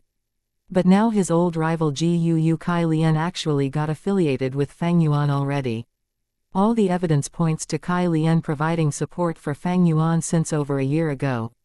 Now, his investment had received such a great reward, and the Kai faction has a new clan elder. How can his heart not be heavy? Except, other than solemnness, Mo Chen was also confused. He was Gu Kai Lian's old rival, having competed since they were young. He had such a good understanding of his rival that he even knew what color of underwear his rival liked to wear. Logically speaking, Gu Kai Lian would have started gloating by now, throwing mocking and smug glances towards Mo Chen. But right now, his face was grim, like he had suffered an injustice. This was too strange. Just what had transpired between him and Fang Yuan? What sort of agreement did they reach? Gu Mo Chen could not get an answer. This Fang Yuan, his guts are greater than the heavens, to think he would actually threaten me. Gu Kai Lian's heart was filled with anger and perplexity. Last night, Fang Yuan had secretly approached him and used the matter of Gu Kai Cheng's fake aptitude to threaten him. Heavens! How did this important secret that only he, Gu Kai Lian and his grandson Kai Cheng knew about, come to the knowledge of this outsider Fang Yuan? Gu Kai Cheng was only a C-grade talent, but for the sake of the Kai faction's benefits, Kai Lian had to take a risk and show a facade of Kai Cheng being B-grade. If this matter was exposed, its impact towards the Kai faction would be unforeseen. The Kai faction family head's integrity would be questioned for his cheating personally, and this would ruin his reputation completely. More importantly, the Kai faction inheritor is only AC grade. This means that the Kai faction would have no political outlook anymore. Who would be dumb enough to rely on this type of faction? Fang Yuan, knowing this secret, was equivalent to grasping the fatal weakness of the Kai faction. When Fang Yuan threatened him, Gu Kai Lian almost couldn't control himself from attacking and eliminating this threat on the spot. But he forcefully stopped himself, as he did not know who else got a hold of this secret, and whether Fang Yuan told anyone or left behind any paper evidence at some secret location. Pacify him first, understand the situation, then eliminate him. I cannot leave this threat hanging. That was his thought at the time. But soon after that, Fang Yuan displayed his rank 3 cultivation. Kai Lian, while shell-shocked, could only change his plan to cooperation. Rank 3 is a clan elder, and if he murdered a clan elder, this matter would just be as serious as cheating. Furthermore, fighting against a rank 3 GU master would take some time, and the commotion it creates is even harder to deal with.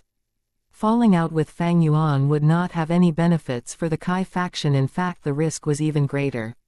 Although Fang Yuan has a hold on me, a shared secret is also a form of collaboration. Finally, Kai Lian could only convince himself to comfort his heart. Fang Yuan's threat was so sudden, so he could not tell how many safety nets Fang Yuan had in place, thus he could only go along with it. But now, Fang Yuan fearlessly implicated him, letting him attract the attention in Fang Yuan's place. It was really throwing him under the bus. However, even if Gu Kai Lian knew this, what could he do? This time, Fang Yuan slowly spoke again. Gu Yao Ji, I know your heart is in a mess now. Yes, that B-grade talent granddaughter of yours is dead, and without a proper corpse, your medicine faction is now without an inheritor. But AC grade talent like myself advanced to rank 3 instead, so you feel anxious and indignant, thus your fury is directed at me. I understand that. What did you say? Gu Yao Ji stared widely, uncontrollable anger rising. You little wretch, I'm telling you Yaola is not dead. Fang Yuan laughed loudly, shrugging nonchalantly. Her matter of life or death, what does it have to do with me? Yao Ji, you don't have to emphasize that. But, he suddenly twisted. Gu Yao Ji, in order to find your granddaughter, you assembled search parties and wasted much human and material resources. That concerns me, the clan elders here, and even the clan leader. Gu Yao Ji, letting you lead the medicine hall, that is because of our trust. But what have you done? You dispatched the medicine hall's healing GU masters out to search for your granddaughter, leaving those injured and crippled GU masters in distress. You are too selfish. Yao Li's sacrifice, it is indeed the clan's loss. But you further worsened our loss. You are not fit to be our medicine hall clan elder at all. Fang Yuan's words hit the nail on the head, tearing at Yao Ji's weakness, her pain. But what he said was very true. Upon hearing Fang Yuan's words, many clan elders started frowning secretly. Whose faction did not have injuries? Gu Yao Ji's actions were indeed overboard, dispatching GU masters on her own and not attending to the urgent business at hand, but instead searching for her granddaughter. Gu Yao Ji was so angry her body was trembling, her finger pointing to Fang Yuan, unable to say another word. Her eyes were like blowing fire. Having a strong urge to strangle this bastard Fang Yuan on the spot. Fang Yuan's gaze was cold and indifferent, staring at her with no fear. He was returning the favor to her. Gu Yao Ji's earlier words were all righteous and caused the many clan elders to get curious about Fang Yuan's secret to advancing, causing a huge commotion. Fang Yuan's words were the same, and with reason backing him, standing at the highest point of the clan rules, it caused the clan elders to subconsciously defend him. To the clan elders, protecting the clan's rules were akin to protecting their own interests. Gu Yao Ji's actions these days did infringe on their interests. This Fang Yuan, bastard. Fucking bastard. Gu Yao Ji shuddered, not knowing that Gu Kai Lian was also angered to the point of fuming. Fang Yuan was offending Gu Yao Ji to the limit, and her hatred towards him will also spill to the Kai faction since Fang Yuan was now a part of them. But the truth was, Kai faction is innocent. Was he, Gu Kai Lian, a fool? Why would he offend Gu Yaoji, who is the most senior and has the greatest social network? Gu Kai Lian subconsciously shrunk his body, praying in his heart, may the other clan elders not direct the attention to himself. Fang Yuan doing this is his own idea, it has nothing to do with the Kai faction. But Fang Yuan's next sentence broke this illusion of his to smithereens. He turned around and reported to the clan leader Gu Bo, "Clan leader, I highly doubt Gu Yaoji's ability to continue leading the medicine hall. I suggest we temporarily revoke her title of Medicine Hall Clan Elder and hold a thorough assessment of her. Each one of the clan's healing Gu masters are precious to us. We cannot let her waste them like this. Otherwise, the ones that suffer the most are the brave Gu masters that fight using their lives for our precious clan." Pausing momentarily, he continued, "This suggestion of mine, Elder Kai Lian is also very supportive of." "What?" Gu Yaoji's iris shrunk as her face changed colors. "What?" The clan elders were all taken aback. To hear of Gu Kai Lian's forthright attitude like this, does it mean that he was unhappy with Yaoji from long ago and has been lusting after the huge benefits in her possessions, wanting to get a piece of the pie? What? As the person in question, Gu Kai Lian nearly jumped from his seat. How could he not be angry? He was going to go crazy from Fang Yuan's antics. This Fang Yuan had not only offended Gu Yaoji, he even dragged him into the boat. His original political intent towards the medicine faction was closeness and cooperation. But now, his efforts were all thwarted by a single sentence from Fang Yuan. Fang Yuan was framing and harming him. In front of the person himself, framing, harming, and spreading false rumors. But he, Gu Kai Lian, the Grand Kai faction family head, was held hostage by Fang Yuan, and had no way to fight back. "Oh, Elder Kai Lian, you support this?" Gu Bo's gaze shone as he asked. Gu Kai Lian gritted his teeth, slowly getting up. He stiffened his neck, resisting the urge to look at Fang Yuan. He was afraid he could not control his rage. At this point, he can do nothing to Fang Yuan, and can only carry on the show. Revoking Yaoji's title, this is Fang Yuan's sole idea. With the threat of the wolf tide, suddenly changing people is not appropriate. However, I do agree that Elder Yaoji has deviated from the role of the healing Gu masters due to her personal feelings. If these efforts were placed into the right areas, it would reduce our clan's loss to a great extent. Saying so, his heart was bleeding. He would definitely not follow through with what Fang Yuan said, as he had his own interests in mind. These words, he had already exerted the greatest effort to find a balance between Fang Yuan and Yaoji. But even so, after he finished speaking, he heard a thump. He turned his head around and saw that Gu Yaoji had vomited blood out of her intense anger, and fell on her back. "It's over. I've completely offended Yaoji." At this moment, Gu Kai Lian felt like he had fallen into a chasm, his heart icy cold.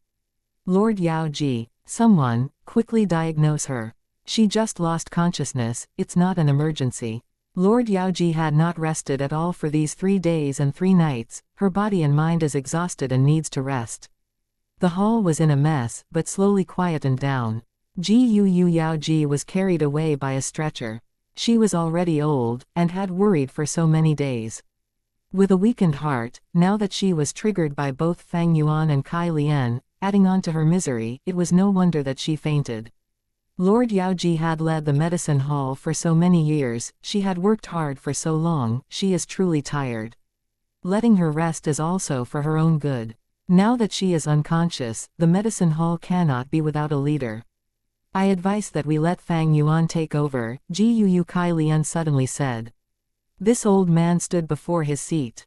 Seeing Gu Yaoji being carried out, his eyes shone coldly.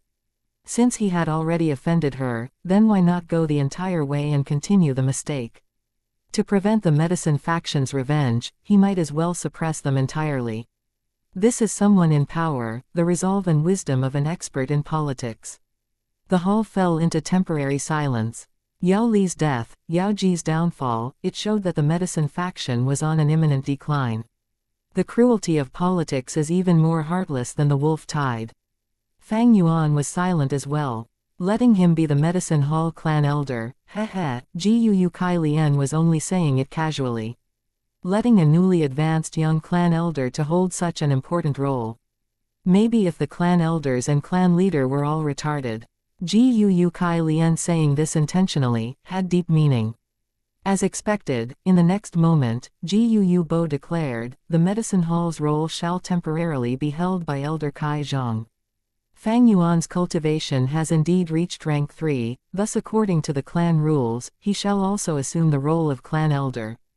Send out the news, and let the entire village rejoice. Saying so, Gu Bo stood up and left. Congratulations, congratulations. After the clan leader left, the clan elders all walked towards Fang Yuan, cupping their fists with faces full of smiles. Fang Yuan cupped his fists as well, replying with a warm smile. Chapter 155, Borrow, congratulations, congratulations. Elder Fang Yuan is young and promising. You are definitely a role model for the young generation. Haha, we truly anticipate Elder Fang Yuan's brilliance as we work together from now on. The group of elders surrounded Fang Yuan and spoke customary words. The academy elder stood at the edge of the crowd, his expression complicated as he looked at Fang Yuan.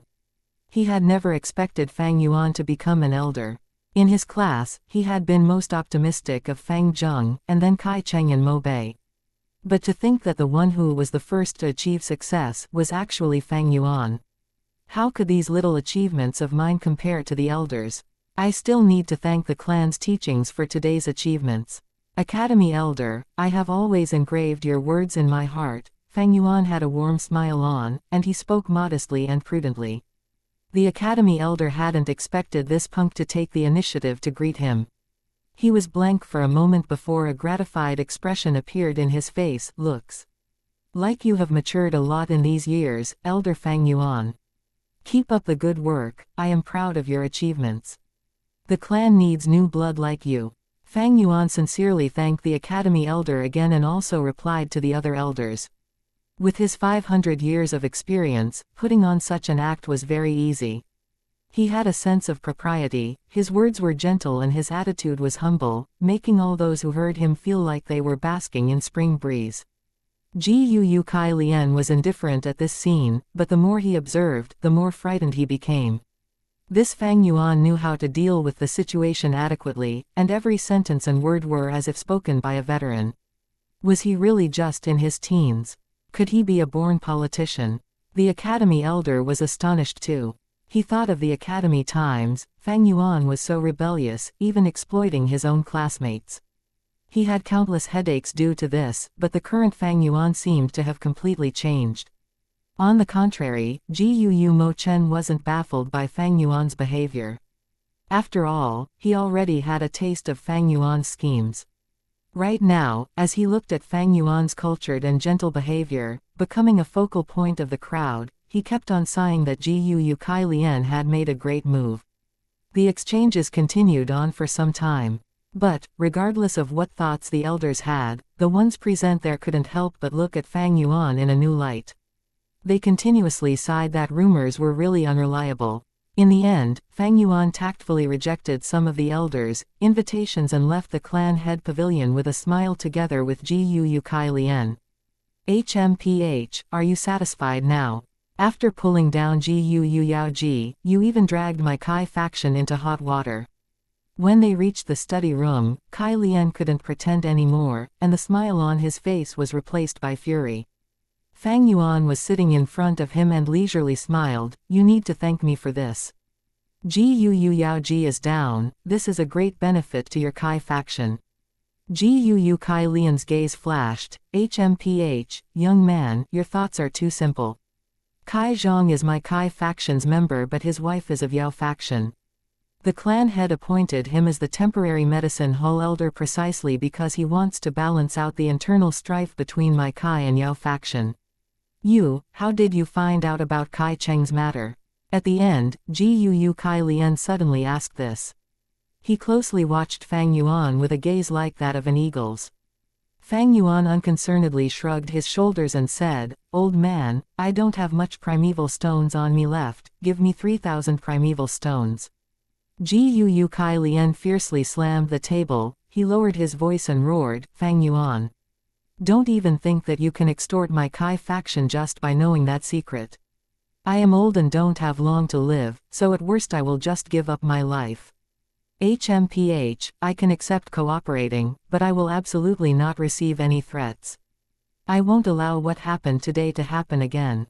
If you recklessly make enemies and pull my Kai faction into your mess, you will regret it. You really think that secret can destroy my whole Kai faction?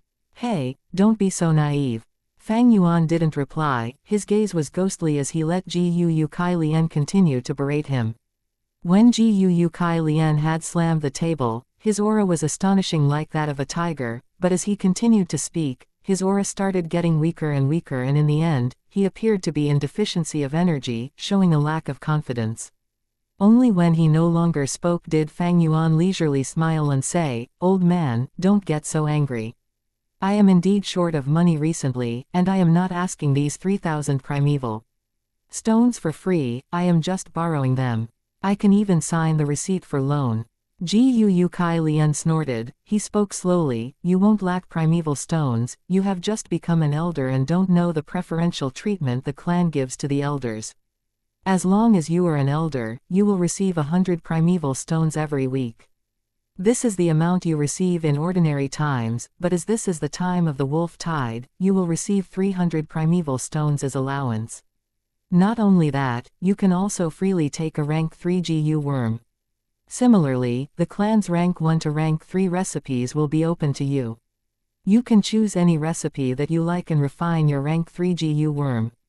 There are also other privileges, for example, ordinary Gu masters can only marry one wife, but an elder can have one wife and 2 concubines.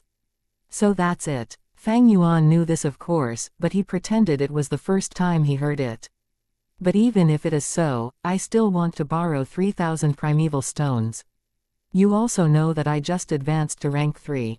Refining a rank 3 Gu worm consumes a great amount of primeval stones, Fang Yuan, sincerely, said. Gu Kai Lian reflected on this. He pondered, with Fang Yuan's identity as an elder, he wouldn't go so far as to not pay his debt. Does he not want his reputation? If in case he dies in the wolf tide, then wouldn't my 3,000 primeval stones go in waste? Wait, won't it be better if he dies? We can continue to hide the matter regarding Kai Cheng's aptitude. But how did he learn this secret? Is there still anyone else who knows of it?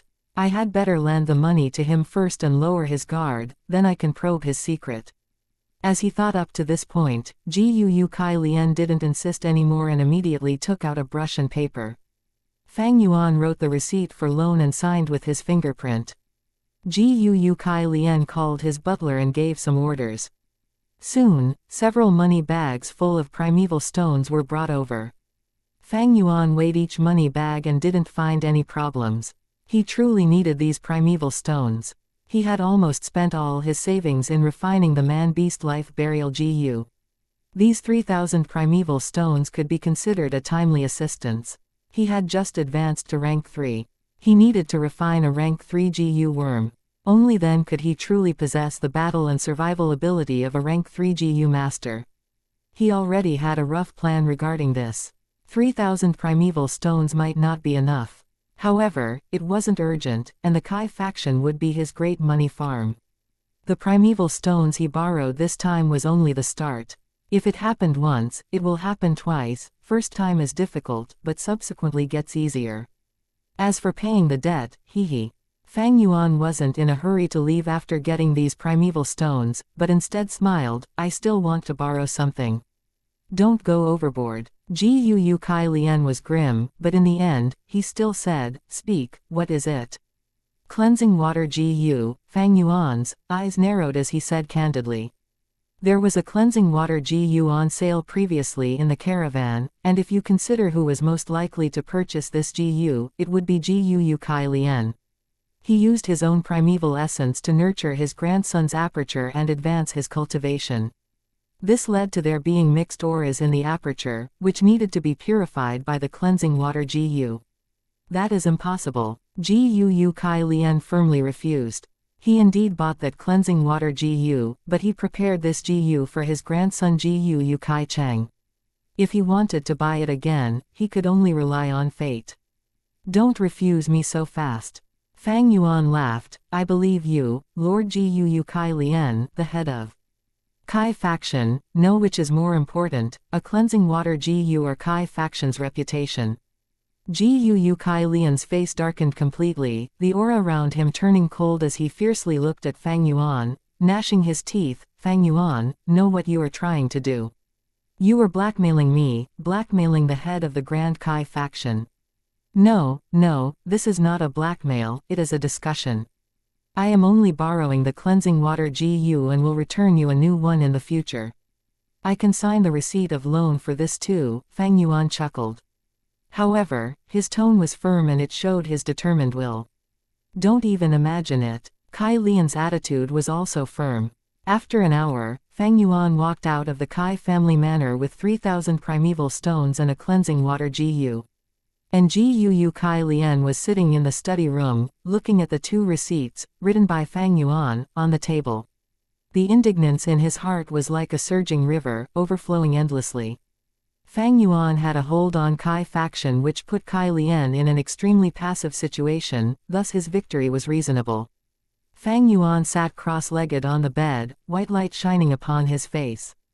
A white ball of light was floating in midair. The fusion process had reached its end stage. Fang Yuan used his consciousness to maintain the ball of light while throwing primeval stones into it. The ball of light suddenly faded away and a whole new Gu worm flew into Fang Yuan's palm. Its appearance was like a big ladybug.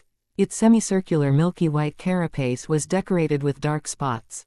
It was quite big, about the size of an adult's fist. Rank 3 Sky Canopy Gu. I've finally succeeded. Fang Yuan satisfiedly nodded his head. This was his second time trying this fusion. The Sky Canopy Gu was refined from the fusion of rank 2 White Jade Gu and an Aqua Defense Gu. In the first try, Fang Yuan used the Water Shield Gu and White Jade Gu. But the fusion ended up a failure, resulting in the death of the Water Shield Gu. The Aqua Defense Gu he used this time had been exchanged with his battle merits. However, this Sky Canopy Gu wasn't Fang Yuan's first rank 3 Gu worm. His first rank 3 Gu worm was directly obtained from the clan. After advancing to rank 3 and becoming an elder, the clan would bestow them with a rank 3 Gu worm. Fang Yuan used this chance to pick a Thunderwings Gu. This Gu was gotten as spoils of war after the elders had killed a frenzy lightning wolf. Its ability was to materialize a pair of thunder wings and give Gu masters the ability to fly for a short duration. With the Thunderwings Gu to assist with movements, Fang Yuan's final combat shortcoming was fixed. Chapter 156, Digital Shade Recipe, Flower Wine Mystery, Lord Fang Yuan, this way towards the secret room, please enter. In the dark eerie tunnel, a rank 2 old Gu master walked in front, leading the way for Fang Yuan. The secret room that held all the Gu worm combination recipes of the clan was not far ahead. Fang Yuan advanced to rank 3, thus his status had a 180-degree change. All the fusion recipes kept in the clan, as long as they were not rank 4 or 5 recipes, he had the authority to look through. If it was a rank 1 or 2 Gu master, to look through the recipes, they would need to pay primeval stones or exchange using merit points. This secret room was in the basement of the village, at a very hidden location. Even if the village was eradicated, this secret room would still remain. Back then, the Gu clan's creator, the first-generation clan leader, found a primeval essence spring inside this underground cave, thus deciding to build his village here. Through the generations of development and growth by the clan leaders, Gu clan's underground cave had become the Gu clan secret base. Normally, ordinary Gu masters did not have the rights to appear at this location. Only clan elders, the clan leader, and the Dark Hall's Gu masters in charge of protecting the place had such authority. Many Gu masters had only been there once in their lives. That is during the awakening ceremony, where the youngsters would come to the primeval spring sea, hoping to awaken their aperture. Other than this, unless there is a special reason, entry to this underground cave is prohibited for all people. Even the Gu master guarding the place is picked after careful consideration. After all, the primeval spring in this underground cave is the entire foundation of the GUU village. From the spring center, large amounts of primeval stones are produced, and that sustains the GU master cultivation of the entire clan. In the tunnel, 2 sets of footsteps could be heard. Far away, the sound of river water flowing sounded. That is the underground river in the cave. A moment later, the GU master leading the way brought Fang Yuan to a rock door. He patted his belly, and a GU worm flew out of his aperture. As sparks flied, it knocked onto the rock door. The rock door's surface rippled, like a rock thrown into the water. Soon after, the rock wall blinked and gradually faded away, showing the secret room behind. The secret room's size was rather small, being only 666 2/3 square meters. Every few steps, there would be a rock table half the height of a person. Tens of rock tables had a white jade plate on them, and on the plate there was a GU worm silently resting. These GU worms had all sorts of colors, being around the size of a fist. They had very similar appearances, like silkworms.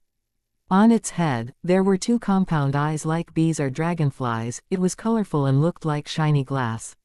However, the surface was not soft, but covered in a layer of insect shell, and the shell even had golden luster. Lord Fang Yuan, this is your first time to the secret room, so let me explain. These are rank 2 digital shade GU, all have recipes recorded in them. In the green digital shade GU worms, almost all the rank 1 recipes can be found in them. As for the red-black colored GU, there are rank 2 recipes. White contains the rank 3 recipes, and orange has the rank 4 recipes. As for rank 5, it is contained in the most central purple digital shade GU worms. Beside him, the old GU master introduced appropriately. Digital shade GU was a recording type of GU worm. Just 1 step further in advancement, and it would be the rank 3 photo audio GU. After the photo audio GU is refined, it not only can store a recording, but can also record the voices as well. In the rock crack secret cave, the flower wine monk used a photo audio GU to inform Fang Yuan of the inheritance details. But to record down recipes, voices are not necessary, thus the digital shade GU is enough. Fusion recipes, these were very precious. Using normal bamboo paper to record them, if they were stolen, not only can they refine the GUU clan's specialty GU worms, it is also a huge leak of the clan's information. Knowing the enemy leads to easier battles, and experienced GU masters can learn about the strengths and weaknesses of a GU worm from the refinement recipe. Once it is leaked, towards a clan the loss would be severe. In future when they battle, the GU masters from that clan may also be disadvantaged in GU worms. Thus, recipes were strictly controlled, and as classified by ranks, stored appropriately. Digital shade GU was easier to refine and had a low cost, thus it was a common method to contain recipes. Lord Fang Yuan, these digital shade GU all belong to the secret hall clan elder. But it would not impede you from using primeval essence and browsing through. Just that with your current identity, you cannot browse the rank 4 and 5 recipes. There's also 2 more things. The secret room is the clan's red zone. Your every action here is observed fully in secret. Every day, you can only stay here for 15 minutes. Once the time is up, you must leave, the GU master continued speaking. I understand. Fang Yuan nodded. Lord Fang Yuan, this subordinate has no authority to enter, thus I will wait at the door. Once the time is up, I will bring you out, the old man bowed. Fang Yuan walked into the secret room. Once he entered, the rock door turned from virtual to solid, trapping him in the room alone. Walking in the secret room, it was peaceful. The echoes of his footsteps could be heard bouncing off the walls as the surrounding walls had water-light GU in them. Their bodies emitted a light, wavering like water, interchanging between light and shadow, with layers after layers shining indefinitely. Fang Yuan took a red-black colored GU worm and injected his white-silver primeval essence inside. Immediately 2 beams of light shot out from the digital shade GU's compound eyes. He raised the GU up, and pointed the eyes at the white jade plate on the table. 2 beams of light hit the white jade plate, and after some fluctuations, words started to appear. This was the recipe on how to refine the Moonscar GU. First it listed the Moonscar Gu's strengths, which was the increase in attack distance, twice of the Moonlight GU. The weakness was the subpar attack. Next was the refinement recipe. Moonscar GU is refined from fusing the Moonlight GU and Scar Rock GU. Next is the important points for refining this GU. The crux was if during the refinement, some jade rock is added in, or done during a night when there is abundant moonlight and exposed to it, there would be a higher chance of success. Lastly, it is the experiences of the GU masters who had attempted to fuse this GU. This had the greatest content, almost up to 10,000 words. Fang Yuan took a look and memorized some things to heart. It was after all countless people's experiments and tries, and the experience gathered from numerous attempts. Some information, even Fang Yuan did not know.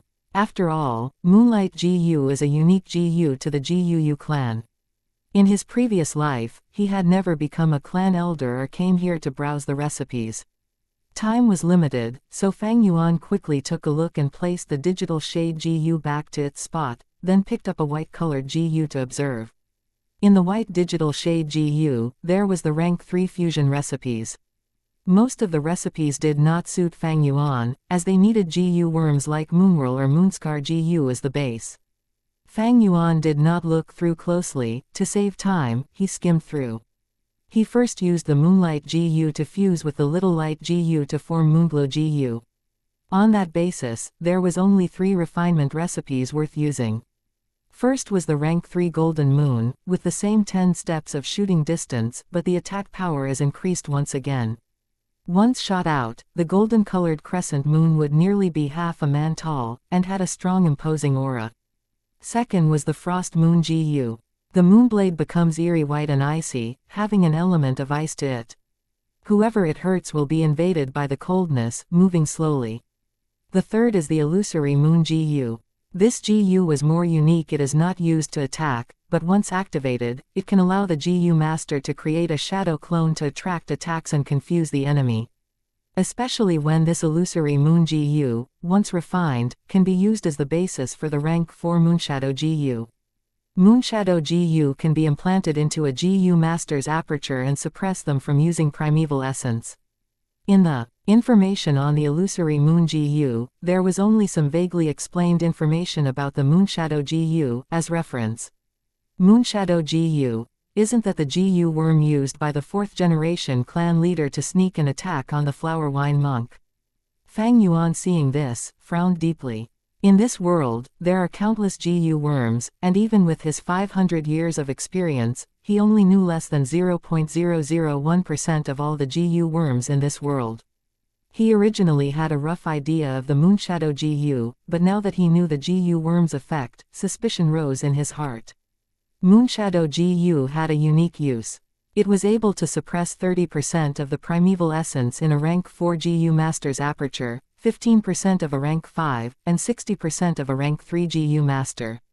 That means, with AC grade talent like Fang Yuan, only having 40–50%, if they were hit by this Moonshadow GU, they would be unable to deploy a single ounce of primeval essence, losing all their battle strength and were as good as crippled. Of course, if it were Fang Yuan, if the Moonshadow GU was used on him, it would be throwing a meat bun at the dog. What's gone can never come back. That is because once the Moonshadow GU enters his aperture, the Spring-Autumn Cicada will demonstrate its dominance, and under its aura, the Moonshadow GU would be instantly refined by him, and become his. What puzzled Fang Yuan was not the Moonshadow GU's effect, but the Flower Wine Monk. I remember that on the shadow wall, the Flower Wine Monk was bathed in blood, full of injuries. Firstly, his battle with the 4th generation clan leader and elders only gave him mild injuries. I thought those severe injuries were caused by this Moonshadow GU, but to think that this Moonshadow GU is only used to suppress primeval essence, crippling the GU master. Then where did the Flower Wine Monk get his severe injuries from? Fang Yuan's thoughts were meticulous, thus becoming more suspicious. Back then, when the Flower Wine Monk lost to the clan elders and escaped, what actually happened? Moonshadow GU was not the cause of his death. So then, what was? At once, the originally clear Flower Wine Monk inheritance became a complete mystery to Fang Yuan again. Lord Fang Yuan, it has been 15 minutes, I believe you have had some gains. No matter what, please come again tomorrow. At this point, the door turned into an astral state again, as the old GU master stood outside and said respectfully. Okay. Fang Yuan's gaze shone as he put down the digital shadow GU, leaving the secret room. Regardless of whether it is the golden moon, frost moon, or illusory moon, these refinement recipes were not what he wanted. That is because they all consumed large amounts of moon orchid flower petals. Moon orchid flower petals were hard to store, only able to live for a few days. In Fang Yuan's plans, he wanted to leave the GUU clan and roam the world. If he refined these GU, without any food they would die in half a year. He might as well not refine them. However, there were still rank 3 recipes that he did not manage to see. I'll come again tomorrow, I guess. Such a thought flashed across his mind. Illusory Moon GU is practically Kajibunshi no Jutsu. Chapter 157, Blood Moon GU Second Day, Secret Room. On the shiny white jade plate, there was a recipe Blood Moon GU. Using rank 2 Moonglow GU and Blood Essence GU to combine and form the rank 3 GU worm. Once activated, the Moonblade glows blood red, with the size of a face. If one gets injured by it, there would be a continuous bleeding effect. That's it. Fang Yuan's gaze swept through the information and memorized this recipe at heart.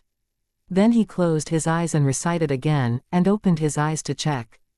After several times, he checked that he had completely memorized this recipe in his heart, with no margin of error. Compared to the Golden Moon, Frost Moon and Illusionary Moon GU, the 3 classics, this Blood Moon GU was much more unorthodox. The former 3's refinement recipes had almost 100,000 words of refinement experience. But this Blood Moon GU barely had a few thousand. It can be seen that through history, GU masters who chose this Blood Moon GU were rare. The Blood Moon GU's attacking capability was average. It only had a 10-meter range, and even the bleeding effect after attacking isn't optimal. GU masters from rank 1 to 5 had limited primeval essence, and could not sustain for a long battle to decide the victor. A bleeding effect, in the real battlefield, was only a small problem. Against a GU master experienced in healing, they could even have the ability to counter this. Furthermore, the Blood Moon GU had the biggest flaw. Every few days of the month, it would ooze fresh blood out. The blood would flow uncontrollably, and during this period, its attack power would be reduced to a third of the original. But it had the greatest advantage that Fang Yuan liked. It was easy to feed. Much easier than the Golden Moon, Frost Moon and Illusionary Moon. The food it needed was no longer moon orchid flower petals, but fresh blood. Although the blood required was a lot, it was not limited to one type. In the western desert it might be a problem, but the southern border had all sorts of wild beasts in its forested and mountainous areas. Killing them would allow easy extraction of blood. To the Blood Moon GU, its food was all over the southern border, everywhere. Next, all I have to do is refine this Blood Moon GU. Fang Yuan decided in his heart. The refinement steps, as well as things to take note of, were all memorized by him. In his hand, there was already the Moonglow GU, but the Blood Essence GU was slightly harder to get a hold of. The Blood Essence GU was precious, being able to replenish the blood of a GU master. Those GU masters with it were always energetic, and even if they got injured and lost a lot of blood, they could replenish it easily. Thus, their survivability in battle was much higher than others. Xianxia once desired a Blood Essence GU badly. If the Blood Essence GU was paired up with the roaming zombie GU, it would greatly reduce the side effects. It would allow him to be a zombie for a longer period without any worries for backlashes. He was already a well-to-do rank 2 GU master, and had a rather high position, but until he died, he did not get his wish fulfilled. In the secret room, Fang Yuan looked at the digital shade GU on the rock tables again. There was still ample time today. Out of the 15 minutes, he only used 5 minutes, so there was still 10 minutes left. The yellow digital shade GU recorded the rank 4 recipes. The purple digital shade GU recorded rank 5 recipes. The owner of these digital shade GU had always been the generations of each secret hall clan elder. But the one responsible for feeding them is the clan. GU worms can be borrowed, as long as the will on the GU worms concedes to it. The will in the digital shade GU is one with the secret Hall clan elder. Fang Yuan as a newly advanced clan elder, is recognized by the secret Hall clan elder, thus he can freely use a portion of the digital shade GU. But the secret Hall clan elder does not think Fang Yuan has the authority to browse the rank 4 and 5 recipes, thus the yellow and purple digital shade GU, even if he used primeval essence, there would not be any reaction. The truth is, even if it's a wild natural GU worm, it is possible to gain their recognition as well.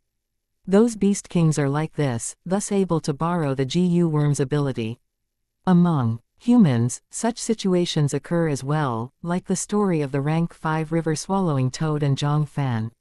Of course, Fang Yuan could rely on the spring-autumn cicada's aura to refine these GU worms and obtain the recipes, that was definitely possible. But the consequences of doing that is something Fang Yuan cannot handle yet. The benefits involved is not sufficient for him to act either. Actually, the most precious recipe is not these rank 4 or 5 recipes, but how to reverse engineer a moonlight GU. This GU originated from the first-generation clan leader, and on that basis, after hundreds of years, developed into such a scale and structure, Fang Yuan thought. GU fusion is to turn low-ranking GU worms into higher-ranking ones, while reverse fusion is to turn the high-ranking GU worms back to their lower forms. Between rising and falling, because of different processes, what is obtained can be entirely different GU worms. The Moonlight GU is not a natural GU worm, but something gotten from reverse fusion by the first-generation clan leader. The GU worms in this world were mostly new species created by many GU masters on the basis of natural GU worms. Thus, even with Fang Yuan's 500 years of experience, he still had limited knowledge of the entire GU worm ecology. And for the clan, they would definitely have one or a few unique GU worms. These GU worms were not the rare natural species, but a new species created through reverse fusion. On this basis, GU masters can develop a strength unique to their clan.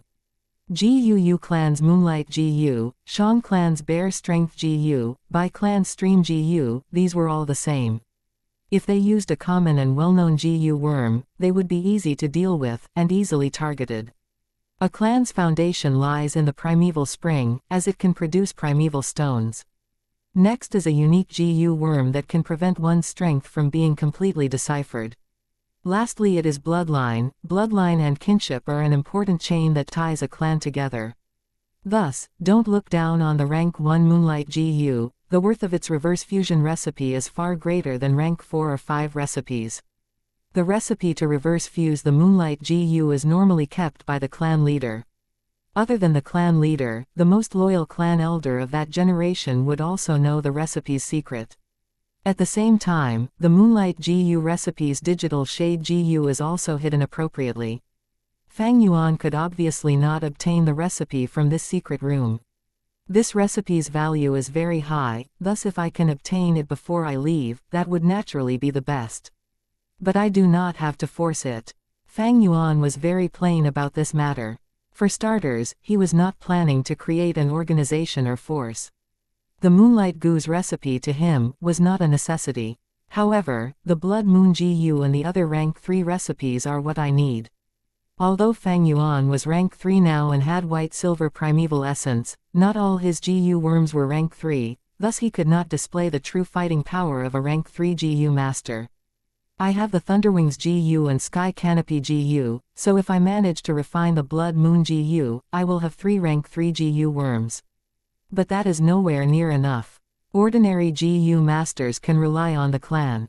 With the cooperation of their clansmen, as well as ample resources, they only needed 3 to 4 GU worms. But Fang Yuan wanted to roam the southern border and leave his homeland, thus he needed at least 6 GU worms to deal with all situations. With his experience, the 6 GU worms had to be attack, defense, healing, storage, recon and movement, 6 attributes to provide him ample support. For attack, the Blood Moon GU barely qualifies. For defense he has the Sky Canopy GU. Movement wise, even though the Thunderwings GU uses a lot of primeval essence, it can allow temporary flight and is very powerful. For healing, the 9-leaf vitality grass is slightly weak. It is after all a rank 2 GU, and even the advancement option is not satisfactory to Fang Yuan. The rank 2 9-leaf vitality grass did not have outstanding healing abilities. Its only advantage was creating the rank 1 vitality leaves, and from selling that, Fang Yuan can get a continuous supply of primeval stones, akin to a money tree. But thereafter, Fang Yuan is going to travel to places where there are no inhabitants, so even if he creates the vitality leaves, no GU masters would buy them using primeval stones. For recon, Earth Communication Ear Grass had a huge range, so even as a rank 2, it was still usable. For storage, Fang Yuan had no such GU. This was, however, the GU of the utmost importance. This is because after he starts traveling alone, the supplies are the most important. It can single-handedly become the basis of the other 5 categories. Storing food to feed the GU worms, his own food, and storing primeval stones. Without primeval stones, GU master lose the power to cultivate. On this matter, Fang Yuan had no progress. Before he obtains a satisfactory storage type GU worm, he will not leave the village. GU worms for storage, the first condition is a wide utility, able to store food and primeval stones. Next, they have to be easy to feed, and lastly, it is best if they have the ability to prolong the expiry date of the items stored. But even in the resource board of the 3 clans, there is no GU worm that I like. It seems I can only make use of the Kai faction and squeeze out the last of their savings. Once 15 minutes was up, Fang Yuan walked out of the tunnel as he continued to ponder. Lord Fang Yuan, hello. A middle-aged GU master stood outside, specifically waiting for Fang Yuan. You are. The person smiled. I am Gu Kai Zhang, the current acting medicine hall clan elder. So that's him, Fang Yuan realized, starting a close inspection of this person. Gu Kai Zhang had a proper appearance with a squarish face, and he showed an aura of stability. Similar to Fang Yuan, he was also a clan elder, but his cultivation was rank 3 middle stage. After Fang Yuan caused Gu Yaoji to faint, Gu Kai Zhang had been ordered to temporarily leave the medicine hall, and his wife was an important member of the medicine faction, thus this was Gu Bo's political approach to balance the 2 factions' rivalry. But no matter what, Gu Kai Zhang still managed to ascend to this role. This is 300 primeval stones, the payout to the clan elders for this week. I know that you are here, thus I brought this over as well. I hope you do not mind me taking matters into my own hands, Gu Kai Zhang said, handing a money bag to Fang Yuan. This man. Fang Yuan squinted, taking the bag. The clan elder's payout needed to be collected by the clan elder themselves. But Gu Kai Zhang could collect it for him, so in some ways, this was hinting to Fang Yuan his status in the clan as well as his social network. But this hint was also well timed, as it showed a sign of goodwill, and was not aggressive. To speak the truth, I took the initiative to find Lord Fang Yuan this time, because I have a matter to ask of you. Soon after, he went straight to the topic and mentioned his intention. Oh, you want me to turn in the 9-leaf vitality grass? Fang Yuan showed a deep profound expression. Blood Moon Gu. Oh come on, don't tell me you didn't think of menstruation period when you read about its weakness. This thing is literally a parody of that. Plus that weak bleeding debuff.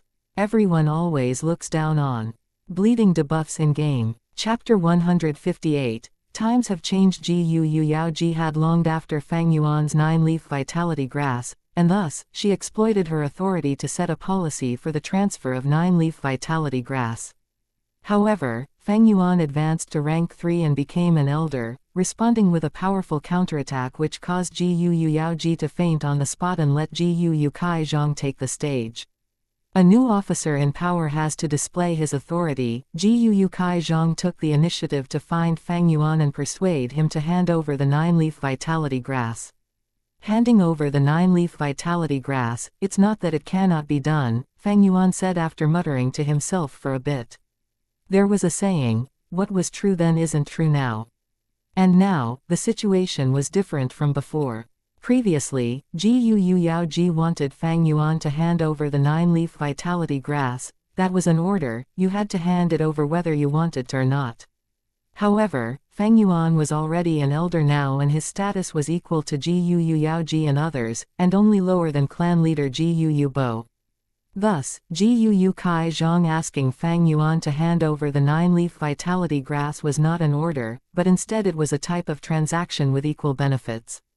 9-leaf vitality grass was indeed very precious. With its ability to produce vitality leaves, it was by itself a micro-scale source of revenue and was in high demand. Fang Yuan was now raising many GU worms and a large part of their food expenses was supported solely by it. However, this world didn't have anything that couldn't be sold. It was only a matter of the profits being too small to move the heart. 9-leaf vitality grass was precious, but if an appropriate price was provided, why couldn't it be sold? GU worms were only tools, methods to achieve one's desires and ambitions. So what if it was the spring-autumn cicada? As long as the circumstances were suitable, why couldn't one give it up to exchange for an even larger benefit? If one wants to obtain benefits, they need to learn to give up first. Naturally, Fang Yuan had the awareness of this and looked at Ji Yu Kai Zhang. Ji Yu Kai Zhang understood and smiled. If sire is willing to hand over the 9-leaf vitality grass, I will willingly compensate you with this command token. Saying so, he took out a token. This token's design was simple, it was triangular shaped with smooth corners. There were words written on the front, piling up in a pyramid shape, prize token, similarly on the back said, reward contributions. Prize token, reward contributions. Sire is a newly promoted elder, and may not be clear on some matters. This prize token is issued to the GU masters who have made great contributions to the clan. Even among elders, few possess it. With this token, you can go down to the clan's underground GU cave and choose any GU worm you like. The underground cave holds many rare, precious GU worms. Among the top 10 GU worms in the exchange board, 4 of them have been selected from the underground GU cave, GU Kai Zhang explained. Fang Yuan was instantly moved. He wasn't surprised about this, for GU clan had stood high for centuries and it was impossible for there not to be any trump cards and accumulations. In fact, any long-established clan would also have secret places to store GU like the GU underground cave. But to obtain such GU worms, one needed to have made great contributions and also should be loyal to the clan. Fang Yuan only recently became an elder, so he was very far away from having such qualifications. I want to leave the clan, so I need a storage GU. This token is a good choice, but Fang Yuan had some worries. If he had to give up the 9-leaf vitality grass, so be it.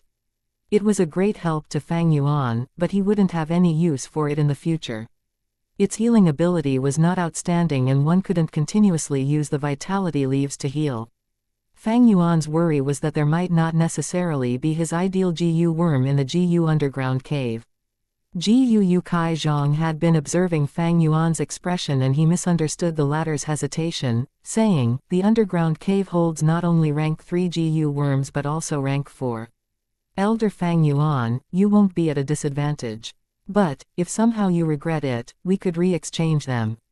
That can be done after some time, secretly. Fang Yuan raised his eyes, unable to refrain from looking at Kai Zhang again. This is an outstanding guy, he sighed inwardly. A new officer in power has to display his authority. Kai Zhang clearly understood why he was promoted. He had to strike a balance with not only the clan leader but also Kai and medicine faction. And at the same time, he needed to display his ability. Fang Yuan transferring the 9-leaf vitality grass over, held a special significance to him and he was willing to pay a high price for it.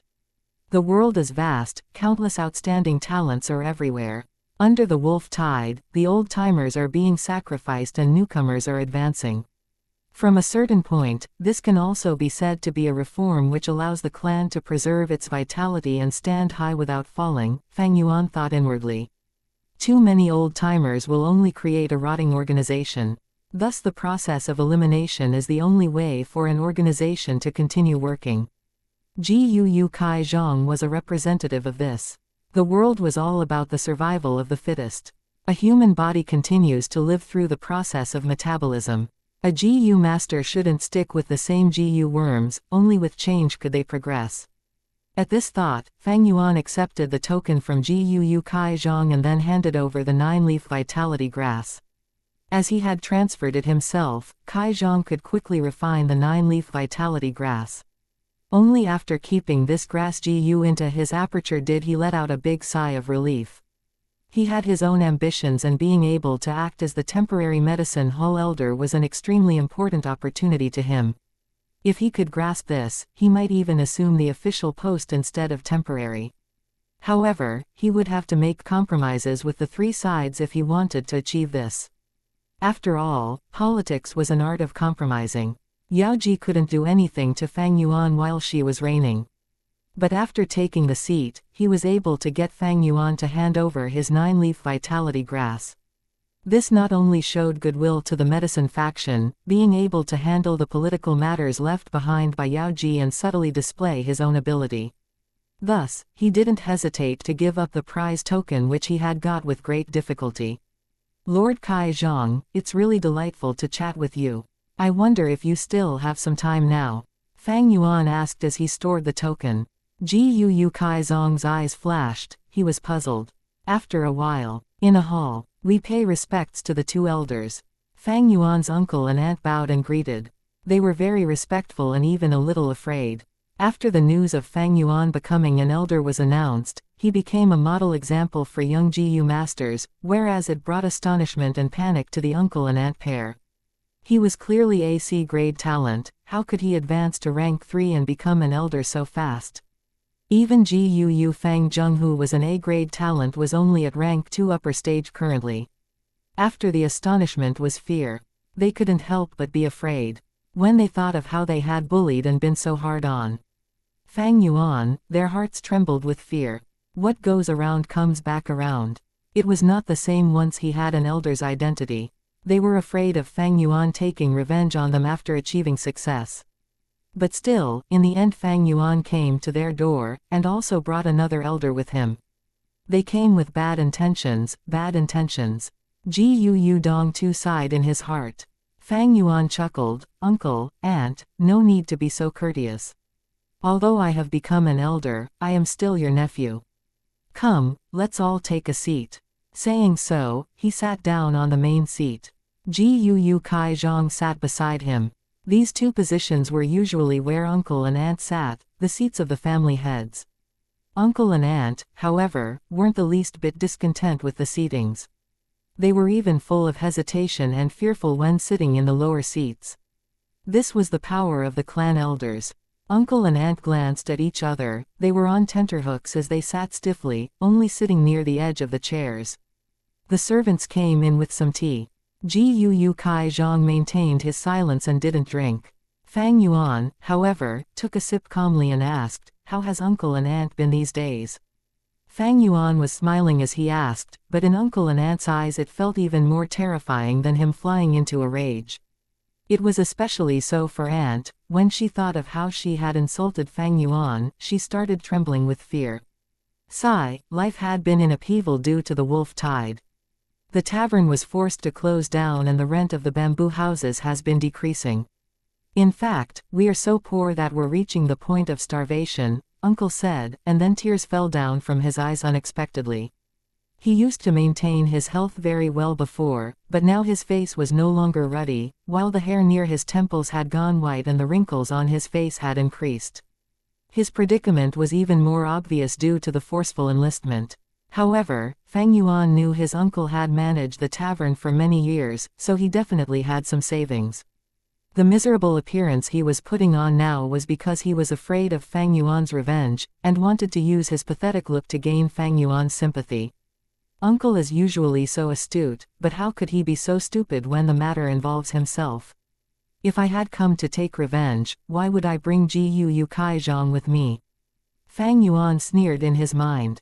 He greatly disliked and had no respect towards his uncle and aunt, but this didn't mean they had no use. Uncle, aunt, you have taken good care of me for so long, all my current accomplishments are due to your nurturing. I have just received the elder payout from the clan, these 300 primeval stones, please take them. Saying so, Fang Yuan handed the money bag to uncle. What? This? Gu Dongtu's expression was really wonderful at this moment. His astonishment contained unease, the unease was close to fear, and under the fear was incredulousness.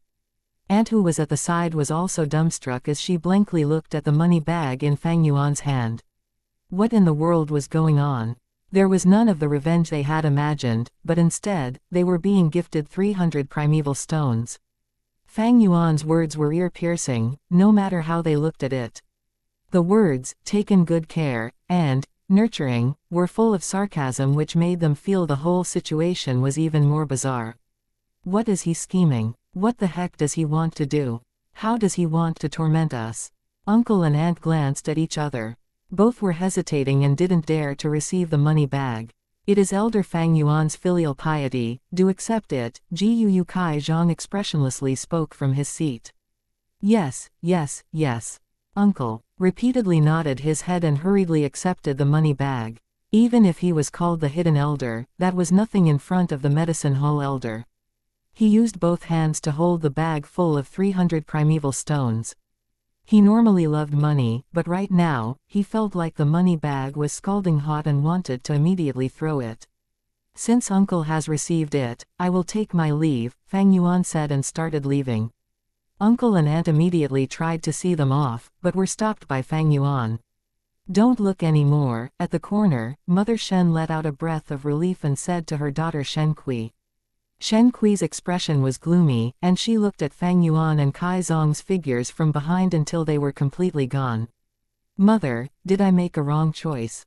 She said. An elder could take in a wife and 2 concubines, if she had been faithful from the start. Who is to say that she couldn't be Fang Yuan's concubine at this moment? I really hadn't expected this. This Fang Yuan advanced to today's stage with only AC grade aptitude. Mother Shen helplessly shook her head. Daughter, cheer up. Fang Zheng has an A-grade aptitude, his accomplishments won't be any less. Yes, Shen Kui responded, and some luster emerged within her dark pupils.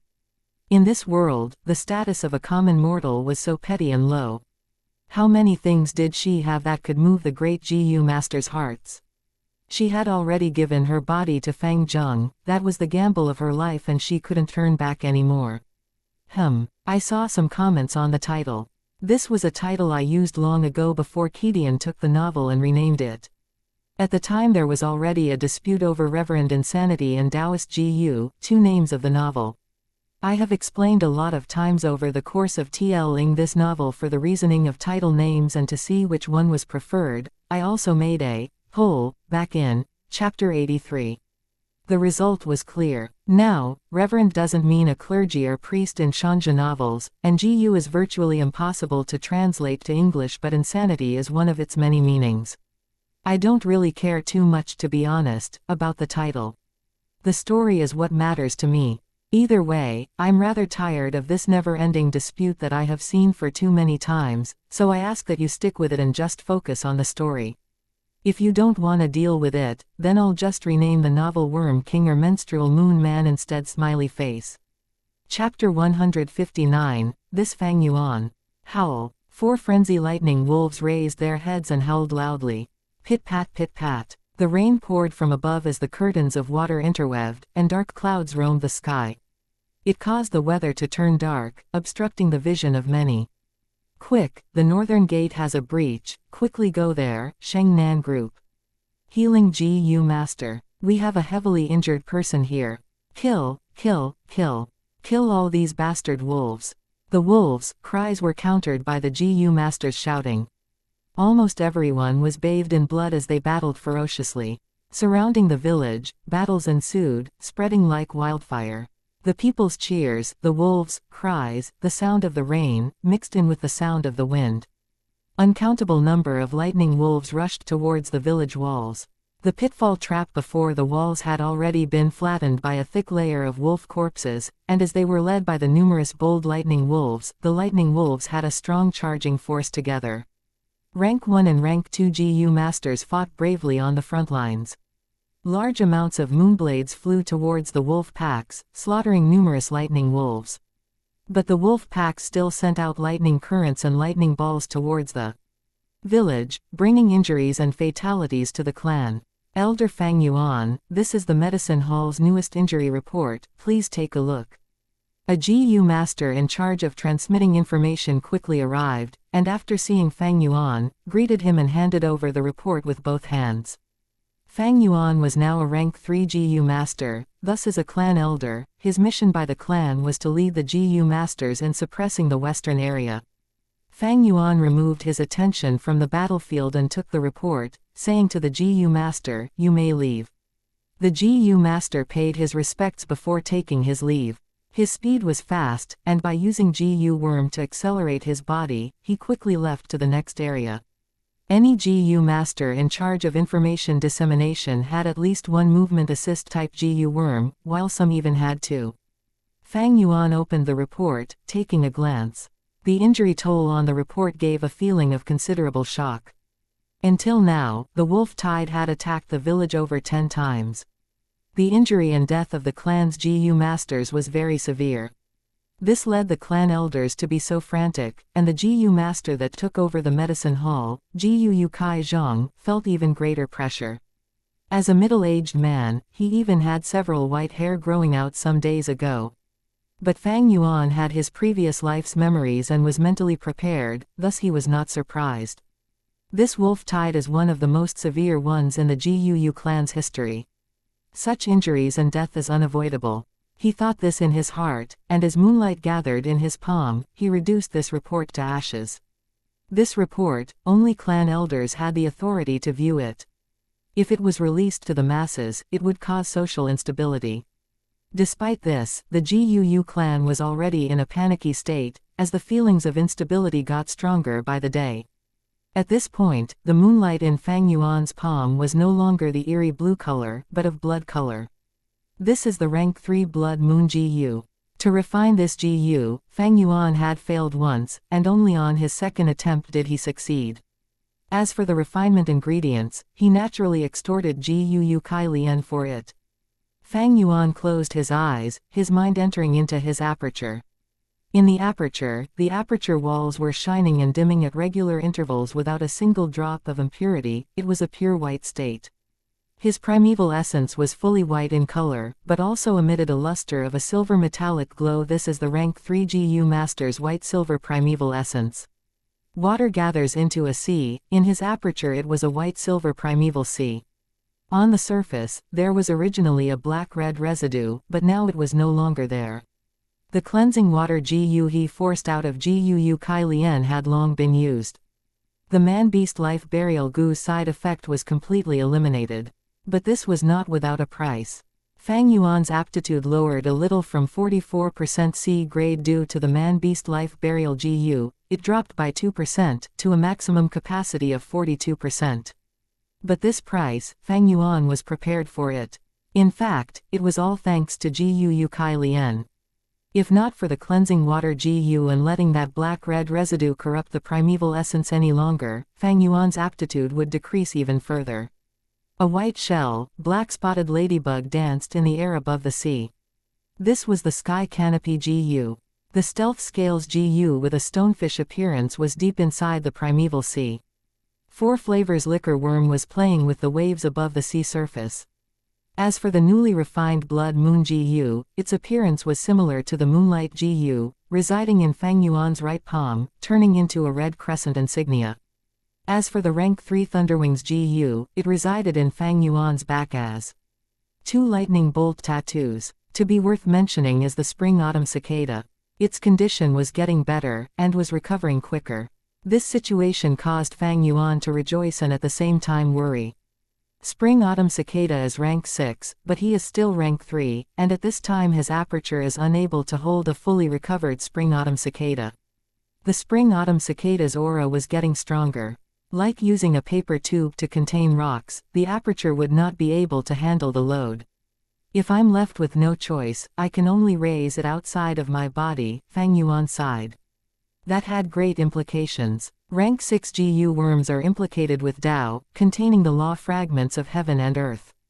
If left outside for extended periods, it would create a resonance with the natural laws, unless the GU worm is slumbering.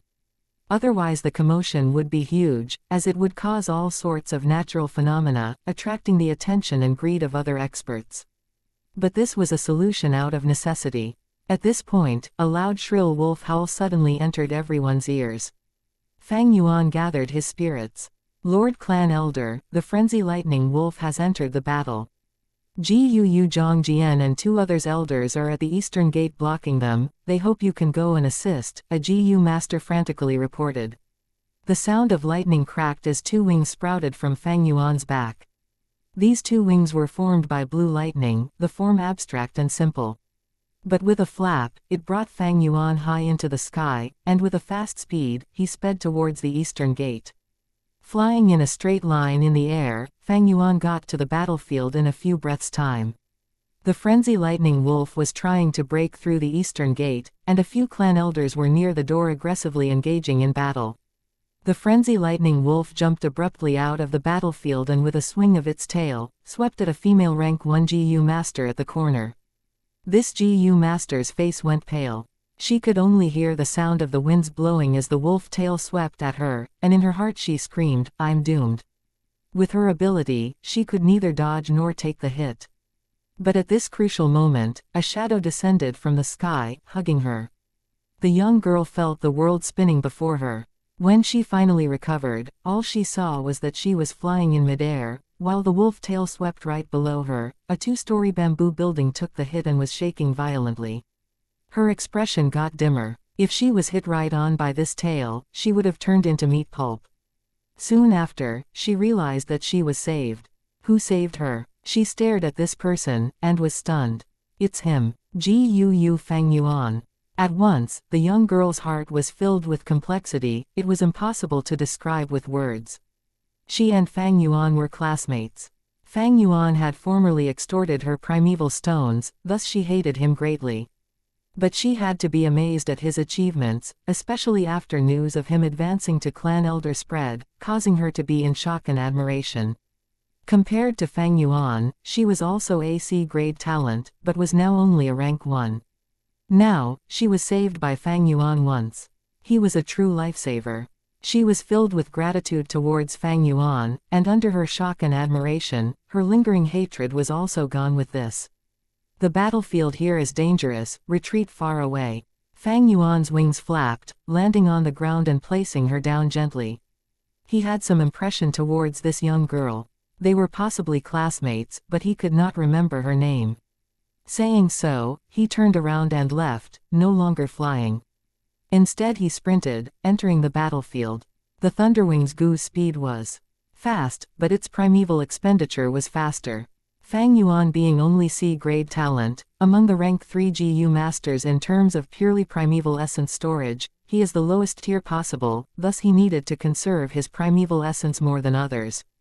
Blood Moon Gu. He threw a moonblade out. The moonblade was blood red in color, and upon hitting the frenzy lightning wolf's body, it caused an injury that bled continuously. The young girl's sight remained on Fang Yuan, staring at his shadow blankly. Slowly, her eyes started to shine in a mysterious manner. 17 to 18 years of age, this is the prime of youth. This Fang Yuan, what do you think of him?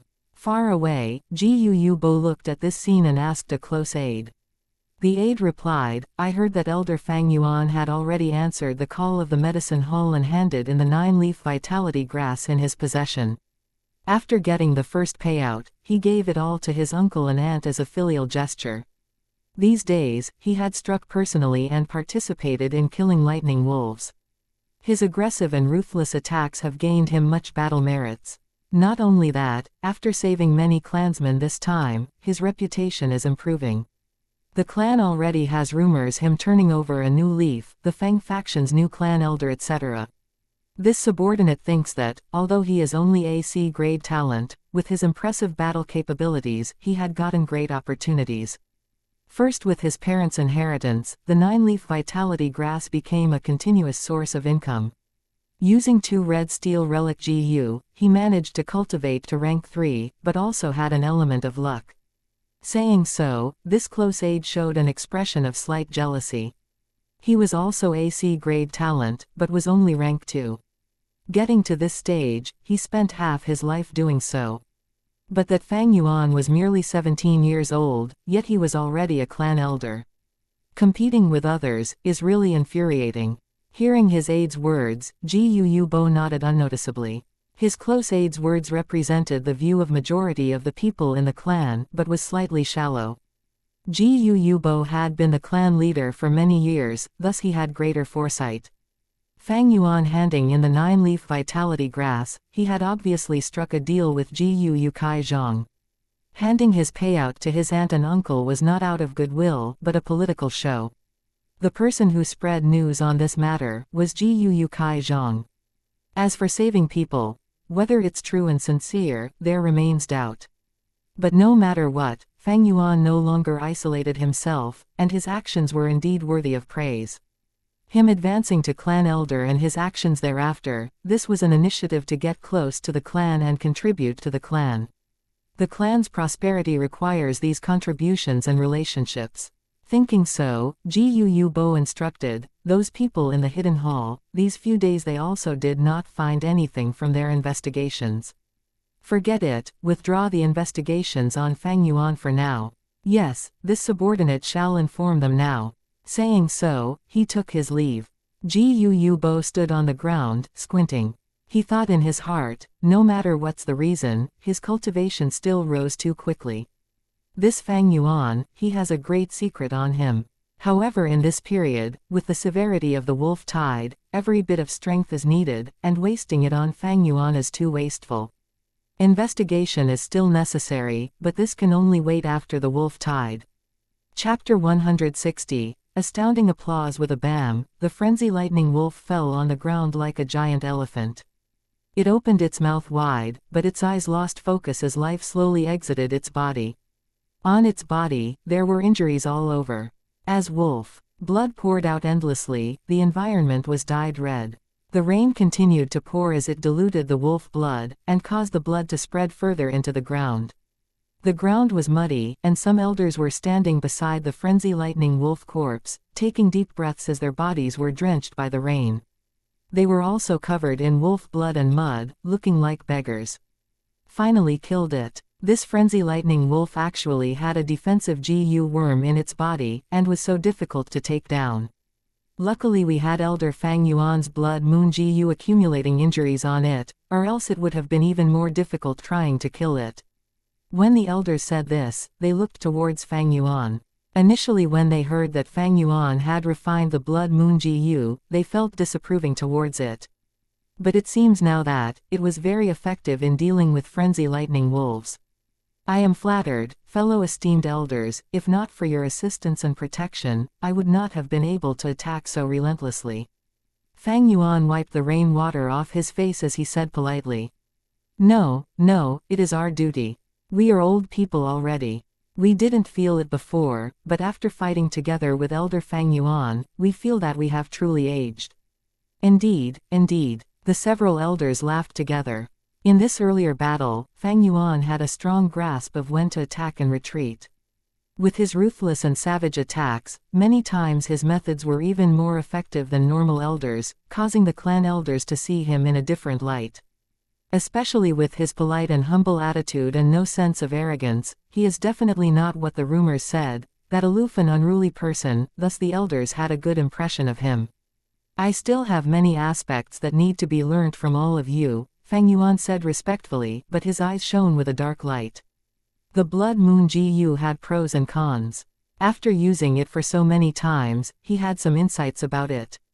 The blood moon GU specialized in prolonged battles, causing unhealable injuries. As time passed, the enemy's injuries would get more and more severe.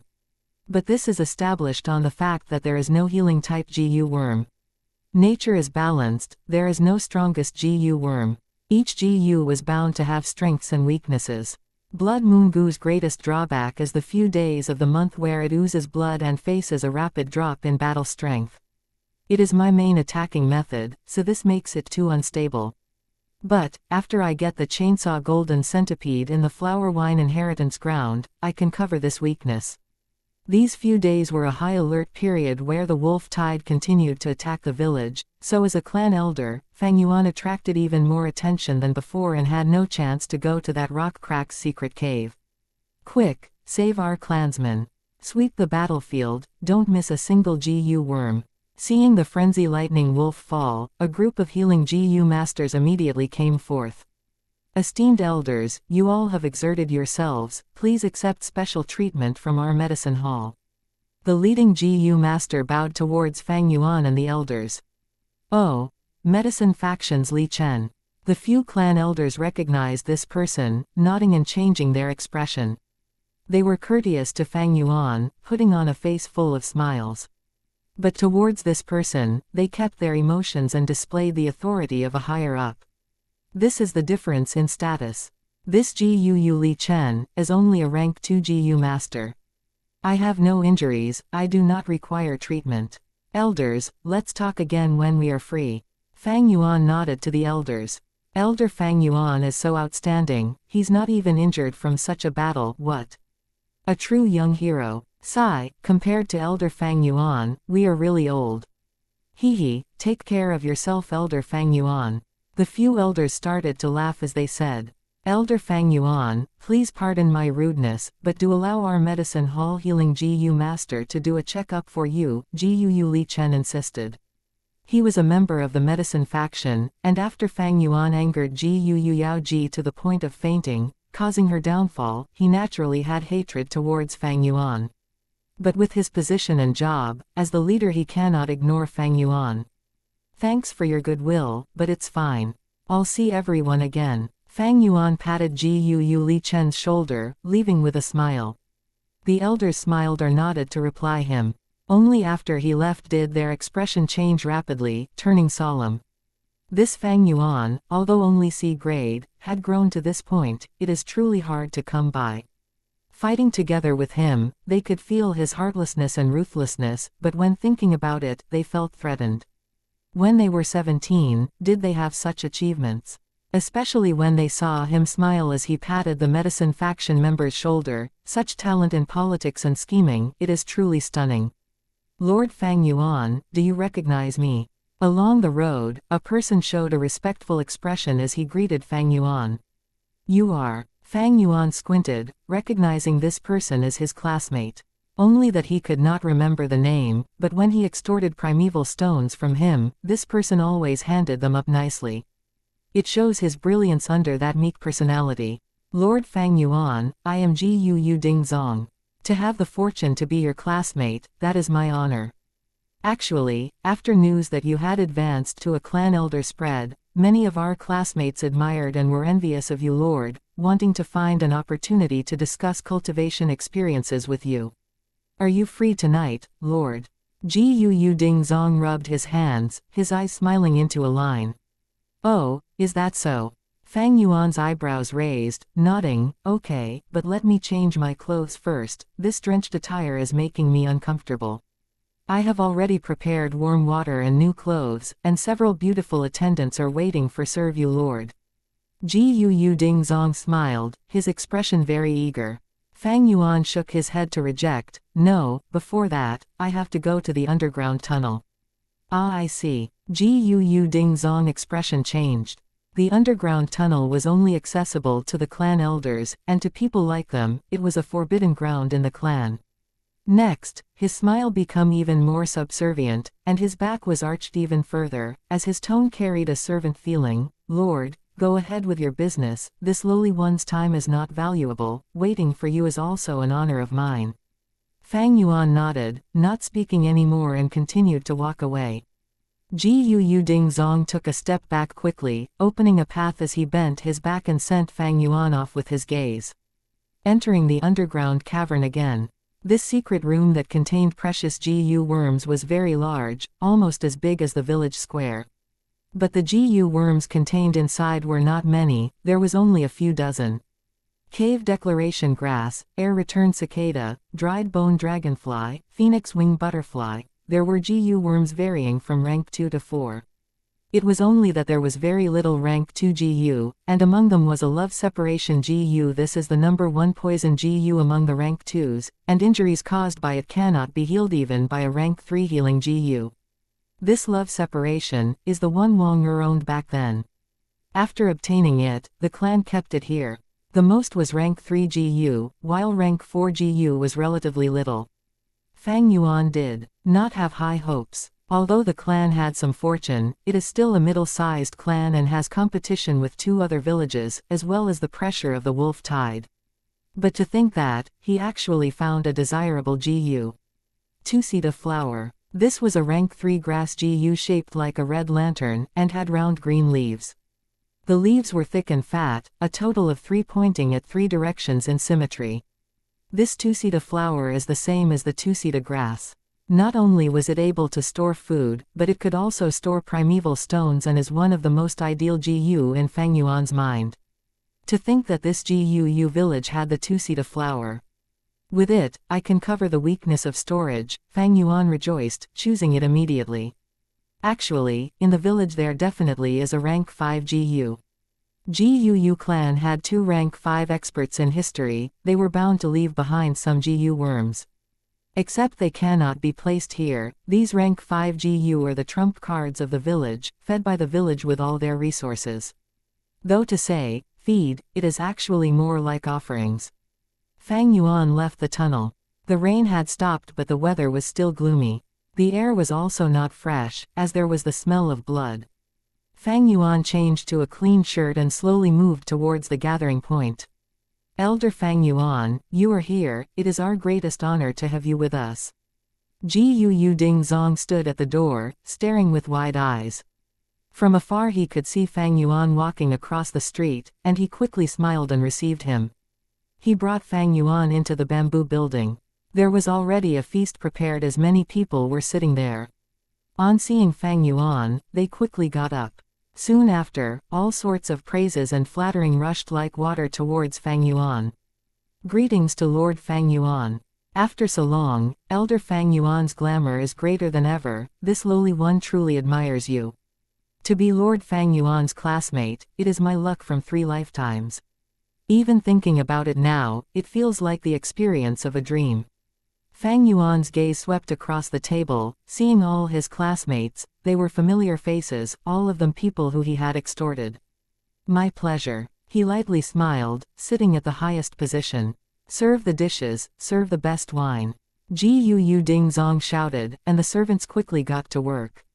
All sorts of dishes were served, their flavors top-notch. This Gu Ding Zong's family sure had some assets. To be able to serve such dishes during the wolf tide, it showed that he really paid a big price, showing his sincerity. Elder Fang Yuan, this lowly one toasts you. Elder Fang Yuan, take your time to drink, I'll down this first. Fang Yuan was really very casual. With a cup of wine, he only took a small sip every time, but the people had no complaints towards this.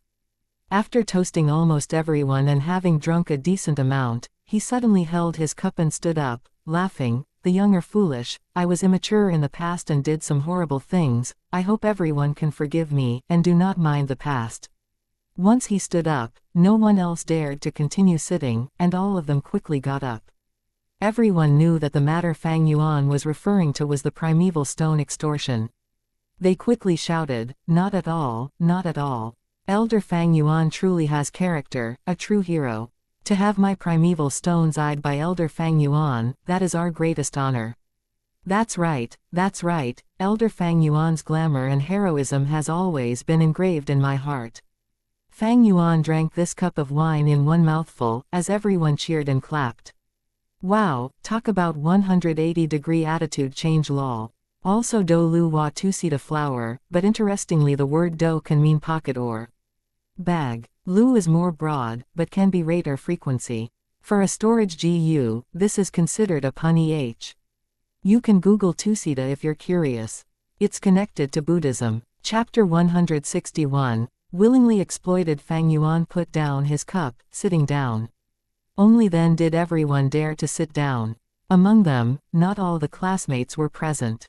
For example, Mo Bei, Kai Cheng, and the others with strong backgrounds, were not among the ones present. It's about time, I have to go. This was a well-organized meetup. Fang Yuan showed his inclination to leave. Gu Ding Zong, upon hearing the praise, was overjoyed and quickly stood up, taking out a money bag from his pocket. The bag was filled with primeval stones. He smiled and bowed. Upon hearing Lord's wisdom today, I've felt a strong sense of enlightenment, reaping a great reward. This is a small gift, but I hope Lord can accept my token of gratitude. He talked a bunch of crap, and from the start of the banquet, he had been flattering Fang Yuan non-stop, so how could he have gotten any enlightenment? But everyone else acted as if this indeed really happened, shouting loudly and urging Fang Yuan to accept his gratitude. Fang Yuan did not reject, smiling lightly and naturally taking over this money bag. Next, was the second, and the third, simultaneously coming up to offer their gifts, all primeval stones. All right, Fang Yuan smiled as he accepted them all. Tens of bags filled with primeval stones, how could Fang Yuan carry them all? Gu Ding Zong, on seeing this, quickly summoned a few family servants to carry his load for him. In this short amount of time, Fang Yuan gained almost 10,000 primeval stones. Lastly, Fang Yuan slowly stood up, raising his cup once again. Our encounter is by fate, this classmate relationship, both you and I remember it at heart. This is truly worth drinking over. Well said, Lord Fang Yuan. Such perfect phrasing, taking the words right out of our hearts, this is talent no doubt. Everyone stood up, praising as they raised their cups. They either had no background, or their background was not strong enough. Fang Yuan advanced to clan elder, and they were afraid of his revenge, but at the same time they also wanted to enter Fang Yuan's social network. Fang Yuan smiled lightly, raising his hand and toasting with his wine cup. At this point, the dark clouds dissipated, showing the lustrous moonlight enveloping the garden outside. The cool air was mixed with the smell of blood, and reality was extremely cruel.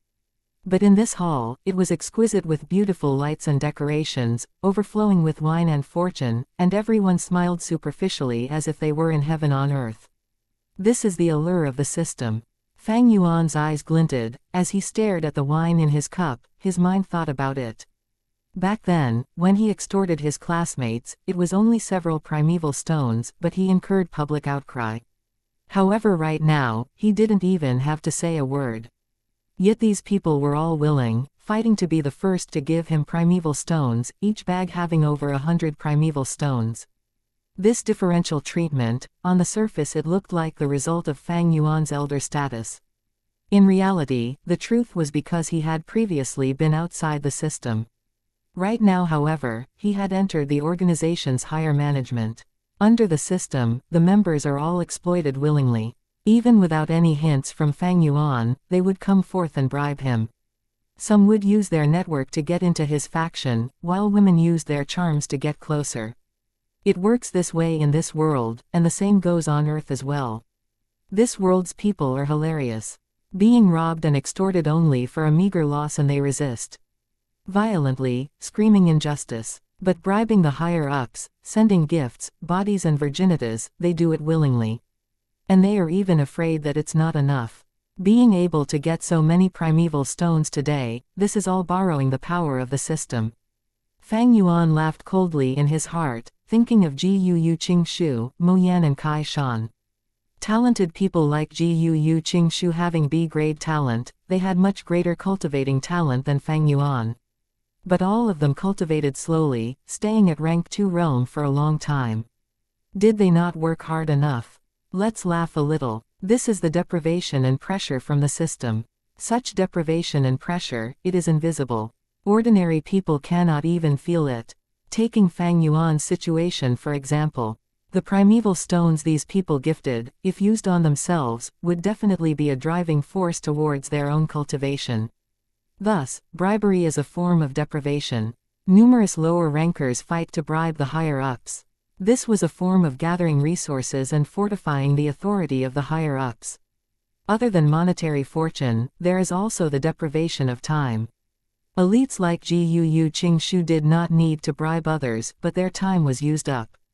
telling you to do this and that on a daily basis, running errands, doing missions, but acting rightfully so. This is for the higher-ups' attention and favor.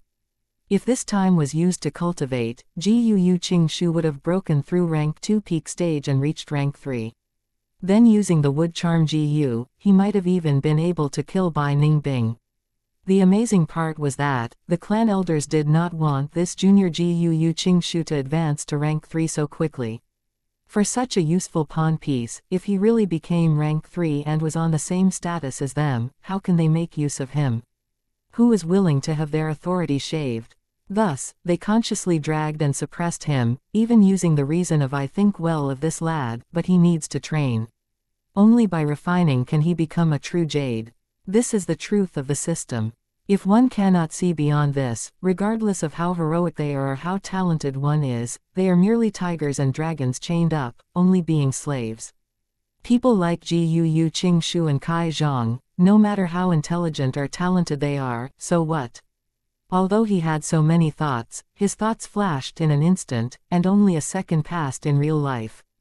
"Everyone, please drink up." Fang Yuan moved the cup to his lips, downing the drink in one mouthful. Everyone quickly toasted him, not daring to leave behind a single drop. "Goodbye." Fang Yuan cupped his fists, taking his leave. The family servants held the primeval stones as they followed behind him. Everyone quickly sent him off. "Please continue drinking, you don't have to send me off," Fang Yuan said, but everyone did not do so. Instead, they left their seats and continued their flattery. Fang Yuan continued, "I like peace and quiet." Seeing his expression, everyone finally got his intentions and remained in the hall. Seeing Fang Yuan's figure leaving, some people sighed, while others remained silent, and someone exclaimed, "Elder Fang Yuan truly is a legend, such elegance." They were all frogs in the well, only able to see the moon from below, thinking about Fang Yuan's unrestrained position but not being able to see beyond the system's restrictions. Actually, as long as one joins the system, they would be weakened, and their benefits would be sacrificed. Even the clan leader has to sacrifice. He needed to manage the clan, and with this he contributed much of time and effort. It is just that the members at the bottom of the chain are deprived more severely. The higher one's status is, the more benefits one will enjoy. Initially, when Fang Yuan extorted primeval stones, he worked against the system, acting alone and not even sparing his own brother. That was to avoid this deprivation. Thus, he had ample time and energy to advance to rank 3 and become a clan elder, causing numerous people to scream in wonder. But now that he had undergone a huge transformation, becoming a clan elder, his temperament became mild and respectful with authority and status, enjoying the benefits of a clan elder, causing many to be filled with envy. This separation and joining, entering and leaving, is filled with deep wisdom and knowledge. But how many people can see clearly across this fact? Fang Yuan was not exploited, but he still enjoyed the benefits. In the eyes of mortals, this is unrestrained and elegance. "All right, put the things on the table and you can go," Fang Yuan said. The family servants did not dare to have an opinion, quietly placing down the items and bowing to Fang Yuan before taking their leave. This is no longer the rented apartment Fang Yuan stayed in before. After advancing to elder, the clan allocated him a brand new bamboo building. There was a study room and a secret room for closed-door cultivation in the bamboo building, but there were no family servants. Fang Yuan needed to find them himself. "Two-seed of flower, come out." Fang Yuan willed in his heart, and with the injection of his white-silver primeval essence, the two-seed of flower residing on his tongue as a tattoo came alive immediately. He opened his mouth and spit out, only to see red light appearing as the two-seed of flower rotated gradually like a lantern in midair, floating and appearing in front of him. Fang Yuan activated the two-seed of flower. Instantly, red light flashed and caused the entire area to be lit in a red hue. When the red light shone upon the pieces of primeval stones, there was a formless attraction and all the stones flew out of their bags and entered the two-seed of flower. A moment later, the red light dissipated and Fang Yuan opened his mouth. The two-seed of flower entered his mouth once more, landing on his tongue and turning into a red flower lantern tattoo. This two-seed of flower is a rank 3 GU, able to store primeval stones and other things. Among the rank 3 storage GU, this is one of the better ones, being able to store a max of 30,000 primeval stones. But considering that I have to store other things as well, the most would probably be around 15,000 primeval stones. Although it was his first time using this GU worm, with his previous life's experience, he could quickly estimate the limit of the GU. Primeval stones are the most basic resource for a GU master's cultivation, undeniably. Without primeval stones, GU masters would lack a driving force severely. And primeval stones also help in quickly restoring primeval essence, so in battle it has a lot of help. Especially for GU masters who travel alone, primeval stones are the most basic assurance for traveling. Normally, they would need at least 10,000 primeval stones to ensure that a GU master has the basic needs covered for a period of time. And every once in a while, they require replenishment. A saving of 15,000 primeval stones, to Fang Yuan, was still too little, but also at an acceptable range. First I borrowed 3,000 primeval stones from Kai Lian, and with today's earnings, I do not have to fret over primeval stones for a while. In the 6 classifications, I have the Blood Moon GU and Sky Canopy GU for attack and defense, Thunderwings for movement, Two-Seed Flower for storage, and Earth Communication Eargrass for recon. I only lack a healing GU, Fang Yuan calculated. He previously had a 9-leaf vitality grass, but Fang Yuan handed it up already, thus being able to get the Two-Seed Flower. But for this rank 2 9-leaf vitality grass, even in Fang Yuan's possession, the healing ability was not satisfactory. Rank 3 healing GU worms, there are a few desirable ones. Endless Vitality GU can sustain healing and expends little primeval essence. On this note, it is the best for GU masters like me with low aptitude. There's also the Undying Grass, a GU that can save me as long as I have a single breath left. This is the best life preservation type of GU. The most optimum is the Self-Reliance GU, relying on the GU master's own strength. The larger the GU master's strength, the more it can stimulate the metabolism of the GU master and thus recover injuries faster. But for these 3 GU worms, how can Fang Yuan obtain them? In the GUU clan, he even checked the underground cavern, but found no such GU. On the resource board, they would also not display such a precious GU. The only hope lies in the Flower Wine Monk's inheritance. But the chances were slim. Fang Yuan barely held any hope. He could feel that the Flower Wine Monk's inheritance was coming to an end. How could there be the exact GU that Fang Yuan needs right at the end? If that was the case, it would be too perfect, too idealistic. But Fang Yuan knew how cruel this world was. Placing your faith in such a thing, that's naivety. But even so, I have to finish exploring this inheritance ground. At least for that chainsaw golden centipede, I have to subdue it, Fang Yuan thought in his heart. Chapter 162, Heavenly Essence Treasure Lotus. Although he had planned to investigate the Flower Wine inheritance ground, Fang Yuan couldn't find the time to do so. With his elder status, many were watching him, and with the busy schedule of the Wolf Tide, many battles had to be fought and he did not have an opportunity to leave. By the time he returned to the Rock Crack's secret cave, it was over 10 days later. The end of summer, night time. The rain just stopped, bringing the atmosphere of autumn itself. In the sky, a golden moon was hanging, round like a plate, high up in the sky. Hearing vague wolf cries mixed with the remaining crickets, Fang Yuan stood on a slope, turning back and observing. GUU village was bright with numerous lamps lighted.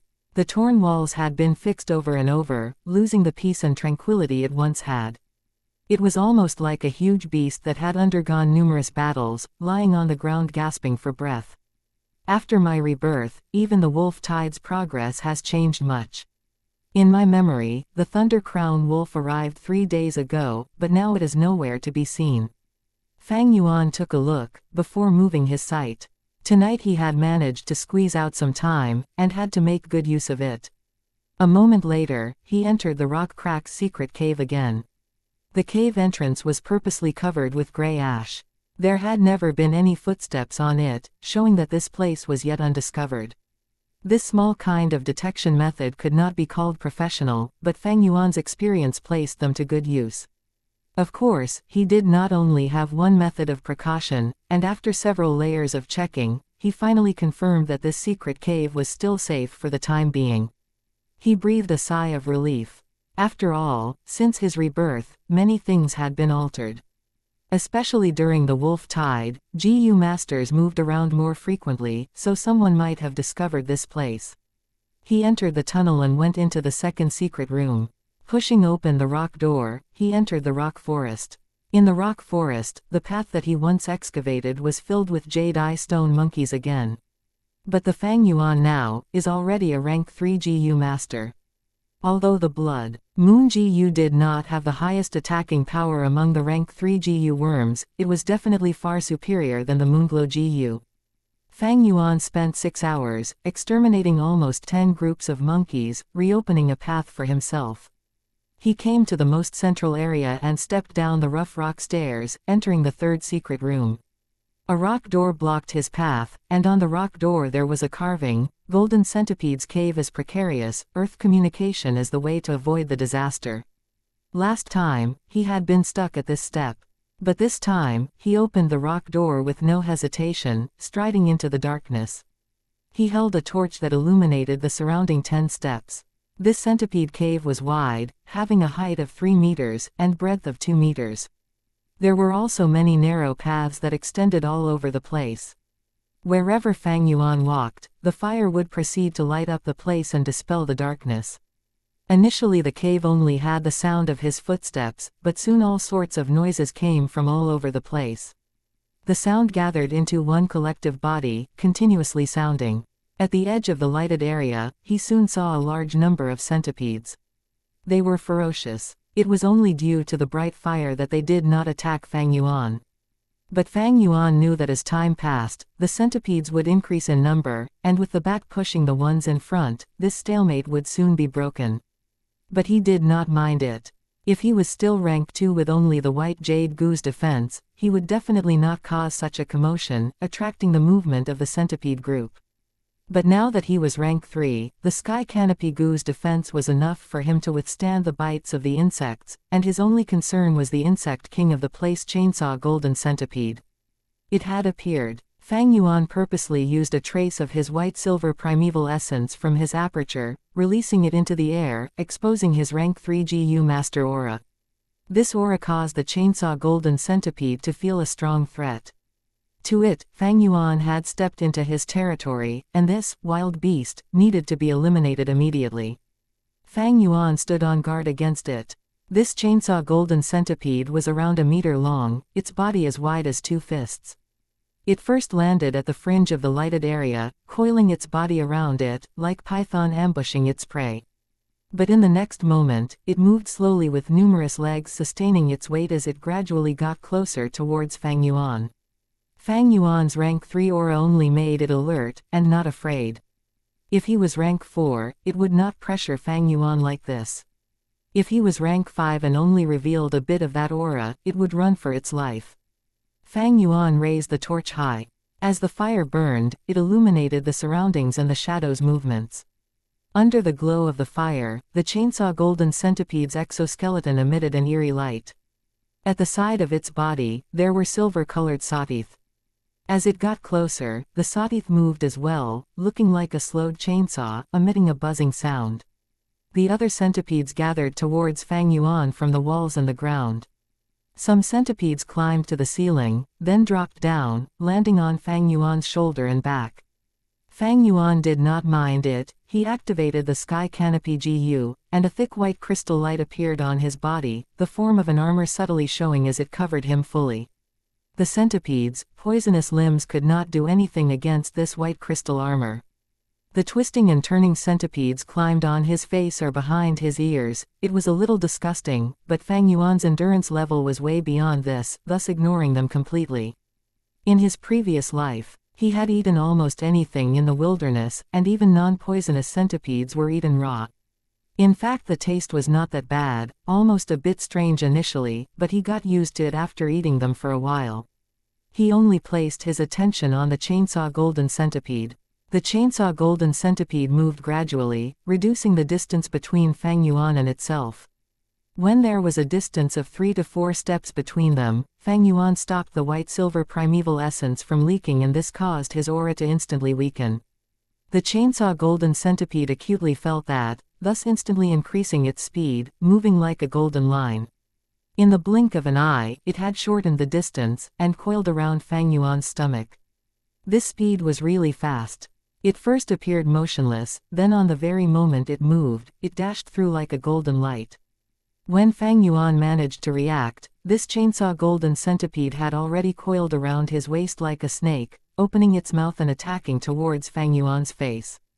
Fang Yuan quickly stretched out both arms, grabbing the head of this golden centipede. The chainsaw golden centipede struggled, and Fang Yuan, who had the strength of 2 boars, felt that his strength was insufficient. Especially when the chainsaw golden centipede's 2 bladed edges started to move rapidly. Clank clank clank. A strong pulling and slashing force grinded at the white light of the sky canopy GU. At once, Fang Yuan's white-silver primeval essence was rapidly used up as the white light grinded with the chainsaws, causing sparks to fly. Fang Yuan's primeval essence was only initial stage light silver primeval essence, and with only 42% in storage, it could not support such an expenditure. However, Fang Yuan was unfazed. Even though he could not get free from the chainsaw golden centipede, he had a trump card.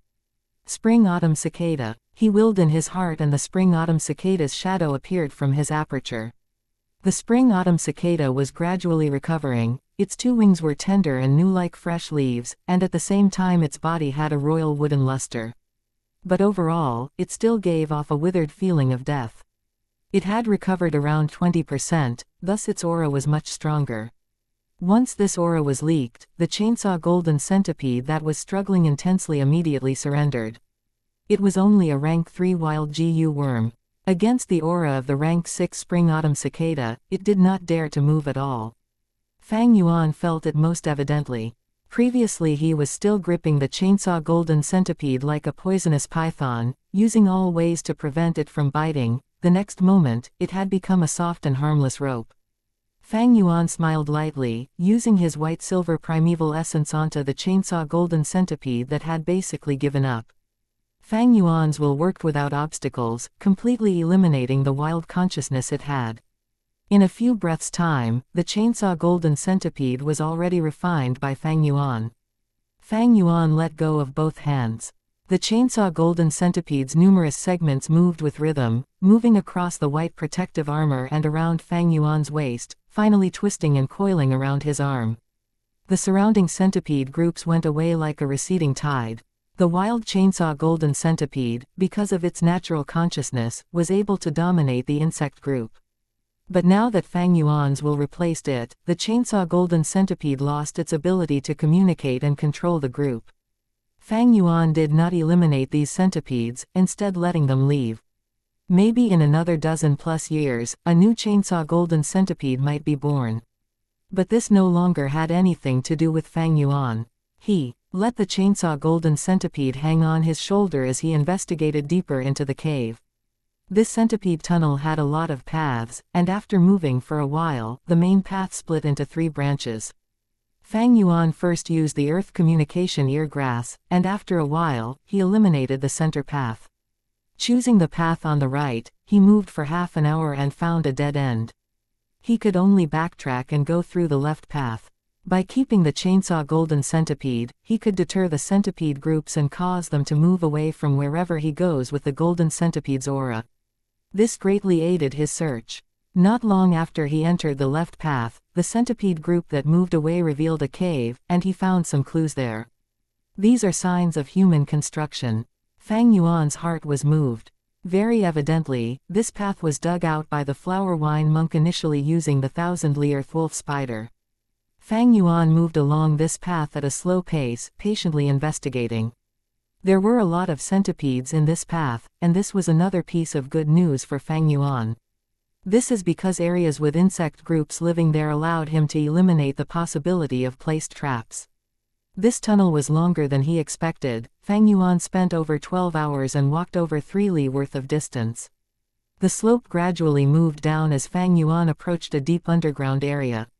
Every once in a while, he stopped and used the earth communication eargrass to eliminate any possible threats. Swoosh swish. What sound is this? Fang Yuan eventually heard a weird noise. Immediately, he noticed what it was. This is water. Don't tell me. His thought moved quickly as he had an idea. At the end of the tunnel, he saw a crystal wall. And behind the crystal wall was water. In the water, there was an ash-gray-colored river that flowed in a spiral, like a mini tornado, endlessly swirling in a self-sufficient system. As I thought, this is a natural essence spring. Seeing this, Fang Yuan's attention was piqued. Soon after, he saw that behind this watery crystal wall, there was something else in the spring. A flower bud with the colors of blue and white following one another, was leisurely floating in the spring water. This is actually the heavenly essence treasure lotus. Fang Yuan was shocked. Note: this tunnel was longer than he expected. Fang Yuan spent over 12 hours and walked over 3 li worth of distance. Li is 500 meters, I don't know why he took 12 hours just to walk 1.5 kilometers lol. It's not even an exaggeration. There's a joke in the Chinese forums. They always say it whenever the author makes a blunder on stuff like how old an era is. They will say, don't you know? Ji Zhen Ren's mathematics skill was taught by his PE sports teacher. Moral of this is, author has terrible maths or something. Chapter 163, Thunder Crown Wolf. As Fang Yuan looked at the heavenly essence treasure lotus, many doubts in his heart was cleared. He could roughly speculate what had happened. Going back in time, a millennium ago, a solitary rank 5 GU master came upon Qingmao Mountain and incidentally found this underground natural spirit spring. He was exalted and settled down here. He began merging the mortal villagers living around the foot of the mountain together, forming the prototype of GUU village. He took in over 100 wives and concubines, wantonly spreading his bloodline. He was the ancestor of GUU clan, the founder of GUU village. Time passed by, and he passed away, ending the first generation. Then it was the second, third, until it reached the fourth generation. The fourth generation clan leader possessed an A-grade aptitude and cultivated to rank 5, creating another golden age for the clan. One day, a demonic path GU master came to the village. He was bald and muscular, dressed in pink clothes and moved alone. His favorite hobby was to defile innocent women. It was the famous devil of the demonic path, Flower Wine Monk. Who knew what fortuitous encounter this Flower Wine Monk had, to be able to know the recipe to refine heavenly essence treasure lotus. After many preparations, he only lacked a natural spirit spring to refine this flower GU. After looking all around, he finally chose GUU village's spirit spring. At first, he used the pretense of buying Moon Orchid to slowly approach the GUU clan's higher-ups and get the details on GUU clan. Afterwards, in the battle with the fourth-generation clan leader, he was able to achieve complete victory with his formidable strength. He had not only killed the fourth-generation head, but also downed a large majority of the elders. However, his body was infected by the Moonshadow GU. Moonshadow Gu's ability was to restrict primeval essence and wasn't enough to be fatal. However, Flower Wine Monk couldn't wantonly slaughter if he wanted to refine the heavenly essence treasure lotus, as that would attract a lot of attention and hinder the progress. Thus, he chose to do things from the dark. He used the 1,000 Earth Wolf spider to dig out a tunnel, secretly advancing to this area. Due to the thorough preparations he had made before and with the sufficient materials, he was able to refine heavenly essence treasure lotus in the spirit spring. The heavenly essence treasure lotus has an extraordinary background. Its fusion recipe had been created many millenniums ago by a GU master of the righteous faction, Immortal Venerable Genesis Lotus. Heavenly Essence Treasure Lotus was only a rank 3 flower GU, but it had its advancement route and could become the rank 6 Heavenly Essence Treasure Imperial Lotus, which was ranked 6th among the list of top 10 great immortal GU rankings. Its worth was about the same as the Spring Autumn Cicada. The Heavenly Essence Treasure Lotus had a reputation as a portable spirit spring, because it could produce primeval stones. However, its fusion process had an extremely high price. To refine the Heavenly Essence Treasure Lotus, there must be a natural spirit spring. This spring should be full of primeval energy, and cannot be a spirit spring that has been used for many years, with its reserves drying out. After the fusion succeeds, this spirit spring will be thoroughly useless and will lose its ability to produce primeval stones, becoming just an ordinary spring. A natural spirit spring is extremely valuable. One only needs to look at how this spirit spring has sustained countless GU masters of the GUU clan for close to a millennium to realize this point. Refining a heavenly essence treasure lotus would completely destroy this spirit spring. But that was just the beginning. If it was to be advanced to rank 4, it would need 7 spirit springs, 9 at rank 5, and 11 for rank 6. Apart from this, many extremely precious GU worms would be needed as auxiliary ingredients. If I take this heavenly essence treasure lotus, it would be like carrying a mini-scale spirit spring with me. The heavenly essence treasure lotus is only a rank 3 GU, so its daily primeval stones production can't compare to a normal spirit spring, but the amount will be enough to sustain my cultivation expenditure. This was just one of its benefits. The primeval stones produced by heavenly essence treasure lotus were a lot more than the earnings from the 9 leaves vitality grass. Primeval stones can not only help in advancing cultivation, they are also an exchangeable form of currency. With the treasure lotus, Fang Yuan could decrease the amount of primeval stones he carried. The 2-seed flower could then be used to store various stuffs which could greatly decrease the burden on him. However, I heard that the fusion process of the treasure lotus is quite mysterious. It appears from nothing during which it transits between the astral and physical form. Ordinary people can't see it, and it can only be seen clearly through the crystal. This GU is quite delicate and needs to be nourished within the spirit spring for 9 days and 9 nights until it grows out 9 intact leaves, before it can be plucked and put into the primeval sea in the aperture. If one picks it up before the time is ripe, all their efforts would be completely wasted. Fang Yuan didn't know the detailed recipe of heavenly essence treasure lotus and only knew some insider rumors. He had no idea on how to advance it in the future. Even so, this rank 3 heavenly essence treasure lotus would be of an enormous assistance to him.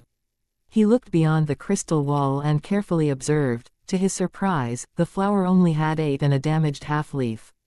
There was only half a leaf left for the 9 complete leaves. Fang Yuan wasn't baffled by this. Centuries had passed, the spirit spring's reserves had been consumed for 4 generations of time. This heavenly essence treasure lotus condensed the majority of the spirit spring's essence, constantly consuming the primeval stones produced by the spirit spring, and causing the spirit spring's reserves to further decrease. As a result, the treasure lotus slowly began to reverse the absorption, instead replenishing the damage to the spirit spring. By doing this, it was damaging itself. This was the reason for the damaged leaf. Heavenly essence treasure lotus must have 9 complete leaves before it can be plucked. It only has 8 leaves and a half now. I need to throw in primeval stones to the spring if I am to pluck it. Primeval stones were the crystallization of the spirit spring. They could provide the nourishment to the treasure lotus and let it grow again. However, don't underestimate this half-damaged leaf. It was sure to require large amounts of primeval stones for it to grow back. If I am not wrong, this crystal wall should be produced by a moat GU. Fang Yuan tried to touch the wall, and found that this wall was real but also virtual. Just like light and shadow, his hands went through the wall without any obstruction. But he quickly took back his hand and didn't dare to go deep into the spirit spring. Spirit springs should never be polluted. He poured his primeval essence into the 2-seed flower and took out a primeval stone. He threw the primeval stone through the crystal wall. As if the wall didn't exist, the primeval stone went through it and dropped into the spirit spring, striking onto the phantom figure of the heavenly essence treasure lotus.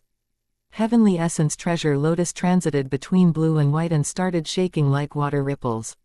It digested the primeval stone in almost an instant. After waiting for the flower to turn calm, Fang Yuan observed it attentively, but found no change in that damaged leaf. His expression was calm. He started throwing in dozens of primeval stones, but there was still no change to the damaged leaf. Fang Yuan continued to throw in primeval stones while silently counting the number. When over 500 primeval stones were thrown, the damaged leaf finally grew by a little. After the sight of this scene, Fang Yuan couldn't help but feel slightly gloomy. From this calculation, he had to throw in at least over 50,000 primeval stones in at one time. If he did it in batches and the time gap was long, heavenly essence treasure lotus would consume itself to replenish the spirit spring as the clan continuously extracted primeval stones. Over 50,000 primeval stones. I only have just over 10,000 with me and lack 40,000 more. With his status as an elder, raising these 40,000 primeval stones wasn't really a problem. The true problem, however, lay elsewhere. Once he took out this heavenly essence treasure lotus, the spirit spring would be completely useless, and this was bound to attract the whole clan's furious and frantic investigation. Fang Yuan had plentiful experience, but he had limited methods. If the clan investigated without any considerations, they were sure to find some clues.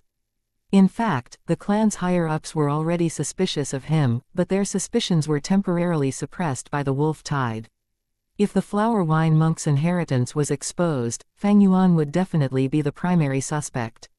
Even if Fang Yuan secretly escaped, he would suffer the whole clan's reckless chase. I can't give up over the heavenly essence treasure lotus. Even if I don't have its fusion recipe, who knows what the future holds. The problem is that once I take this GU, it is akin to stabbing a hornet's nest and bringing calamity upon myself. Fang Yuan secretly considered every situation and decided he had to wait for the best opportunity to appear, to take this heavenly essence treasure lotus. This heavenly essence treasure lotus should be the last inheritance of Flower Wine Monk. But there are many suspicious points to this. Flower Wine Monk would have come to this place to refine the heavenly essence treasure lotus, so what kind of accident did he encounter to be so seriously injured that he had to hurriedly set up this inheritance before dying? Fang Yuan already knew the reason for the Flower Wine Monk to set up the inheritance. It was to take revenge against the Guu clan. If heavenly essence treasure lotus was to be taken out of the spirit spring, whether it was a success or failure, this natural spirit spring was bound to be useless. Without the natural spirit spring, Guu clan would have no foundation to stay here. It was only a matter of time before the clan broke apart. Forget it, I won't make any headway in my doubts without any new evidence. I should return to the village now. In the end, Fang Yuan shook his head and began to return back the way he came. When he had just exited the rock crack, a loud and clear wolf howl continuously resounded. This sound, Fang Yuan turned grim and quickly moved. When he reached the riverbank outside of the rock crack, he could smell a thick odor of blood. Sounds of cries, yells, wolf howls and explosions could be heard even though there was still some distance to the village. Fang Yuan concealed his figure and climbed a hill. It was early in the morning and the first rays of sunlight had just broken out of the sky. Countless wolf packs were rushing towards the Guu village like a flood. Fang Yuan's gaze swept past them, then his body trembled. In the rearmost part of the wolf packs, he saw a lightning wolf that was as large as a small hill. Myriad Beast King, Thunder Crown Wolf.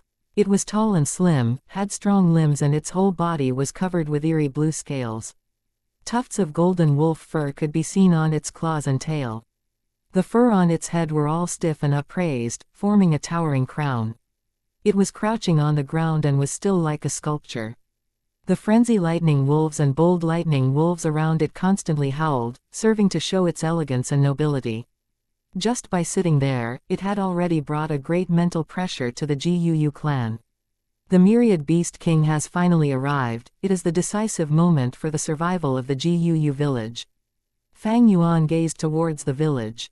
Innumerable Guu masters were in fierce battles, using all of their strength to block the frantic charge of the wolf tide. Suddenly, around 10 figures flew out of the village and rushed against the wolf tide, charging towards the Thunder Crown Wolf. They were all elders, and in front of them was the clan leader Guu Bo. The calm of the storm is over, here comes the first of waves. Maybe some of you should stop reading for a month, because it won't be good for your health. The cliffhangers will kill you until Book 1 ends at Chapter 199. Chapter 164. Intense battle. If one wants to fight against the Thunder Crown Wolf, one must strike first. Its strength is just too great, and if it was let into the village, it would definitely cause great losses and damage. This group's capabilities were huge. With the rank 4 clan leader Guu Bo as the leader, and his elders as his support, they were a strong attacking force. The wolf tide was surging violently, yet they went against it with careful and compact cooperation. As if the group was a warship, splitting the waves apart, advancing bravely forward. Wherever they went, they were practically sweeping everything away in their path. The closer they got to the Thunder Crown Wolf, the more the pressure coming from the wolf tide increased. Gu Bo was calm and composed. Suddenly he stretched out his right palm, and slashed in front of him. A golden-colored moonblade, as big as a grown adult, formed in a split second and flew out towards the front. Swoosh swoosh swoosh. After flying out for a few meters, this moon disk suddenly went through a change, and from one blade it turned into three. 3 moonblades flew alongside each other, bringing about the sound of the wind whistling as it plowed open 3 bloody paths like knives cutting meat apart. Many wolves fell without exception. Broken limbs flew into the air, and blood-curdling cries sounded non-stop. A frenzy lightning wolf roared and started rushing over fiercely towards the Gu masters from the right side. Let me. A clan elder suddenly went from a thin and dry appearance, turning into a huge fat man in one breath. With a bang, he used his round belly and sent the frenzy lightning wolf flying away. The frenzy lightning wolf had come in a torrential rush, and the greater the strength of collision the stronger the bounce back was. It was thrown across high into the air, cutting an arc and then finally falling down hundreds of meters away. The other elders were displaying all sorts of abilities. There were some with long hair like needles, continuously shooting out and sweeping away lightning wolves. Some of them had their bodies covered in light armor, forcefully bearing through the wolves, tearing and biting. The Thunder Crown Wolf went from a half-sitting state, and slowly got onto its feet. It firmly stared at the Gu masters rushing towards itself, and the wolf's dark eyes flashed with warning. It opened its mouth and let out a low roar, revealing its sharp and jagged wolf fangs. Each of the frenzy lightning wolves and bold lightning wolves that heard its roar immediately got up and rushed towards the Gu masters. The Gu masters were instantly slowed in their charge, receiving great obstruction. Clan leader. I'll leave it to all of you, clan elders. You have to win. Numerous eyes flashed and gathered on them. Unknown number of rallying cries and shouts sounded from the depths of the clansmen's hearts. This was the most crucial battle. If they lose the battle, the entire clan would face the danger of being wiped out. If victory was assured, then they would have held against the hardest moment of the wolf tide. This was the battle that would decide the life and death of the Gu clan. None of the elders backed off. They pushed forward, while drenched in blood. Even though they did not lose any numbers, none of them were spared from injury. They eliminated all the obstacles around them, until they faced the Thunder Crown Wolf, then charged towards it. Therapy Light Gu. Suddenly a middle-aged female clan elder stretched out both her hands, and a pure white, warm light bubbled forth. The light first flowed onto the clan leader's body, and then reflected onto each of the other clan elders. This was a rank 3 healing Gu with area of effect properties, and it could instantly cause the wounds on Gu masters to stop bleeding. Light wounds would be recovered completely, while heavy wounds would be healed by half. Continue fighting. Gu Bo roared loudly. 5 clan elders swiped their arms as they heard the signal, and sent a moonblade flying towards the sky. Suddenly a clan elder roared as all the muscles on his body erupted and expanded 3 times, becoming a white fur giant ape. It jumped in front of the group, its hands joined together. Gu Bo stepped onto its 2 hands, and with a low roar, the ape kicked from the ground and stretched out its waist, using all the strength in its body to toss Gu Bo into the sky. Moon invite Gu. Gu Bo spread out his left hand, it was giving out a hazy, whirlpool-like purple moonlight. The moonblades that the clan elders had shot towards the sky were all absorbed and annexed by this purple moonlight. Slash. Gu Bo's eyes shone as he shouted in a thunderous volume, splitting the air with his palms from up to down. Winds and thunder resounded as a purple moonblade, larger than a horse carriage, flew towards the Thunder Crown Wolf. This moonblade looked slow but was actually fast, and in a split second, it struck its target. The Thunder Crown Wolf howled, and at the last moment, a thunder light armor appeared on its body. In the next moment, an intense explosion occurred as the sky was engulfed in eerie blue lightning pitting against the purple alluring moonlight. Numerous people squinted as the shockwave spread from the impact, sending the ordinary lightning wolves in the vicinity flying. When the intense light dissipated, the GU masters were already engaging in battle with the Thunder Crown Wolf. The clan elders were all extremely experienced and well coordinated with each other. An aged old master with floating white hair shot out needles from it endlessly like rain. On another side, a female GU master blew out flames from her nostrils like lingering snakes, and she spouted a wave of orange flame and assaulted two sides at the same time. There were another 3 GU masters, one turned into a white ape, while another turned his muscles into steel from head to toe as they both tried to curb the Thunder Crown Wolf. The other GU master tossed out unending numbers of puppet GU, pouring his primeval essence and turning them into vine-armored grass soldiers or wooden servants with red spears, using them as fodder to attract the incoming assault. Healing GU masters stood at the outer circle, using therapy light GU from time to time. Beside them were defensive GU masters, giving them care and protection. The Thunder Crown Wolf had been beaten badly. Its right front limb had a huge wound, the blood flowing non-stop. This was the outcome from the attack of the purple moonblade a moment ago. It roared continuously as it had fallen into the GU master's well-planned trap. Even if it had the spirits to fight back, there was not much it could do. The GU masters weaved and jumped around it like fleas on a cat or dog. They continued to move around and pulled space as they worked with completely chemistry. But the good situation did not last, for the Thunder Crown Wolf slowly began to adapt, while the wound on its body did not stop healing. It was clear that it had a healing GU on its body.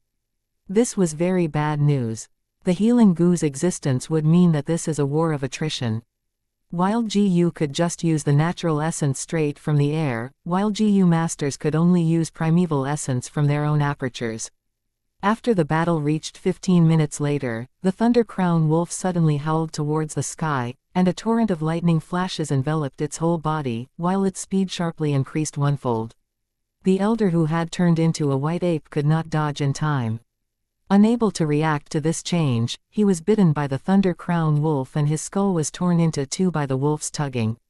The Thunder Crown Wolf had torn a line in the battlefront, and with continuous swipes of its tail, purplish-blue electric currents rushed forth. The GU masters could only back away non-stop. In this dangerous moment, the clan leader GU Bo stood out. He was a rank 4 expert with powerful attacks and superior defense, like the center pillar of the group, using all his strength to salvage the situation. Mountain rocks broke and shadows dissipated as group battles enlarged. The aftermath ravaged the battlefield, and not a single lightning wolf dared to enter battle. The situation of the battlefield only became more desperate. The Thunder Crown Wolf's injuries became heavier and worse, the bleeding unable to stop, and bones could be seen in the deeper wounds.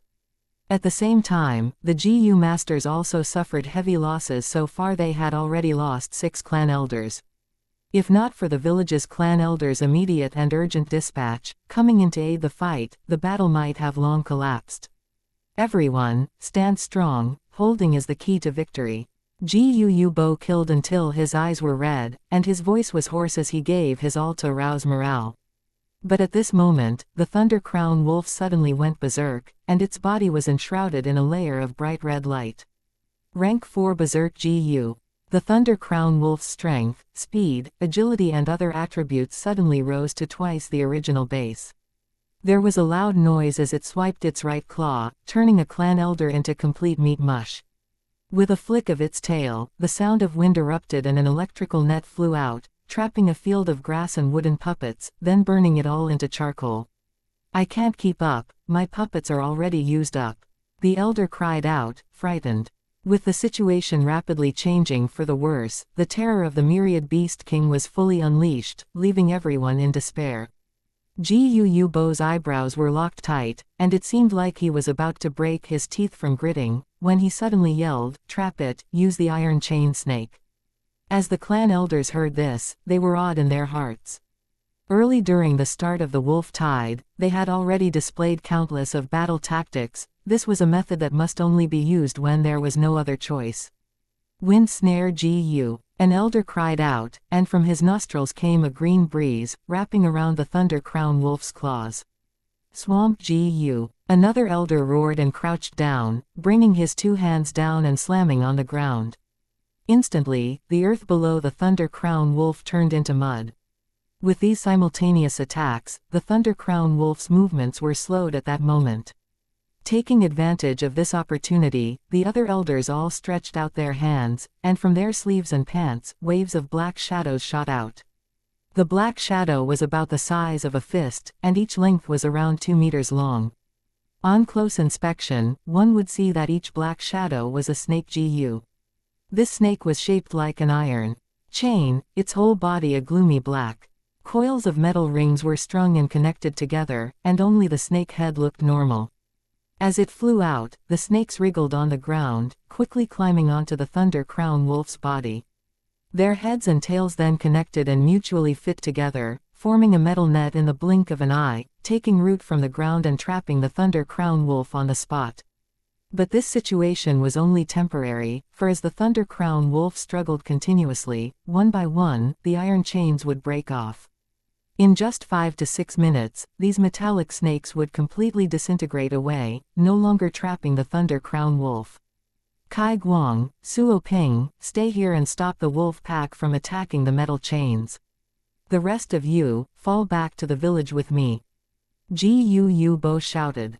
He actually had chosen to retreat.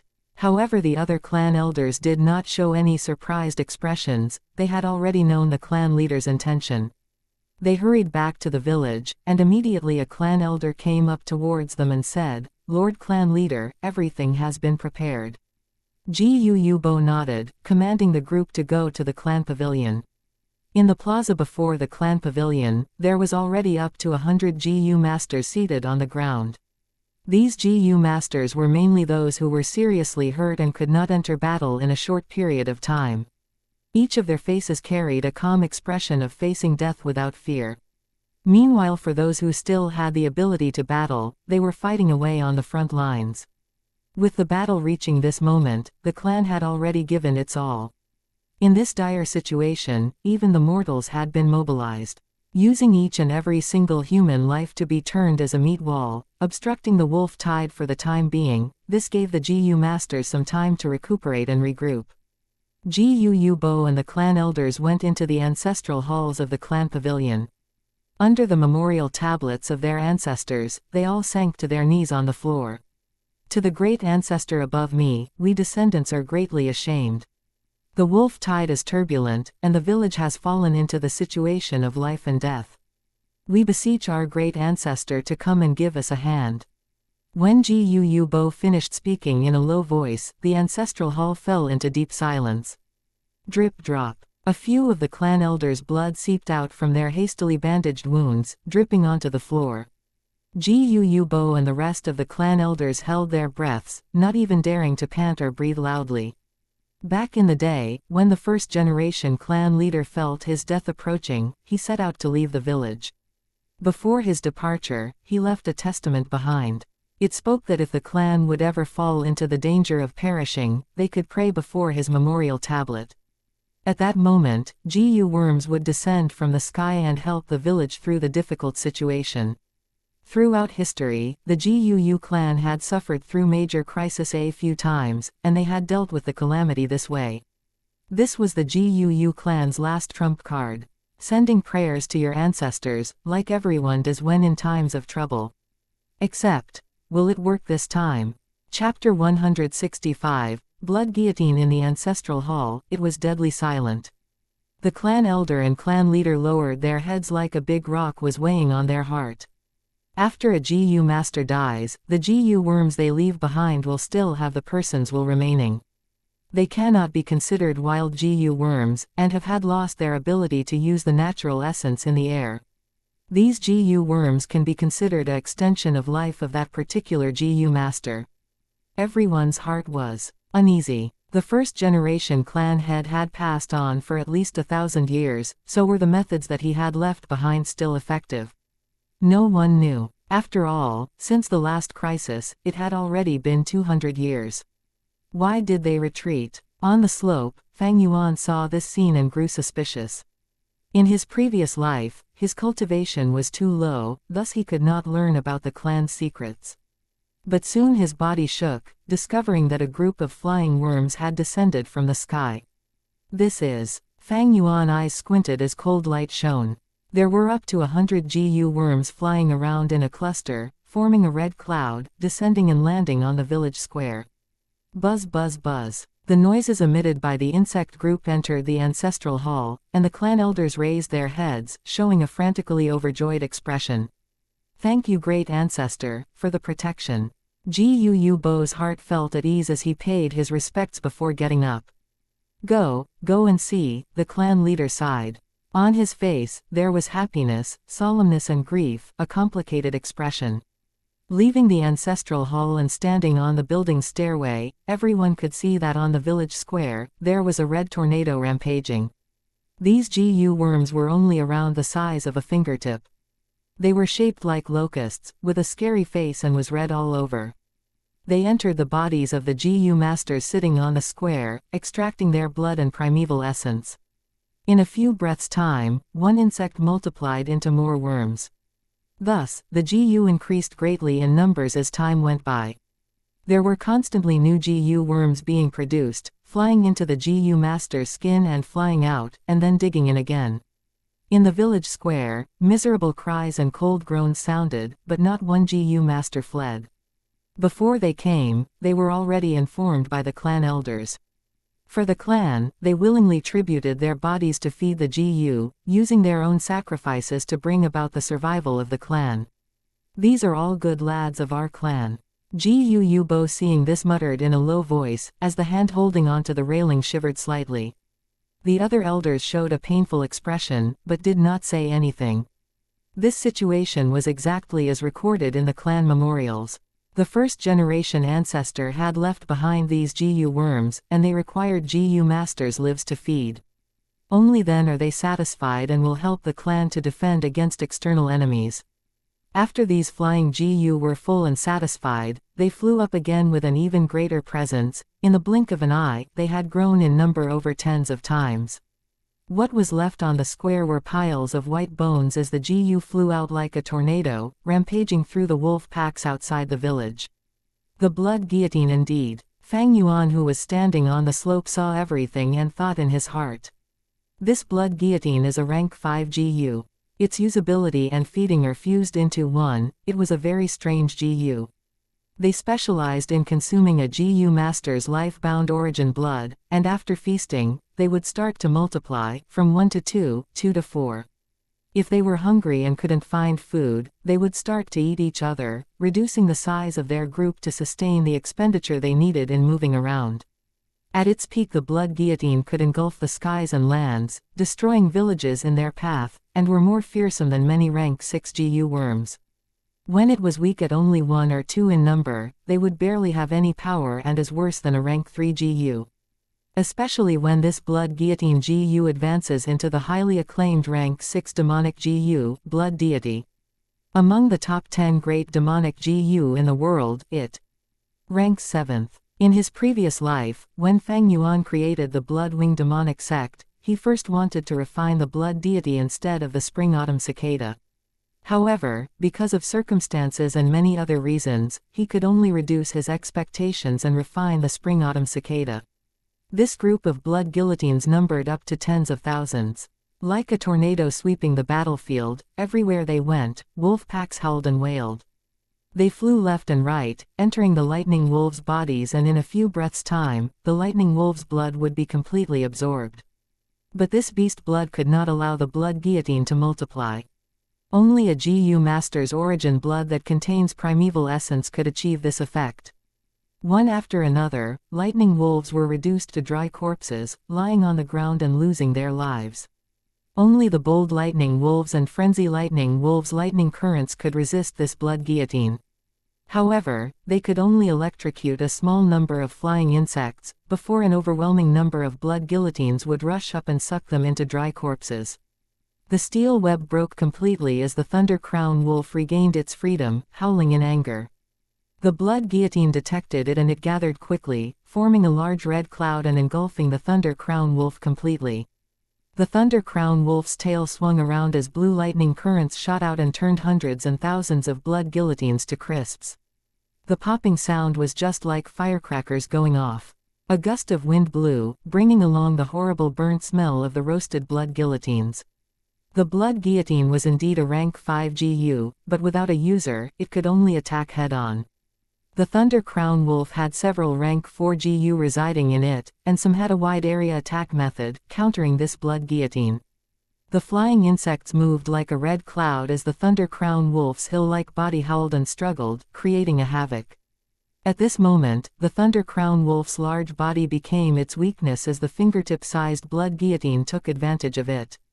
The battle was intense. As large numbers of blood guillotines fell on the ground, the Thunder Crown Wolf's armor was broken through, and some blood guillotines drilled their way in and started to suck blood wantonly. Without any other choice, the Thunder Crown Wolf could only spray lightning plasma on its own body, electrocuting these blood guillotines.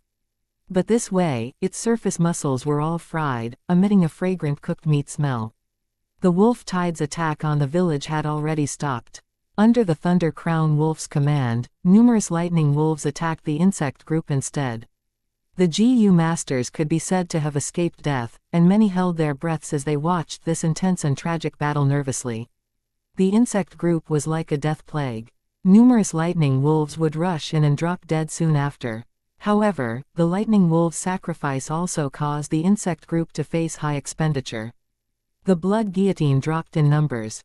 The original dense cloud had turned into a thin fog, and soon it was reduced to a small tornado still flying in the air.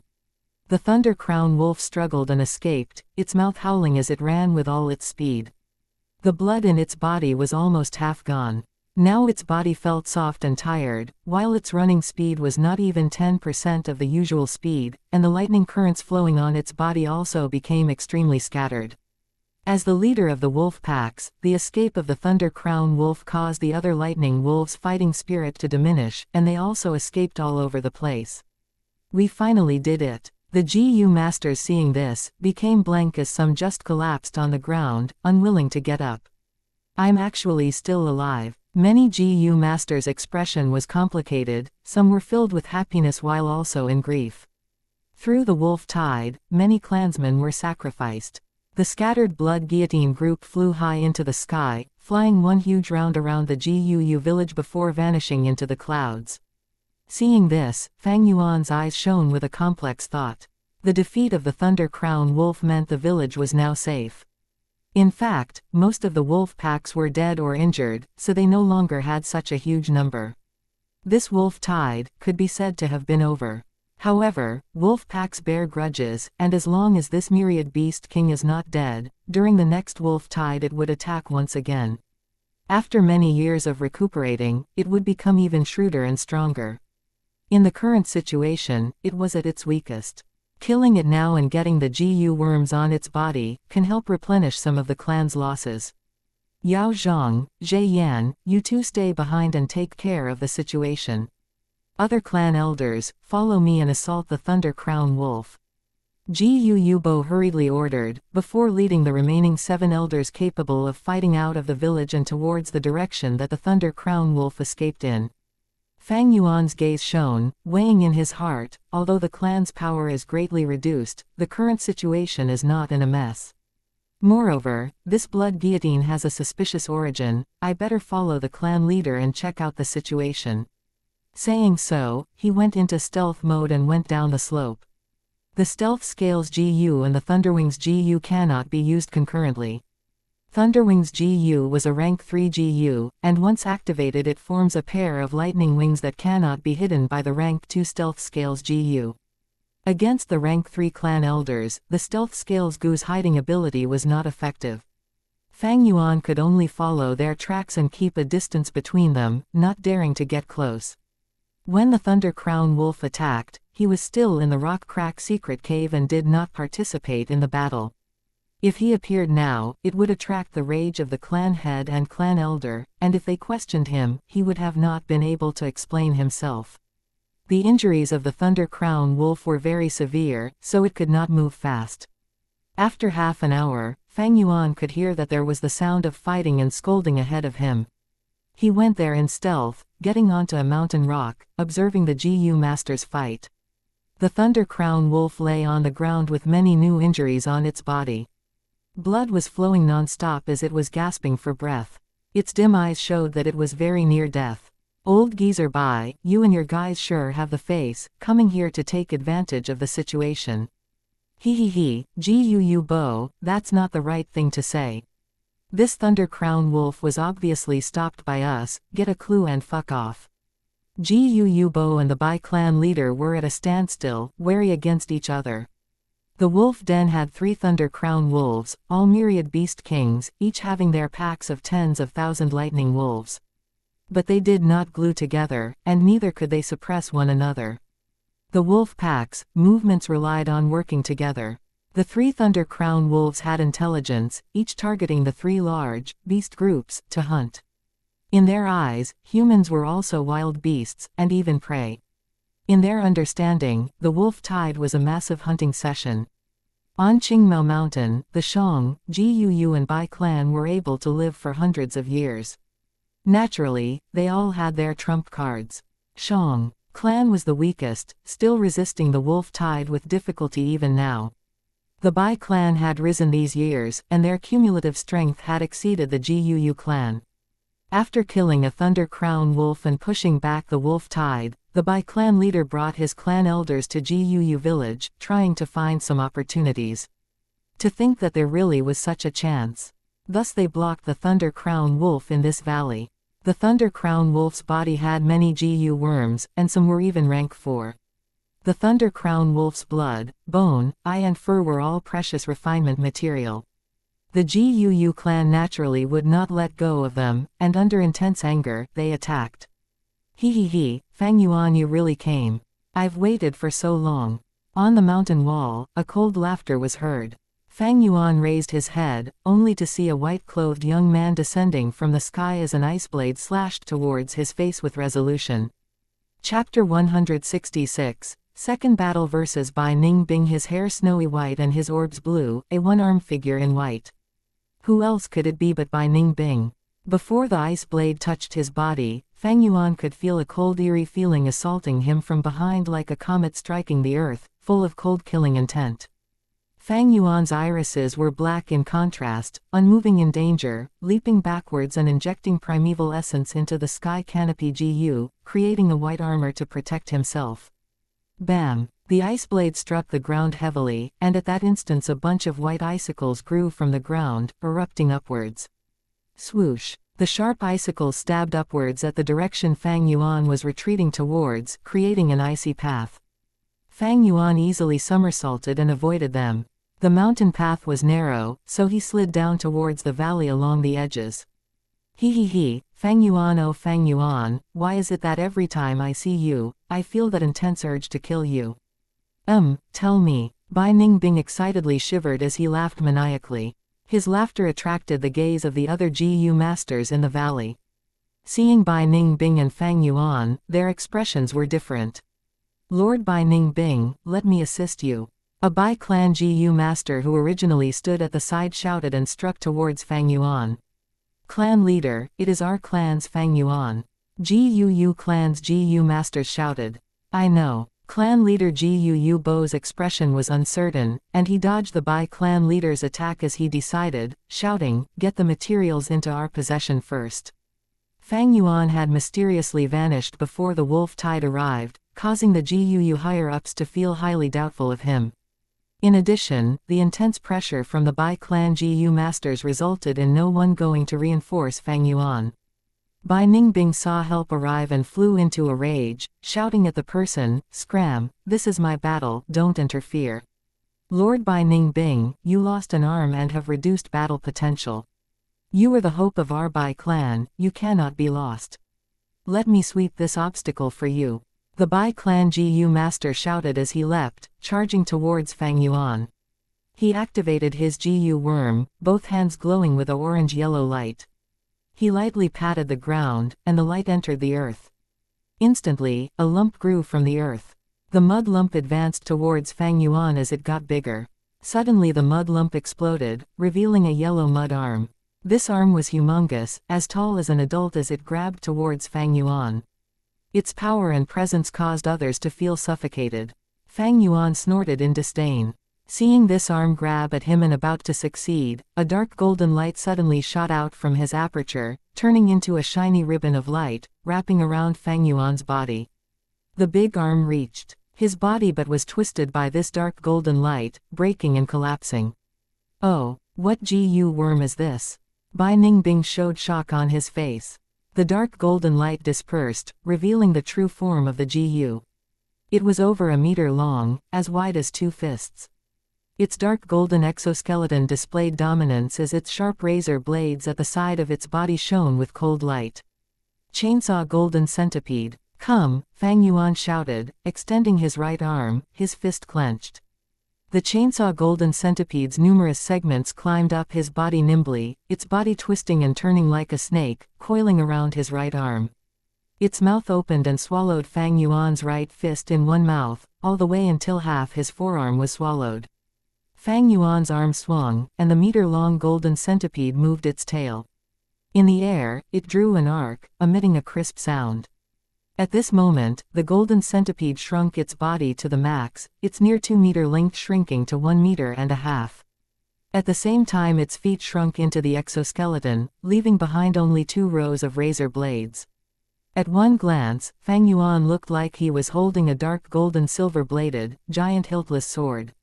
The reinforcement GU master was shocked. He had never thought that the chainsaw golden centipede could be used like this.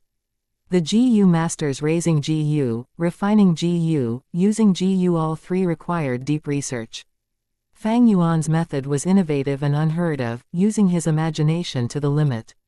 But actually, this method was not invented by Fang Yuan.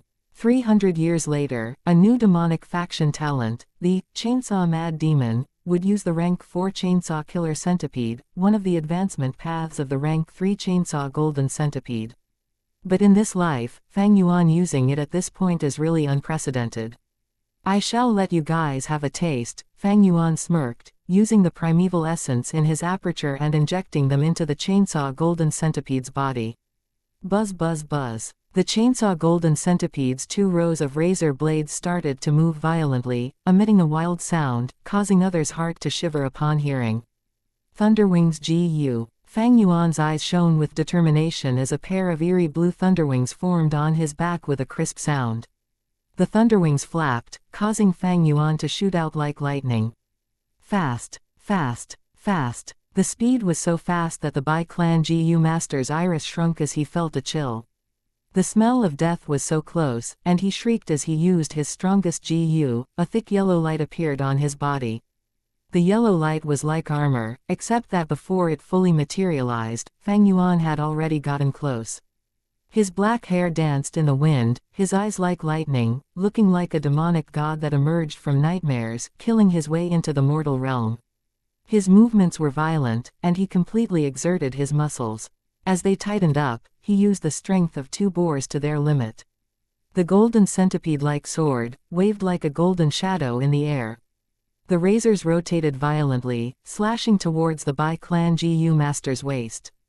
The yellow light armor broke under the slaughter of the chainsaw. It was never fully formed in the first place. At this moment, it scattered instantly. The razors entered the meat as if it was cutting butter, and as Fang Yuan flicked his wrist, the chopped-up meat flew all over the place along with the blood. The GU master's spine smashed and his intestines were grinded to a pulp. The Bai Clan GU master's upper half of the body flew into the air, while his lower half remained on the spot. He stared with wide-opened eyes, staring in fright at his lower half, dying in extreme fear and shock. This commotion caused the fighting among the 2 clans to stop temporarily. They all looked towards Fang Yuan, sending shocked, angered gazes.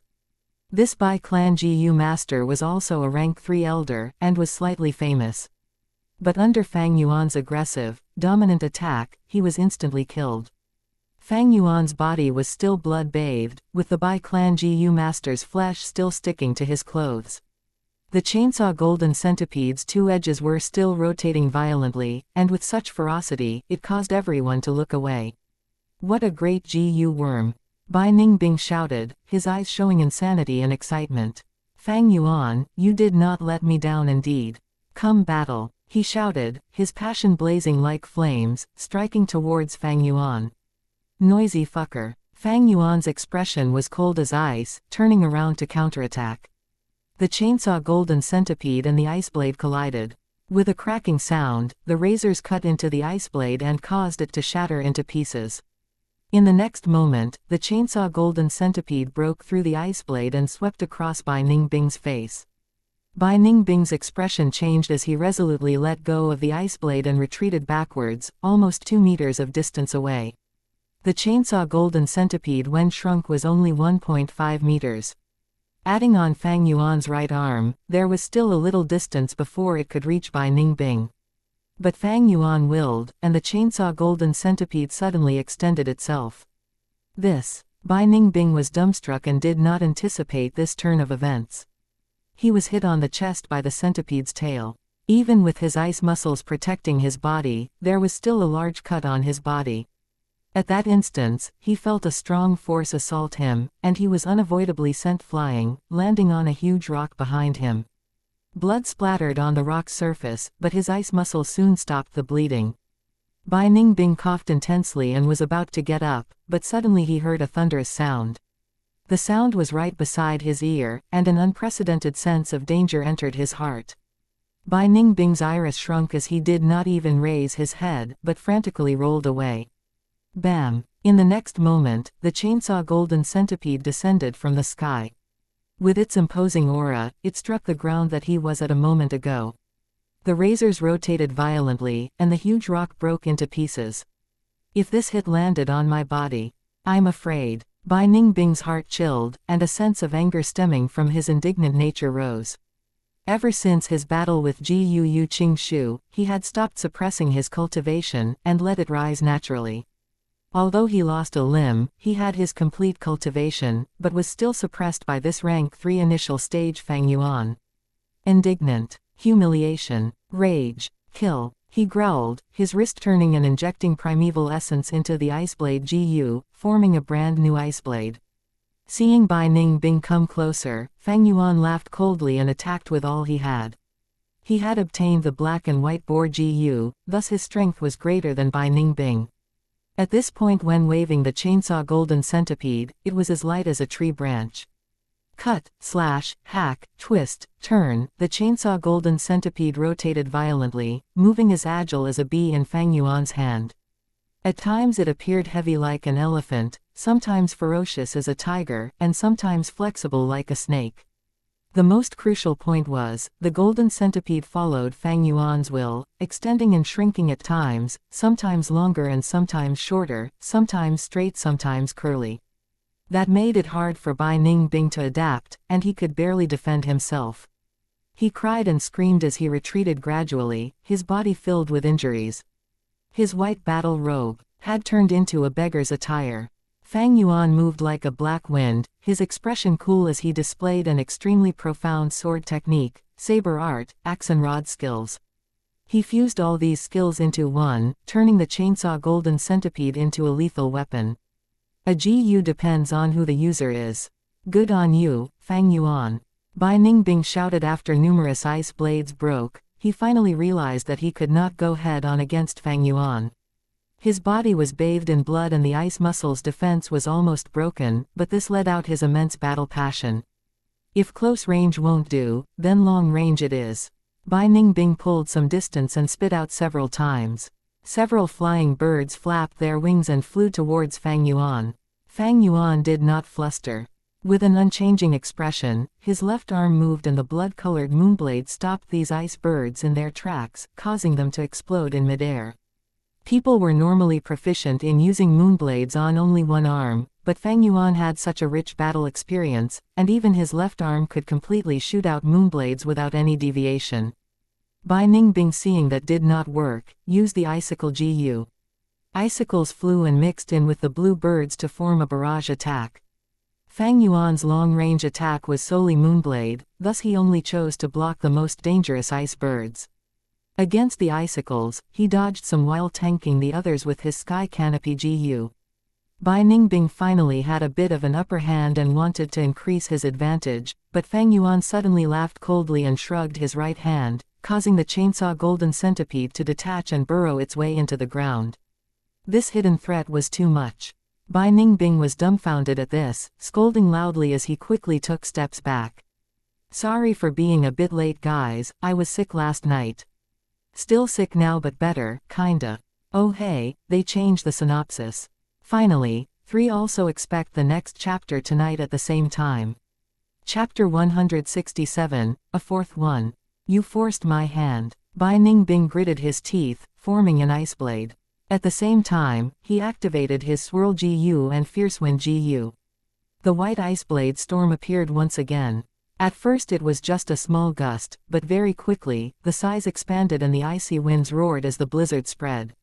The floor was slowly covered in hard ice, preventing the chainsaw golden centipede from emerging and attacking. This ice blade storm is a unique move of Bai Ningbing's. Evidently it showed the battle talent of the northern dark ice soul physique.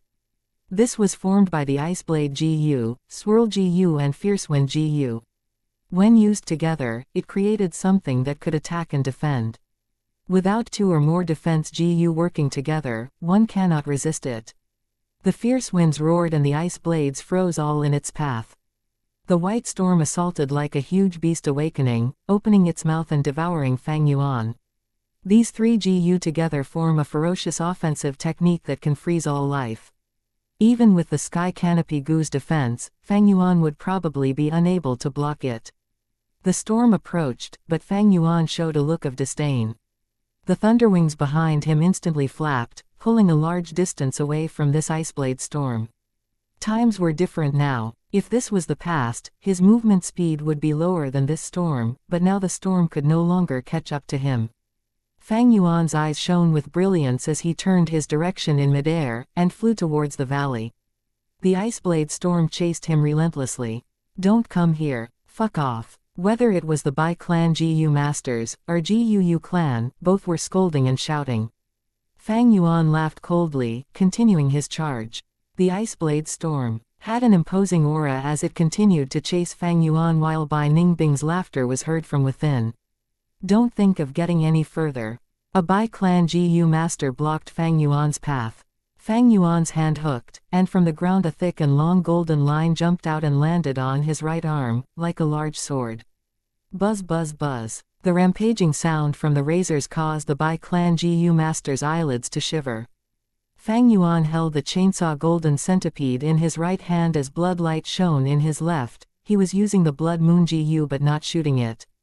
His body was covered in a white-colored armor, and thunderwings sparked behind his back. His black hair flew in the wind, and behind him there was a mountain-sized white storm. His presence was overwhelming with his eyes emitting sharp killing intent, as if he was charging through the desert, a general with 7 victories under his belt. Stomping all his enemies into minced meat, and chopping any opponents into broken bones. Ah! The Bai clan GU master felt an impossible pressure as veins popped on his forehead, and he suddenly shouted loudly, edging himself on. But as he shouted, seeing Fang Yuan was rushing towards himself without pause, he suddenly shut up and ran away. He was scared. The fear in his heart eroded his fighting spirit.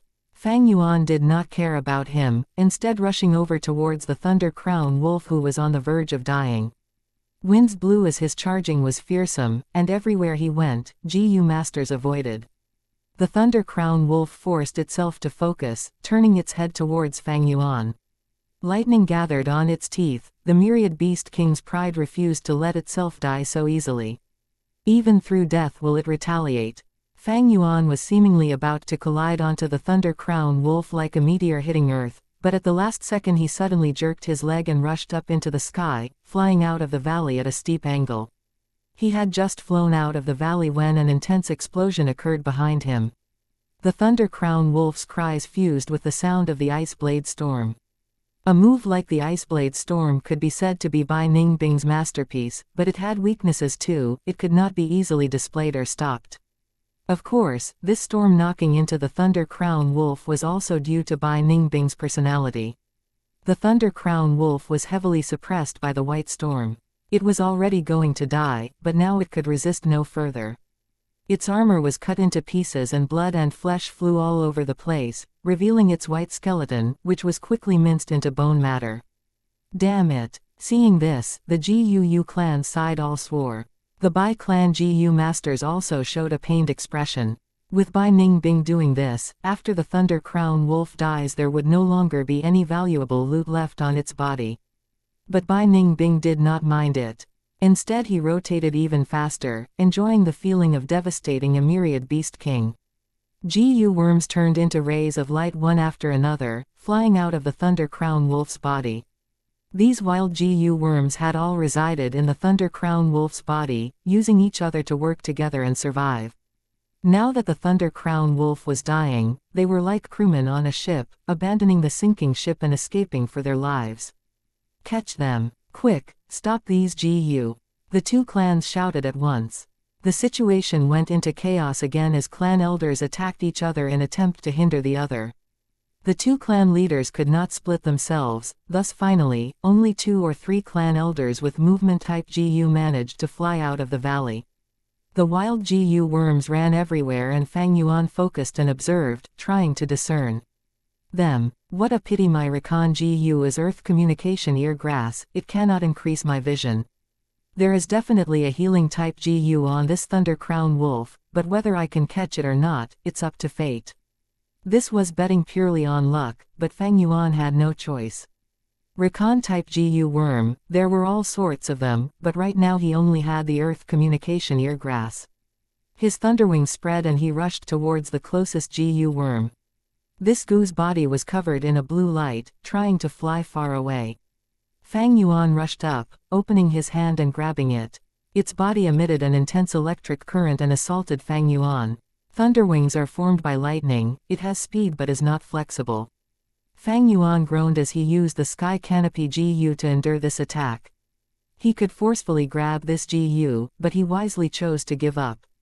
The ability of this GU was already exposed, it was able to use electric currents to attack enemies, so this was obviously an attack-type GU, but Fang Yuan wanted a healing GU instead.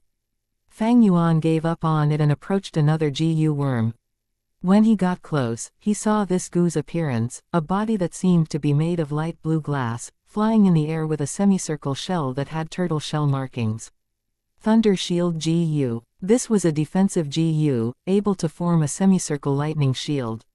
Fang Yuan gave up once again, looking around and finding his third target. But at this time, a white shadow came from the valley, holding an ice blade and shouting Fang Yuan's name. Fang Yuan sighed, knowing that Lady Luck was not on his side. He could only take the best alternative, reaching and grabbing towards the Thunder Shield GU right next to him.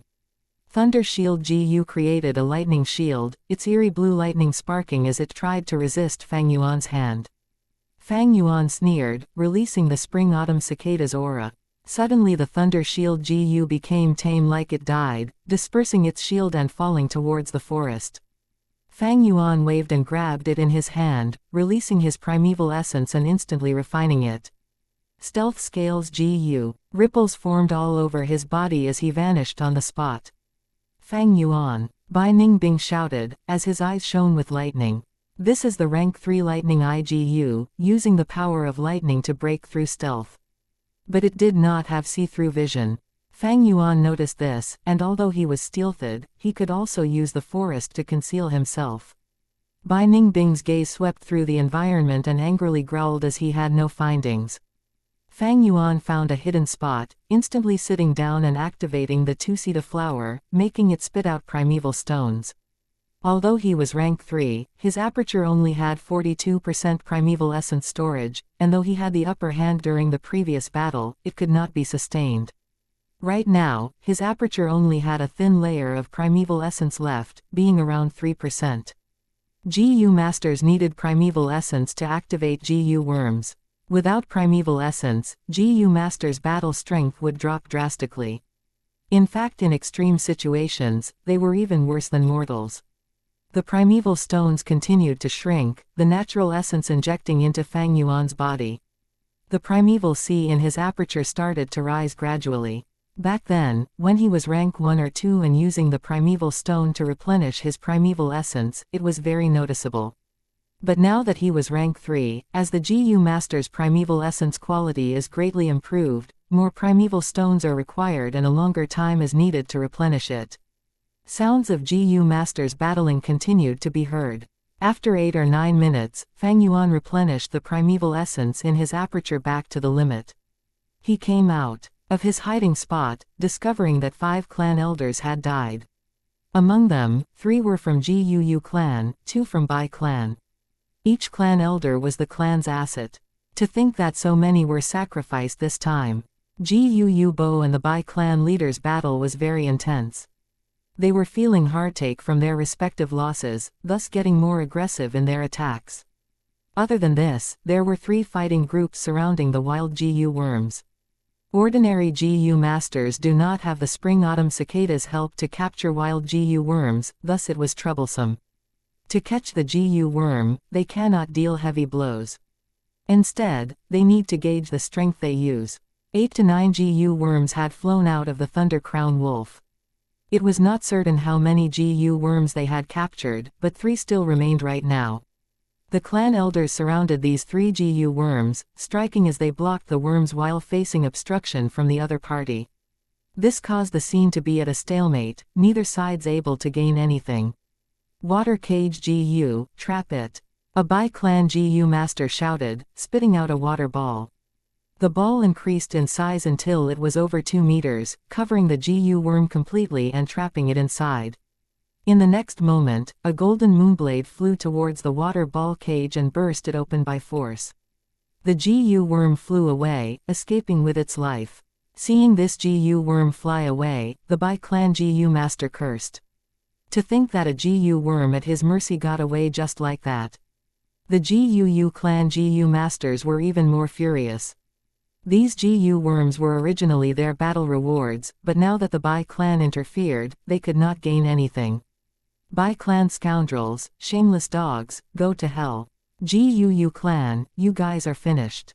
Our Bai clan will definitely rise up and stomp you all to the grounds. Both sides were furious, full of hatred and madness. They had battled till their eyes turned red, and only fighting remained in their minds. Fang Yuan saw the GU worm fly away, thus he had no choice but to look at the other 2 groups. There was still a GU worm at each of their encirclement. There might be a healing GU worm, but it was unlikely. Fang Yuan knew that this world did not have things like a wish coming true, but even so he wanted to try. Just when he was about to rush up and attack, he heard a wolf's howl like a military horn, spreading out in rhythm, rising and falling in succession. Soon after, tons of lightning wolves rushed down like tide water. There was no lack to the sound of bold lightning wolves and frenzy lightning wolves, but the one that made everyone's expression change was the mountain-like giant wolf. Thunder Crown Wolf. There's a 4th Thunder Crown Wolf. The clan elders shouted as they could not keep their calm anymore. I miscounted, so here's another one. Now that I've caught up, the next one will come on time.